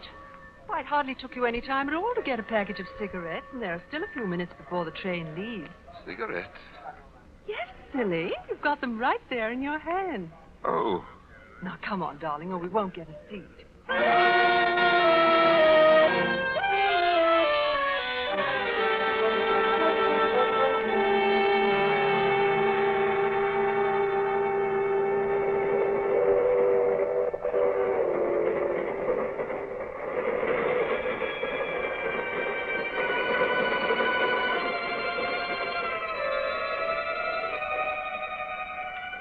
Look at Muriel there in the corner of the seat. Her eyes closed, her hand so delicately against her cheek. She wasn't at all upset about my not turning up at the Chadwicks. She always meets the disagreeable things in life like that. Gracefully, fastidiously. Good Lord, if I only had her composure. Well, she'll need every bit of it soon when we get home. Home. Oh, Lord, Vera lying there dead. Dead. I can't stand it. Stop that. Pull yourself together. But so much can go wrong. I'll give myself away to Muriel. No, you won't. Muriel will hate me. She'll turn me over to the police. Will you stop that, you fool? I wonder if Muriel will scream when she sees the body. Darling, did you say something? What? No. Perhaps I was thinking aloud. Oh, you're tired, aren't you? Well, you'll feel better when we get home.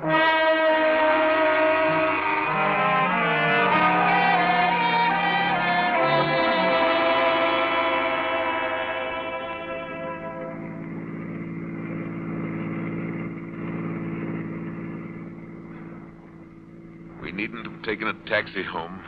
Have you loaded down with all these parcels? There's no hurry about getting home, mister. You talk as though you didn't care when you got home. That's the most stupid thing I've ever heard you say. Maurice, must you talk to me like that? Oh, I have a rotten headache. You'll feel better after dinner. For heaven's sake, stop being so wifely. I'm not a child. You know, I'd hoped the trip up to London would take your mind off business and quiet your nerves, but it doesn't seem to have helped at all. Well? Well, what? Well, surely we're not going to sit here in front of our house in a taxi all night. Oh. Maurice, we've got to talk this whole thing out tonight. All right, but let's not begin now. It'll be 2 and 6, sir. 2 and 6? Hot you up. Let me see now. How much did you say that was again? I said 2 and 6. Oh, yes. I don't know if I have the change. Why, you get more than enough right there in your hand, sir. Have I? Well, here, take it. Take it all. Oh, thank you. Thank you, sir.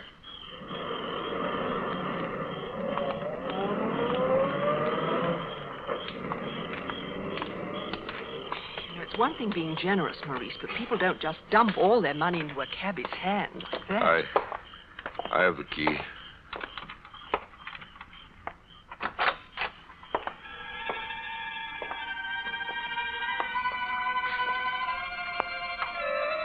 Remember what I said about habit? See if you can guess what she'll say next. I wonder if the fire's still going in the living room grate. Exactly. You could have guessed it. Well, say something. Why don't you go and see? I will just as soon as I get my hat and coat off. That's smart. Let her go in the living room first. When she discovers what's happened here, she'll be so terrified she won't watch your reactions. Well, the moment is here, Maurice. The most difficult part. It's all right. Hold tight to the doorknob. You need something to lean on. I don't know if I can stand it. She's going in now. Muriel, no! You mustn't go in there. You mustn't. Darling. Oh, dearest, what is it? Look, you must let me help you. No one can help me. Maurice, I'm worried about you. You've been acting strangely all afternoon. Everyone at the Chadwicks noticed it. The Chadwicks? I wasn't there. But of course you were. Now, Maurice, I want you to come into the living room with me. Don't go in there. Oh, don't be silly, dear. No, I to. said. Maurice, please, I'm going. No!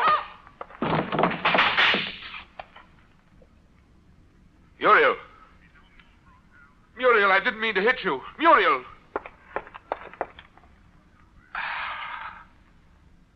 She's dead. Dead. Someone's at the door. Lord, what'll I do? I'll get rid of them. I'll give some excuse, anything.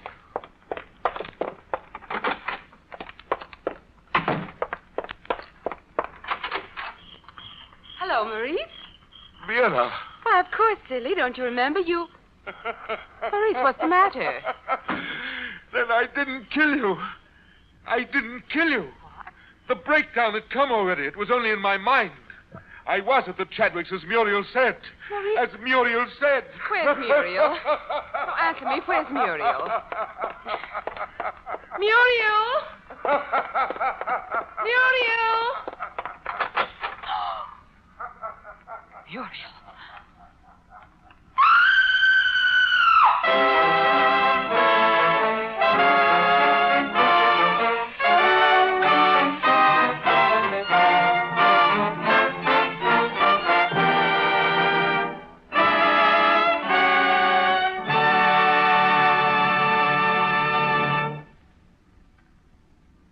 But now it's time to close the Mystery Playhouse.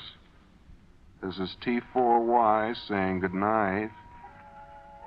Sleep tight. This is the Armed Forces Radio Service.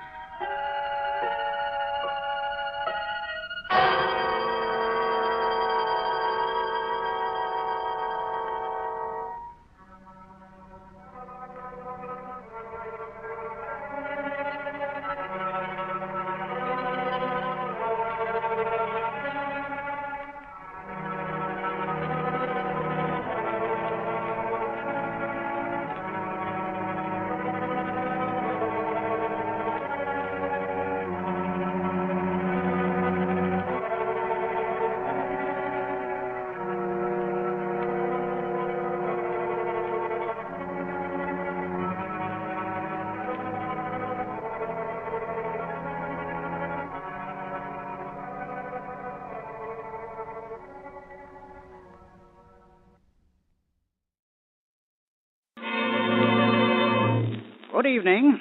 I'm Mr. Barrett, one of the characters in the Molle Mystery Theatre, which follows right away. I just want to remind you that although next winter seems very far away, right now is the time to do something about next winter's heating problem. The government says that fuel of all types is going to be scarce, so if you want to keep warm, you should go to your dealer now and get whatever kind and quantity of fuel he can let you have. Also, you should check up on all your heating equipment and make sure that you're not wasting fuel. And lastly, protect your home against loss of heat by installing insulation and weather stripping.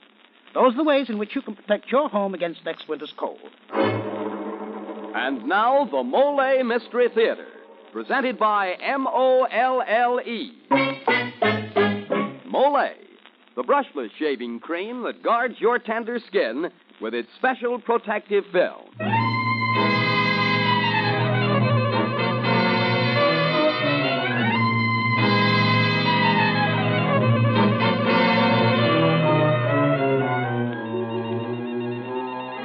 Good evening, ladies and gentlemen. This is Jeffrey Barnes welcoming you to the program that presents the best in mystery and detective fiction. Tonight we bring you an unusual tale of the supernatural by Oliver Onions entitled The Beckoning Fair One. It is a gripping study in human terror, the eerie story of a strange rebellion and the terrible consequences that followed. So here it is, The Beckoning Fair One.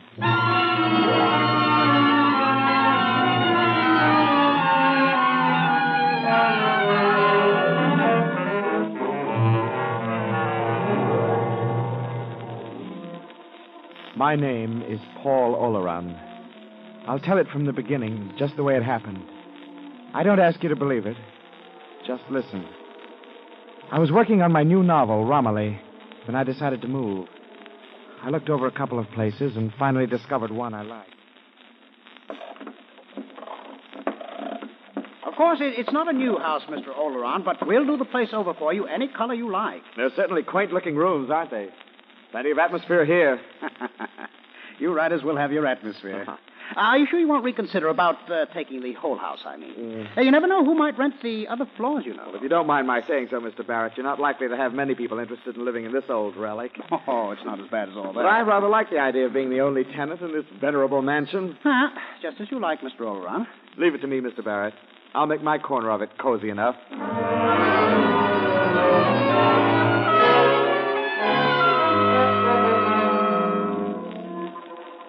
I was thoroughly pleased with my new quarters. There was an air of ancient charm about the place that appealed to my imagination. Then I discovered the handle in the window seat. That meant there was a box underneath. But the lid was stuck. I went to work on it with mallet and chisel.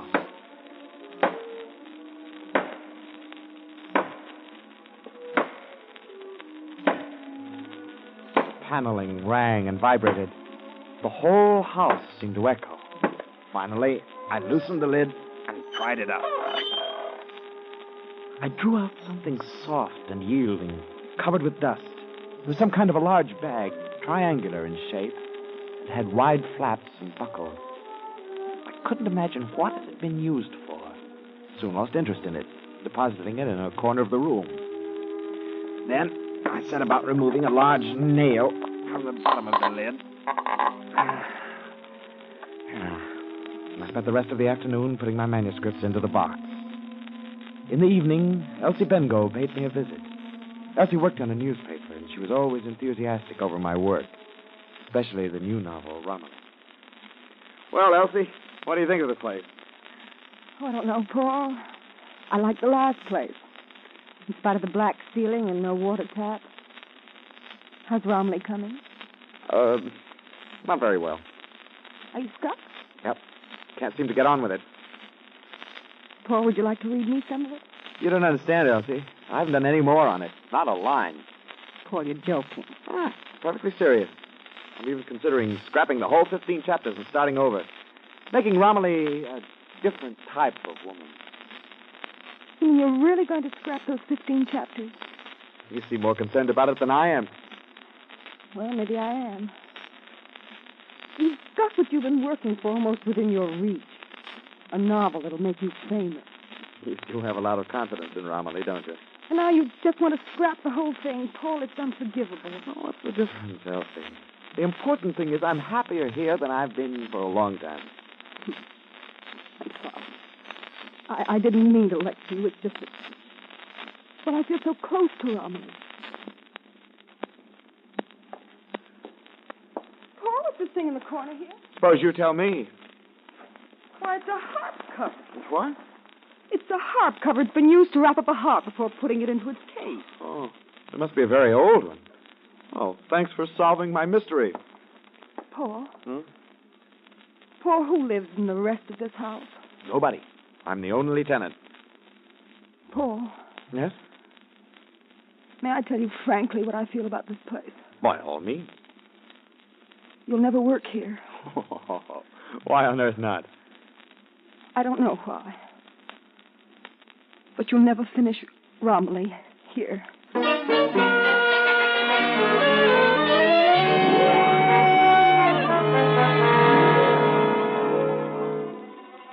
That night, I sat by my fire, pondering over Elsie's prophecy. I looked around the room. It filled me with a sense of calm I'd never known before. The more I thought about Elsie Bengo, the more I became convinced I would have to destroy those 15 chapters. Unwittingly, I'd put too much of Elsie into my character of Romilly. And those qualities I disliked in Elsie Bengo, I found objectionable in Romilly. Then I became aware of the dripping water tap in the kitchen.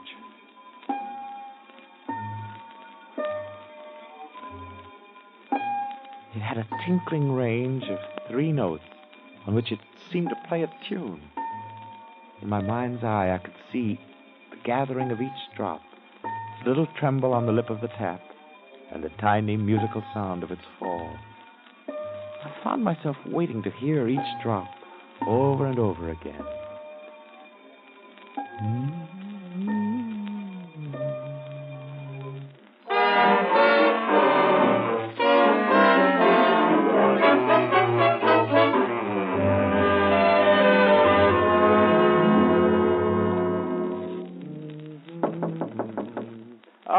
Come in.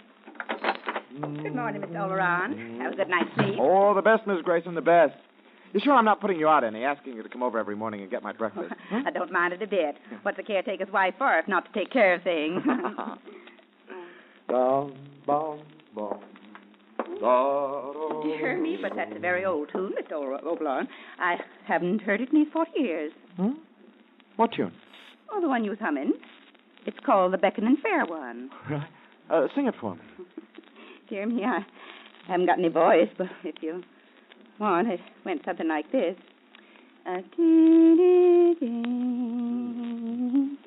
Very, very pretty.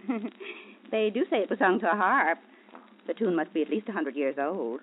And I was humming it? Indeed you were. This is odd. I thought I heard that tune last night, dripping from the kitchen faucet. Silly idea. A faucet singing.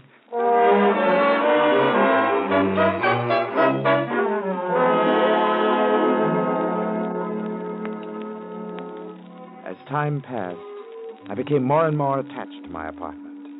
But Elsie Bengo did not share my enthusiasm. It just doesn't belong to today at all, Paul. You know, this is a dead house.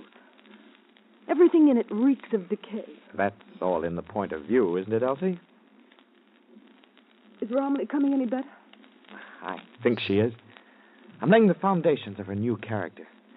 I'll begin the actual writing soon. You mean you discarded the old Romilly? Yes. Oh, where's the manuscript? In the window box. What do you want it for? I want to read you some of it. Bring you back to your senses. Maybe you'll hear someone else breathe. Oh! What's the matter, Elsie? Nothing. I just cut my finger. You ought to take that nail out of the lid, Paul. But I thought I did. Oh, here, let me bandage it. Please don't worry about it, Paul. It's only a scratch. Look, would you walk me down to the bus? It'll do you good to get out for a breath of fresh air. I can't, Elsie. I really must get down to work. No. No, that isn't why you won't go out. Oh, Paul, move out of here. Everything's wrong with this place. Oh, Elsie, please. Here, let me see you to the door.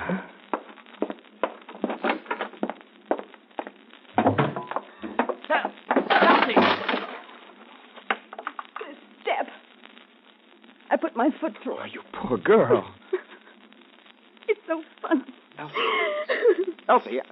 First this nail and now this step. Oh, Lord, it's so funny. Elsie, let me help you. No, don't let me go. Elsie. Please let me go away. I'm not wanted here.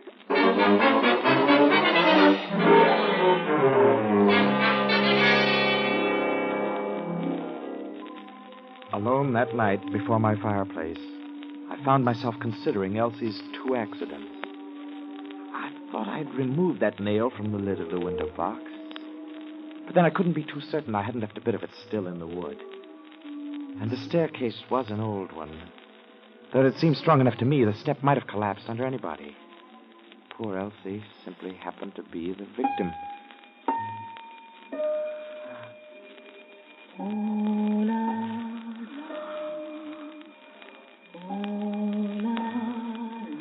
Now my imagination was beginning to play tricks with me. I actually fancied I heard my name in the sound of the dripping water tap.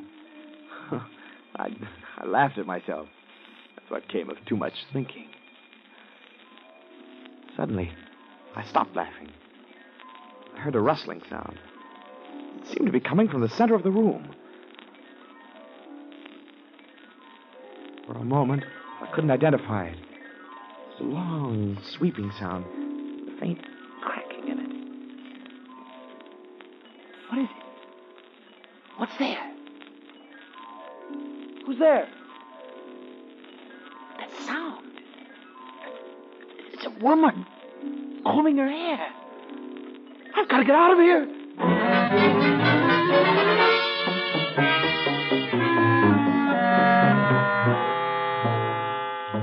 I fled the house. I walked for hours in the cold, clear night. Gradually, my fear left me. I began to laugh at myself. Why, of course I hadn't removed that nail. Of course the wood in that step had been rotted through. As for the invisible woman brushing her hair, I'd been dreaming too much, that was all. It was morning by the time I got back to the house. I hadn't been to bed at all. I was tired. I found Mrs. Grayson, the caretaker's wife, waiting for me in my room. Took the liberty of coming in, Mr. Oran. seeing as the door was open and you weren't home. I've been out for a walk.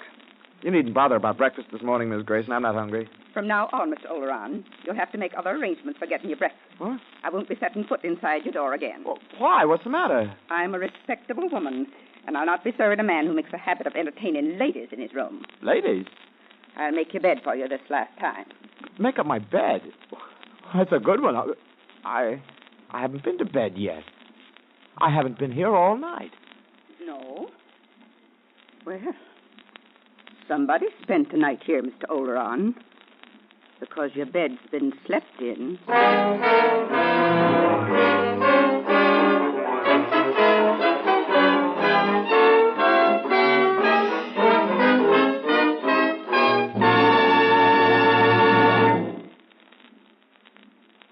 Well, mystery fans, do you think Paul Oleron's house is really haunted? Or is he bewitched by his own imagination? And is there anything he can do to save himself? Yes, Mr. Barnes, there is. Listen to me. I was once bewitched, but I was saved by a magic word. A magic word? What word? Listen. My face was bewitched. Every time I shaved, I used to get invisible little nicks and scrapes. But then I learned the magic word. Mollé! Well, gentlemen, there is something magical about the way Mollé protects your face against irritating little nicks and scrapes. But there's a common sense reason behind it. You see, Mollé has a special protective film, a slick, smooth, moist film with more real body and substance than light, fluffy cream. Mollé gives your razor something to ride on.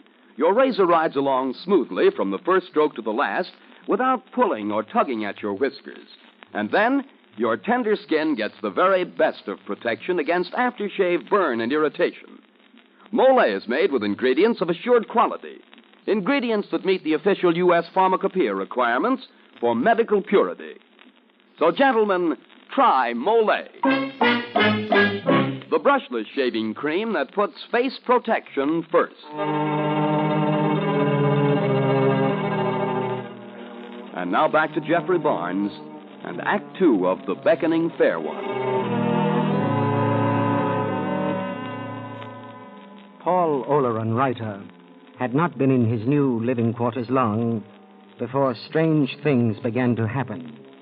Nails put themselves back into the wood. A leaking water tap played an old tune, and an invisible woman appalled Oleron's soul by combing her hair. He has just returned to his rooms after spending the night walking the streets and contemplating the beckoning fair one.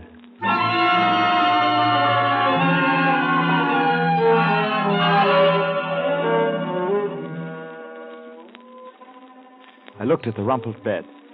The sheets bore a distinct impression, as if somebody had lain on them. I knew that I hadn't been near the bed since Mrs. Grayson had made it the day before. I was face to face with it now. Something inhabited my room. But what? I was seized with a desire to know the thing, find out what it was. I lay down on the bed and tried to figure it out. It was becoming clear to me now that the key lay in my half-written novel, Romilly. Or rather, in both Romillys, the old one and the proposed new one.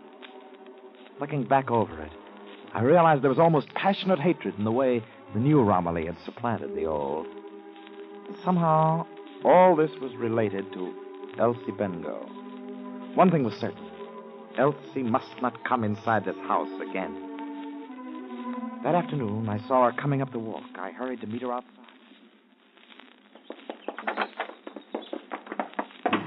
I'm sorry, Elsie. I'm just going out. I've got an appointment downtown. You want to walk along with me? Paul, you haven't any appointments. You just don't want me in the house. Well, I only wanted to tell you that everything's over between us. Well, Elsie. Let me finish, Paul. Something strange is happening to you. Please, Elsie. But if you ever need me, Paul, somehow I'll know it. And then I'll come.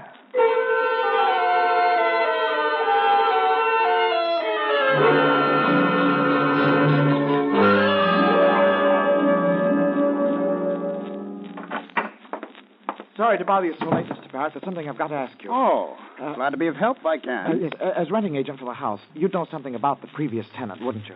Yes. The last tenant in your rooms was an artist by the name of Madley. He seldom went out of the place. As a matter of fact, Madley died there under rather peculiar circumstances. Yes? It was discovered at the post-mortem that there wasn't a particle of food in his stomach.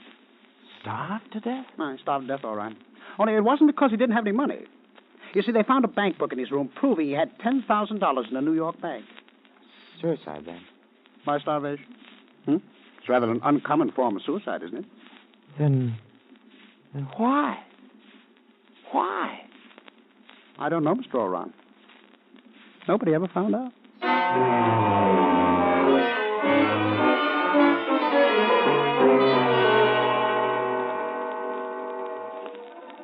I returned to the house. That there was a strange presence there, I was convinced. And now that I'd rid myself of Elsie Bengo, who had been the old inspiration for the character Romilly in my novel, I hoped to meet the beckoning fair one, she who was becoming the new inspiration.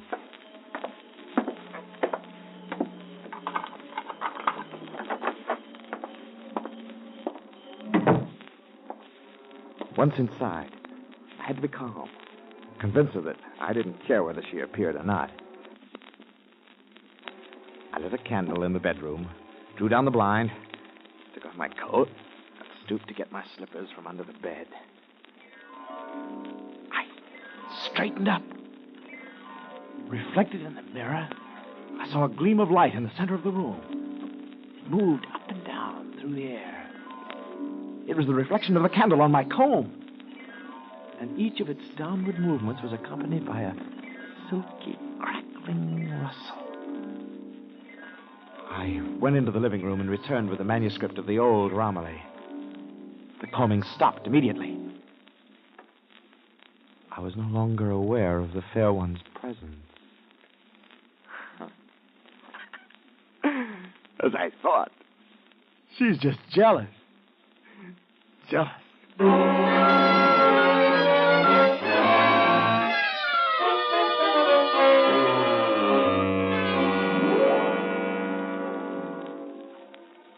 Night after night passed, and still I did not see her.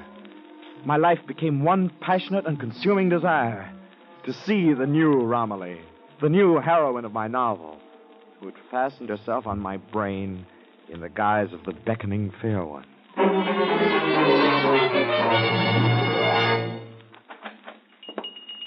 Yes, sir? What can I do for you? I want a bouquet of roses. Yes, sir. Got some beauties today. Beauties for a beautiful lady, huh? Here's a nice bouquet. That one will do. Nothing like roses to win the heart of the fair one, eh? What'd you say? I was just making conversation. You said something about the fair one. Just a manner of speaking, sir. I didn't mean any offense. Oh, of course not. I'm sorry. I'll take those flowers now, and I want you to deliver a bouquet of these to my house every morning for the next 2 weeks.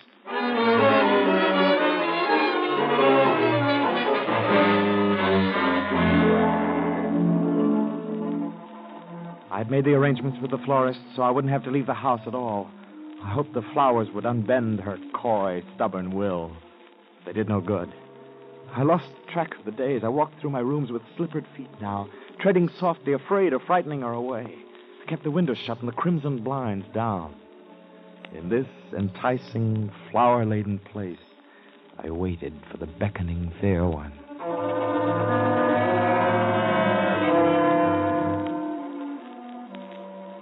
I searched my mind for some reason why she held herself back from me. Suddenly it came to me. The manuscript of the old Romilly, those 15 chapters. I was a fool to think that the new Romilly would show herself to me as long as there existed evidence of my former attachment. I took the manuscript from the window box and was about to throw it into the fire. No! Who's there? It's Elsie. Go away. I can't see you now. Please let me in, Paul. No. Paul, you're in trouble. I know you are. I'm all right. Go away. Paul, I only want to help. I promised I'd come if you needed me. Paul. Paul. Please answer me. Paul. I didn't answer. Paul. She was a fool. Coming here where she was not wanted. Why didn't she leave me alone? Her voice only irritated me. Soon her calling stopped. I heard her footsteps going down the stairs.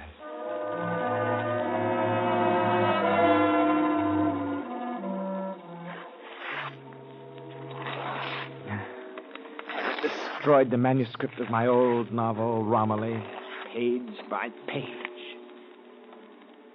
Then I lay down to wait again. How long, how many days? I don't know.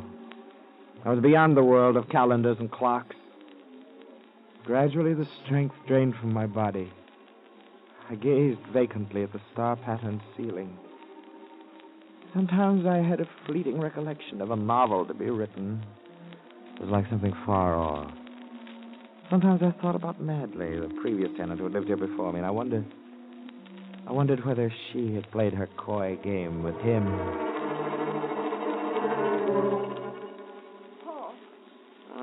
Paul. Elsie, how did you get in here? Paul, listen to me. If you're not well, darling, let me take care of you. I said I'd come when you needed me, Paul.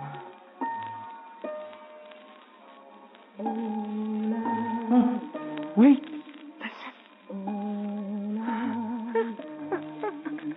She called my name. She's here at last. Paul, what is it? I don't hear anything.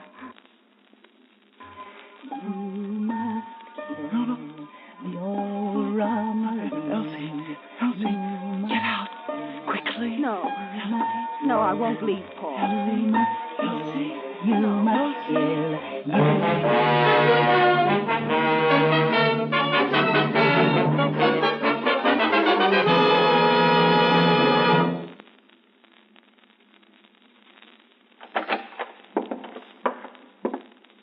Now, up here on the second floor, you've got 4 big rooms.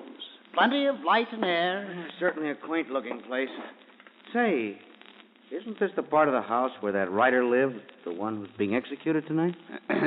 Yes, this is it. What was the name of that girl he murdered? Elsie Bengo. Of course, it's not a new house, but we'll be glad to do the place over for you. The water tap leaks slightly, but it won't bother you.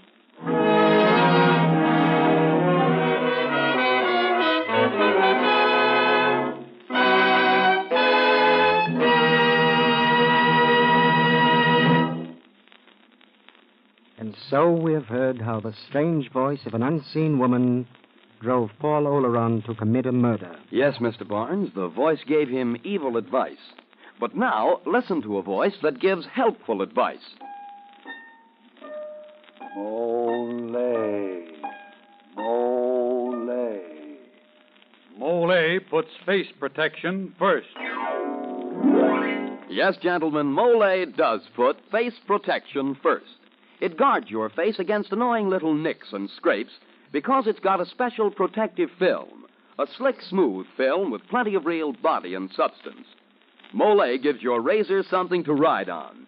Your razor rides along smoothly from the first stroke to the last, and you get a close, clean shave without any pulling or tugging at your whiskers.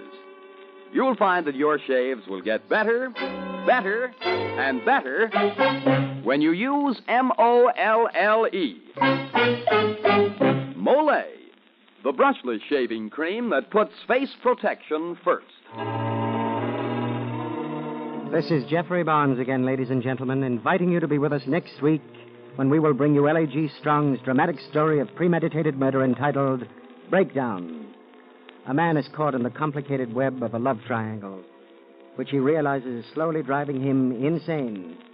He attempts to solve his problem with a carefully planned murder, but it comes to a disastrous climax. So, mystery fans, be sure to listen next week to L.A.G. Strong's compelling adventure in crime, Breakdown.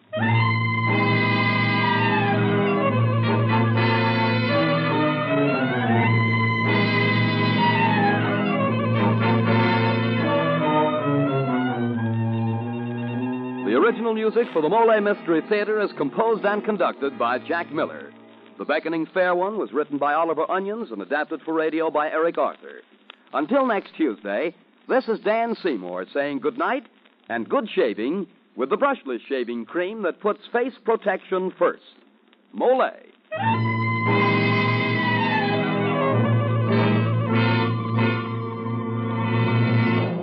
Are Mole Hills Mountains to you? Are you too tired, too weary to face daily problems? Then listen. Doctors may find that your fatigue is caused by a borderline anemia. Yes, a borderline anemia resulting from a ferronutritional deficiency of the blood. Decide now to throw off depressing fatigue with the help of ironized yeast tablets. They're formulated to overcome borderline anemia by helping to build up red blood cells. Take IY, ironized yeast tablets, to get more vigor, more drive, more energy.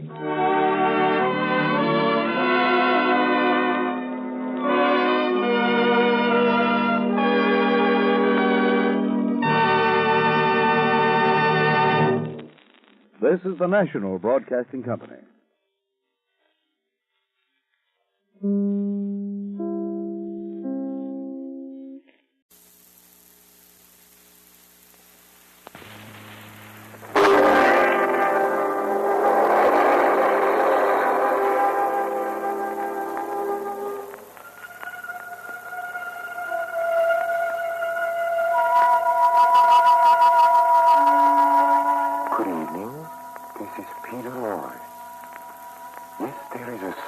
Delicate art to murder. The elegant killer scorns the use of firearms or knives. But strangulation, there a clever fellow can snuff a life out as you would a candle. How about a demonstration, okay? Then listen to the Mystery Playhouse.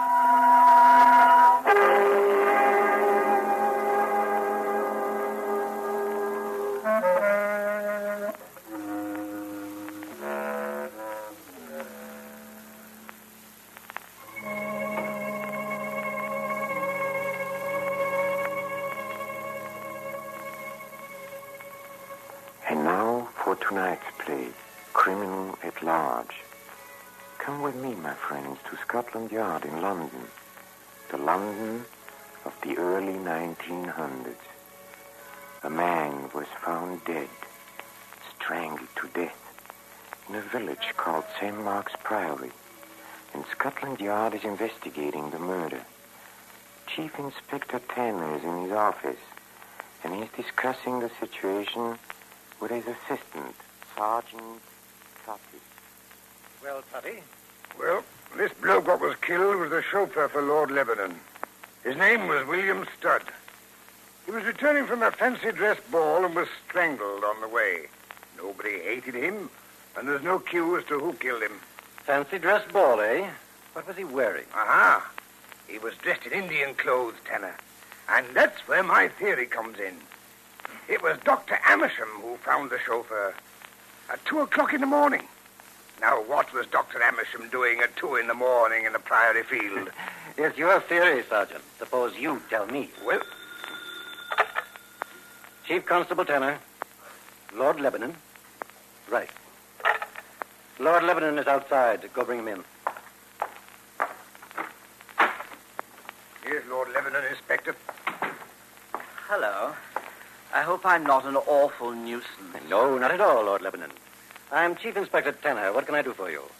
Well, Inspector Tanner, the whole thing is very vulgar, and when one's mother's involved, well, everything was all right while my father was alive. Shocking invalid. Never left his room for 15 years. Your visit here concerns your father? Not exactly. I'm just starting at the beginning, you know. When Father died, I should have come back from India, but then Amersham came out after me, wanted me to take my seat in the House of Lords. Silly. What? But you came back? Yes, to find my mother was expecting me to marry Isla Crane. It's deuced awkward. Awkward? She's terribly nice, but there's something odd about her. Odd? She's been frightened since that infernal murder. Why, my dear fellow, she walks in her sleep. You say she's frightened, Lord Lebanon? Of what? I shouldn't be surprised if it's that American footman my mother hired. A strapping big fellow. He lurks. He does what? Lurks. You know, you pop out of your room and there he is, lurking in the hall. Well, why don't you fire him? You're the master of the house. Oh, yes, I'm the master in a way. Still, it's rather difficult when a fellow has a mother. But I don't want any fuss. I'll probably marry Isla in spite of her walking in her sleep. What about this Dr. Amersham? Oh. Well, you might as well know. Dr. Amersham is a man I dislike intensely. Is he a friend of your mother's? I suppose so, in a way. But he doesn't like me. He doesn't like Isla, doesn't like anybody. And I'll tell you something else about him. When he was in India, a woman was killed in his bungalow. Indian woman. Beautiful gal. Strangled? Can you tell me any more about it? She was strangled with some sort of scarf. Oh, there was a terrible row about it. But he got out of it. I see. Lord Lebanon, why exactly have you come to see me? Well, I'll be perfectly frank with you. I'm frightened. I don't want to make a scene, but at the same time, I don't want to die. Aren't you possibly exaggerating? I don't know whether I am or whether I'm not, but there's something going on. And I don't understand it. Honestly, I do wish you'd come down and look into it. All right, Lord Lebanon. We'll be down the first thing tomorrow morning.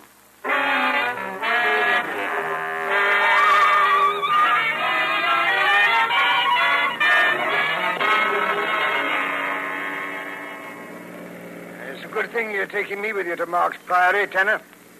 As I always say, you can't go wrong when you've got the coolest head in the yard along with you. Quiet, Toddy. Here we are. Mark's Priory Castle. Can you imagine a lightweight brain like Lord Lebanon having all this and £40,000 a year? Now, if I had that You'd money, spend it all on loose liquor and aged women. We're going in now, Toddy. Mind your manners. Yes, sir? Chief Inspector Tanner and Sergeant Toddy of Scotland Yard. We're here to see Lady Lebanon and the household. Lady Lebanon's in the drawing room. I'll announce you. Wait a minute. You're not the butler. No, sir. Butler's busy just now. I'm the doorman. Footman, eh? Then you must be the American Gilda. Yes, sir? How long have you been here, Gilda? 8 years. I believe you have an account at the London and Provincial Bank, haven't you? Yes, Inspector. Very unusual, isn't it? For a footman to have an account in a London bank. Some of us are very thrifty. So I noticed. But isn't it rather a large balance? 3,000 or 4,000 pounds. I bought some good stocks now and then. What is your salary here? Pretty good one. Her ladyship is generous. Well, I'll want to talk to you later, Gilda. Sure. Anytime. Now I'll announce you to her ladyship. Never mind. I'll announce myself. Come on, Toddy. That seems to be the drawing room ahead. Lady Lebanon? Yes? I'm Chief Inspector Tanner, Scotland Yard. This is Sergeant Toddy, who was down here 2 days ago. How do you do? This is Dr. Amersham, my physician. How do you do? How do you do, Inspector? Why are you here, Inspector? I must remind your ladyship that your son's chauffeur was murdered only a few days ago. It will be necessary for me to question all of you. Toddy, you take care of the servants. Right, sir. Lady Lebanon, I would like to see your son and his fiancée, as well as you and the doctor. Very well. Dr. Amersham, will you step upstairs and ask Isla to come down? Glad to, if the inspector won't read something criminal into my actions. You never know about these police. Oh, before you go, Doctor, I believe you spent some time in India. Oh, yes. I'm practically a colonial. And I believe there was some incident of a native girl being strangled in your bungalow. A very unfortunate incident, Inspector. I'm sure you must be interested in the police work on the case. Sometime, perhaps, I'll tell you all about it. Now, if you'll pardon me, I'll see if I can find Miss Craig. Very clever man. Is there anything you wish to tell me, Lady Lebanon? I knew very little about the poor chauffeur. The servants can probably tell you the things you have to know. I suppose you want to look over the castle? Yes, of course. Are you interested in blazonry, Inspector? The coat of arms you see in here represent an eternity. The Lebanon line stands unbroken for 1,200 years. It would be a pity were it to die out. I'm sure it would. How long have you known Dr. Amersham, Lady Lebanon? Many years, since before my husband died. I was aware of that. In fact, I noticed that your husband's death certificate was signed by Dr. Amersham. Yes, it was. I believe you said you wished to see my son, Inspector. I'll go and tell him. When constabulary duties to be done, a policeman. I say, that's rather jolly. I didn't know policemen could sing. Oh, good morning, Lord Lebanon. I see your mother found you. My mother, no, I haven't seen her. I suppose it's beastly of me, but I'm always rather glad when I don't see her.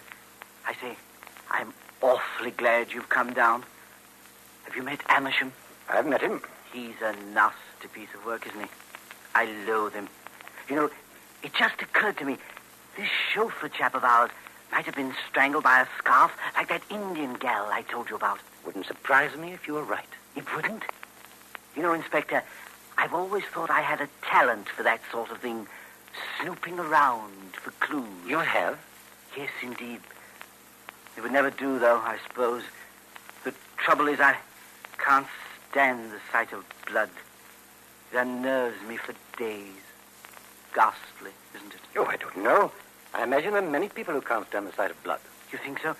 I say, you will look into this, Amersham, won't you? Things are pretty rum around here, and I'm sure that he's at the bottom of it. Willie, what were you saying to the inspector? Nothing, Mother. I'm just remarking that Dr. Amersham is a bounder. Oh, nonsense, Willie. I'll not have you talking that way about Dr. Amersham. Where were you? I was looking everywhere for you. You couldn't have looked very hard. I was in the den all morning. It seems to be taking Dr. Amersham quite a while to bring Miss Crane down. I wonder... Well, he has been a little long, but I'm sure they'll be here any minute. If you ask me... Tyler, what can be the matter? Dashed odd girl. We'll see. Come on. Tyler, what's the meaning of this nonsense? It's up there on the stairs. And... It's so terrible. Black and contorted. As though he'd been choked to death. Who, Miss Crane? Who is dead? Dr. Amersham.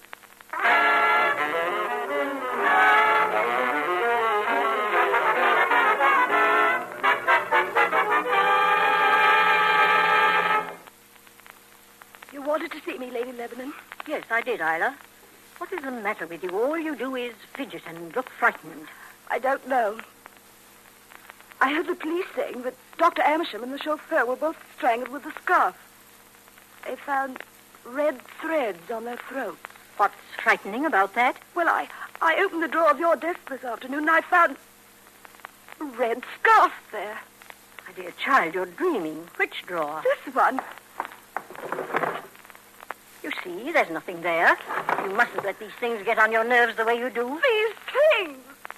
How can you speak so lightly about it? 2 men are killed here and you act so calmly. I can't go on staying in this awful place. I can't. What you will, Isla, dear. I sent your mother her quarterly check last week and just had a letter from her this morning. She's so happy to be secure after all the hard times she's been through. Oh, don't. Please don't. You know I wouldn't be here a day if it weren't for her. If she knew what I'm doing, she'd rather starve than have me go on. Don't be stupid. And for heaven's sake, don't be hysterical. I can't stand hysterical women. They have unhealthy children, and you must have healthy children after you're married to Willie. Yes, Gilda? It's a gentleman from Scotland Yard. I've finished showing him over the house, and We they... want to see you, Lady Lebanon. Oh, have you been through the castle already? Inspector Tanner? Every room except one. The lumber room, my lady. On the first floor. One of the best positions in the house. That's a queer place for a lumber room. We call it the lumber room. It's really a place where I keep a few valuables. Your man has the key? No, I never open that room. Inspector Tanner, I'll tell you the truth. That is the room where my husband died. It hasn't been opened since that day. But I'm sure I've seen it open, Lady Lebanon. You are quite mistaken, Isla. You must be overwrought. Go to your room. Yes, Lady Lebanon. I'm sorry, my lady, but I must insist on the room being open. But why, Inspector? Surely there's nothing there that will interest you. There might be. I'm looking for a collection of silk scarves. And I want to find them before somebody else gets strangled. Ridiculous. I don't think so. Incidentally, we discovered that a scarf, perhaps the one used on Dr. Amersham, was burned this afternoon in a stove in the kitchen. Would you know anything about it? If anything has been burned, I haven't the least idea who burned it or what it was. I'm afraid I'm at fault, Inspector. I found some odd bits of silk on the carpet and burn them. Why, of course, Gilda. I was cutting out a doll's dress for the village bazaar. Doll dresses. Look, Chief, just give me a few minutes. Not now, Toddy, not now. Lady Lebanon, it strikes me that you're not very anxious to have the murder of your friend cleared up. Dr. Amersham was not a friend of mine. So the fact that he was murdered within a few yards of this room really doesn't matter? Aren't you being rather insolent, Inspector Tanner? I suppose I am. But your own attitude is rather peculiar. If he wasn't a friend of yours, what was he doing here? He came to see me as a doctor. At your request? No, he just dropped in. So early in the morning, an odd hour for dropping in? I had a touch of neuritis in my arm. Oh, yes, neuritis. But you didn't send for him? No. He just guessed that you had neuritis and dropped in. Very convenient type of doctor to have. I'm not interested in your conclusions, Inspector Tanner. You will be in some of them. And Lady Lebanon, I intend to see that room, which you choose to call the lumber room. If not voluntarily, then with a court order. This is an outrage. No magistrate in this county would grant it. Then I'll go to the Home Secretary. You won't be able to reach him until tomorrow, Chief. So, my home will belong to me until tomorrow, at least? Maybe. You don't seem to realize, or want to, that there's a murderer around. I know the identity of the murderer, Lady Lebanon, but I haven't got the proof. It may be in that room you refuse to open. Impossible. Not so impossible. Sergeant Totty and I are staying here this evening. I suggest that you reconsider and give us the key to the lumber room. It may save somebody's life.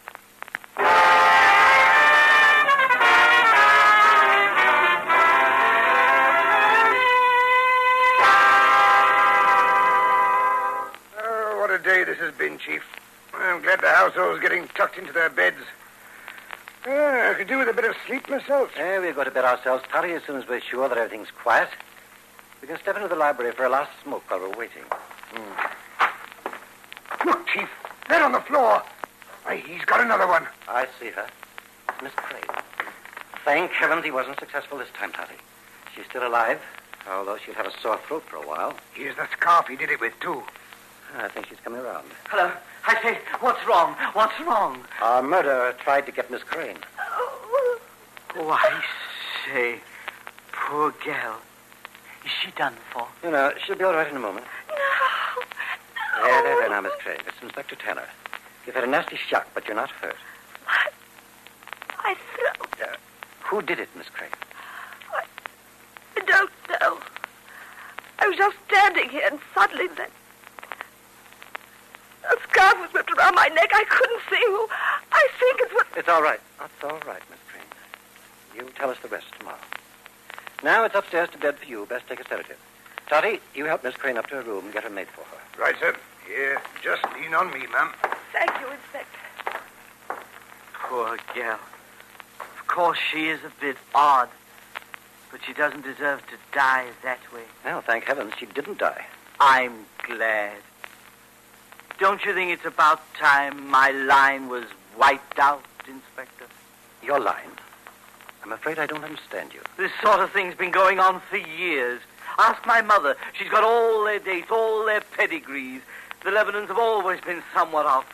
My father was more than somewhat. He spent 15 years in the old Lord's room, as mad as a hatter. I guessed that. But he never strangled anybody. The first time I saw it done was in Pune. A little fellow slipped up behind a big hulking man and... Fascinating. Yes. I tried it on a gal, an Indian gal. She went out like that. Extraordinary, isn't it? Very. I suppose one uses a scarf like this one. You do understand. I brought back dozens of these cars from India. I'm not a big fellow, but I'm awfully strong. Feel my arm. It's rather alarming. People never think I have the strength. Even Gilda doesn't guess. Gilda? He's not really a footman, you know. He's sort of... Well, he looks after me. You understand? Yes. That's what I thought. And that room my mother wouldn't show you. Well, it's all padded, you know. Rubber cushions all around the walls. I have to go there when I realize things. You mean when you imagine things? When I realize things, I know what I'm saying. When I'm quite well, I don't realize things. It's only when I get excited that my brain becomes clear. Don't touch me. I just wanted a light for my cigarette. Huh? Oh, I'm awfully sorry. Here. Are you friend or foe? A friend, of course. Now, why were you so unkind to the chauffeur? Stud? Oh, I'm awfully sorry about that. He was such a good fellow. But I'm afraid of Indians. One of them tried to kill me. They were very angry about that gal. I didn't know about this beastly masquerade ball in the village. I thought the chauffeur was an Indian. And Dr. Amersham? I didn't like him. He had my mother under his thumb. He knew about my realizing things, you see, and he blackmailed her. I'll show you something. Swear you won't tell anybody. I swear. Here. It's a gun, loaded. I took it from Gilda's room this evening. It's the first one I've been able to get a hold of since I came back from India. Very nice. Would you mind not pointing it at me? It might go off. So it might. Sometimes I think I should turn it on myself. Wipe out the whole silly line. I wonder where Gilda put her. Put who? Isla. She was looking awfully like that Indian gal this afternoon. I went behind her and put my arms around her. Did you hear her run down the stairs? She knows. That's why she's frightened of me. She came downstairs the night I smashed up this place. I don't remember doing it, but I suppose I must have. That was the night I nearly got Amersham. And last night when I did get him, she saw me coming back into the house. And I'm terribly strong. You wouldn't think so, would you? Oh, yes, I would. You know, when you were at my office in Scotland Yard, I said to myself, this fellow is very strong. Did you really? You are smart, aren't you? I say, I worried them tonight. I didn't drink my bromide. There are lots of ways of getting out of that room of mine. They don't know it, but I do. I fool them lots of times. Yes, I expect you fool them pretty often. Well, I'm going to bed. Oh, no, you're not going to bed. You're pretending that you're not scared. But you are. You see, I frighten people. I'm not frightened. No? I'll be sensible and give me that gun. No. You want to fool around with a thing like that? Well, there are lots of things I could do with this. I could end the line with this. Here comes my mother. We'll ask her. Billy, give me that gun. No, I won't. I've always wanted a pistol. I've asked you dozens of times. Put it away. You're going to give me that gun, old fellow? No, you don't touch me. Don't come near me. Billy, look, he's going to stop him. Somebody stop him. Too late, Mother.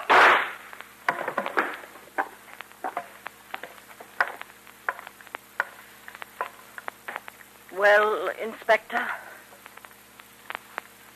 He's dead. Poor devil. 10 centuries of Lebanon's, 1,000 years of greatness gone out like a candle in the wind. Toddy. Yes, sir. Get Scotland Yard. Tell them the Lebanon case is closed.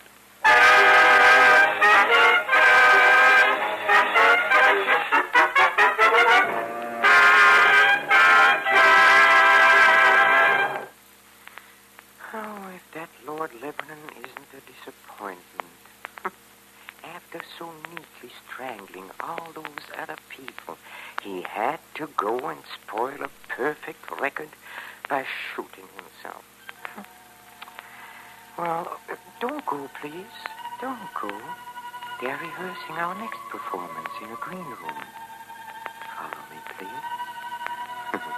Come.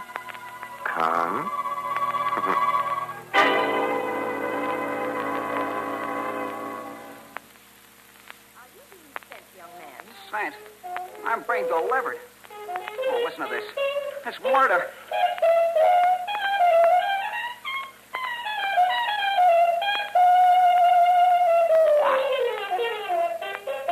Oh. I have a booth now, if you want it. Well, thank you. Do you like that record you just played? Oh, it's terrible. Corny. Too commercial. Are those the records you want to hear? Yeah, what's the matter with them? Oh, long hairs. Why don't you get out of your long underwear? So long. Hey, was that an insult? No, dear, no. Just jive talk. Play one of our records, Nicky. Okay, darling. Hey, Nora, what's gut bucket?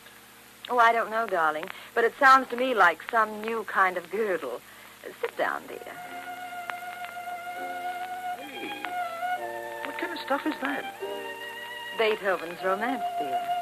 It's about time you developed a taste for good music. What's the matter with my taste? I like to see everything Dinah Shore sings. You should learn to appreciate the higher forms, dear. Oh, here's Mr. Oh, Mr. Bailey. Nicky, I want you to meet Mr. Benjamin Bailey, the proprietor of the Cadenza Record Shop. Pleased to meet you, Mr. Charles. Oh, you do? Just call me Beethoven Benny like everybody else does. Well, Mrs. Charles, shall I start lecturing at him? Oh, please, Benny. Hey, Nora, is this some kind of a plot? Uh-huh. Mr. Charles, now you're just listening to a hunk of music called Romance by Ludwig van Beethoven, which is written in Andante, which means not too fast but don't fall asleep. You get it? Hey, Benny, where'd you learn about music? Oh, in my youth, I was the first piccolo player in the Sing Sing Philharmonic Orchestra. Now you take that album there, Shostakovich's Sixth Symphony. Shostakovich was influenced by Prokofiev, Stravinsky, Rachmaninoff, Rimsky-Korsakov, Glazunov, Mussorgsky, and Tchaikovsky. So what happens? So Shostakovich makes with the notes, and if you spend an ear, it sounds a little like Prokofiev, Stravinsky, Rachmaninoff, Rimsky-Korsakov, and Tchaikovsky. Now, they're not to be confused with Beethoven, Bach, Brahms, Mozart, and Papa Haydn, who are of the German school, as against the Russian school. Two nations which are at war today. Which is something to think about, ain't that, Mrs. Charles? Oh, yes. Yes, it certainly bears thinking about. So to get along with my suppression, now Beethoven was carrying the torch for a hot little tomato called Countess Guicciardi. Now hark ye, how the great violinist Freddie Fat can place this passage. It's sheer perspiration. Well, what's the matter with Freddie? Did he run out of perspiration? No, the record stopped. Something messed up this phonograph. Oh, won't it go? No, it's dead. Well, help me push it away from the wall, Benny. Well, what killed it, Nicky? Fradkin's playing? No, baby. It was murdered. Oh, phonographs don't get murdered. They die natural death. Well, here's the bullet, Nora. It smashed the motor. Well, now, who'd want to murder a phonograph? Must be some torpedo who hates music. The bullet came through that wall. There's the hole.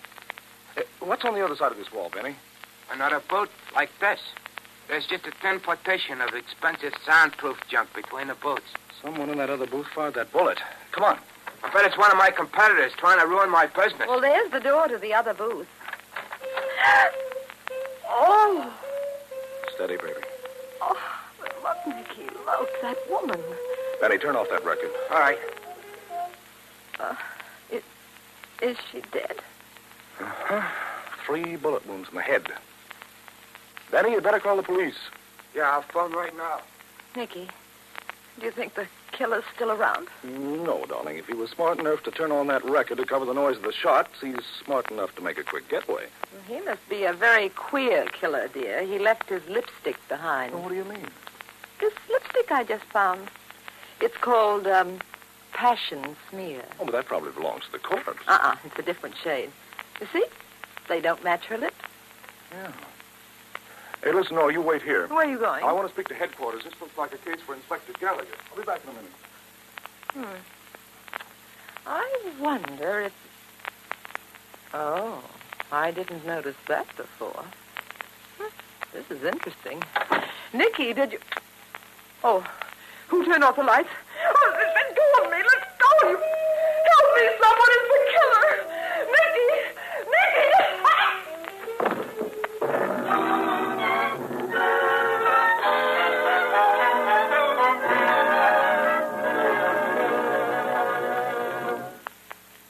Sounds exciting, doesn't it? Murder in a record shop. Why don't you try to be on hand for our next performance, when we present Nick and Nora Charles in The Adventures of the Thin Man. This is Peter Lorre closing the doors of the Mystery Playhouse. Good night. Sleep tight.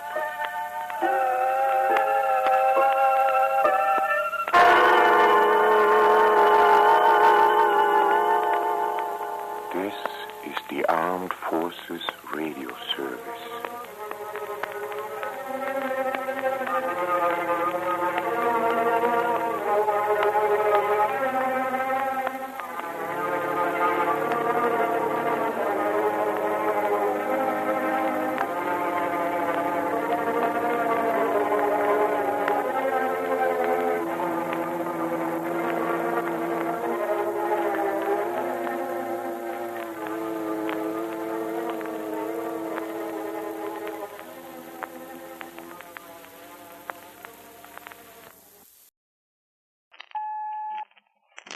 And now, the Molle Mystery Theatre, presented by Molle. Molle, the brushless shaving cream that guards your tender skin with its special protective film.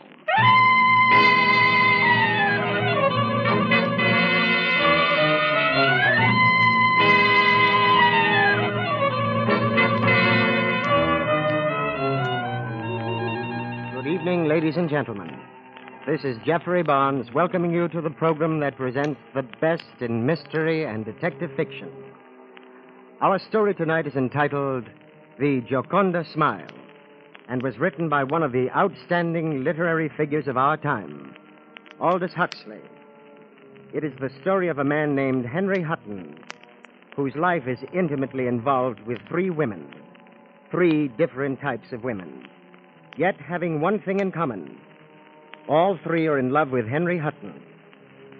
It is a story full of hate, love, jealousy, and passion. And it leads inevitably to the murder of one of the women.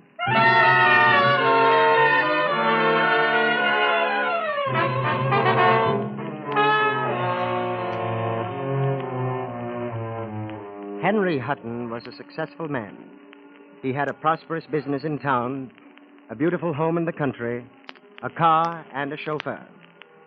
On the other side of the picture was Hutton's wife, Emily, a self-pitying individual who made herself a martyr to the various ailments of which she continually complained. It was to be expected, then, that Henry Hutton should seek his happiness in other places. We find him now in his chauffeur-driven car, and with him is the lovely young girl, 15 years his junior. Oh, darling, I've had a wonderful time. I do love driving in the country. It's been wonderful being with you, Doris. I'm so glad you think so. But sometimes I'm afraid. Afraid of what? Is it wrong, our going out together? Well, all depends on how you look at it. Is it wrong to expect a little happiness out of life? Maybe it is when it makes somebody else unhappy. Well, if you're thinking about my wife, Emily, you needn't. Much too busy feeling sorry for herself to be concerned about me. I know, but sometimes Now, don't you worry your pretty little head anymore. Well, here's where I leave you. McNabe will take you home. You're going to see that Spence woman again, aren't you? Oh, I promised my wife I'd drop in and invite Janet over for lunch tomorrow. I don't like that woman. Why, I actually believe you're jealous. After all, Janet's only a friend of my wife. Jealous of her? Oh, she's twice as old as I am. And not nearly as pretty. Besides, I don't care a hoot for her. See you tomorrow night? What if I say no? But you won't, will you? Oh, darling, I do love you so much.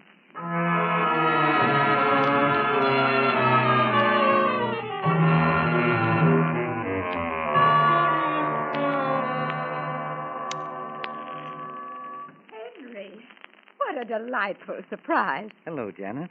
Won't you sit down, Henry? Well, I really can't stay long. Emily asked me to drop by on my way home. Oh, how is Emily? Not much better, I'm afraid. But she hopes to be well enough to see you at lunch tomorrow. Can you come? I'd love to, if you think she's well enough to have a visitor. Of course. You'll do her good. Do us both good. In married life, 3 is often better company than 2. How cynical. Oh, I still believe in the ideal. Marriage between two people in perfect tune with each other. That is something worth hoping for. You know, Henry, I envy you. Envy? Me? Why? You really have two lives. Two lives? Well, for one, there's your life out here in the country, where you have fresh air, sunshine, and unimportant people who envy you. Yes, and my other life?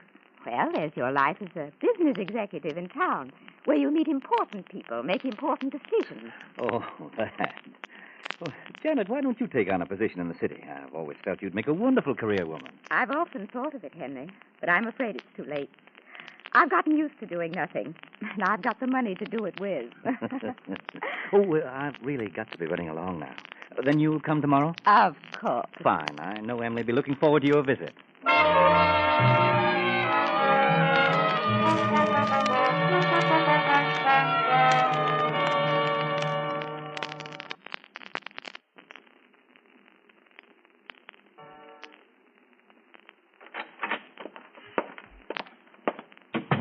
That you, dear? Yes, Emily. Oh, I'm so glad you're home. Isn't it rather hot in here? Really, dear. You know I have to keep warm. I hope you're better this evening. Oh, not much, I'm afraid. Dr. Libbert thinks I ought to go to the wells for the summer. Well, go, my dear, go. I'm to drink the waters and have massage and electric treatments, too. I'm sure it'll do you good. I was wondering if you'd come with me, dear. You know I'm going to Scotland on business the end of the month. Oh, it's a long trip. The thought of it is such a nightmare. Oh, I don't know if I can manage it. You know I can't sleep in hotels. And then there's the luggage. No, I can't go alone. But you won't be alone. You'll have Anna with you. There's something I wanted to ask you. Yes, Henry? I know it's a dreadful thing to ask, but is Emily really as sick as she makes out? No, but Emily is the type of woman who thrives on simply being impatient with her. That only aggravates her condition, which is none too good. That's what I want to know, Dr. Libbert. Is it likely that she'll ever be well again? It depends on a number of things. I really couldn't promise. I see. Thank you, Libbert.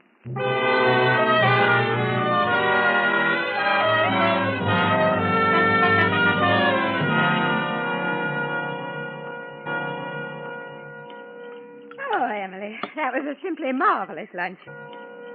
Oh, Emily, that was a simply marvelous luncheon. I love eating out here in the garden. It is nice, isn't it, Janet? Dr. Libbert says the air is good for me. Air is good for me. Oh, Janet, I'll never be able to thank you enough for recommending that man. Dr. Libbert is a dear. It's so reassuring to have a doctor like that. Oh, especially in my condition. Of course, you poor dear. Uh-huh. Where's Henry? He's seeing Dr. Libbert out. Oh, here he comes now.